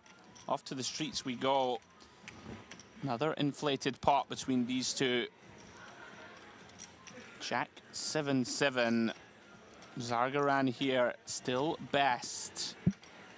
Yeah, and I presume we're going to see a down bet here from Barbarich, something in the region of 200K, which, yeah, Zargaran's going to call here, and we're going to probably end up in a very interesting and shallow turn situation. Yeah, Barbarix will be aware this hand's likely going down the streets. Already need to start analyzing, do I have a good hand to start bluffing off down multiple streets? Have a lot of good things going for it. Block pocket kings, block pocket queens, block the natural top, some of the best top pairs, king jack of diamonds and queen jack of clubs. And look at this, Zargaran deciding, I'm gonna raise flop. Very spicy stuff. Makes it 415K. It's a little fishy though. Like, yeah, will Barbarix be able to sniff this out? again, Zargaran with a very non-standard line here. I wondered if he would do the non-standard thing pre-flop, but he's actually decided to do it post-flop here, like he did Look at this. We're playing some poker here. Beautiful stuff. Barbarix finds the float. Recognizes he has all of the really strong hands, all of the overpairs. And if you're Zargaran, you're feeling very much like your opponent has aces or kings now. Big turn incoming. Oh my goodness drills the 8 of hearts on the turn. Credit to him for an absolutely steely poker face as he spikes dirty here. Can he find check now? Spicy check. Or does he think his opponent has aces or kings and is in call down mode and doesn't want to do that? We obviously see that it was a float, but it's actually not going to be a float very often. Goodness me. If he can find it. Put you all in. There is going to be chips left. I check. Oh my goodness, gives the speech then check. Wow, this is poker, ladies and gents. And Barbarix has to go for this now because he's floated with intent. I wonder how Barbarix perceives that little speech though. Is your opponent really gonna give you this little speech? Here we go.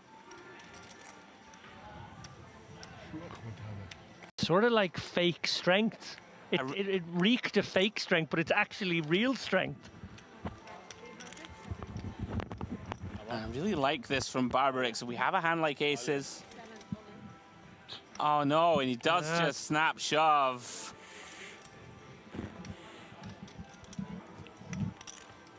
And that is hand over. That's a pity. Yeah. He had so much hand, his hand wasn't vulnerable.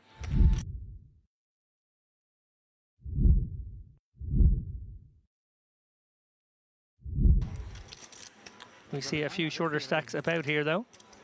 And dreamy situation right away. Sacker going to chip in these 10s and probably get called by a lot worse. Well, Saki has had a name change as well from when I was in earlier. So there's another player who was on the feature table earlier. He was very, very card dead, has to be said. 10 certainly more than enough for him.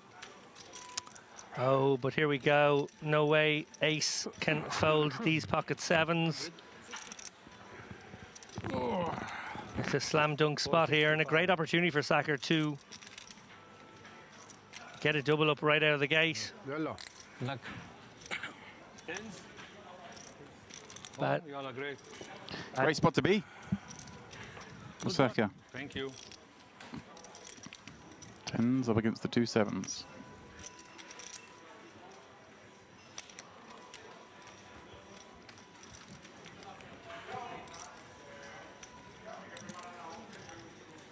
Jack 6 deuce.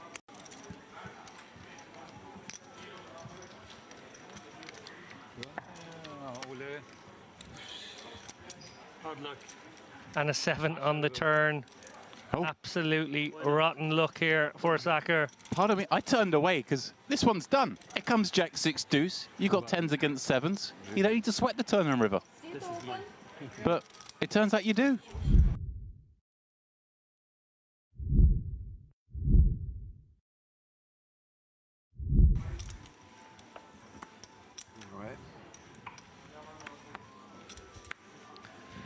Gazarian, a familiar face in this poker room. Big slick under the gun. He's going to get busy.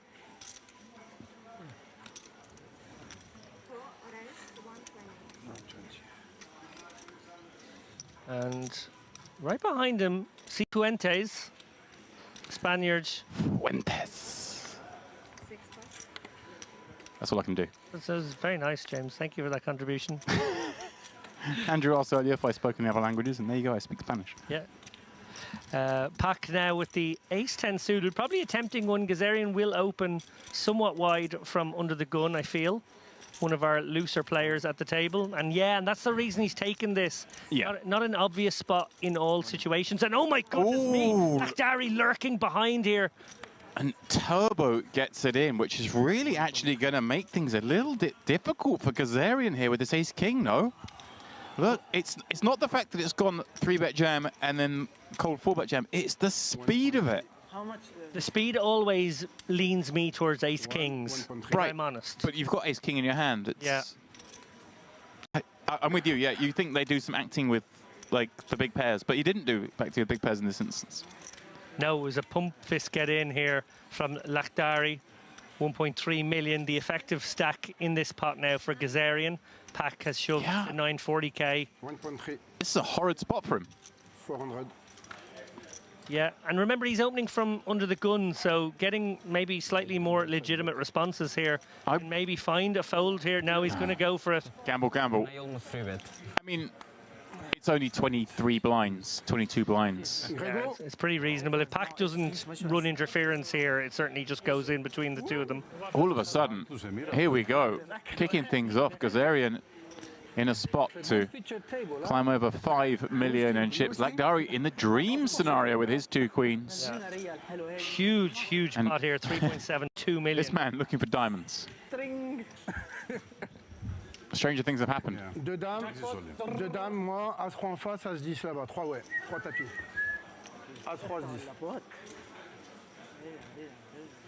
Here we go, diamond in the window, oh diamond behind. Me. And an ace, the queen's full. Gazarian in pole to scoop for now, but Pack with a myriad of outs. Wow. Well, a dagger for Lakhdari, he needs a miracle. So far, so good for Gazarian. Can he hold on this river and take a monstrous stack forward in this tournament? Oh, it's a diamond! Pack is now sitting on 3 million. Gazarian takes down the small side pot against Lakhdari.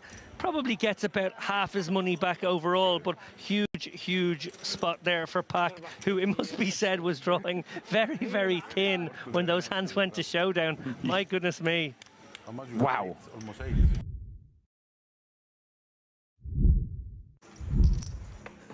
But 3-bet, try and get it in pre. And there is some sliver of benefit to denying there. I mean, sometimes we do call with aces and we end up busting out in this hand. It is a final table. There are 6 left. It's not a factor. We're not worried about busting with aces, but it's a percentage. There's some value to just denying. Absolutely, and that is 100% the counter argument. Hammy going to bump it up here with the 5s. Vulnerable sort of hand, not a comfortable hand to play. Canzonieri may decide with a small discount here to flat. He's got 16 million, but opponent is effective here playing 23 bigs. By calling here, you often will bring in the big blind and create a sort of better spot, but my goodness me, the aces, well, it's Gazarian's turn to wake up with them. Wow, the 2 short stacks, so patient, both getting dealt amazing scenarios. And now that it's a squeeze spot, there's no thought to flatting here and being deceptive. You've got to throw out some sort of 3-bet, and obviously with 2.5 million in your stack, that's going to be all of it. Well, he's actually gone for the non-all-in. The kind of almost all-in bet. Which is, you know, something we see in situations where... ladders are possible. Right, but in this particular spot, when you're 3-betting... Like, this is just in a spot I don't think where we need to have this move, but... Sure. Let's see how things go. We don't really want to encourage... Have we called in both spots here? We have, because we made it smaller. Yeah. You're right, we put that extra 700 in. I don't think we see these 2 calls. I think we might see an isolation shove from the first guy, and we might get rid of one of these hands. Specifically exploit with aces. Yeah, maybe. This is good. Maybe this works. As a general strategy, I don't think we really ever have 3-bets there that aren't just all in. But let's see. Gets a jack 8-6 flop. That's good news.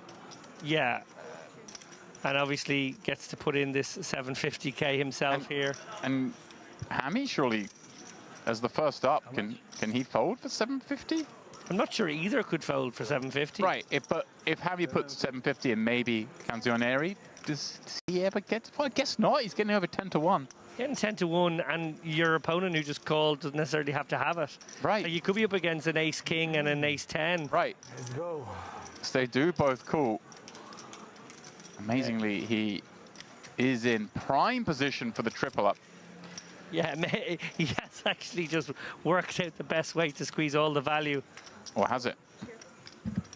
Hammy picks up a gut shot straight draw. The other two quickly check it. Through the 5 on the river! Oh, this is cruel. This is so cruel. Poor old Gazarian. Oh, he's going to hate to see the bet coming in here as well. He's just like, oh, he had 7s, damn. He already knows. Gazarian already knows. Yeah. Sorry.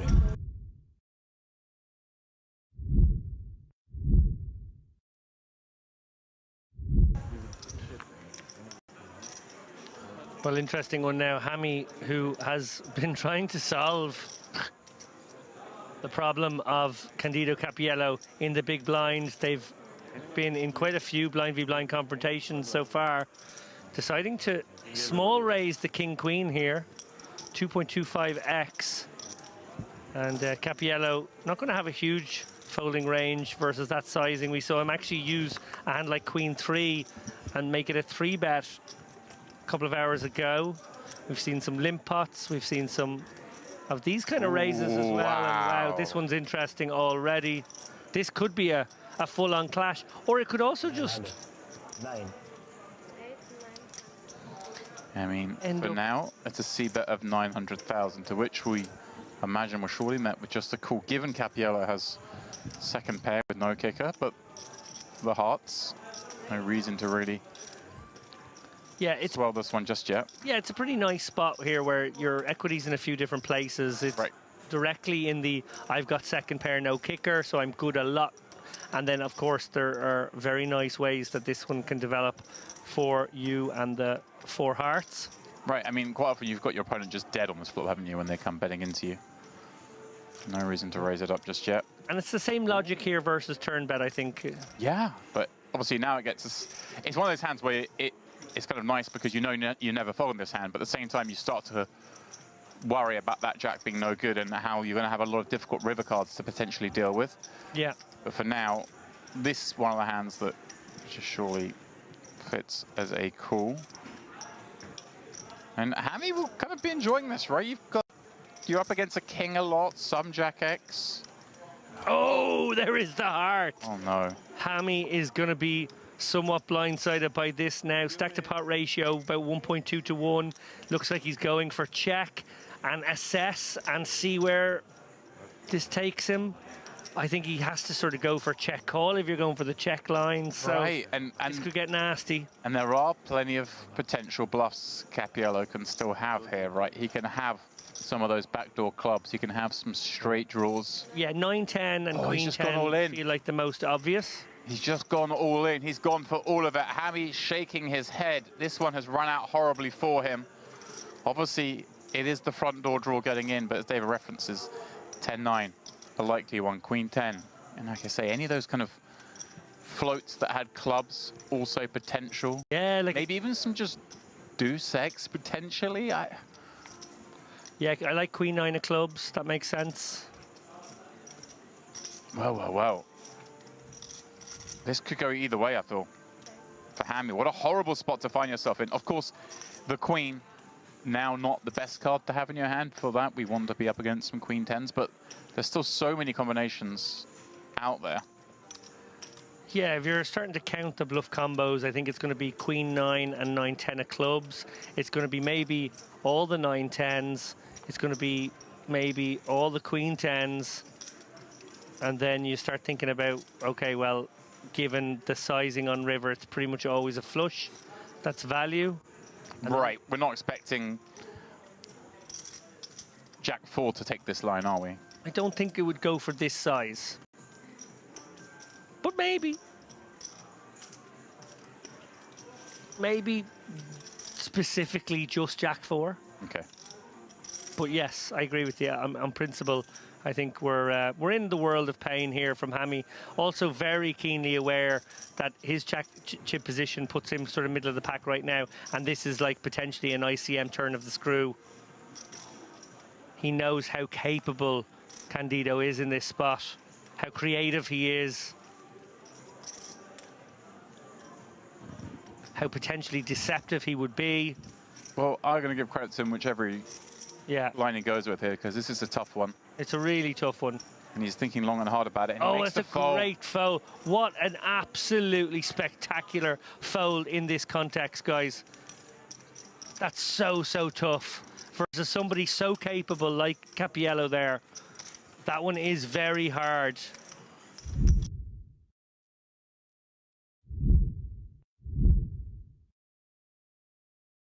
There we go.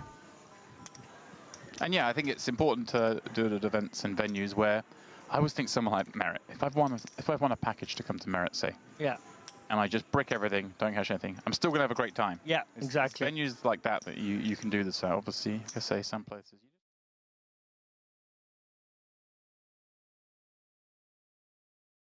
And welcome back to the Merit Poker Complex here in Northern Cyprus for continuing coverage of this PLO Bounty final table, part of the Dolce Vita series.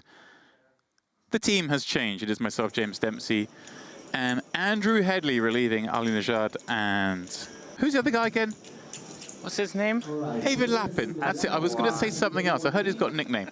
As it is, we've got rid of them because we are down to the final 6 as we quest to champion this one-day event.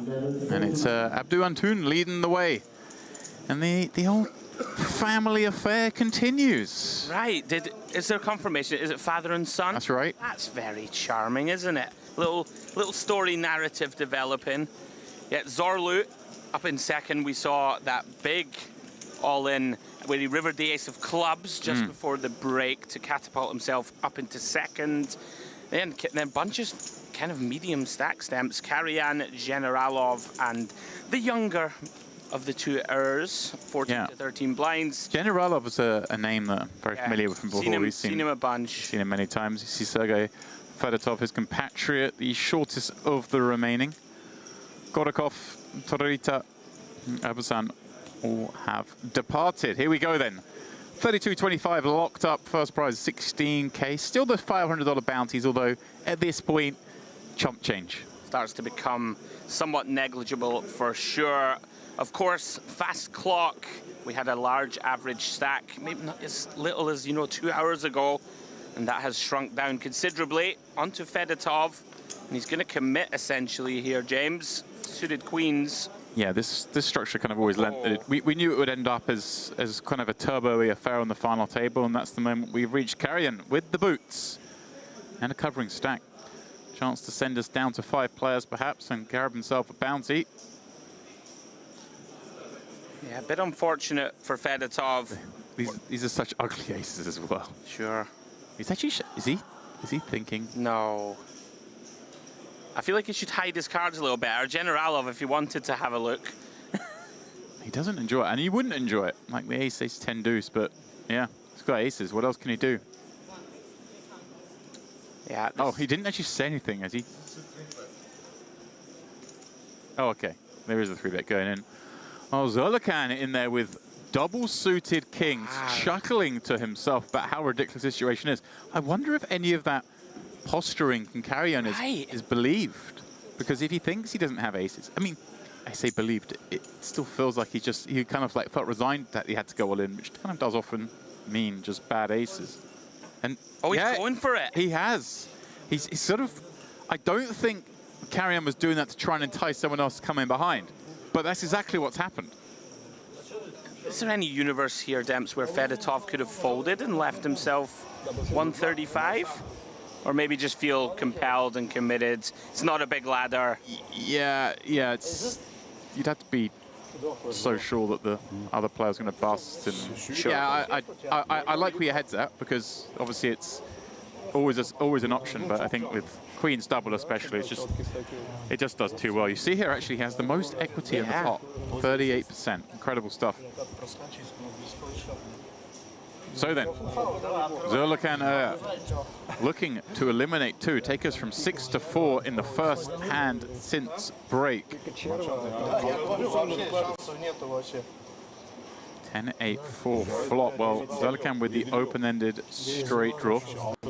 Top pair for Karajan to go with the aces he already has, and a pair of 4s for Fedotov with 2 backdoor flush draws, both working.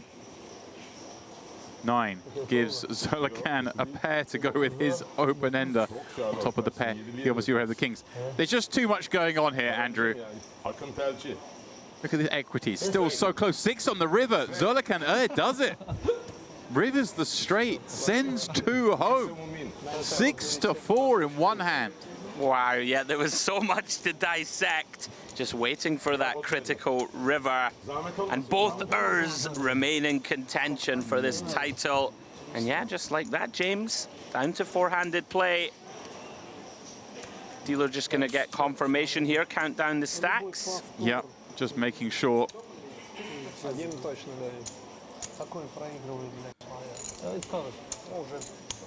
In other words, yep, you're covered. Ooh, the lolly heading to Zolakhan Air. Fedotov obviously began the hand, as you mentioned, with the shortest stack, which posture whether he could maybe fold here. He finishes in 6th for 32.25. So we're still doing some confirmation here of the chip stacks, but assuming the graphics are correct, and I'd be very surprised if they weren't. First hand coming back from Oh, he still has a few. Oh, maybe the graphics were saying the other way, and I just wasn't paying attention.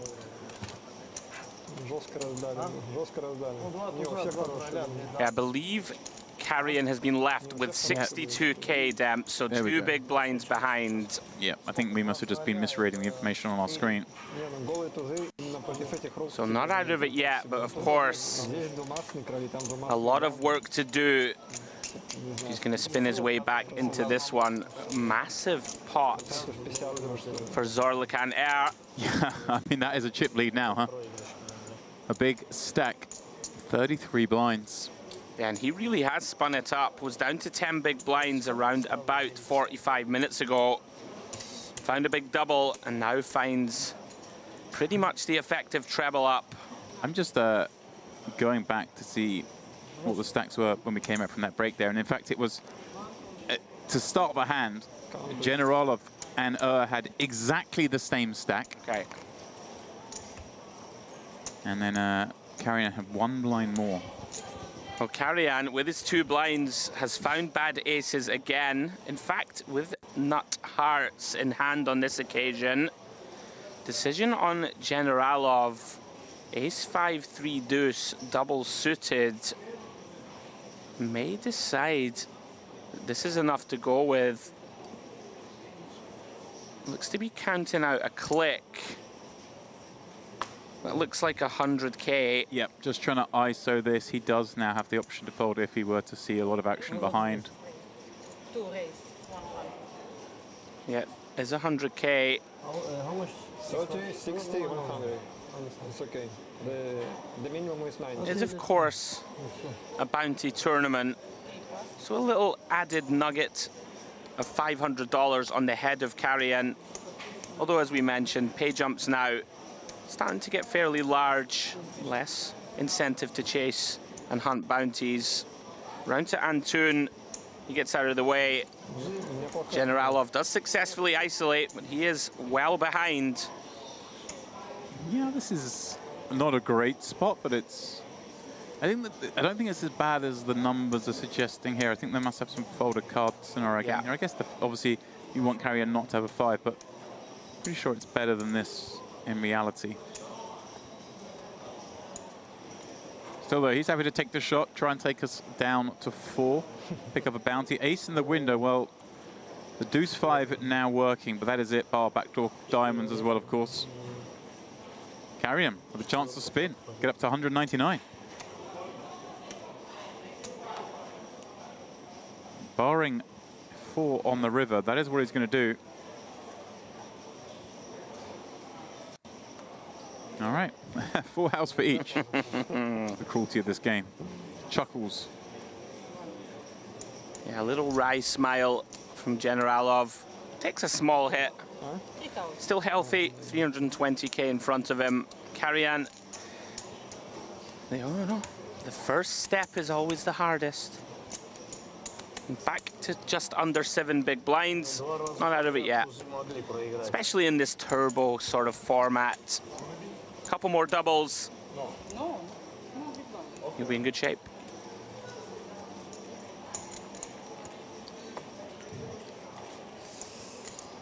So when did we get confirmation that it is indeed father-son? Like it could just be a common surname, or are we just like guessing? No, I think Ali was speaking with great authority. Okay. He likes to do that. I was sitting outside the room. I'm pretty sure he went and got confirmation. Right. And if not, well, we got deniability. We can blame Ali. That would be a cool story, though. The two of them have been spending most time on the rail by the sound I of it. noticed that they kept getting up and leaving their seats. So going over to, I guess, another member of the family. Right. Just enjoying the moment. Carrion, here we go. Ace 5, 6, 8 double. Yeah. With what, 7 blinds? More than enough for him to put this in. And Generalov, well, this, a very good hand. But look at that, just no interest. Ace, King, Jack, Deuce. This is a final table. It's a little surprising to fold quite so quickly. Yeah, I'm just looking at the stack size. So he has 10 blinds. He's actually the second shortest. So there is some incentive to kind of go after the shortest stack. Not just for the bounty aspect, but knocking someone out. But on the flip of all that, you know, you can buy yourself some time at the table. The action has been fast and furious. It's not like, I think a lot of the players, they might be ISIM aware, but they're more eyes on the trophy. They don't seem to care too much. And, you know, for some people, this will be a relatively small tournament, $4,000 guaranteed, a $1,300 pay jump to the next. But as we know, there's a lot of big players in this room and some big buy-in tournaments.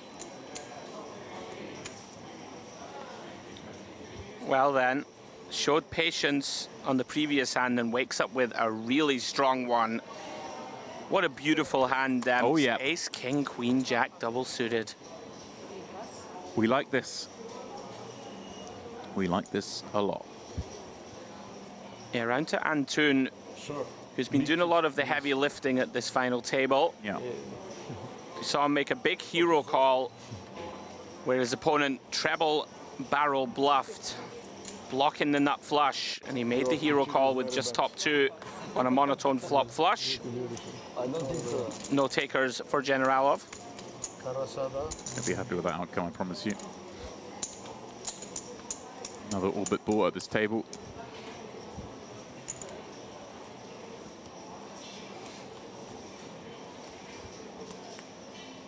Six minutes left at this 15K, 30K level. And we'll be juicing things up. 20K, 40K. Still plenty of drama to unfold, but it will happen in a truncated time period. Such is the nature of this structure. So look at now, how much pressure does he want to apply on these guys? I would advocate for a fold here, but there's ICM. You can do some stuff. Double suited hands do really nicely as your nonsense raises. I feel like if there's ever a poker room or poker tournament in specifics where I wouldn't want ICM pressure, it might be the 1K Turbo PL or Bounty. But I hear you. I think that's an astute point. Generalov defending 7-8-8-9 versus the button raise from the Elder Air. If it's not one, it's the other. There's lots of air-related puns we can do. Yeah, there really are. I'm racking my brains. Equity's running very close here. Two airs don't make a right. Air, error, wrong, right. I don't know. Needs to mind working someone, working. Top 2. For Zulu. Dreamy flop him. King, Queen, Deuce, Rainbow. Obviously range as well. He can go fairly small on this. Looks like he's cutting out the other way. Just wants to bet pot. Yeah, I guess with Generalov being so pardon me. short. Yeah, sorry, yeah. But even still, yeah, I think you should just go pretty small. I would go small for sure. Obviously, when I say betting pot, of course, he's effectively a Generalov only has pot back. So yeah. I was lost for a second there. Obviously, when I was last in here, it was like 70 big blind average. Right. The guys have grinded it down. Yeah, they really have. Chip average now, 20 bigs. And that is about to shorten further. Last two games for tonight in the Lavote Grassi. Once again, last two games for tonight. Yeah, that is the announcement for Day 1D, the final Day 1 of Lanotte dei Galeassi. They're bagging in 2 hands' time. All of them the 4 days. There were two full days, and then a turbo-ish day today, and then a turbo-y day tonight. I quite like that. Myself and Ali were talking about this earlier. really catering to all playing styles and all, you know, all desires in many ways for the people who want to play the long levels, the long days, try and build a stack the old-fashioned way. And for those who want to get in the sort of hyper turbo flight, that one's about to conclude. As we see Generalov. Yep, and that'll be our coverage tomorrow, and then for the rest of time. Yes. Or at least until we have a champion in that event. Over the next few days, we're covering day 2, day 3, day 4, and the final day. So those of you Hold'em freaks out there who are looking for something a little bit more standard, perhaps. Hour-long levels, lots of deep play, big Jeopardy, large field, always exciting. That'll be in the next few days of coverage. I'm looking forward to it. Yeah, it's going to be really good to cover. I look forward to it. I'm not going to lie though, Demps. I did some of my first PLO coverage with your good self right here in the booth. Kind of been bitten by the bug. It looks fun, this.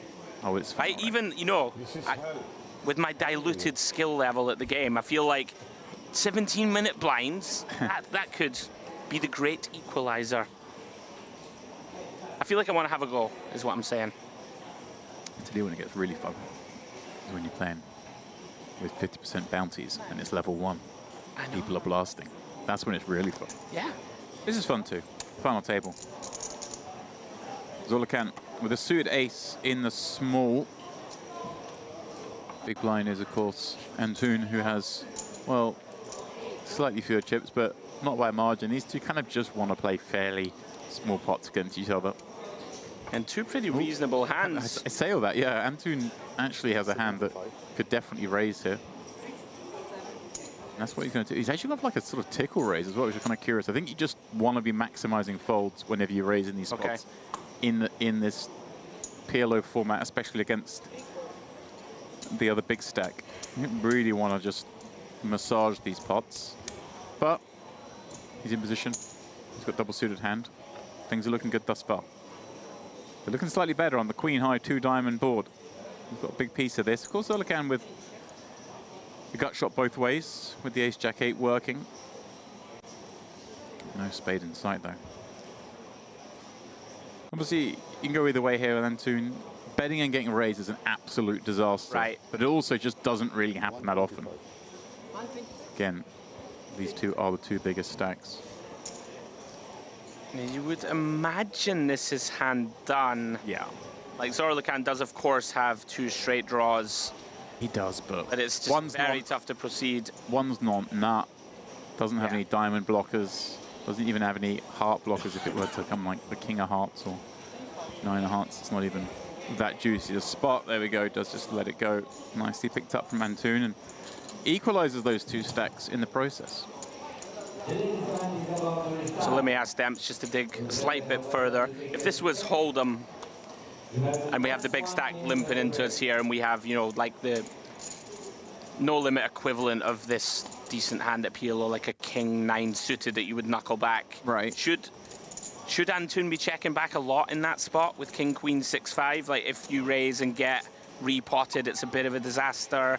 Don't want to burn your equity. It's a bit dissimilar to Hold'em in the fact that he almost just has to continue if he gets repotted. That's the thing. Okay. Like, well, I mean, you don't because of ICM. That's what I was getting at. Yeah, in a game where you don't really get to raise fold that much, you don't really want to be raising too much is the idea. That's why I was wondering, should we check the sort of king queen 6-5 double suit and raise a king queen jack 10? It all depends, obviously, his perception of what Zolakant's going to limp with, all the exploits involved in that. Okay.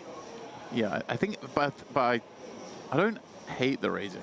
It's just, I think we're just going to go pot. If you think Zolakant's just going to raise his good hands from the small and limp with his bad hands, then just pot it and get rid of them. Got you. But if he calls, obviously your hand does just fine. Back at it they go. Antoon deciding to min raise from the small. King queen 9-6 double suit. Zorlu defending.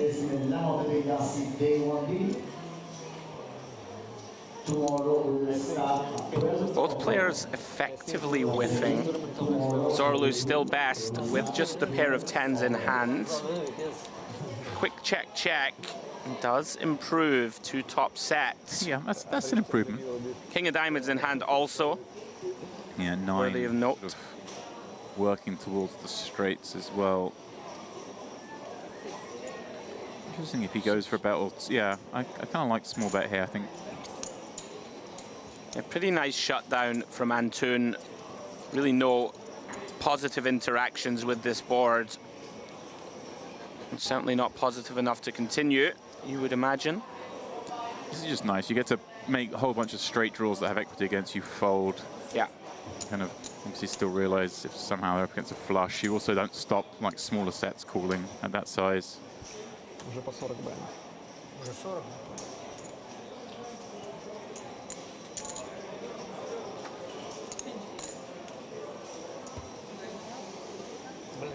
Well, blinds are going up 20k, 40k. Zolukhan Air is the best air at this table, at least for now. 22 bligs in his stack, but Zolu creeping up behind. He has 20. Abdu Antoon also around that stack. The three of them are all very even. Then it is the two remaining Russians. Konstantin Generalov sitting there with 8 bigs, and Grigor Karyan with just 5. Fedotov, he went out in 6th. Yeah, this one really shaping up now for a war between those three at the top, and so much can change when you're that close in chips, isn't it? If one of these guys can get sort of 30 bigs, 34 big, something like that, and then just really distance themselves, that they can get to the point where they're raising a hell of a lot of hands. Yeah, really could put the hammer down, and we have the looming spectre. I mean, I'm rooting for it. We're supposed to be impartial, but a father v son heads up match. It's what Come we want. on. It's what we want. We really do. Generalov under the gun. Ace, king, 10, deuce. Suited to the king. Just going to relinquish. Setting out his stall, obviously he's obviously the strat of he's going to play very cagey up front, and also, like I say, on this table where things could still go down. Karyan, of course, is in the big blind with just 5 blinds as well, so there's a good chance he ends up all in this hand. Yep. I think if that stack wasn't there, say Karyan had folded, or say Karyan had like 15 blinds, Generalov was cast adrift, I think he would have gone with that hand, albeit you never really want to be suited to the king. You always want that ace suit. So much warmer for you. But here we go. This is exactly what happens. Antoon raises. Zolu calling from the small, and Karyan therefore flicking it in from the big with a nice hand himself. I mean, certainly worthy of defending. Suited ace. Set of 8s on the flop. The kickers play. Here we go. Look at this though. Antoon, gut shot. 10s are drawing live. Zolu, he's just got top pair. Karyan quite likely to just open shove this hand. Yeah. Does do so. Oh yeah, there's no reason to do anything but that. And I think Antoon has just enough that he has to call here. Obviously, it's only 81k to win 360. You got live outs to the nuts. You might fancy a 10's good. You might fancy you've got the best hand even now up against some draws. Yeah, he does have Zorlu behind still to worry about. But I guess we have the type of hand, James, that if he repots, it's not the end of the world to have to fold. If you've got 300k here, it's really hard to call off 80. Right. You've got 200k, really hard to call 80. When you've got 700, you can call 80. And what's Zolu going to do? And if he does reopen the action, it's fine. But like, what hand's he going to go bananas with behind? It's sure. Like, we've both got 700k. It's so treacherous. Yeah, looks like it's going to go call. Yeah, Zolu just enough figuring. He's got the gut shot. He's got top pair. He knows he's going to realize because Antoon just has no reason to bluff. To bluff on the turn, yeah. We should get to see another card. Heart on the turn. No one likes seeing that card. It kind of ruins the party. Karyan least of all, being that he's all in against these two players. And the 9 on the river. Antoon gets there. Again, though, I don't think we want to go for any value here. We can still be up against a whole bunch of flushes from Zolu. And of course, Karyan can have flushes. Can just have it looks like he is going for it. This is a bit thin in my mind. I hope it's a very small bet. 75k, okay, it is very small, but there we go.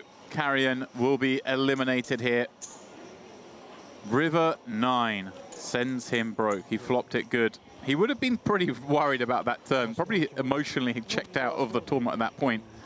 As it was, though, he was still good. It was the less dangerous looking 9 on the river that has sent him out. Picking up, what, $4,030 in his process. And they are flying out here. Yeah, good game to carry and couldn't quite hold on. And big pickup for Antun now, up to 1.2 million. Retakes, excuse me, the tournament chip lead. And on we go.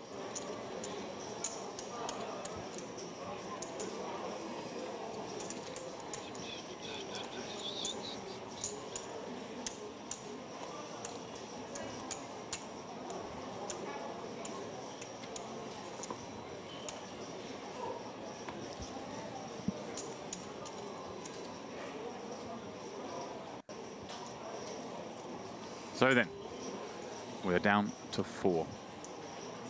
Still shallow, average stack playing at just 15 blinds in this one-day PLO Bounty Turbo. But it's skewed somewhat. 3 of them have, what, over 20 blinds.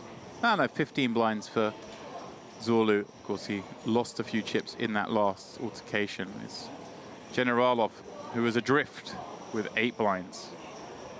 And it's he facing a pot-sized bet. Of course, just him and the button in this one. Zorlu making it 3x, 120 with no small blind in there. No, it's not included. 120, 120. How much? Generalov, King 10, 9, 8. He's going to find that's plenty to take a look at the flop with. Yeah, try and see. It's pretty grim when you have to call 3 big blind open and put in like a whole tower of chips. Things aren't going well if you're in that situation. Yeah, if you could see the cards, you'd be pretty happy with this spot. Looking to just connect here and get it in post.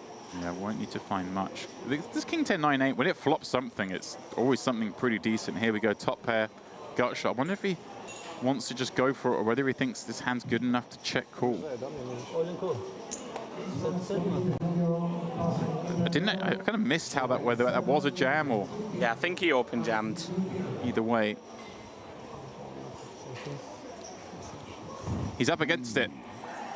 Zorlu making the call with the 6. Also has the 8-9. This is a great spot for Generalov to find a double up. Basically needs to fade a 6 or a jack, and even the jack gives him outs to win. Represented in just the 28% equity we see here. Okay. 2 pairs apiece. Doesn't really change anything. That's going to change things. 6 on the river. Zorlu with the unlikely get there. Sending Generalov out in 4th place. They are flying out of the door, Andrew. Good game to Konstantin. Nasty way to be sent to the showers. Did successfully ladder. We're going to hear from him now.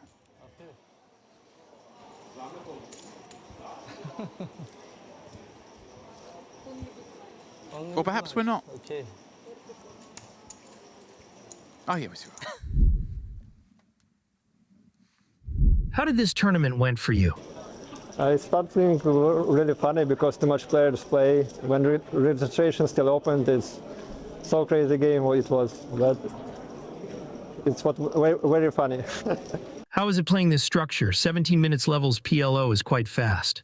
Yeah, because too much players busted fast. We have too big average stack and playing comfortable. It was good. And when we play 2 tables, we're playing like maybe 1 hour or 2 hours for final table. The structures is good. What game do you prefer playing? Pot Limit Omaha or No Limit Hold'em? I'm playing No Limit, but I like to play Omaha when it's tournament. I think it should be more tournaments in this area, not only one. I like below it play.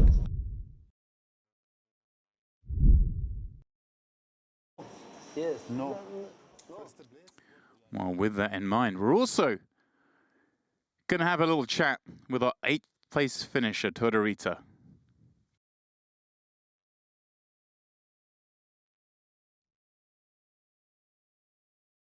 What game do you prefer playing? Pot Limit Omaha or No Limit Hold'em?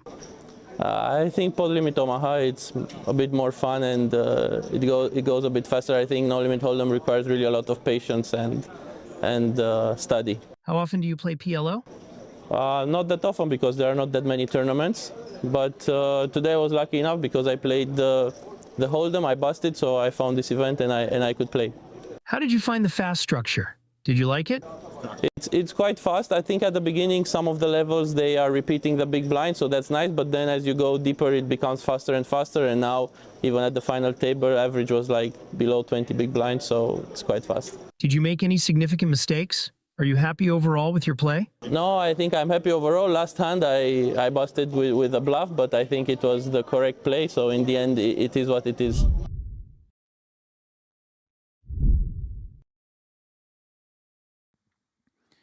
All right then, well, there was Stefan Tororita telling us about his quest here, finishing in 8th a little while back, $2,000. And then, of course, we just lost Konstantin Generalov, the 4th Russian in a row to fall at this feature table. And thus, we're left with 3, 2 of whom are in the same family. I mean, how good is this? Across the table, staring each other down, father and son. You called it. The fans want to see the family heads-up match. Well, this man's going to have something to say about that, James. Antun has played very aggressively, played very well throughout. And now suddenly the game has changed, as I suggested. It could, like, we're now, everyone's over 20 bigs, which isn't, like, crazy deep, but it means the whole strategy changes. Yeah, nobody can really just run away with it at the moment. Case in point, we see Antun coming in with a limp on the button, recognizing that he wants to play a lot of hands from that seat, therefore needs to mixing a lot of limps. But look at this, Zurlucan flopping top set and the gut shot. Zorlu with an open ender in the same spot and a pair, and he comes out betting. Now, sorry, Dad, have this. There we go. Antun gonna make way for this family disagreement.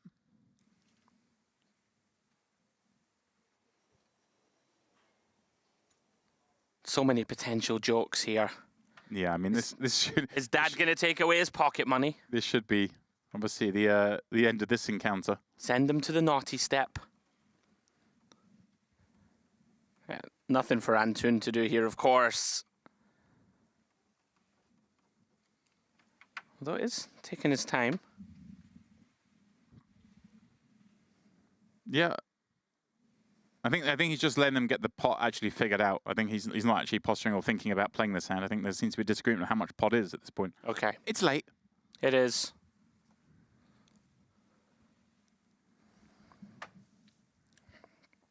Three times the previous bet, plus what's in the pot. Simple. Easy. Yeah, Zorlu here. Well, actually, I say that. He's still thinking, but yeah, he's surely going to... I mean, this should just go fold. Unless Zorlu wants to teach the nipper. Yeah, may perhaps regret betting this flop. Could have taken a free card, of course. But left now to lament that decision. Can't continue with this one. Yeah. In the go. A little exchange. He's going to show, look, Dad, I promise you, I'm not messing around. Got top set. Please don't hurt me. Kind of loving it. The dynamics. $7,350 is what's guaranteed for the final three. Then a $4,000 pay jump gets you up to second. And then, well, just short of $5,000 up to first. In fact, almost a peculiar payout in merit sense, because we're so used to seeing the merit kink where the jump from third to second is bigger than second to first, but this more standard. Might be the first time I've seen it. Right. I actually looked back a second ago to say all that, assuming it would be the merit kink would be in there. Yeah. But clearly PLO's got enough going on. We don't need to throw any spanners in it. Now, I must apologise to all of you watching, because, well, you're in the same boat as us. We seem to have lost table sand and a brief technical difficulty that is being worked upon, but this game's a visual game, and you've got the dulcet tones of Andrew Headley. Absolutely. Pot. I will soothe everybody. At home and in the booth, James, I'll soothe you too. Zorlucan here, playing this one a little tricky. Limping the small with the ace, king, king, 10. Beautiful hand, three-handed. Nut diamonds. Antun, though, doesn't bite, does check back. And look at this. Ace, king, deuce, 3 spades. We have middle set for Zorlukan. Antun, with that queen of spades in hand, did decline the option to start bluffing on the flop, but is going to take it now. Yeah, I got a little bit of work in with the 4-6 as well. Parachute out, if you will. Yeah, like medium surprised to see him not take this on the flop. I was going to say, if we're going to start bluffing here down the streets. What a river for Zorlukan. The absolute stone colds. Checks on over to Antun again. So more credible, James, to just start bluffing flop, right? If we're going to multi-street bluff this one, represent a flush. Yeah. Finds a very prudent check back. I say that, like, obviously there are a lot of hands who just want to check back and then turn into bluffs on the turn, but if we're ever going to have a hand that, if there's any hand that wants to go 3 streets, it's obviously the queen of spades. But it's not, these nut flush blockers are like far less credible when we're doing blind on blind in a 3-handed game, you know. That makes a lot of sense. We have far more queen. Normally when you're playing PLO and you have like the ace of the suit and you've V-pipped, it's like far more likely you have a suited ace because you've V-pipped. Right. When you've got the queen of spades in a spot where you've just checked back, you've been linked into, you would have raised. You're obviously way less likely, just combinatorically. You've only got 3 of the cards to have a spade, less likely than you are when you obviously just V-pip. So, and also anytime the nut blocker is a lower card, so when it's a queen or even a jack, it's obviously less likely, if that makes sense. Yeah, very nicely analysed, Mr. Dempsey. I'm still surprised he didn't bet though. But also you can just delay. You can just go check, and then your opponent checks again. They got nothing, and you just bet and you win. Still going to be enough hands, right, that Zorlukan just check folds turn. I mean, that was never going to be one of them. So sure. He did a good avoid in that sense. Yeah, very prudent shutdown from Antun. Been very impressed with him. Been on point for most of this final. Coming in for a raise here from the small blind. I'm sure I saw light blue chips going in. There we go, 120k. Very defendable Jack 10, 7, 6 double suited for the elder heir.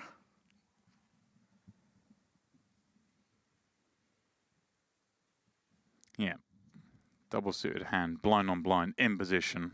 Not many of those you're going to fold. Queen 5 deuce, Antun with a pair. Has the gut shot going high. Has backdoor hearts. It's a very nice looking hand.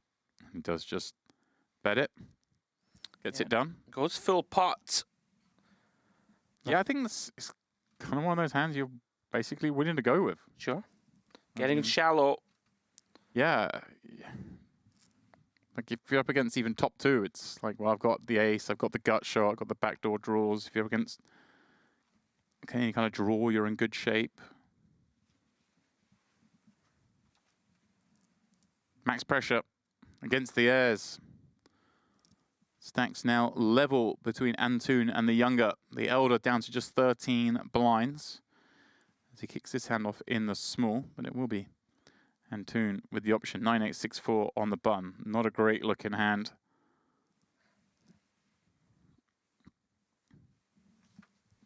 He probably gets to play a few more hands on the button. The others just because he's already shown this willingness to have a limping range. Therefore, that does allow you to maybe get involved a little bit more. Here we go.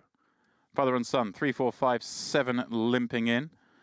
Zorlukan checking back with 9, 8, 7 dominating deuce. And a Jack 9 3 board that is all about the younger here. You can see he's actually behind right now to the pair of 3s, but has the bottom wrap. And it's quickly checking through. And Zolu, it's 2 pair getting counterfeited. Zorlukan just showing that he had a chance with that 9-eye, but it didn't come to fruition. Zolu with a decision point on the turn there with obviously the bottom 2, gut shot. Really want to give a free card, but at the same time, like horrible to bet there and face any action. You swell the pot, it gets scary. Sure. Even just getting called there, there's so many bad river cards for him that just electing to play it coy.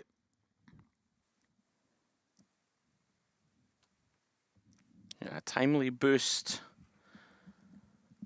for the father of the father-son duo. Antoon, of course, looking to rob us of the narrative.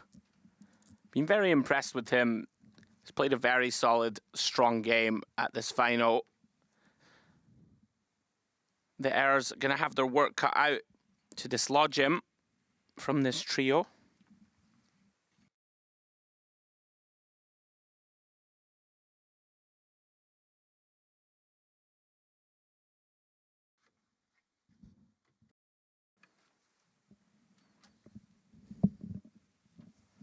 King 10, 9, 7 for Zerlikan. King high diamonds. Gonna make it a 3x. Antoon. In position, King Jack 10, 5. Obviously dominating his man. And the better seat, Andrew. Be surprised to see anything but just a flat hit. Yeah, very likely to complete this one. As you said, in position. Pretty strong hand, blind on blind in a three-handed game. Is reaching, does make the call. Yeah, eyes his man up. Such similar holdings. Obviously, you can see the King Jack 10-5 is the small favourite, but Zerlikan's hand is that much easier to play. The King 10, 9, 7, everything's working. In game, it's the one you'd rather have. But right now, Antoon has flopped the pair of 5s. Being checked to. Could see him going either way with this one. Obviously, it might be the best hand, and therefore you can just bet it. And then if you get check raised holding this hand, you don't really mind. Check raise folding, bet folding this 5 isn't a disaster. But also the good thing about betting it is when you do get called, the card, the times you improve, it's a 5. Great, you've got trips. If you hit King Jack or 10 to make 2 pair, it doesn't coordinate with the board. So like 2 pairs is still a super strong hand. It's nice to have that kind of possibility. Sort of mentioned to Ali earlier in this game, like not all 2 pairs are equal. Like not all top 2s. There was a scenario where we saw someone flop top 2 on a 10-8 4 board, but they had 10-8 King Jack, so the overs are working for them. So they still loads of good turn cards. We're so used to in Hold'em, well, like top 2's top 2. You can't, nothing else going with it. Nothing really changes, yeah. In this game, if you got 10-8 3 deuce or 10-8 King Jack, it makes a huge difference. Anytime you just got the working overs unconnected to the board, it's kind of a good thing. Yeah, really well negotiated by Antoon. And every pot now, of course, so valuable, up to 1.3 million. Yeah. And in the process, puts Zerlikan down to 900. Yeah, that's a big pickup. And yeah, he's got 44% versus 30 versus sort of 25. If you can just get a couple more of these little pots through, he'll be in that spot where he can really leverage the pressure. I mean, he's almost there as it is. He can leverage more on the younger, given that the elder is that much shorter, but he's getting close to being in a really good situation. And there you go. He's not going to miss a trick. Coming in, maximize the pressure now. With this queen at 3, 4, 5. Zorlu's sticking around. Looks like, oh, pardon me, he's just limped in. I thought I saw him reach for chips. And now, this is kind of a good flop for him, in that Zorlu didn't activate. Reason to think that he probably doesn't have too much ace-X. As it happens, he's got aces and deuces. Antoon with the 3, 4, 5 wheel wrap plus backdoor diamonds, although those are no good. Yeah, faces half pot. With enough immediate equity here, you would imagine we can find one call. Yeah, I wonder if he finds anything else. Right. He does. Oh, he does. I love this. I mean, we can see here he's going straight into it. But I really do like this. Yeah, so like against the perceived range of Zorlu, we're gonna get this through a good amount. Well, you think like, obviously there's lots of ace-X combos in this game, but a lot of the really good ones would have already probably raise in this situation against a small blind limp, especially when the small blind's supposed to be raising a lot of hands. So now it's like, well, what is his strongest value? Like a weakest value? Whoa, my word! It's manifold aces and deuces. Wow, there you go. Wow. That shows the power of that check raise. Antoon, take a bow. Gets it through. And again, every pickup more and more crucial. Yeah. And you just referenced it, Demps. Now has half the chips in play. Is Zorlu just giving him credit for ace-jack? Seems like a pretty big overfold, or it's just kind of a gross spot where It's you one of don't those get things. bluffed too It's a often? gross spot because if you're behind, you're dead almost. You're goosed, yeah. Okay. But I think like relatively under-bluffed spot? no, because there's the two wraps. There's the 3-4-5, the king queen King 10. queen 10, yeah. I mean, it's not like the worst spot to fold, but I hear you. I don't think we want to be betting that hand to fold. Sure. Beautiful. Especially when he bet 80k. It wasn't like he potted it. It wasn't like he made out he was committing to the hand. Okay. I think if he bets small, we kind of just got to go with it. If you pot it and then get check raise pot, now the range is so much more condensed. But it'd be less bluff heavy. Let's focus more on the move this man managed to make. Because if he'd bet the flop, he was getting called or jammed on. Right? He found the only way to get a fold. The only way to win the pop. Yeah. Very good. As we see father walking son.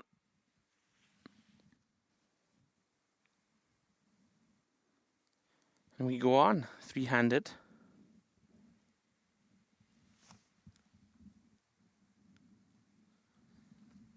Yeah, as you mentioned, Antoon at that magical 50% of the chips in play mark.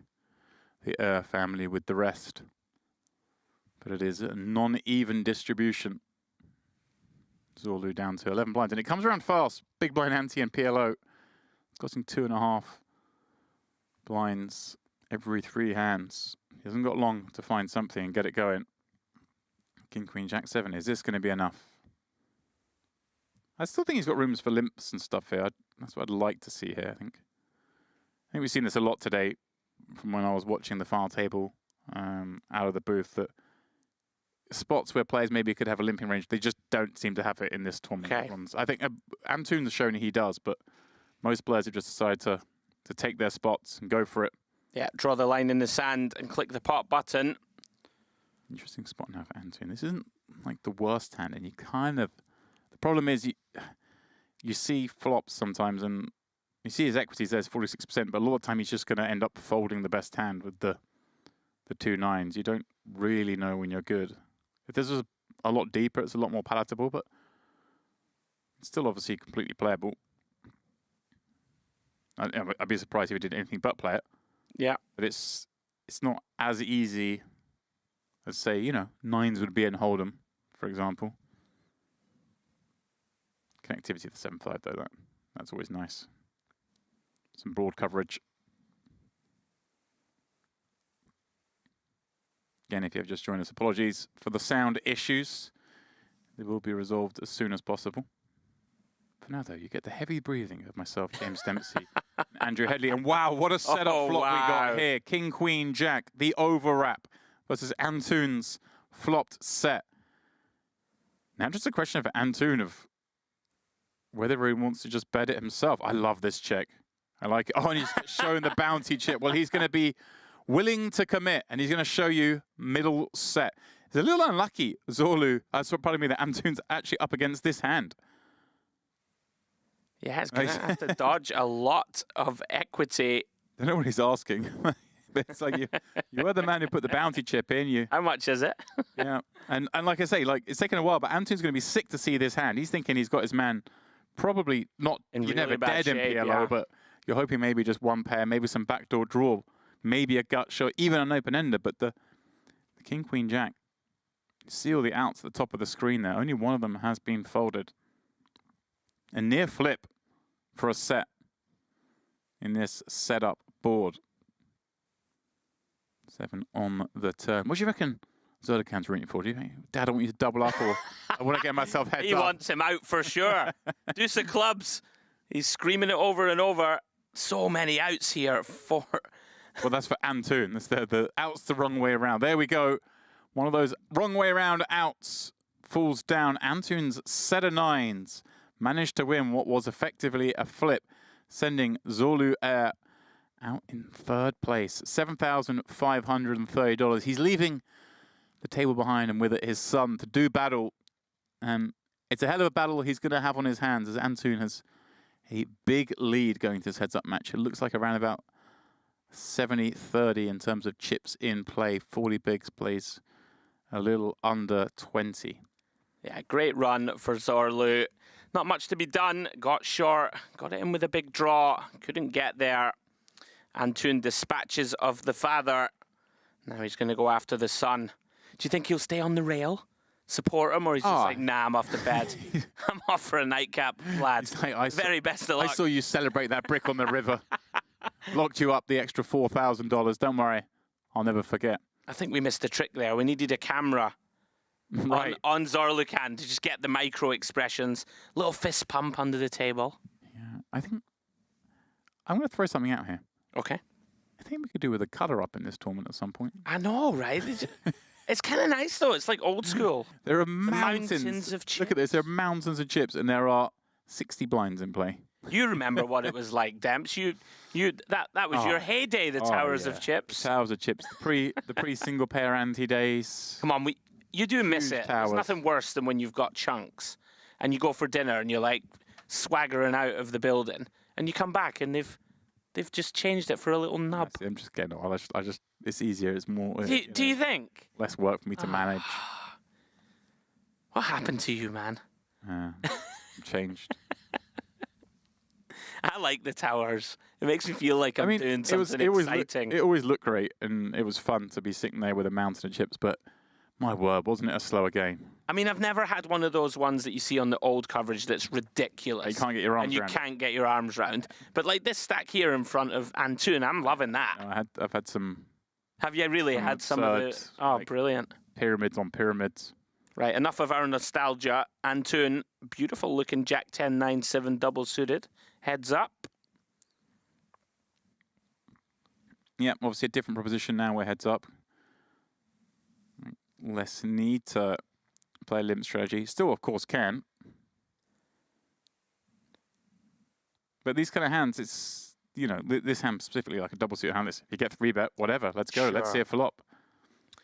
Yeah, Zorlukan does defend the 10, 9, 6, 3 and flops pretty big. Top and bottom pair.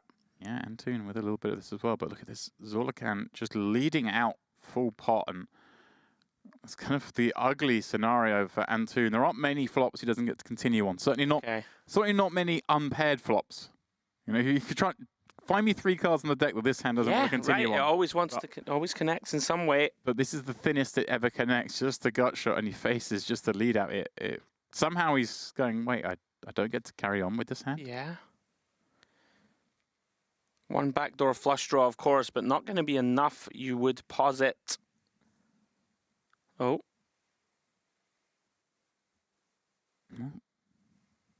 Oh, gets the bounty chip ready. I'd be gobsmacked if he plays his hand. Yeah.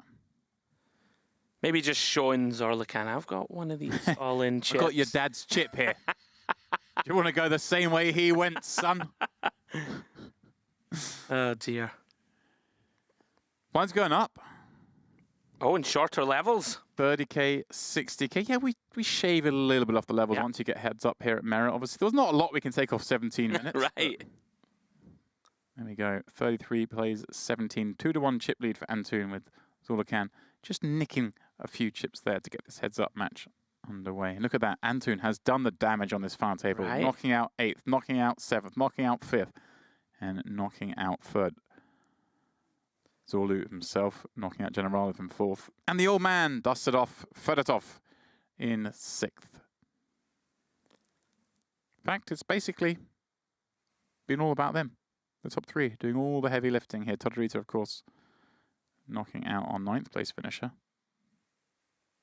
That was a bad omen for him.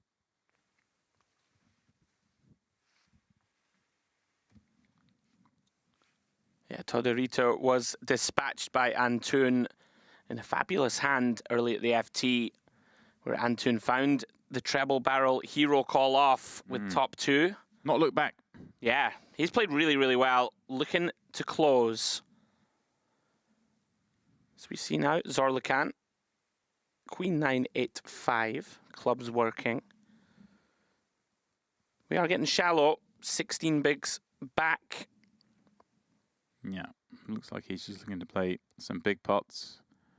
Going to raise it up. 155 to go. Antoon with, well, one of the few hands he can't continue with. 9, 5, 3 deuce. That's ugly. That is ugly.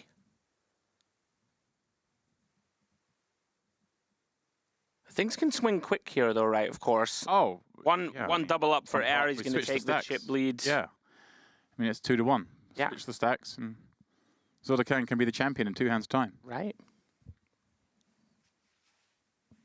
Seen some phenomenal turnarounds like that before when Holden tournaments, let alone PLO.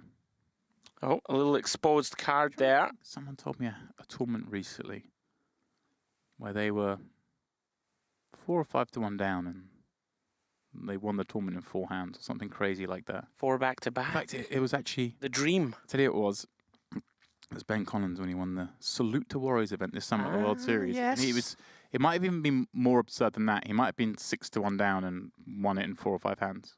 Madness. Madness. So we see Antoon. Very playable. He's Queen 10-7, not diamonds.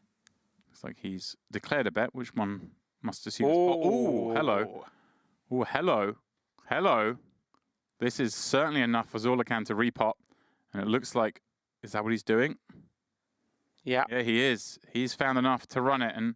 And Toon, well, he can't fold this hand. It's just a question of whether one presumes he's going to continue as a call because you just create more decision points. And I think Antoon's going to fancy his chances in this match. Feel like he's perhaps got the most experience.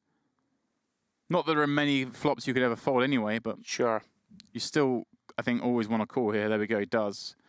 Just give your opponent that extra decision. Anytime you think you've got the edge, it's always great to create more decisions. Now, with Ace Queen 10-7, it's very hard to think of any flop he can fold on for the additional 500k. But that's the commentator's curse, if ever I've heard it. Here we go. Deuce 3-4, all hearts. Right. There are some, but very few. That's not one of them. That is not one. Open-ender and a nut draw. Look at this. Zoltan with top set. What is it with 9s? Yeah. We saw 9s a minute ago flopping a set. Hey, don't look at this acting, rubbing the mouth. What to do? How should I proceed with this?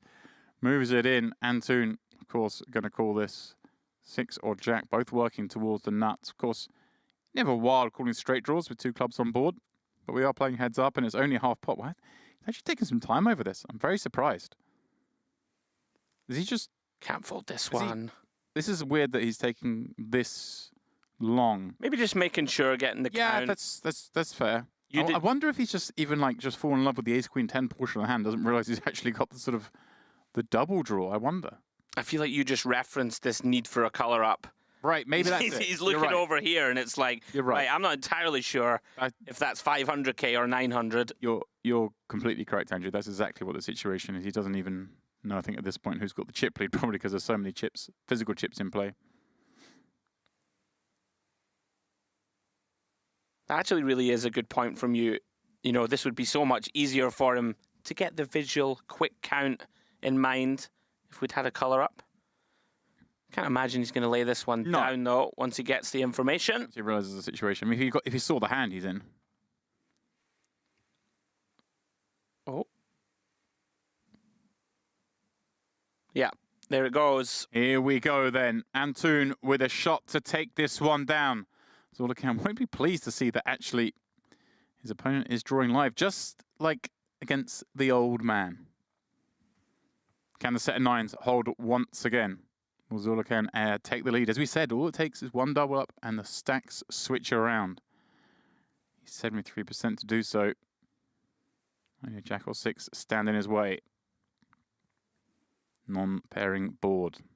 Not the worst card for Antoon. You see the equities only shifting marginally. 8 outs. 1 lost pool. King is safe. Zoltan with the double up. And in fact, look at this. Basically a 3-1 lead. Now for him. 2.2 plays 750. He's looking over at Dad. Give me a little nod. We got, don't worry. I'll avenge your death. In this life or the next. He's just on the rail. You are my son. Get it done. And Antoon, first time we've seen him face any resistance or any real body blows for a very long time. So intrigued to see how he responds. Granted. Physical man chips in here. Come on. Come on. What's going on? Help them out. Yeah, I can't remember the last time I had to stand up. There's 300 chips on the table and 50 blinds in play. Come on. The squirrel's looking for the nuts. That's a good card predictor. I like that. It's smart for poker. I'm going to buy you your Teenage Turtle one before we go. I think so. You're going to buy a little. I think it's time. Which one? Which turtle am I getting? Is it a surprise? I want. If you're going to get me a turtle, I want you to get me the turtle that most represents you. So I can look down at it and be like, this is Picasso turtle. You guys can't see me, but I'm just pondering, just looking up to the ceiling, thinking. It's right. Am I Donatello? Well, you know, Donatello. These famous Italian artists, and I got Picasso. I mean, that's true. We're crossing realms. I'm shocked that you didn't get the Splinter reference in there. You know, that was it's a missed opportunity. Splinter's the rat, isn't he? Yeah, but why would I call you a rat? I don't know. Wait, is it Splinter? He is the rat. Yeah. Right. I don't know, because, you know, sometimes you like to give me jibes. To needle you needlessly. I think, are we actually, what's going on here? They both stood up. Both standing. What was action for a second? I don't know what's going on. Are we? Oh.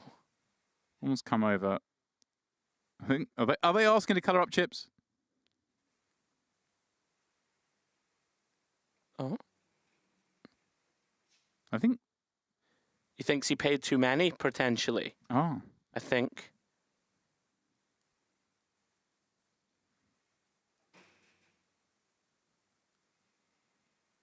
I'm trying to lip read in a language I don't understand. I don't think I'm going to do very well, Andrew. No, this is very tough.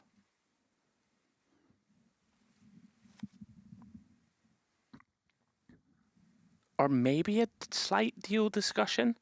And now Zorlikan recognizing he has so many chips. I did see him sort of tap his stack and go, no, no, no. I don't know. I don't know whether. I think he's just asking, can we just change up the? I don't know if he's asking to change. I don't know. Maybe I'm putting that on them because I want them to change. Because up the we chips. want them to Right. change them. Or what's going on? Something was going on. We'll never know. Antoon looking a little flustered for the first time. Yeah, that was like you said, a complete body blow. Obviously, a really nice looking hand. You might be thinking, oh, did I need to gamble? Do I need to call 3 bet? Right. But you have to, right? Sure. Sure. Queen 10-7 is just too good a hand. Too strong. Again, if you could jettison the 7 and call it a 6, maybe you can start to argue to lean towards folding. But here he is, top pair, up against the over pair. Over pair with bottom pair blocker. Oh, and he pots. You're just coming leading into the limp. Well, has that got just a turbo fold from? Wait. So I'm kind of surprised by that. Yeah, has a deuce in hand, blocking some potential 2 pairs. With that over pair also working. I'm just checking the pot. So there was obviously some confusion. Maybe the confusion over the blind levels. I don't know. Something very odd going on. The oddest thing being the Queen's turbo fold, really. Right. Both players potentially losing composure a little if they've got frustrated with each other. Did look a little aggro between the two. I think. Yeah, I don't know. Not that I'm casting aspersions that they're about to devolve into fisticuffs. No, I don't think that's the case. No. Both looking a little disgruntled. Interesting. Anyway, on we go. I genuinely think they're finding it hard to tell how many chips each other's got because there's so many chips in play. Antoon with the hot pair, 2 9s on the button, double suited. This hand has not lost since I came into the booth. Ooh, Zorlikan with a very nice looking hand. King 10 9 7 now. I think if there was an ace in here, this would be a certain 3-bet with this hand. I think he's willing to just call, take a flop again. A bit like the Jack 10 9 hard 7. Hard to fully miss the board. Yeah, you just flop a lot with this hand. But with this particular hand, you don't want to be like 3-betting out some weaker. So often when you flop a pair here, you're going to have your opponent in bad shape if they've got, if they flop a pair as well. The shared cards, again, are just a nasty flop. 6-4-4. Antoon will like that the most. Obviously a 6 blocker. A marginal factor at this point, but the 2 9s rate to be best. You would have heard from most of the overpairs. Certainly the Queen's plus, I think. Yeah, it does just announce pot. Nothing to be done for Zorlikan. Yeah, it's one of those you pot and just hope for a fold. Yeah, just hope they don't have it. Hope they don't have the 4 or the nut flush draw or something to that effect. Yeah. So, of course, with every pot that Antoon rakes, starts to edge his way back closer to air. Still has around about a 2-1 chip lead. You're right, they keep looking at the clock. Maybe they're wondering when they get a break. A lot's happened. I mean, they haven't been playing that long, but psychologically, you've gone through 4 bust outs. Okay. Positions have moved around. Maybe they're just... That would make some sense. Wanting the lavatory. But I mean, I think they could just ask for a break when they want. I mean, there seems to be a lot of discussion between the two of them and the dealer. I think you've called it. I think that's what it is. Yeah, you said maybe there's some animosity, but I think it seems jovial. It seems fine now. Doesn't it? Well, you know, if you really need to go, if you really need the bathroom, I would get a little grumpy. I mean, if someone goes, I really need the toilet, do you mind if we take a 5-minute break? Yeah, I'd be they like, say I'd be like, no. Yeah, absolutely not. Piss yourself. Yeah. I've got a strong bladder. That's one of my talents. That's one of your many edges at the table. Yeah. You just start whispering, dripping taps, gushing waterfalls. Yeah, you just lift your bottle of water and tip it back and forward. I apologise to anyone who's listening in and is also requiring the bathroom at the moment. Small size bladder. Antoon winning that one. Ace double 10-9. Yeah, continues to edge ever closer to Zarlukan.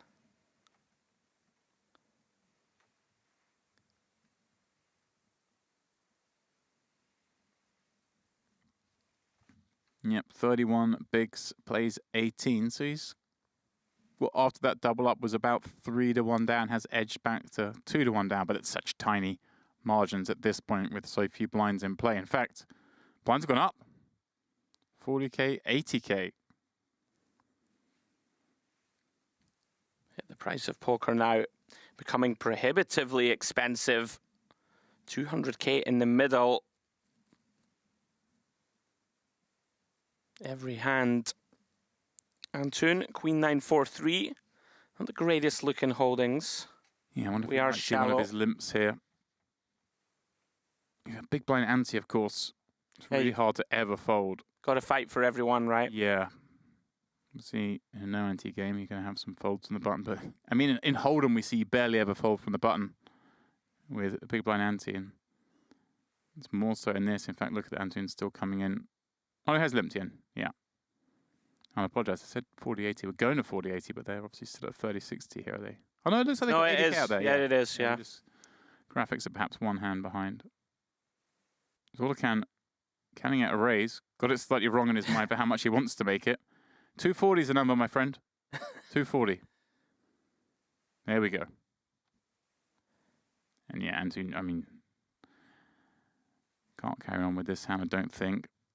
Yeah, little too weak. Yeah, he knows this game.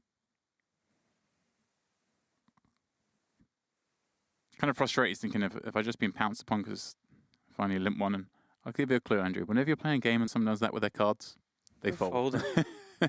Very rare. God, you're good. A couple of decades of experience have taught me that. Have you ever in your life managed to flick in the look at your cards like that and then repot? And then repot. I remember once. It would be I remember spice. once doing an instant reaction to a river bet. Right. And playing heads up, and being like, oh, like, and like so visibly like ridiculous. And then I start thinking the hand. I was like, this guy can't have anything. And then I raised. You found it. I raised the river, and he like folded and made a comment about my angle, like, you know, like, oh, you're trying to Hollywood me. I was like, no, I'm just an idiot. Like, brilliant. But I was like, actually, I want to raise this guy. But now, the next minute of my discussion with my internal monologue was like, can I really do it after I just blatantly? But it was obviously a natural. It was an instant thing here. Okay, here we go. Looks like full back. Discussing again. So I believe they're about to take a break. Andrew. Yeah. I think they're going to play this hand and then take a break. That's what we've been reliably informed. Like I say, they've been at this table for a little while now. Zarlukan, wow, that's a nice hand. 10-8-8-7 on the button. Going to keep the aggression going, it looks like. Use the big stack. Although, no IC aim pressure, you could leverage here, so you're only ever playing the effective stack of your opponent. 190. And then Toon, obviously, going to have to give up the queen 5-3-3. A bad time to find a couple of bad hands. There we go. They are going to take a very brief break. Myself and Andrew will be back in 10 minutes for the conclusion of this PLO Bounty event.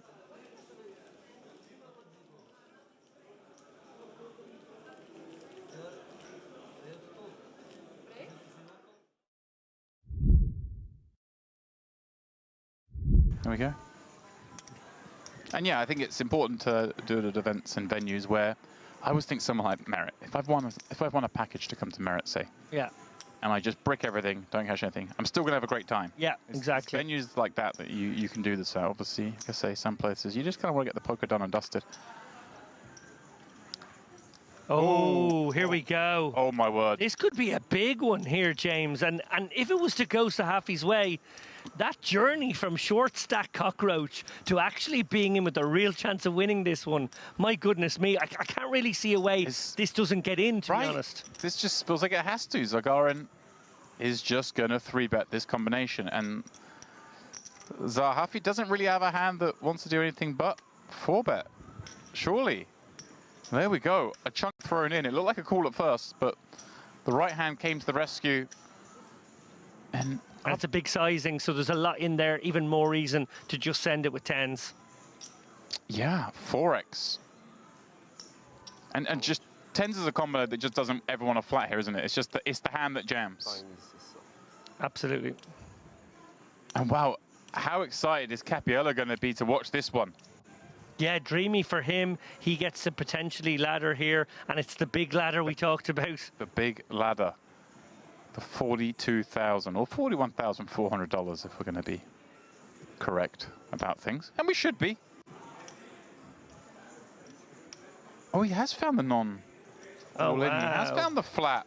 Wow, I'm really surprised by that because, again, I think you're absolutely right, James. It's the hand that doesn't really want to... Maybe he's just decided he's going to try and fade an ace or king flop. Yeah, maybe just giving Zagarin the credit for the hand, because Zagarin has had a lot of hands, certainly since I've been in the booth. And, well, this is the problem, though. The King-Jack-5 flop is the one that now you're probably going to get bluffed off.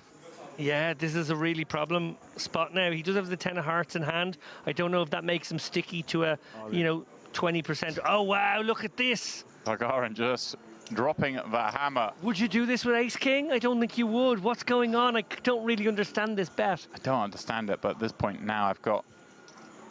Ace-queen of hearts maybe does this, but no hand wants to do this. No, but this is so hard to ever call it off here. You just have to fold with this combination. And wow, what could have been? What could have been, James? A jam.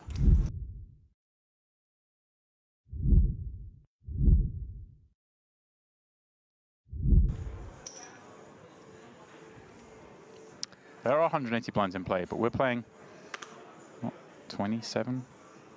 Big blind. Oh, he's found kings now, blind on blind. Well, time to trap. Do we? Or do we? Because we don't trap ever, can we just keep raising like we always do? Yeah. Yeah, you're right. Actually, I prefer that. And we're going to get jammed on at some frequency. Oh, my God. Well, it's a cooler. Oh, my word. It's an absolute cooler. What a He does just rip it in, and it's a snap call. Capiello on the rail, watching this hand play out.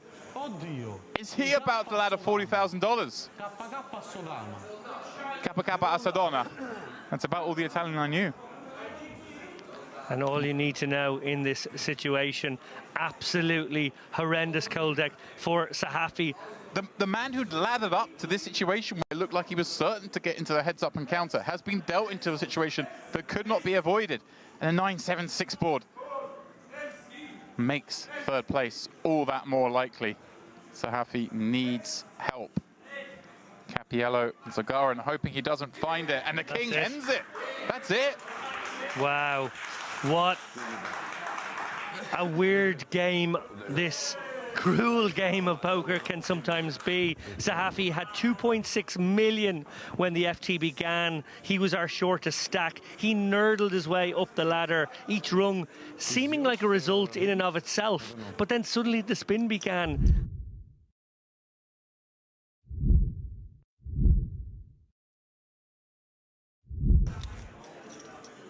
I just don't think there are many buttons on this island. Was Marco last night you spotted without like virtually buttonless actually? I think there were buttons on the shirt. He just, you know, wasn't utilizing them in the way they were designed. Gotcha.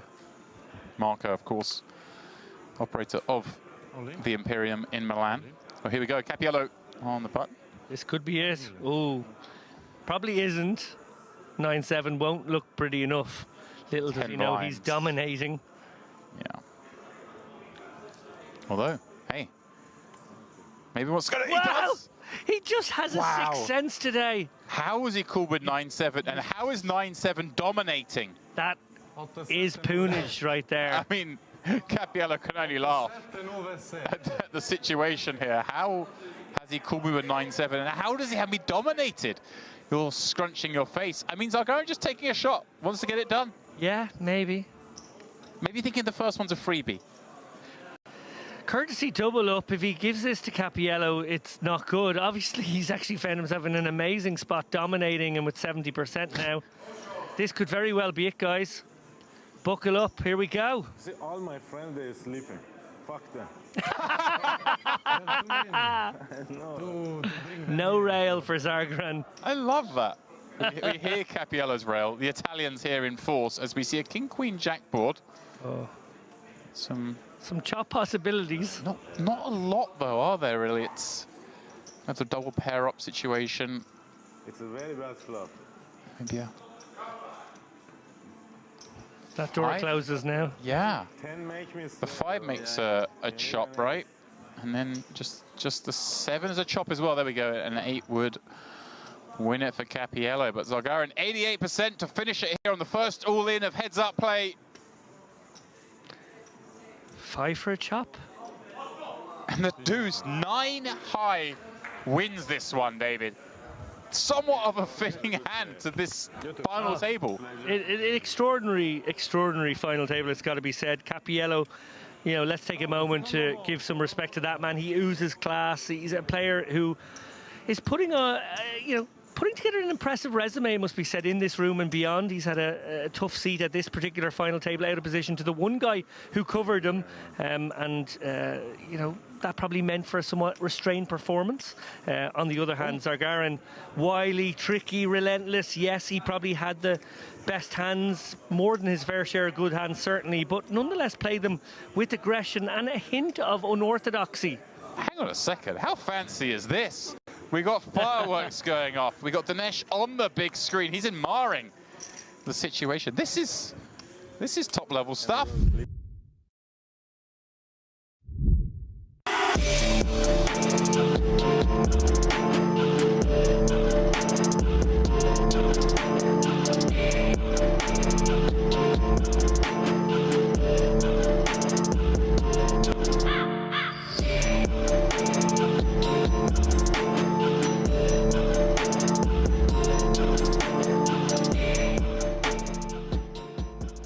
What is going on, everybody? Merit Poker from sunny and extremely hot Cyprus is calling.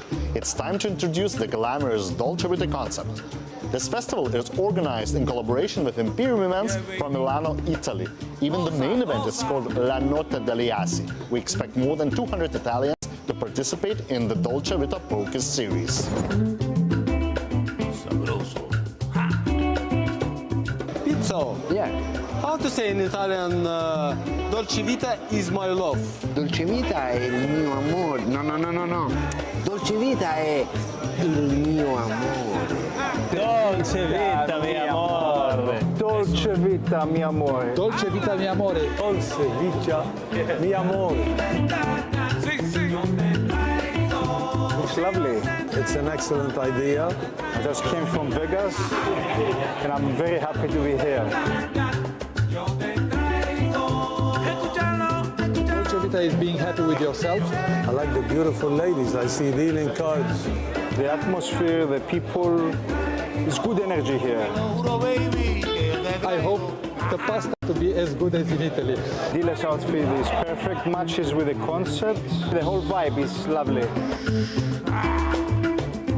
Well, the structure of the tournament, pretty much. It's really good. As well, it's so refreshing with all these lemons and all these bright colors, you know, it's really nice.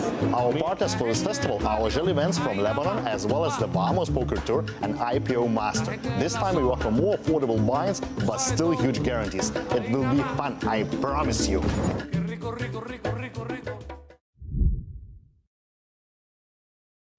Congratulations on your win. Thank you so much. Thank you very much. How do you feel? Amazing. I feel amazing. This is my first win Kabak trophy. I'm feeling very good, but I'm very tired because I play all day from 12 o'clock. We play 1,000 IPO, then half an hour only break and play this mystery. So I get a lot of lucky and not good. I'm feeling good. Any interesting spot worth mentioning?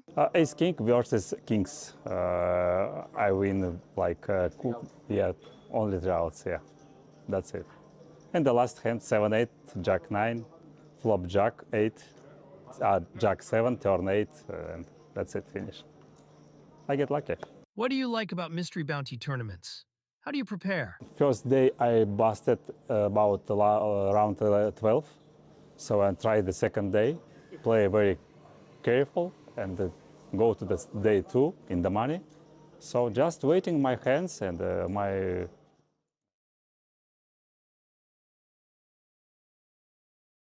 Well, just waiting for hands is not something that will be taking place here, because we are, of course, at the heads-up portion of the Dolce Vita Series PLO Bounty. We have 2 warriors battling it out. What is now somewhat of a lopsided match, 26 bigs v 10 bigs that you're going to have a peek at now as they continue playing 40k, 80k. And, well, who's your pick, Andrew? I mean, chips, the chips mean you're supposed to say Zolakhan, but I feel like Antoon's got some chops about him, right? Yeah, logic, of course, would dictate that we go for Zorlukan Air. But I've been mentioning it throughout the broadcast, been very impressed with Abdu Antoon. Hasn't really put a foot wrong. Was forced to commit a lot of chips in that heads-up hand, but he had ace, queen, 10-7 and nut diamonds. Right. So he really has played well. He's got his work cut out, of course, but there can be lots of flip-flopping of stacks here. We would imagine be a lot of all-in confrontations at this stack depth. So he's not out of it yet. Yeah, I think especially the way, certainly Zolakhan set at stall, he's basically, I think, potted every button and has even raised over some of the limps. That's Antoon has tried to limp in a couple of times. Well, has limped in a couple of times, but once got punished. Interesting to see what he does here with Jack 7-7. I want to assume this is going to fall in the camp of let's go. Yeah, let's go. Oh, look at this. Look at this. We've had the color up I was questing for. Yeah. Here we are. They listened. And we could just ask at Merit, your wish is their command. That's it. And sounds back. We can hear chips riffling. Oh, here we go. Oh, first hand. First hand. Here we go. Zolakhan. Yeah, 3-bet jamming. King kick 8-6. Antoon is like, yep, let's go. Not bothered. And actually, it's slightly less than all in, right? Because he's open to 3 blinds, which is going to be 240. The 3-bet's going to be to 9 blinds. 720. Yeah. 800. Yes, it's maximum. Okay, let's go. You call. 800, right? No, because the ante doesn't count, but... Oh, they'll figure it out. Effective all in. Should be 720, but who cares at this point? Well, I can't imagine. Am I right? 3 blinds? I think you're right. I'm pretty sure you're right. Unless they've changed the rules. You know, it's late. 4, 5, 6, 7, 8. 800? Okay, there we go. Does have 45k behind. Can't imagine there are many flops, if Maybe 0 any. flops. I think 0.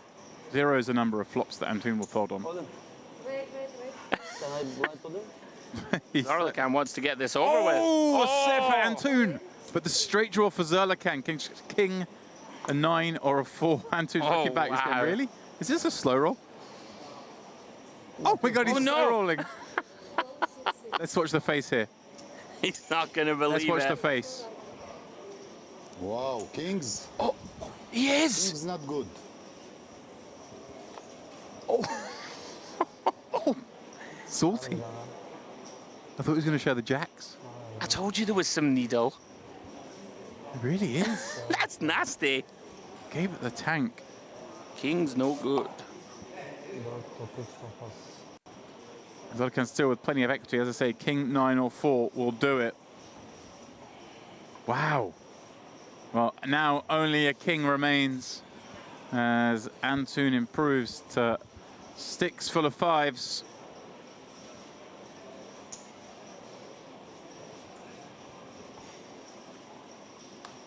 Oh. And Andrew, we continue. The wrong. Stacks switch again.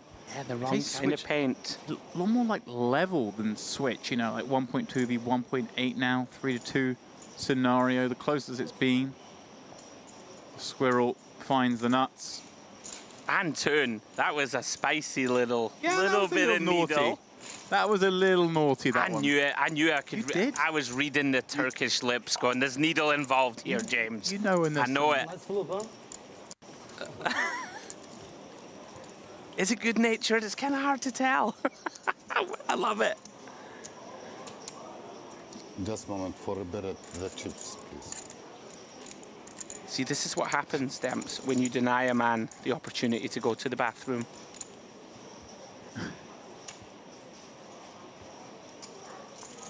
Well then. I'm here for it. Grudge match.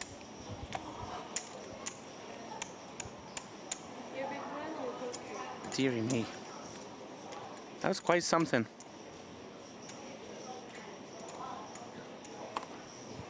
Back after it. Zolkan adjusts here with 15 blinds. So you would advocate for a limp, right, with this type of holding at this depth? Yeah. We could just limp. But it looks like he's counting out a raise. Up to 215, I believe.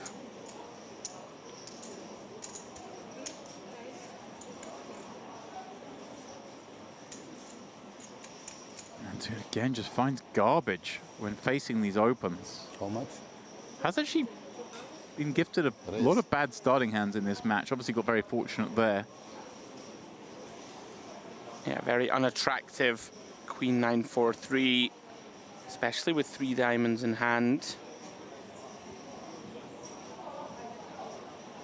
Been a feature of his play, very deliberate. Let's get out of the way. Yeah, obviously that one was a little bit of a commented slow roll, but we also saw before with the ace-queen 10-7 on 8-9, he took a minute or so before calling, even though I think well, I mean, that one it was hard to tell how many chips the bet was, but he certainly is, yeah, taking his moment, which is fair enough. This, you know, you're playing heads up for a title, you want to make sure you get it right. A few extra seconds in these scenarios makes a lot of sense.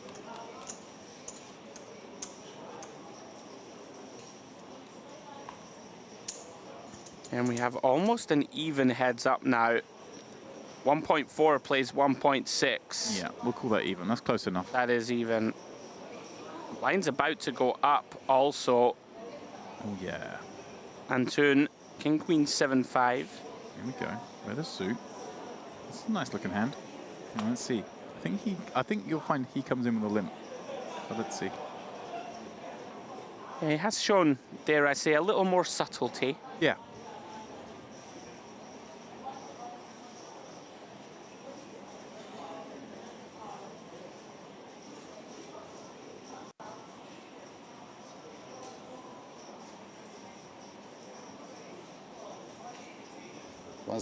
Oh, okay, min raise. Okay, min raise, but it's still not the pot. But yeah. Yeah. And here we go. 7-6-5-3, very defendable to the min. Yeah. Obviously, I mean, raise is completely standard here as well. I just thought the way that Antun had set out its stall so far was, he's really looking to try and keep this as deep as possible. I mean, to my mind, it looks like he has a little bit more experience playing the game. Maybe certainly short-handed. Not to say that Zolkan isn't comfortable in this realm. Yeah, this flop, all Antun. Pretty rare in PLO to be 91% with only 3 cards visible. I like small bet, I like check. Yeah, both seem like prudent routes. He decides on small. Less than quarter. See, this is what I mean. I again, not taking anything away from Zolakam, I just don't think he has this sort of sizing in him on these spots. I think he's still in the... It's kind of small cash adjustments. Just in cash games, you end up just betting pot a lot and playing your hands big.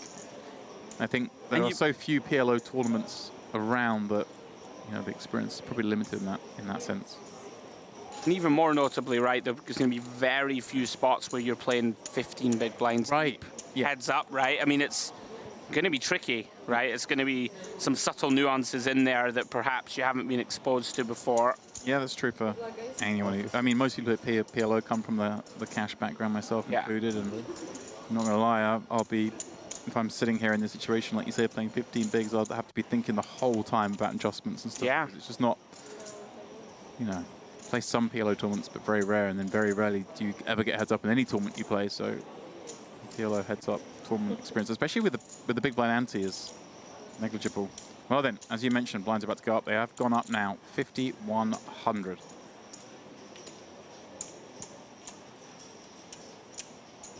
$11 bigs, plays 18 bigs. So they came with a very nice looking Queen Jack 9-9, more than enough for him to continue his strategy from the button, which is there's 3 little letters.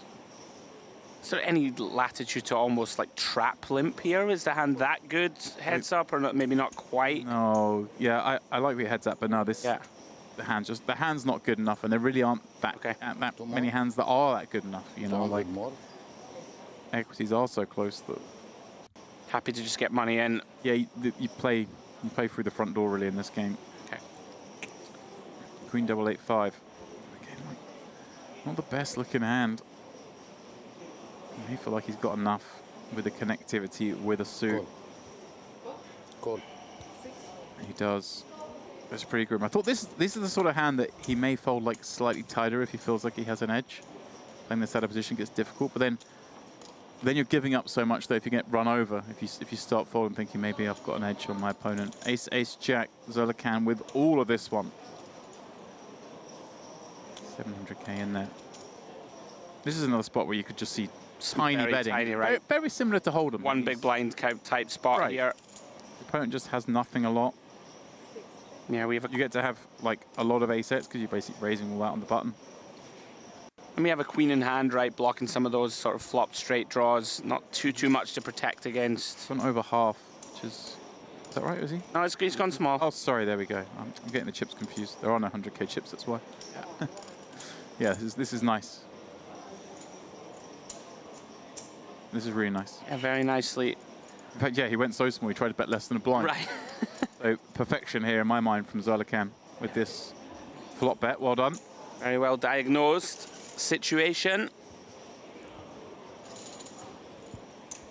And you spoke about adjustments there. I mean, we have to put 200k more in pre as Antoon.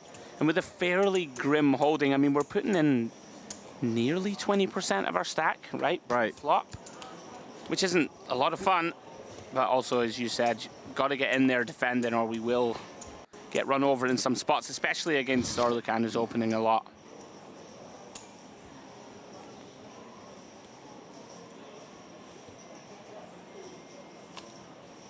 Antoon, well, here we go.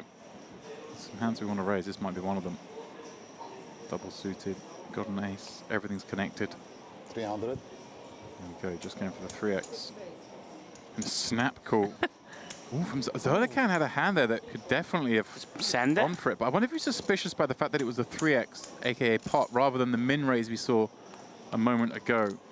Maybe giving this one a little bit more credit. 5-5 deuce. Well, that one is all Antoon.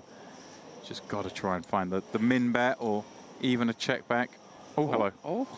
Oh, hello. Zolakam with a gut shot. Looks like he's leading. I actually like this lead. It's kind of spicy. I mean, I would like to have some spades or a little bit more than this when you do it, but it just handcuffs Antoon at the stack depth. Like, what's he going to do with any of his unpaired hands? It does decide 275, 1/3 pots. Antoon with the decision point.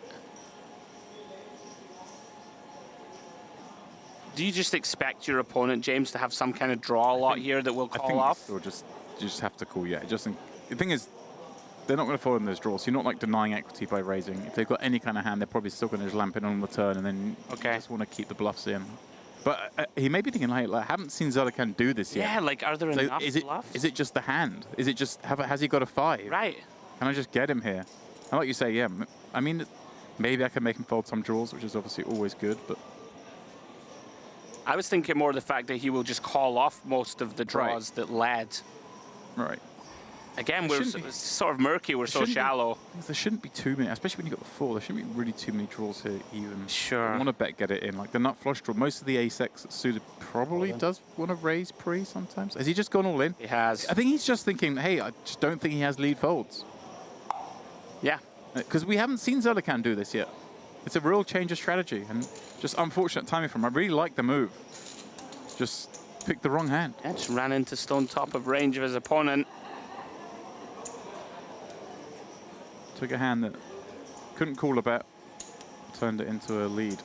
Still, of course, had that gut shot. Had ace-king, blocking ace and kings, kind of two of the most likely hands that are going to continue post-flop.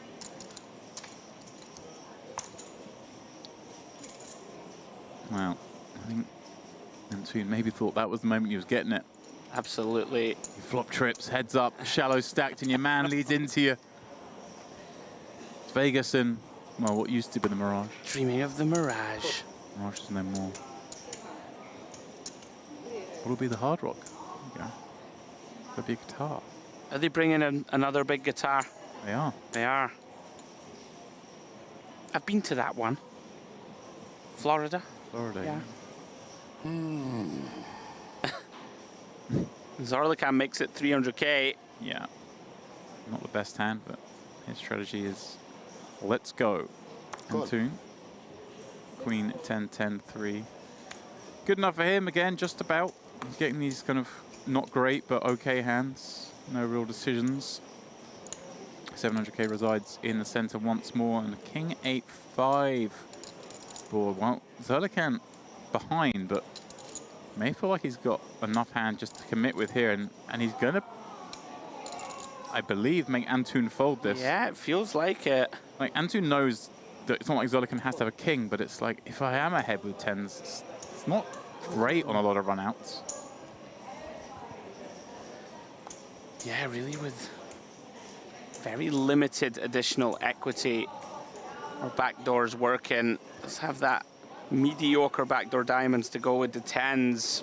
Very unpalatable and does get out of the way. Yeah, can't blame him. Again, he just gets dealt a lot of ugly spots, it feels like. Yeah, these just half hands that you sort of feel compelled to defend, that don't have a lot of visibility post. Right, if that was, instead of king 8-5, 2 hearts, if it was like king 8-3 with no flush draw, you can kind of call that because... can call off, right? Like, and we are ahead, we're that much more ahead, but... Well, on we go. Almost weirdly in the way, kind of opposite to Hold'em though. Like in Hold'em, you look at these things, well, these are the draws you could have, so therefore my hand's better. But the problem is you don't want them to have the draws in this game because, hey, that's gazillions of equity. That's why it's the great game. Like I say, I mean, I'm not putting myself out there in any means as an expert when you get this shallow. 300. Very little experience at this stack depth. I think my PLO is at like 500 big blinds deep. That's it, right? It's just mega deep. Well, Zollican, again, feels compelled to defend with a very mediocre holding. Does flop best. Queen 9-9. Antoon going to take a free one through to the Queen of Spades turn. Zollican checking again, as does Antoon. Yeah, rare check through scenario here. Zollican going for it one more time. Trying to get a nibble. 150. And he does get the nibble. 150,000 the bet. The thing is, Zollican doesn't really get to raise. Queen, no kicker. It's like a one bet kind of hand. He wishes the bet was bigger, but he'll take it. Yeah. Million chip pot. Every Million chip pot. Huge let's now. go to the chips in play, these little pots. This is so shallow we're playing. And you know what we're going to do in 1 minute and 6 seconds, Andrew? Order a bottle of champagne to the booth. Done. Boom. We're also going to put the blinds up. Yeah. Wow, and we are going to be at 75, 150k with a 150k ante. Absolutely insane. Earlier on, we went from 500, 1,000 to 1,500 people level, but we repeated the 1,000 level because of a club scenario and repeated the 1,500 level to kind of balance out the play there in the big jump. And I think the structure is just like, someone's just obviously going, well, like times 10, thinking we would never get to this level. Yeah. How can we get to this level? I think normally you'd obviously see us go to sort of 50, 125 or 75, 125, whatever it is, but according to our sheet, it says 150. Zolican looks down at Jack double 10, 8. We know the way he plays, this can only be one thing. Yeah, here we go. Wow, and Antoon actually turbo folding that one. Anytime you get these unpaired, like big suit. Wasn't the worst. They work with the big blind ante in there. I'm kind of surprised. It is getting late. Potentially that factors in. Tired of these mediocre holdings. Decides just to let this one go. Yeah, I mean, what were the chances of us reaching this point? 2.98 million chips in play, and the big blind is 150k. 20 bigs in total on the table. Yeah, crazy. 150 confirmed now. I was wondering if it was going to be adjusted, but no. Yep. It's a huge jump at this stage. But I don't think either player wants to drag this one out, though. No. They're just like, come on, let's just get this going. Antoon again just dealt bottom of range. Jack 7-5 deuce. Triple suited. Never ideal. Yeah, may feel compelled to limp. There is 375k out there to fight for, just so much. You're right. Oh, wow. Well, unfortunately, runs into a monster. And then you see Antoon shaking his head there. He's thinking, I thought he fold. taking advantage of when he limps, getting raised, but Zolican just has had the hands in these scenarios. Running away with it again.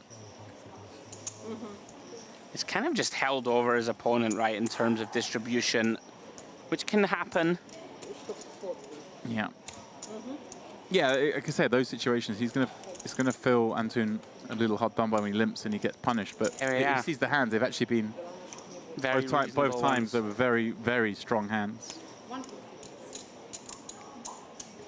He has what, just a handful of blinds left.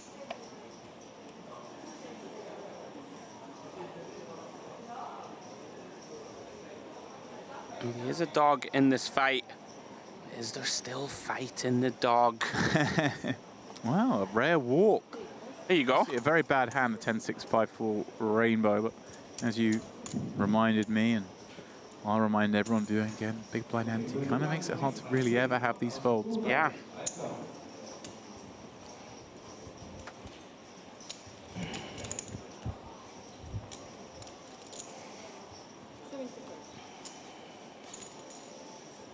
In this faintly absurd situation, Antoon 1 million in chips. Only has 6.5 big blinds, but if he doubles, takes the chip lead. Do you think Papa is still on the rail or has he gone to bed? You're on your own. I don't think he's even stayed on the rail when he busted. I've had enough of this. Just walked out and was like, right, son, you get it done. I'll see you at home. I bet he didn't think when he wakes up in the morning it'll still be going on. Antoon, the butchers. All 4 suits, not ideal. 2 kings. Dreamy timing. Oh, he's trying to induce. He's I like gone for it. the trap. I think I like it. Oh. Okay. And just sort of too weak a hand. The spring. I'm kind of surprised Antoon has gone for it with this offsuit. Like, if you're going to limp in with the kings, kings double maybe. Okay. Kings off. I don't know. Too much vulnerability as it is. Zolican flops a pair and 7 high diamonds. Antoon going to bet 200k.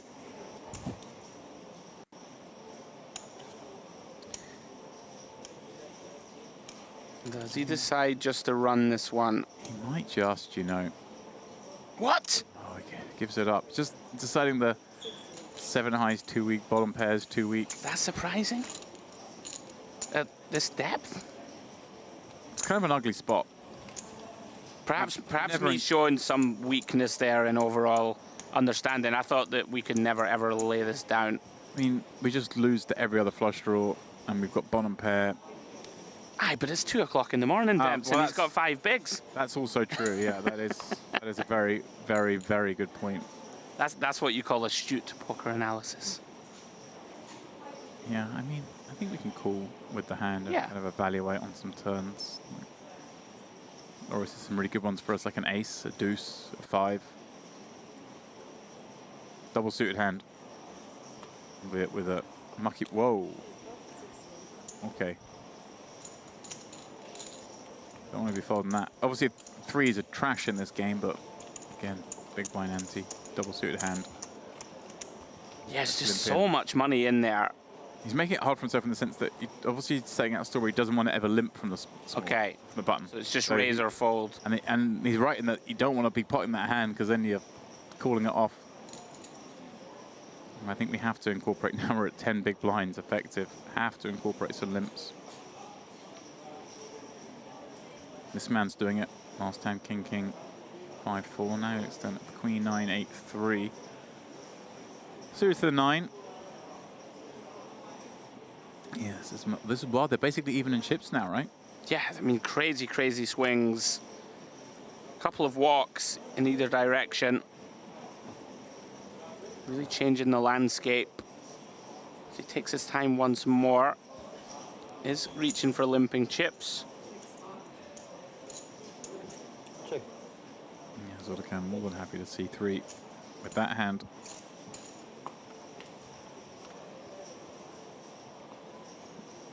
King for 4. Nothing for either.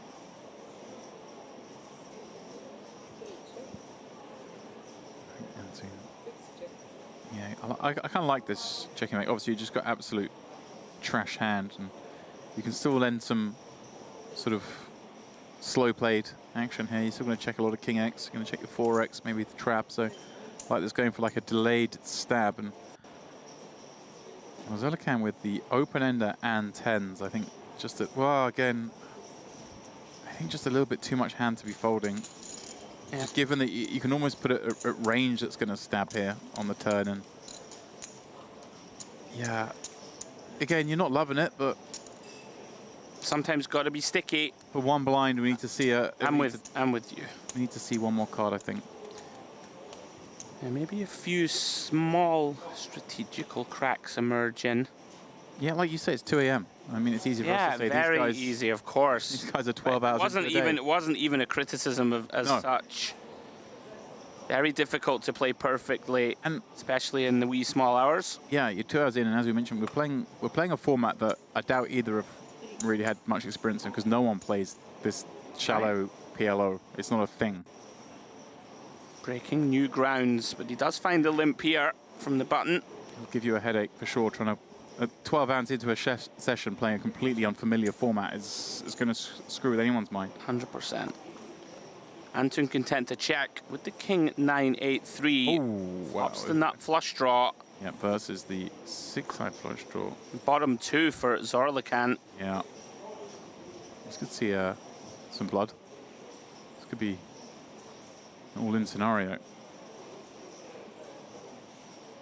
Question Antoon when he wants to check raise this, but he wants to just lead. He is just going to lead. And this, I'm going to confidently predict, Andrew, is the one. Zorlikan with bottom 2 and diamonds. No option but to go for it. He does. And it's going to be a snap call from Antoon, who has a gut shot and the nut diamonds. And a shot to win this. Well, just 220k back if he loses. This is effectively the flip for the tournament.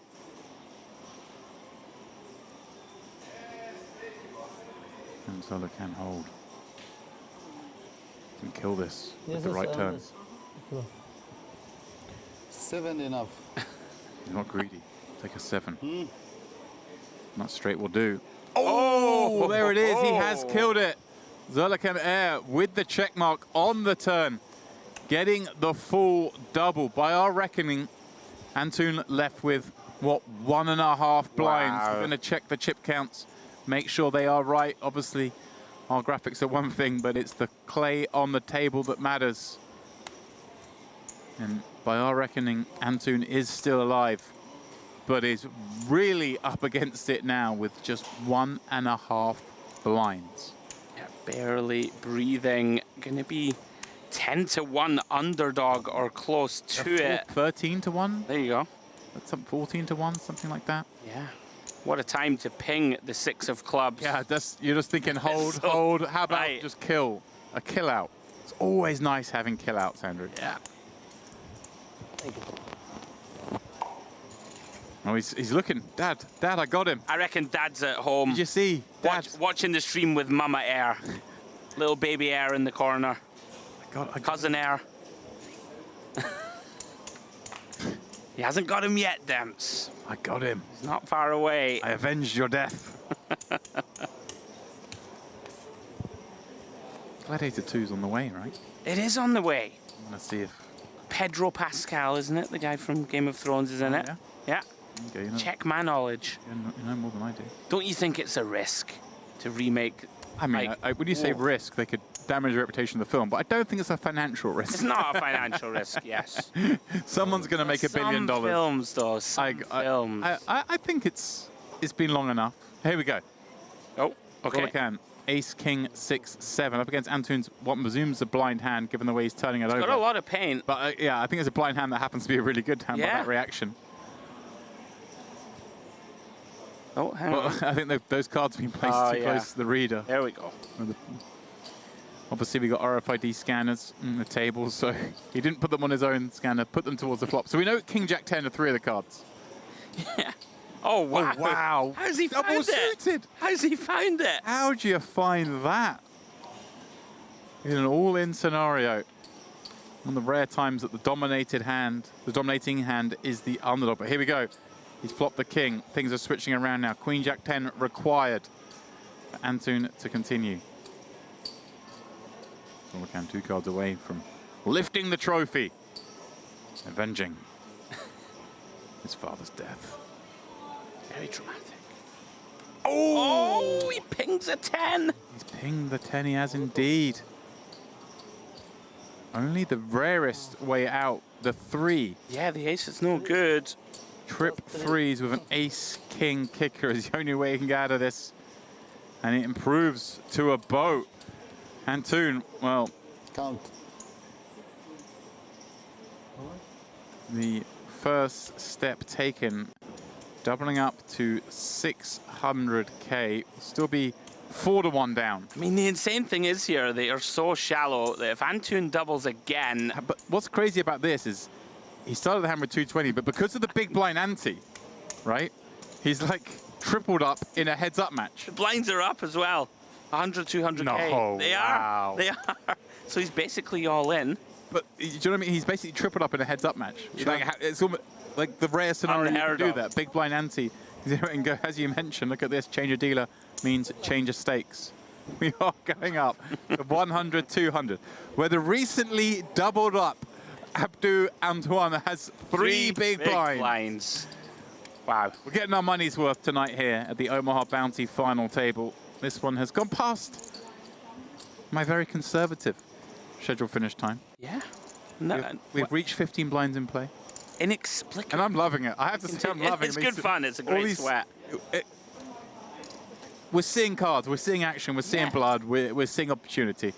Sometimes, rarely in Omaha do you get it, but in Hold'em sometimes you get these really stale heads-up matches where the cards don't cooperate. We don't get to see anything interesting. Not the case here. The Omaha Bounty final table. Zolakan, he's like, can I just put this red chip? Is that enough for all in? I don't even know how my opponent's got. Oh, no! Oh, wow! No, this can't be real! King, Queen, 9, 8. Double suited against Ace, King, Jack, 10. These hands are ridiculous. Zolakan can't believe it. He's like, how have you got better than me again? Antoon finds back-to-back monsters. Yeah, they Firstly both with 1.5 bigs, now with 3. They both have found back-to-back monsters. That's the funny thing. Certainly at this stack depth. But you see again, not much in it. Zolakan, the small dog, to win it here. But if he doesn't, it's 2-1, the current score. Jack, 9, deuce. Top pair for Antoon. Second pair for Zolakan. Not the best flop he was looking for. 8, 9, or 10 will do it though.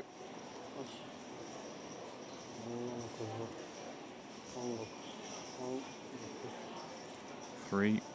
Rainbow's the board. Outs remain the same. Antoon with the improbable comeback story that will continue. Now only 2-1 down from, like 12, 13-1 down just 2 hands ago.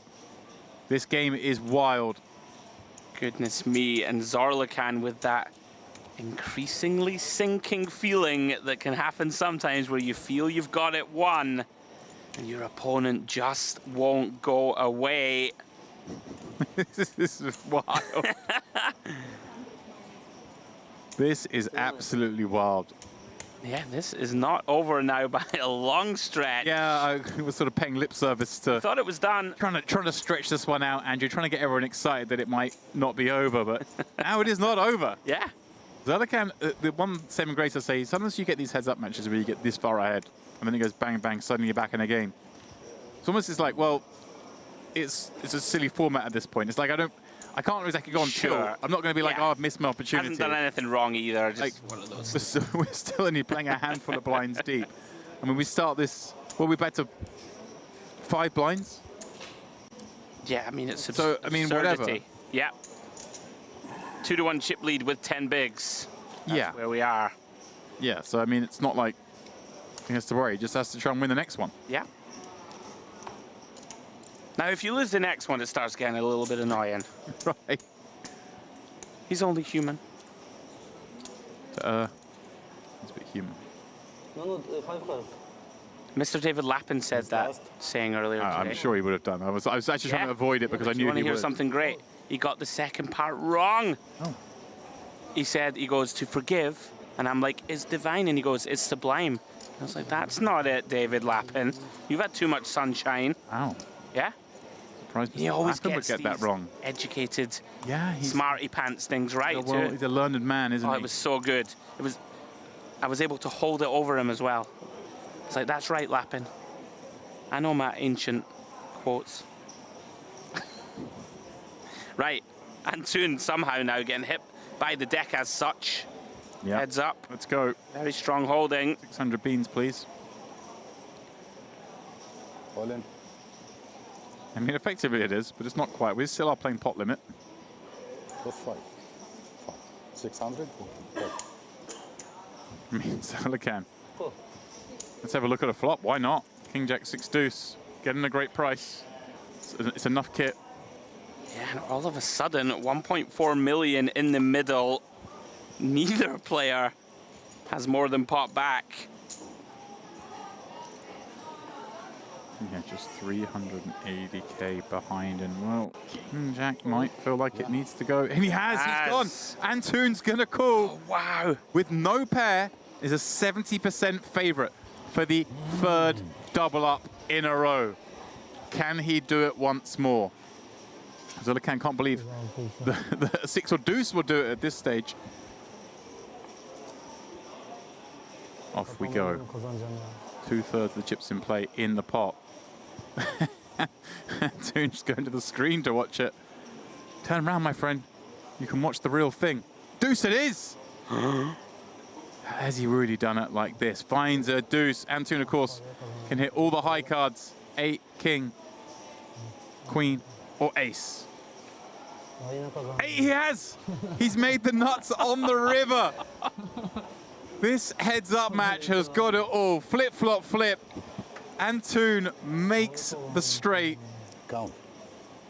And now, unbelievably, just a few hands removed from being a 13-1 dog in this match. He's fist pumping the air demps. He's nearly a 3-1 leader.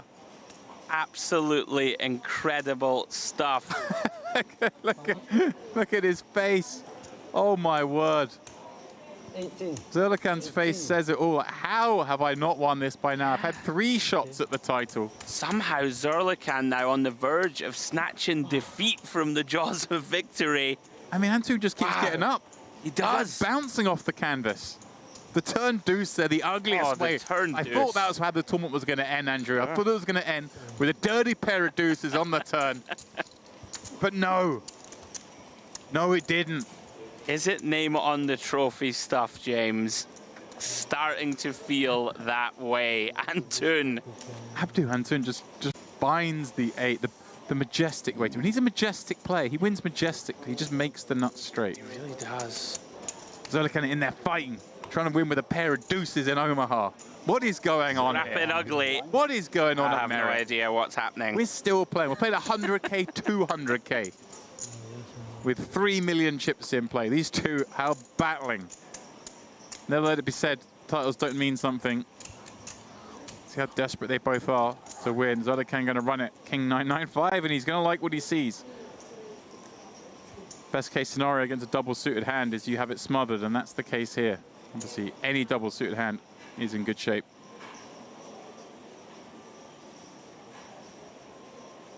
Abdu again. Reasons is just cool, I think. I mean, how much? There's not many flops you're going to fold, but you might find one that you want to. 600 more. If the flop comes king, king, king, yeah, and you can just fold your jack high. Finish it. Oh, Zerlikan wants the money to go in. He says finish it. Finish me. That's brilliant. He's calling.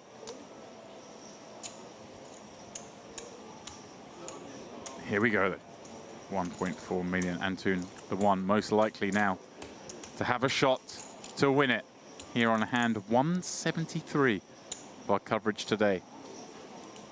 Queen 10 deuce. Well, that is... might fold this one. That is so ugly. Wows. That is so ugly. This might be, as you say, one of the folds. You can see here, only 10% equity. The shake of the head, and what a result that is for Zerlikan. Takes it down without showdown and takes the chip lead back. Wow, like, I can't believe Antun's giving it a genuine shake of the head, like, I run so bad when he's just doubled up 3 times, but poker players are always have very short memories. Of course we do. More so PLO players are like, can't believe I didn't win that pot, and they forget they won the 6-way all-in earlier, you know. Well, well, well, we carry on. Another hand, let's go, 100, 200. 7 blinds each. We can't get to 125, 250. Of course we can. We can get to the 300k big blind level. Believe in us, Andrew. Believe in us. Well, after seeing the last 30 minutes, I believe in anything. Let's go, aces. Now, I wonder if you trapped before with the kings. It was a weird, not sure what to do trap perhaps, but if ever there's a trap. I don't think we need to. What? Yeah. I think the trap earlier was a bit of a mistake. Well, I can just quickly fold. Turbo fold. Yeah. It's weird. It's almost like they're so invested in this, they don't want to go out in a bad hand now. Right. Like, both determined to have a good hand. And why not? They keep finding ace, king, queen, jack doubles, the king, queen, jack tens. Maybe they'll shake hands, James, and come back tomorrow to finish it out. Yeah. We reached the hard See stop. you guys at 10 a.m. The PLO Omaha 8-handed $500 knockout, $500 prize pool event. 17-minute levels has a hard stop at 2:15. Andrew, we must bring it back tomorrow. Okay. They can play it out on the pier, maybe. Right. In the sunshine. Bit of relaxation. Yeah. Incredible stuff. 5.5 blinds for Zerlikan. Well, he's running it. Jack 10, 4, 3, and he's running it straight into Antun's kings. They're all in. He's had enough. Here we go. Antun with a shot to win it. His first for a while. He's just survived 3 all-ins where he was covered. Can he win the... Not now! No! Don't hit us with a technical... Okay, we're back. It was a bluff. Oof. It was a bluff. I panicked there. The stream's had everything. We almost had yeah. a blind finish. They can't take it away from us. It would have been awful. Here we go then. Can he win the 4th all-in in a row and end this tournament? Or will Zerlikan take a monster lead once again? He's lucky. He decided it's lucky to look at the screen. Yeah. Ooh, 7-6-4. Pair up for Zerlikan. But look at this. The 7-5 open and straight draw. There's some kill outs. You know, I like to say it. Can Zerlikan find that second pair? He can! But look, no hearts.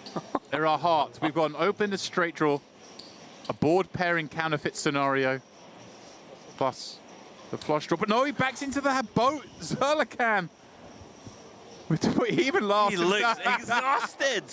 Wow, how did he fade that turn card? He had to take the lead and then fade the rest of it. Incredible stuff. And that was, Andrew, our last hand at 100 What a sensational heads-up battle there should be some sort of mercy rule with the blinds. Like, when there's 15 blinds in play, we don't need to raise them anymore. But we're going to do just that. It's now 125, 250. There are 12 blinds in play. Antun cannot believe it. Right, he finally had his man that was taking down the title. Even when that turn rolls off, you're still in great shape. You can counterfeit the 2-pair. 8. Hit the king. Heart.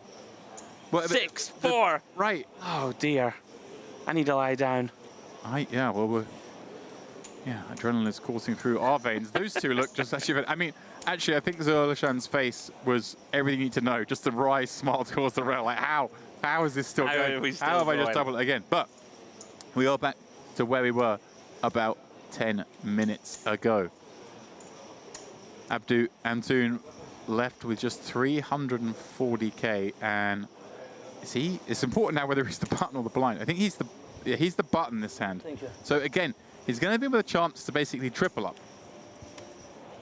because there's a 250 dead big blind ante posted. Then he's going to be able to get the 340 in, so he'll be at 680 AABC. He can win 940k from his 300. Yeah, basically triple up if he wins this pot. And it'll only be a 2-to-1 dog again. And back we go, and round crazy. and round this we go. I predict this has got 45 minutes. Yeah, let's keep it rolling. Oh, he's asking if he wants to go all in. If you're in, I'll call. If you're blind, I don't know what is that. You don't answer. He's asking if he wants to go in. Yeah. Can we just turn it over? Oh, this is great. Kind of descended into absurdity, but what a fantastic spectacle. But it's great fun. I mean, amazing. Yeah. We love it. All right. He's found another decent double hand. suited hand with an ace. Let's see. Zerlishan. Well, we haven't seen his hand yet because he turned over. He hasn't put it through the scanner. Come on, children. By this point in the night, we've got to know the rules. How many times you have to be all in? Let's just see a wide shot. Let me see an overhead. Andrew, give me the overhead. Sweat with Zerlichan, heads up for the title. I want to see the cards. I kind of want them not to show us, and we'll just look at the faces. Just look at the reactions. Is this the end? No. Oh, hang on. What's the hand's still to go, I think. Well, it looks like an ace and a picture card, so yeah, he's got him in bad shape here. Does. Ace King 6-5. Obviously, the double-suited nature of any hand means you're never that far behind. Open anything, no king. Open anything, just no king. Just wants to be live. Wow. The wheel wrap. Obviously, Zerlishan smothering this board with nut spades and a pair. But look at this. Ace, deuce, 3 or 6 will get it done. Spade on the turn, that's it. It's over. Just like that. Finally, I think both relieved to see this tournament over. Incredibly long event. Incredibly long heads up. I think the heads up match was as long as the rest of the final table combined.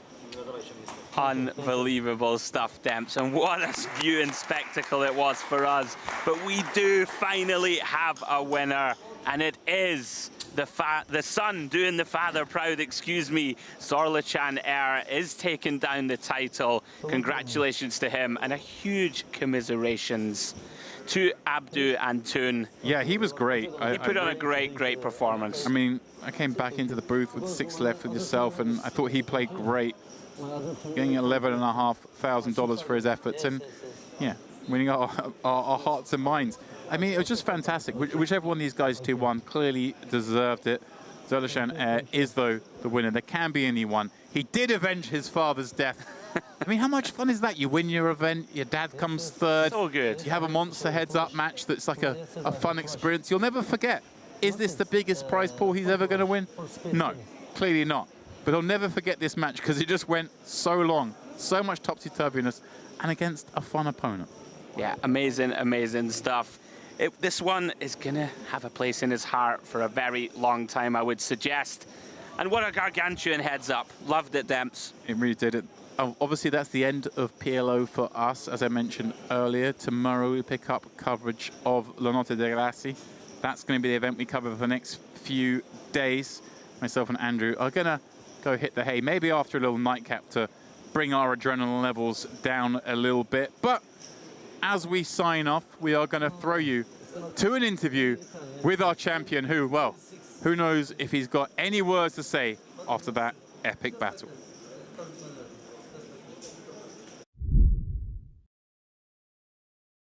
Congratulations on winning this event. Thank you. How do you feel? It feels great. It is perfect to be first in too much people. I feel perfect. How was the whole tournament for you? Any lucky spots? Yes, of course. You cannot win the tournament without luck. I am lucky. I think I made the correct decisions. I can be first. Thank you. You have played with your father, right? Yes, yes. How do you feel? it can be. How can I tell you? It is better than being first place. It was my dream that I play with my father in the final table. I hope we can do this again, another main event or the bigger event. I hope so. How are you going to celebrate? Together? Of course, together, because he taught me what I learned, what I do. So I think we earn a celebration. We have also seen you multi-tabling. How is it playing 2 tournaments at once? I think it was very rush, you know. You are playing 2 other tournaments. You have to be hurry up. You have to don't miss any chances. And after this, I will go to other tournaments. It's still continue. Yeah. How many big blinds do you have left? I have too much. But I can't know. I don't know now. Are you going to win that one too? I hope.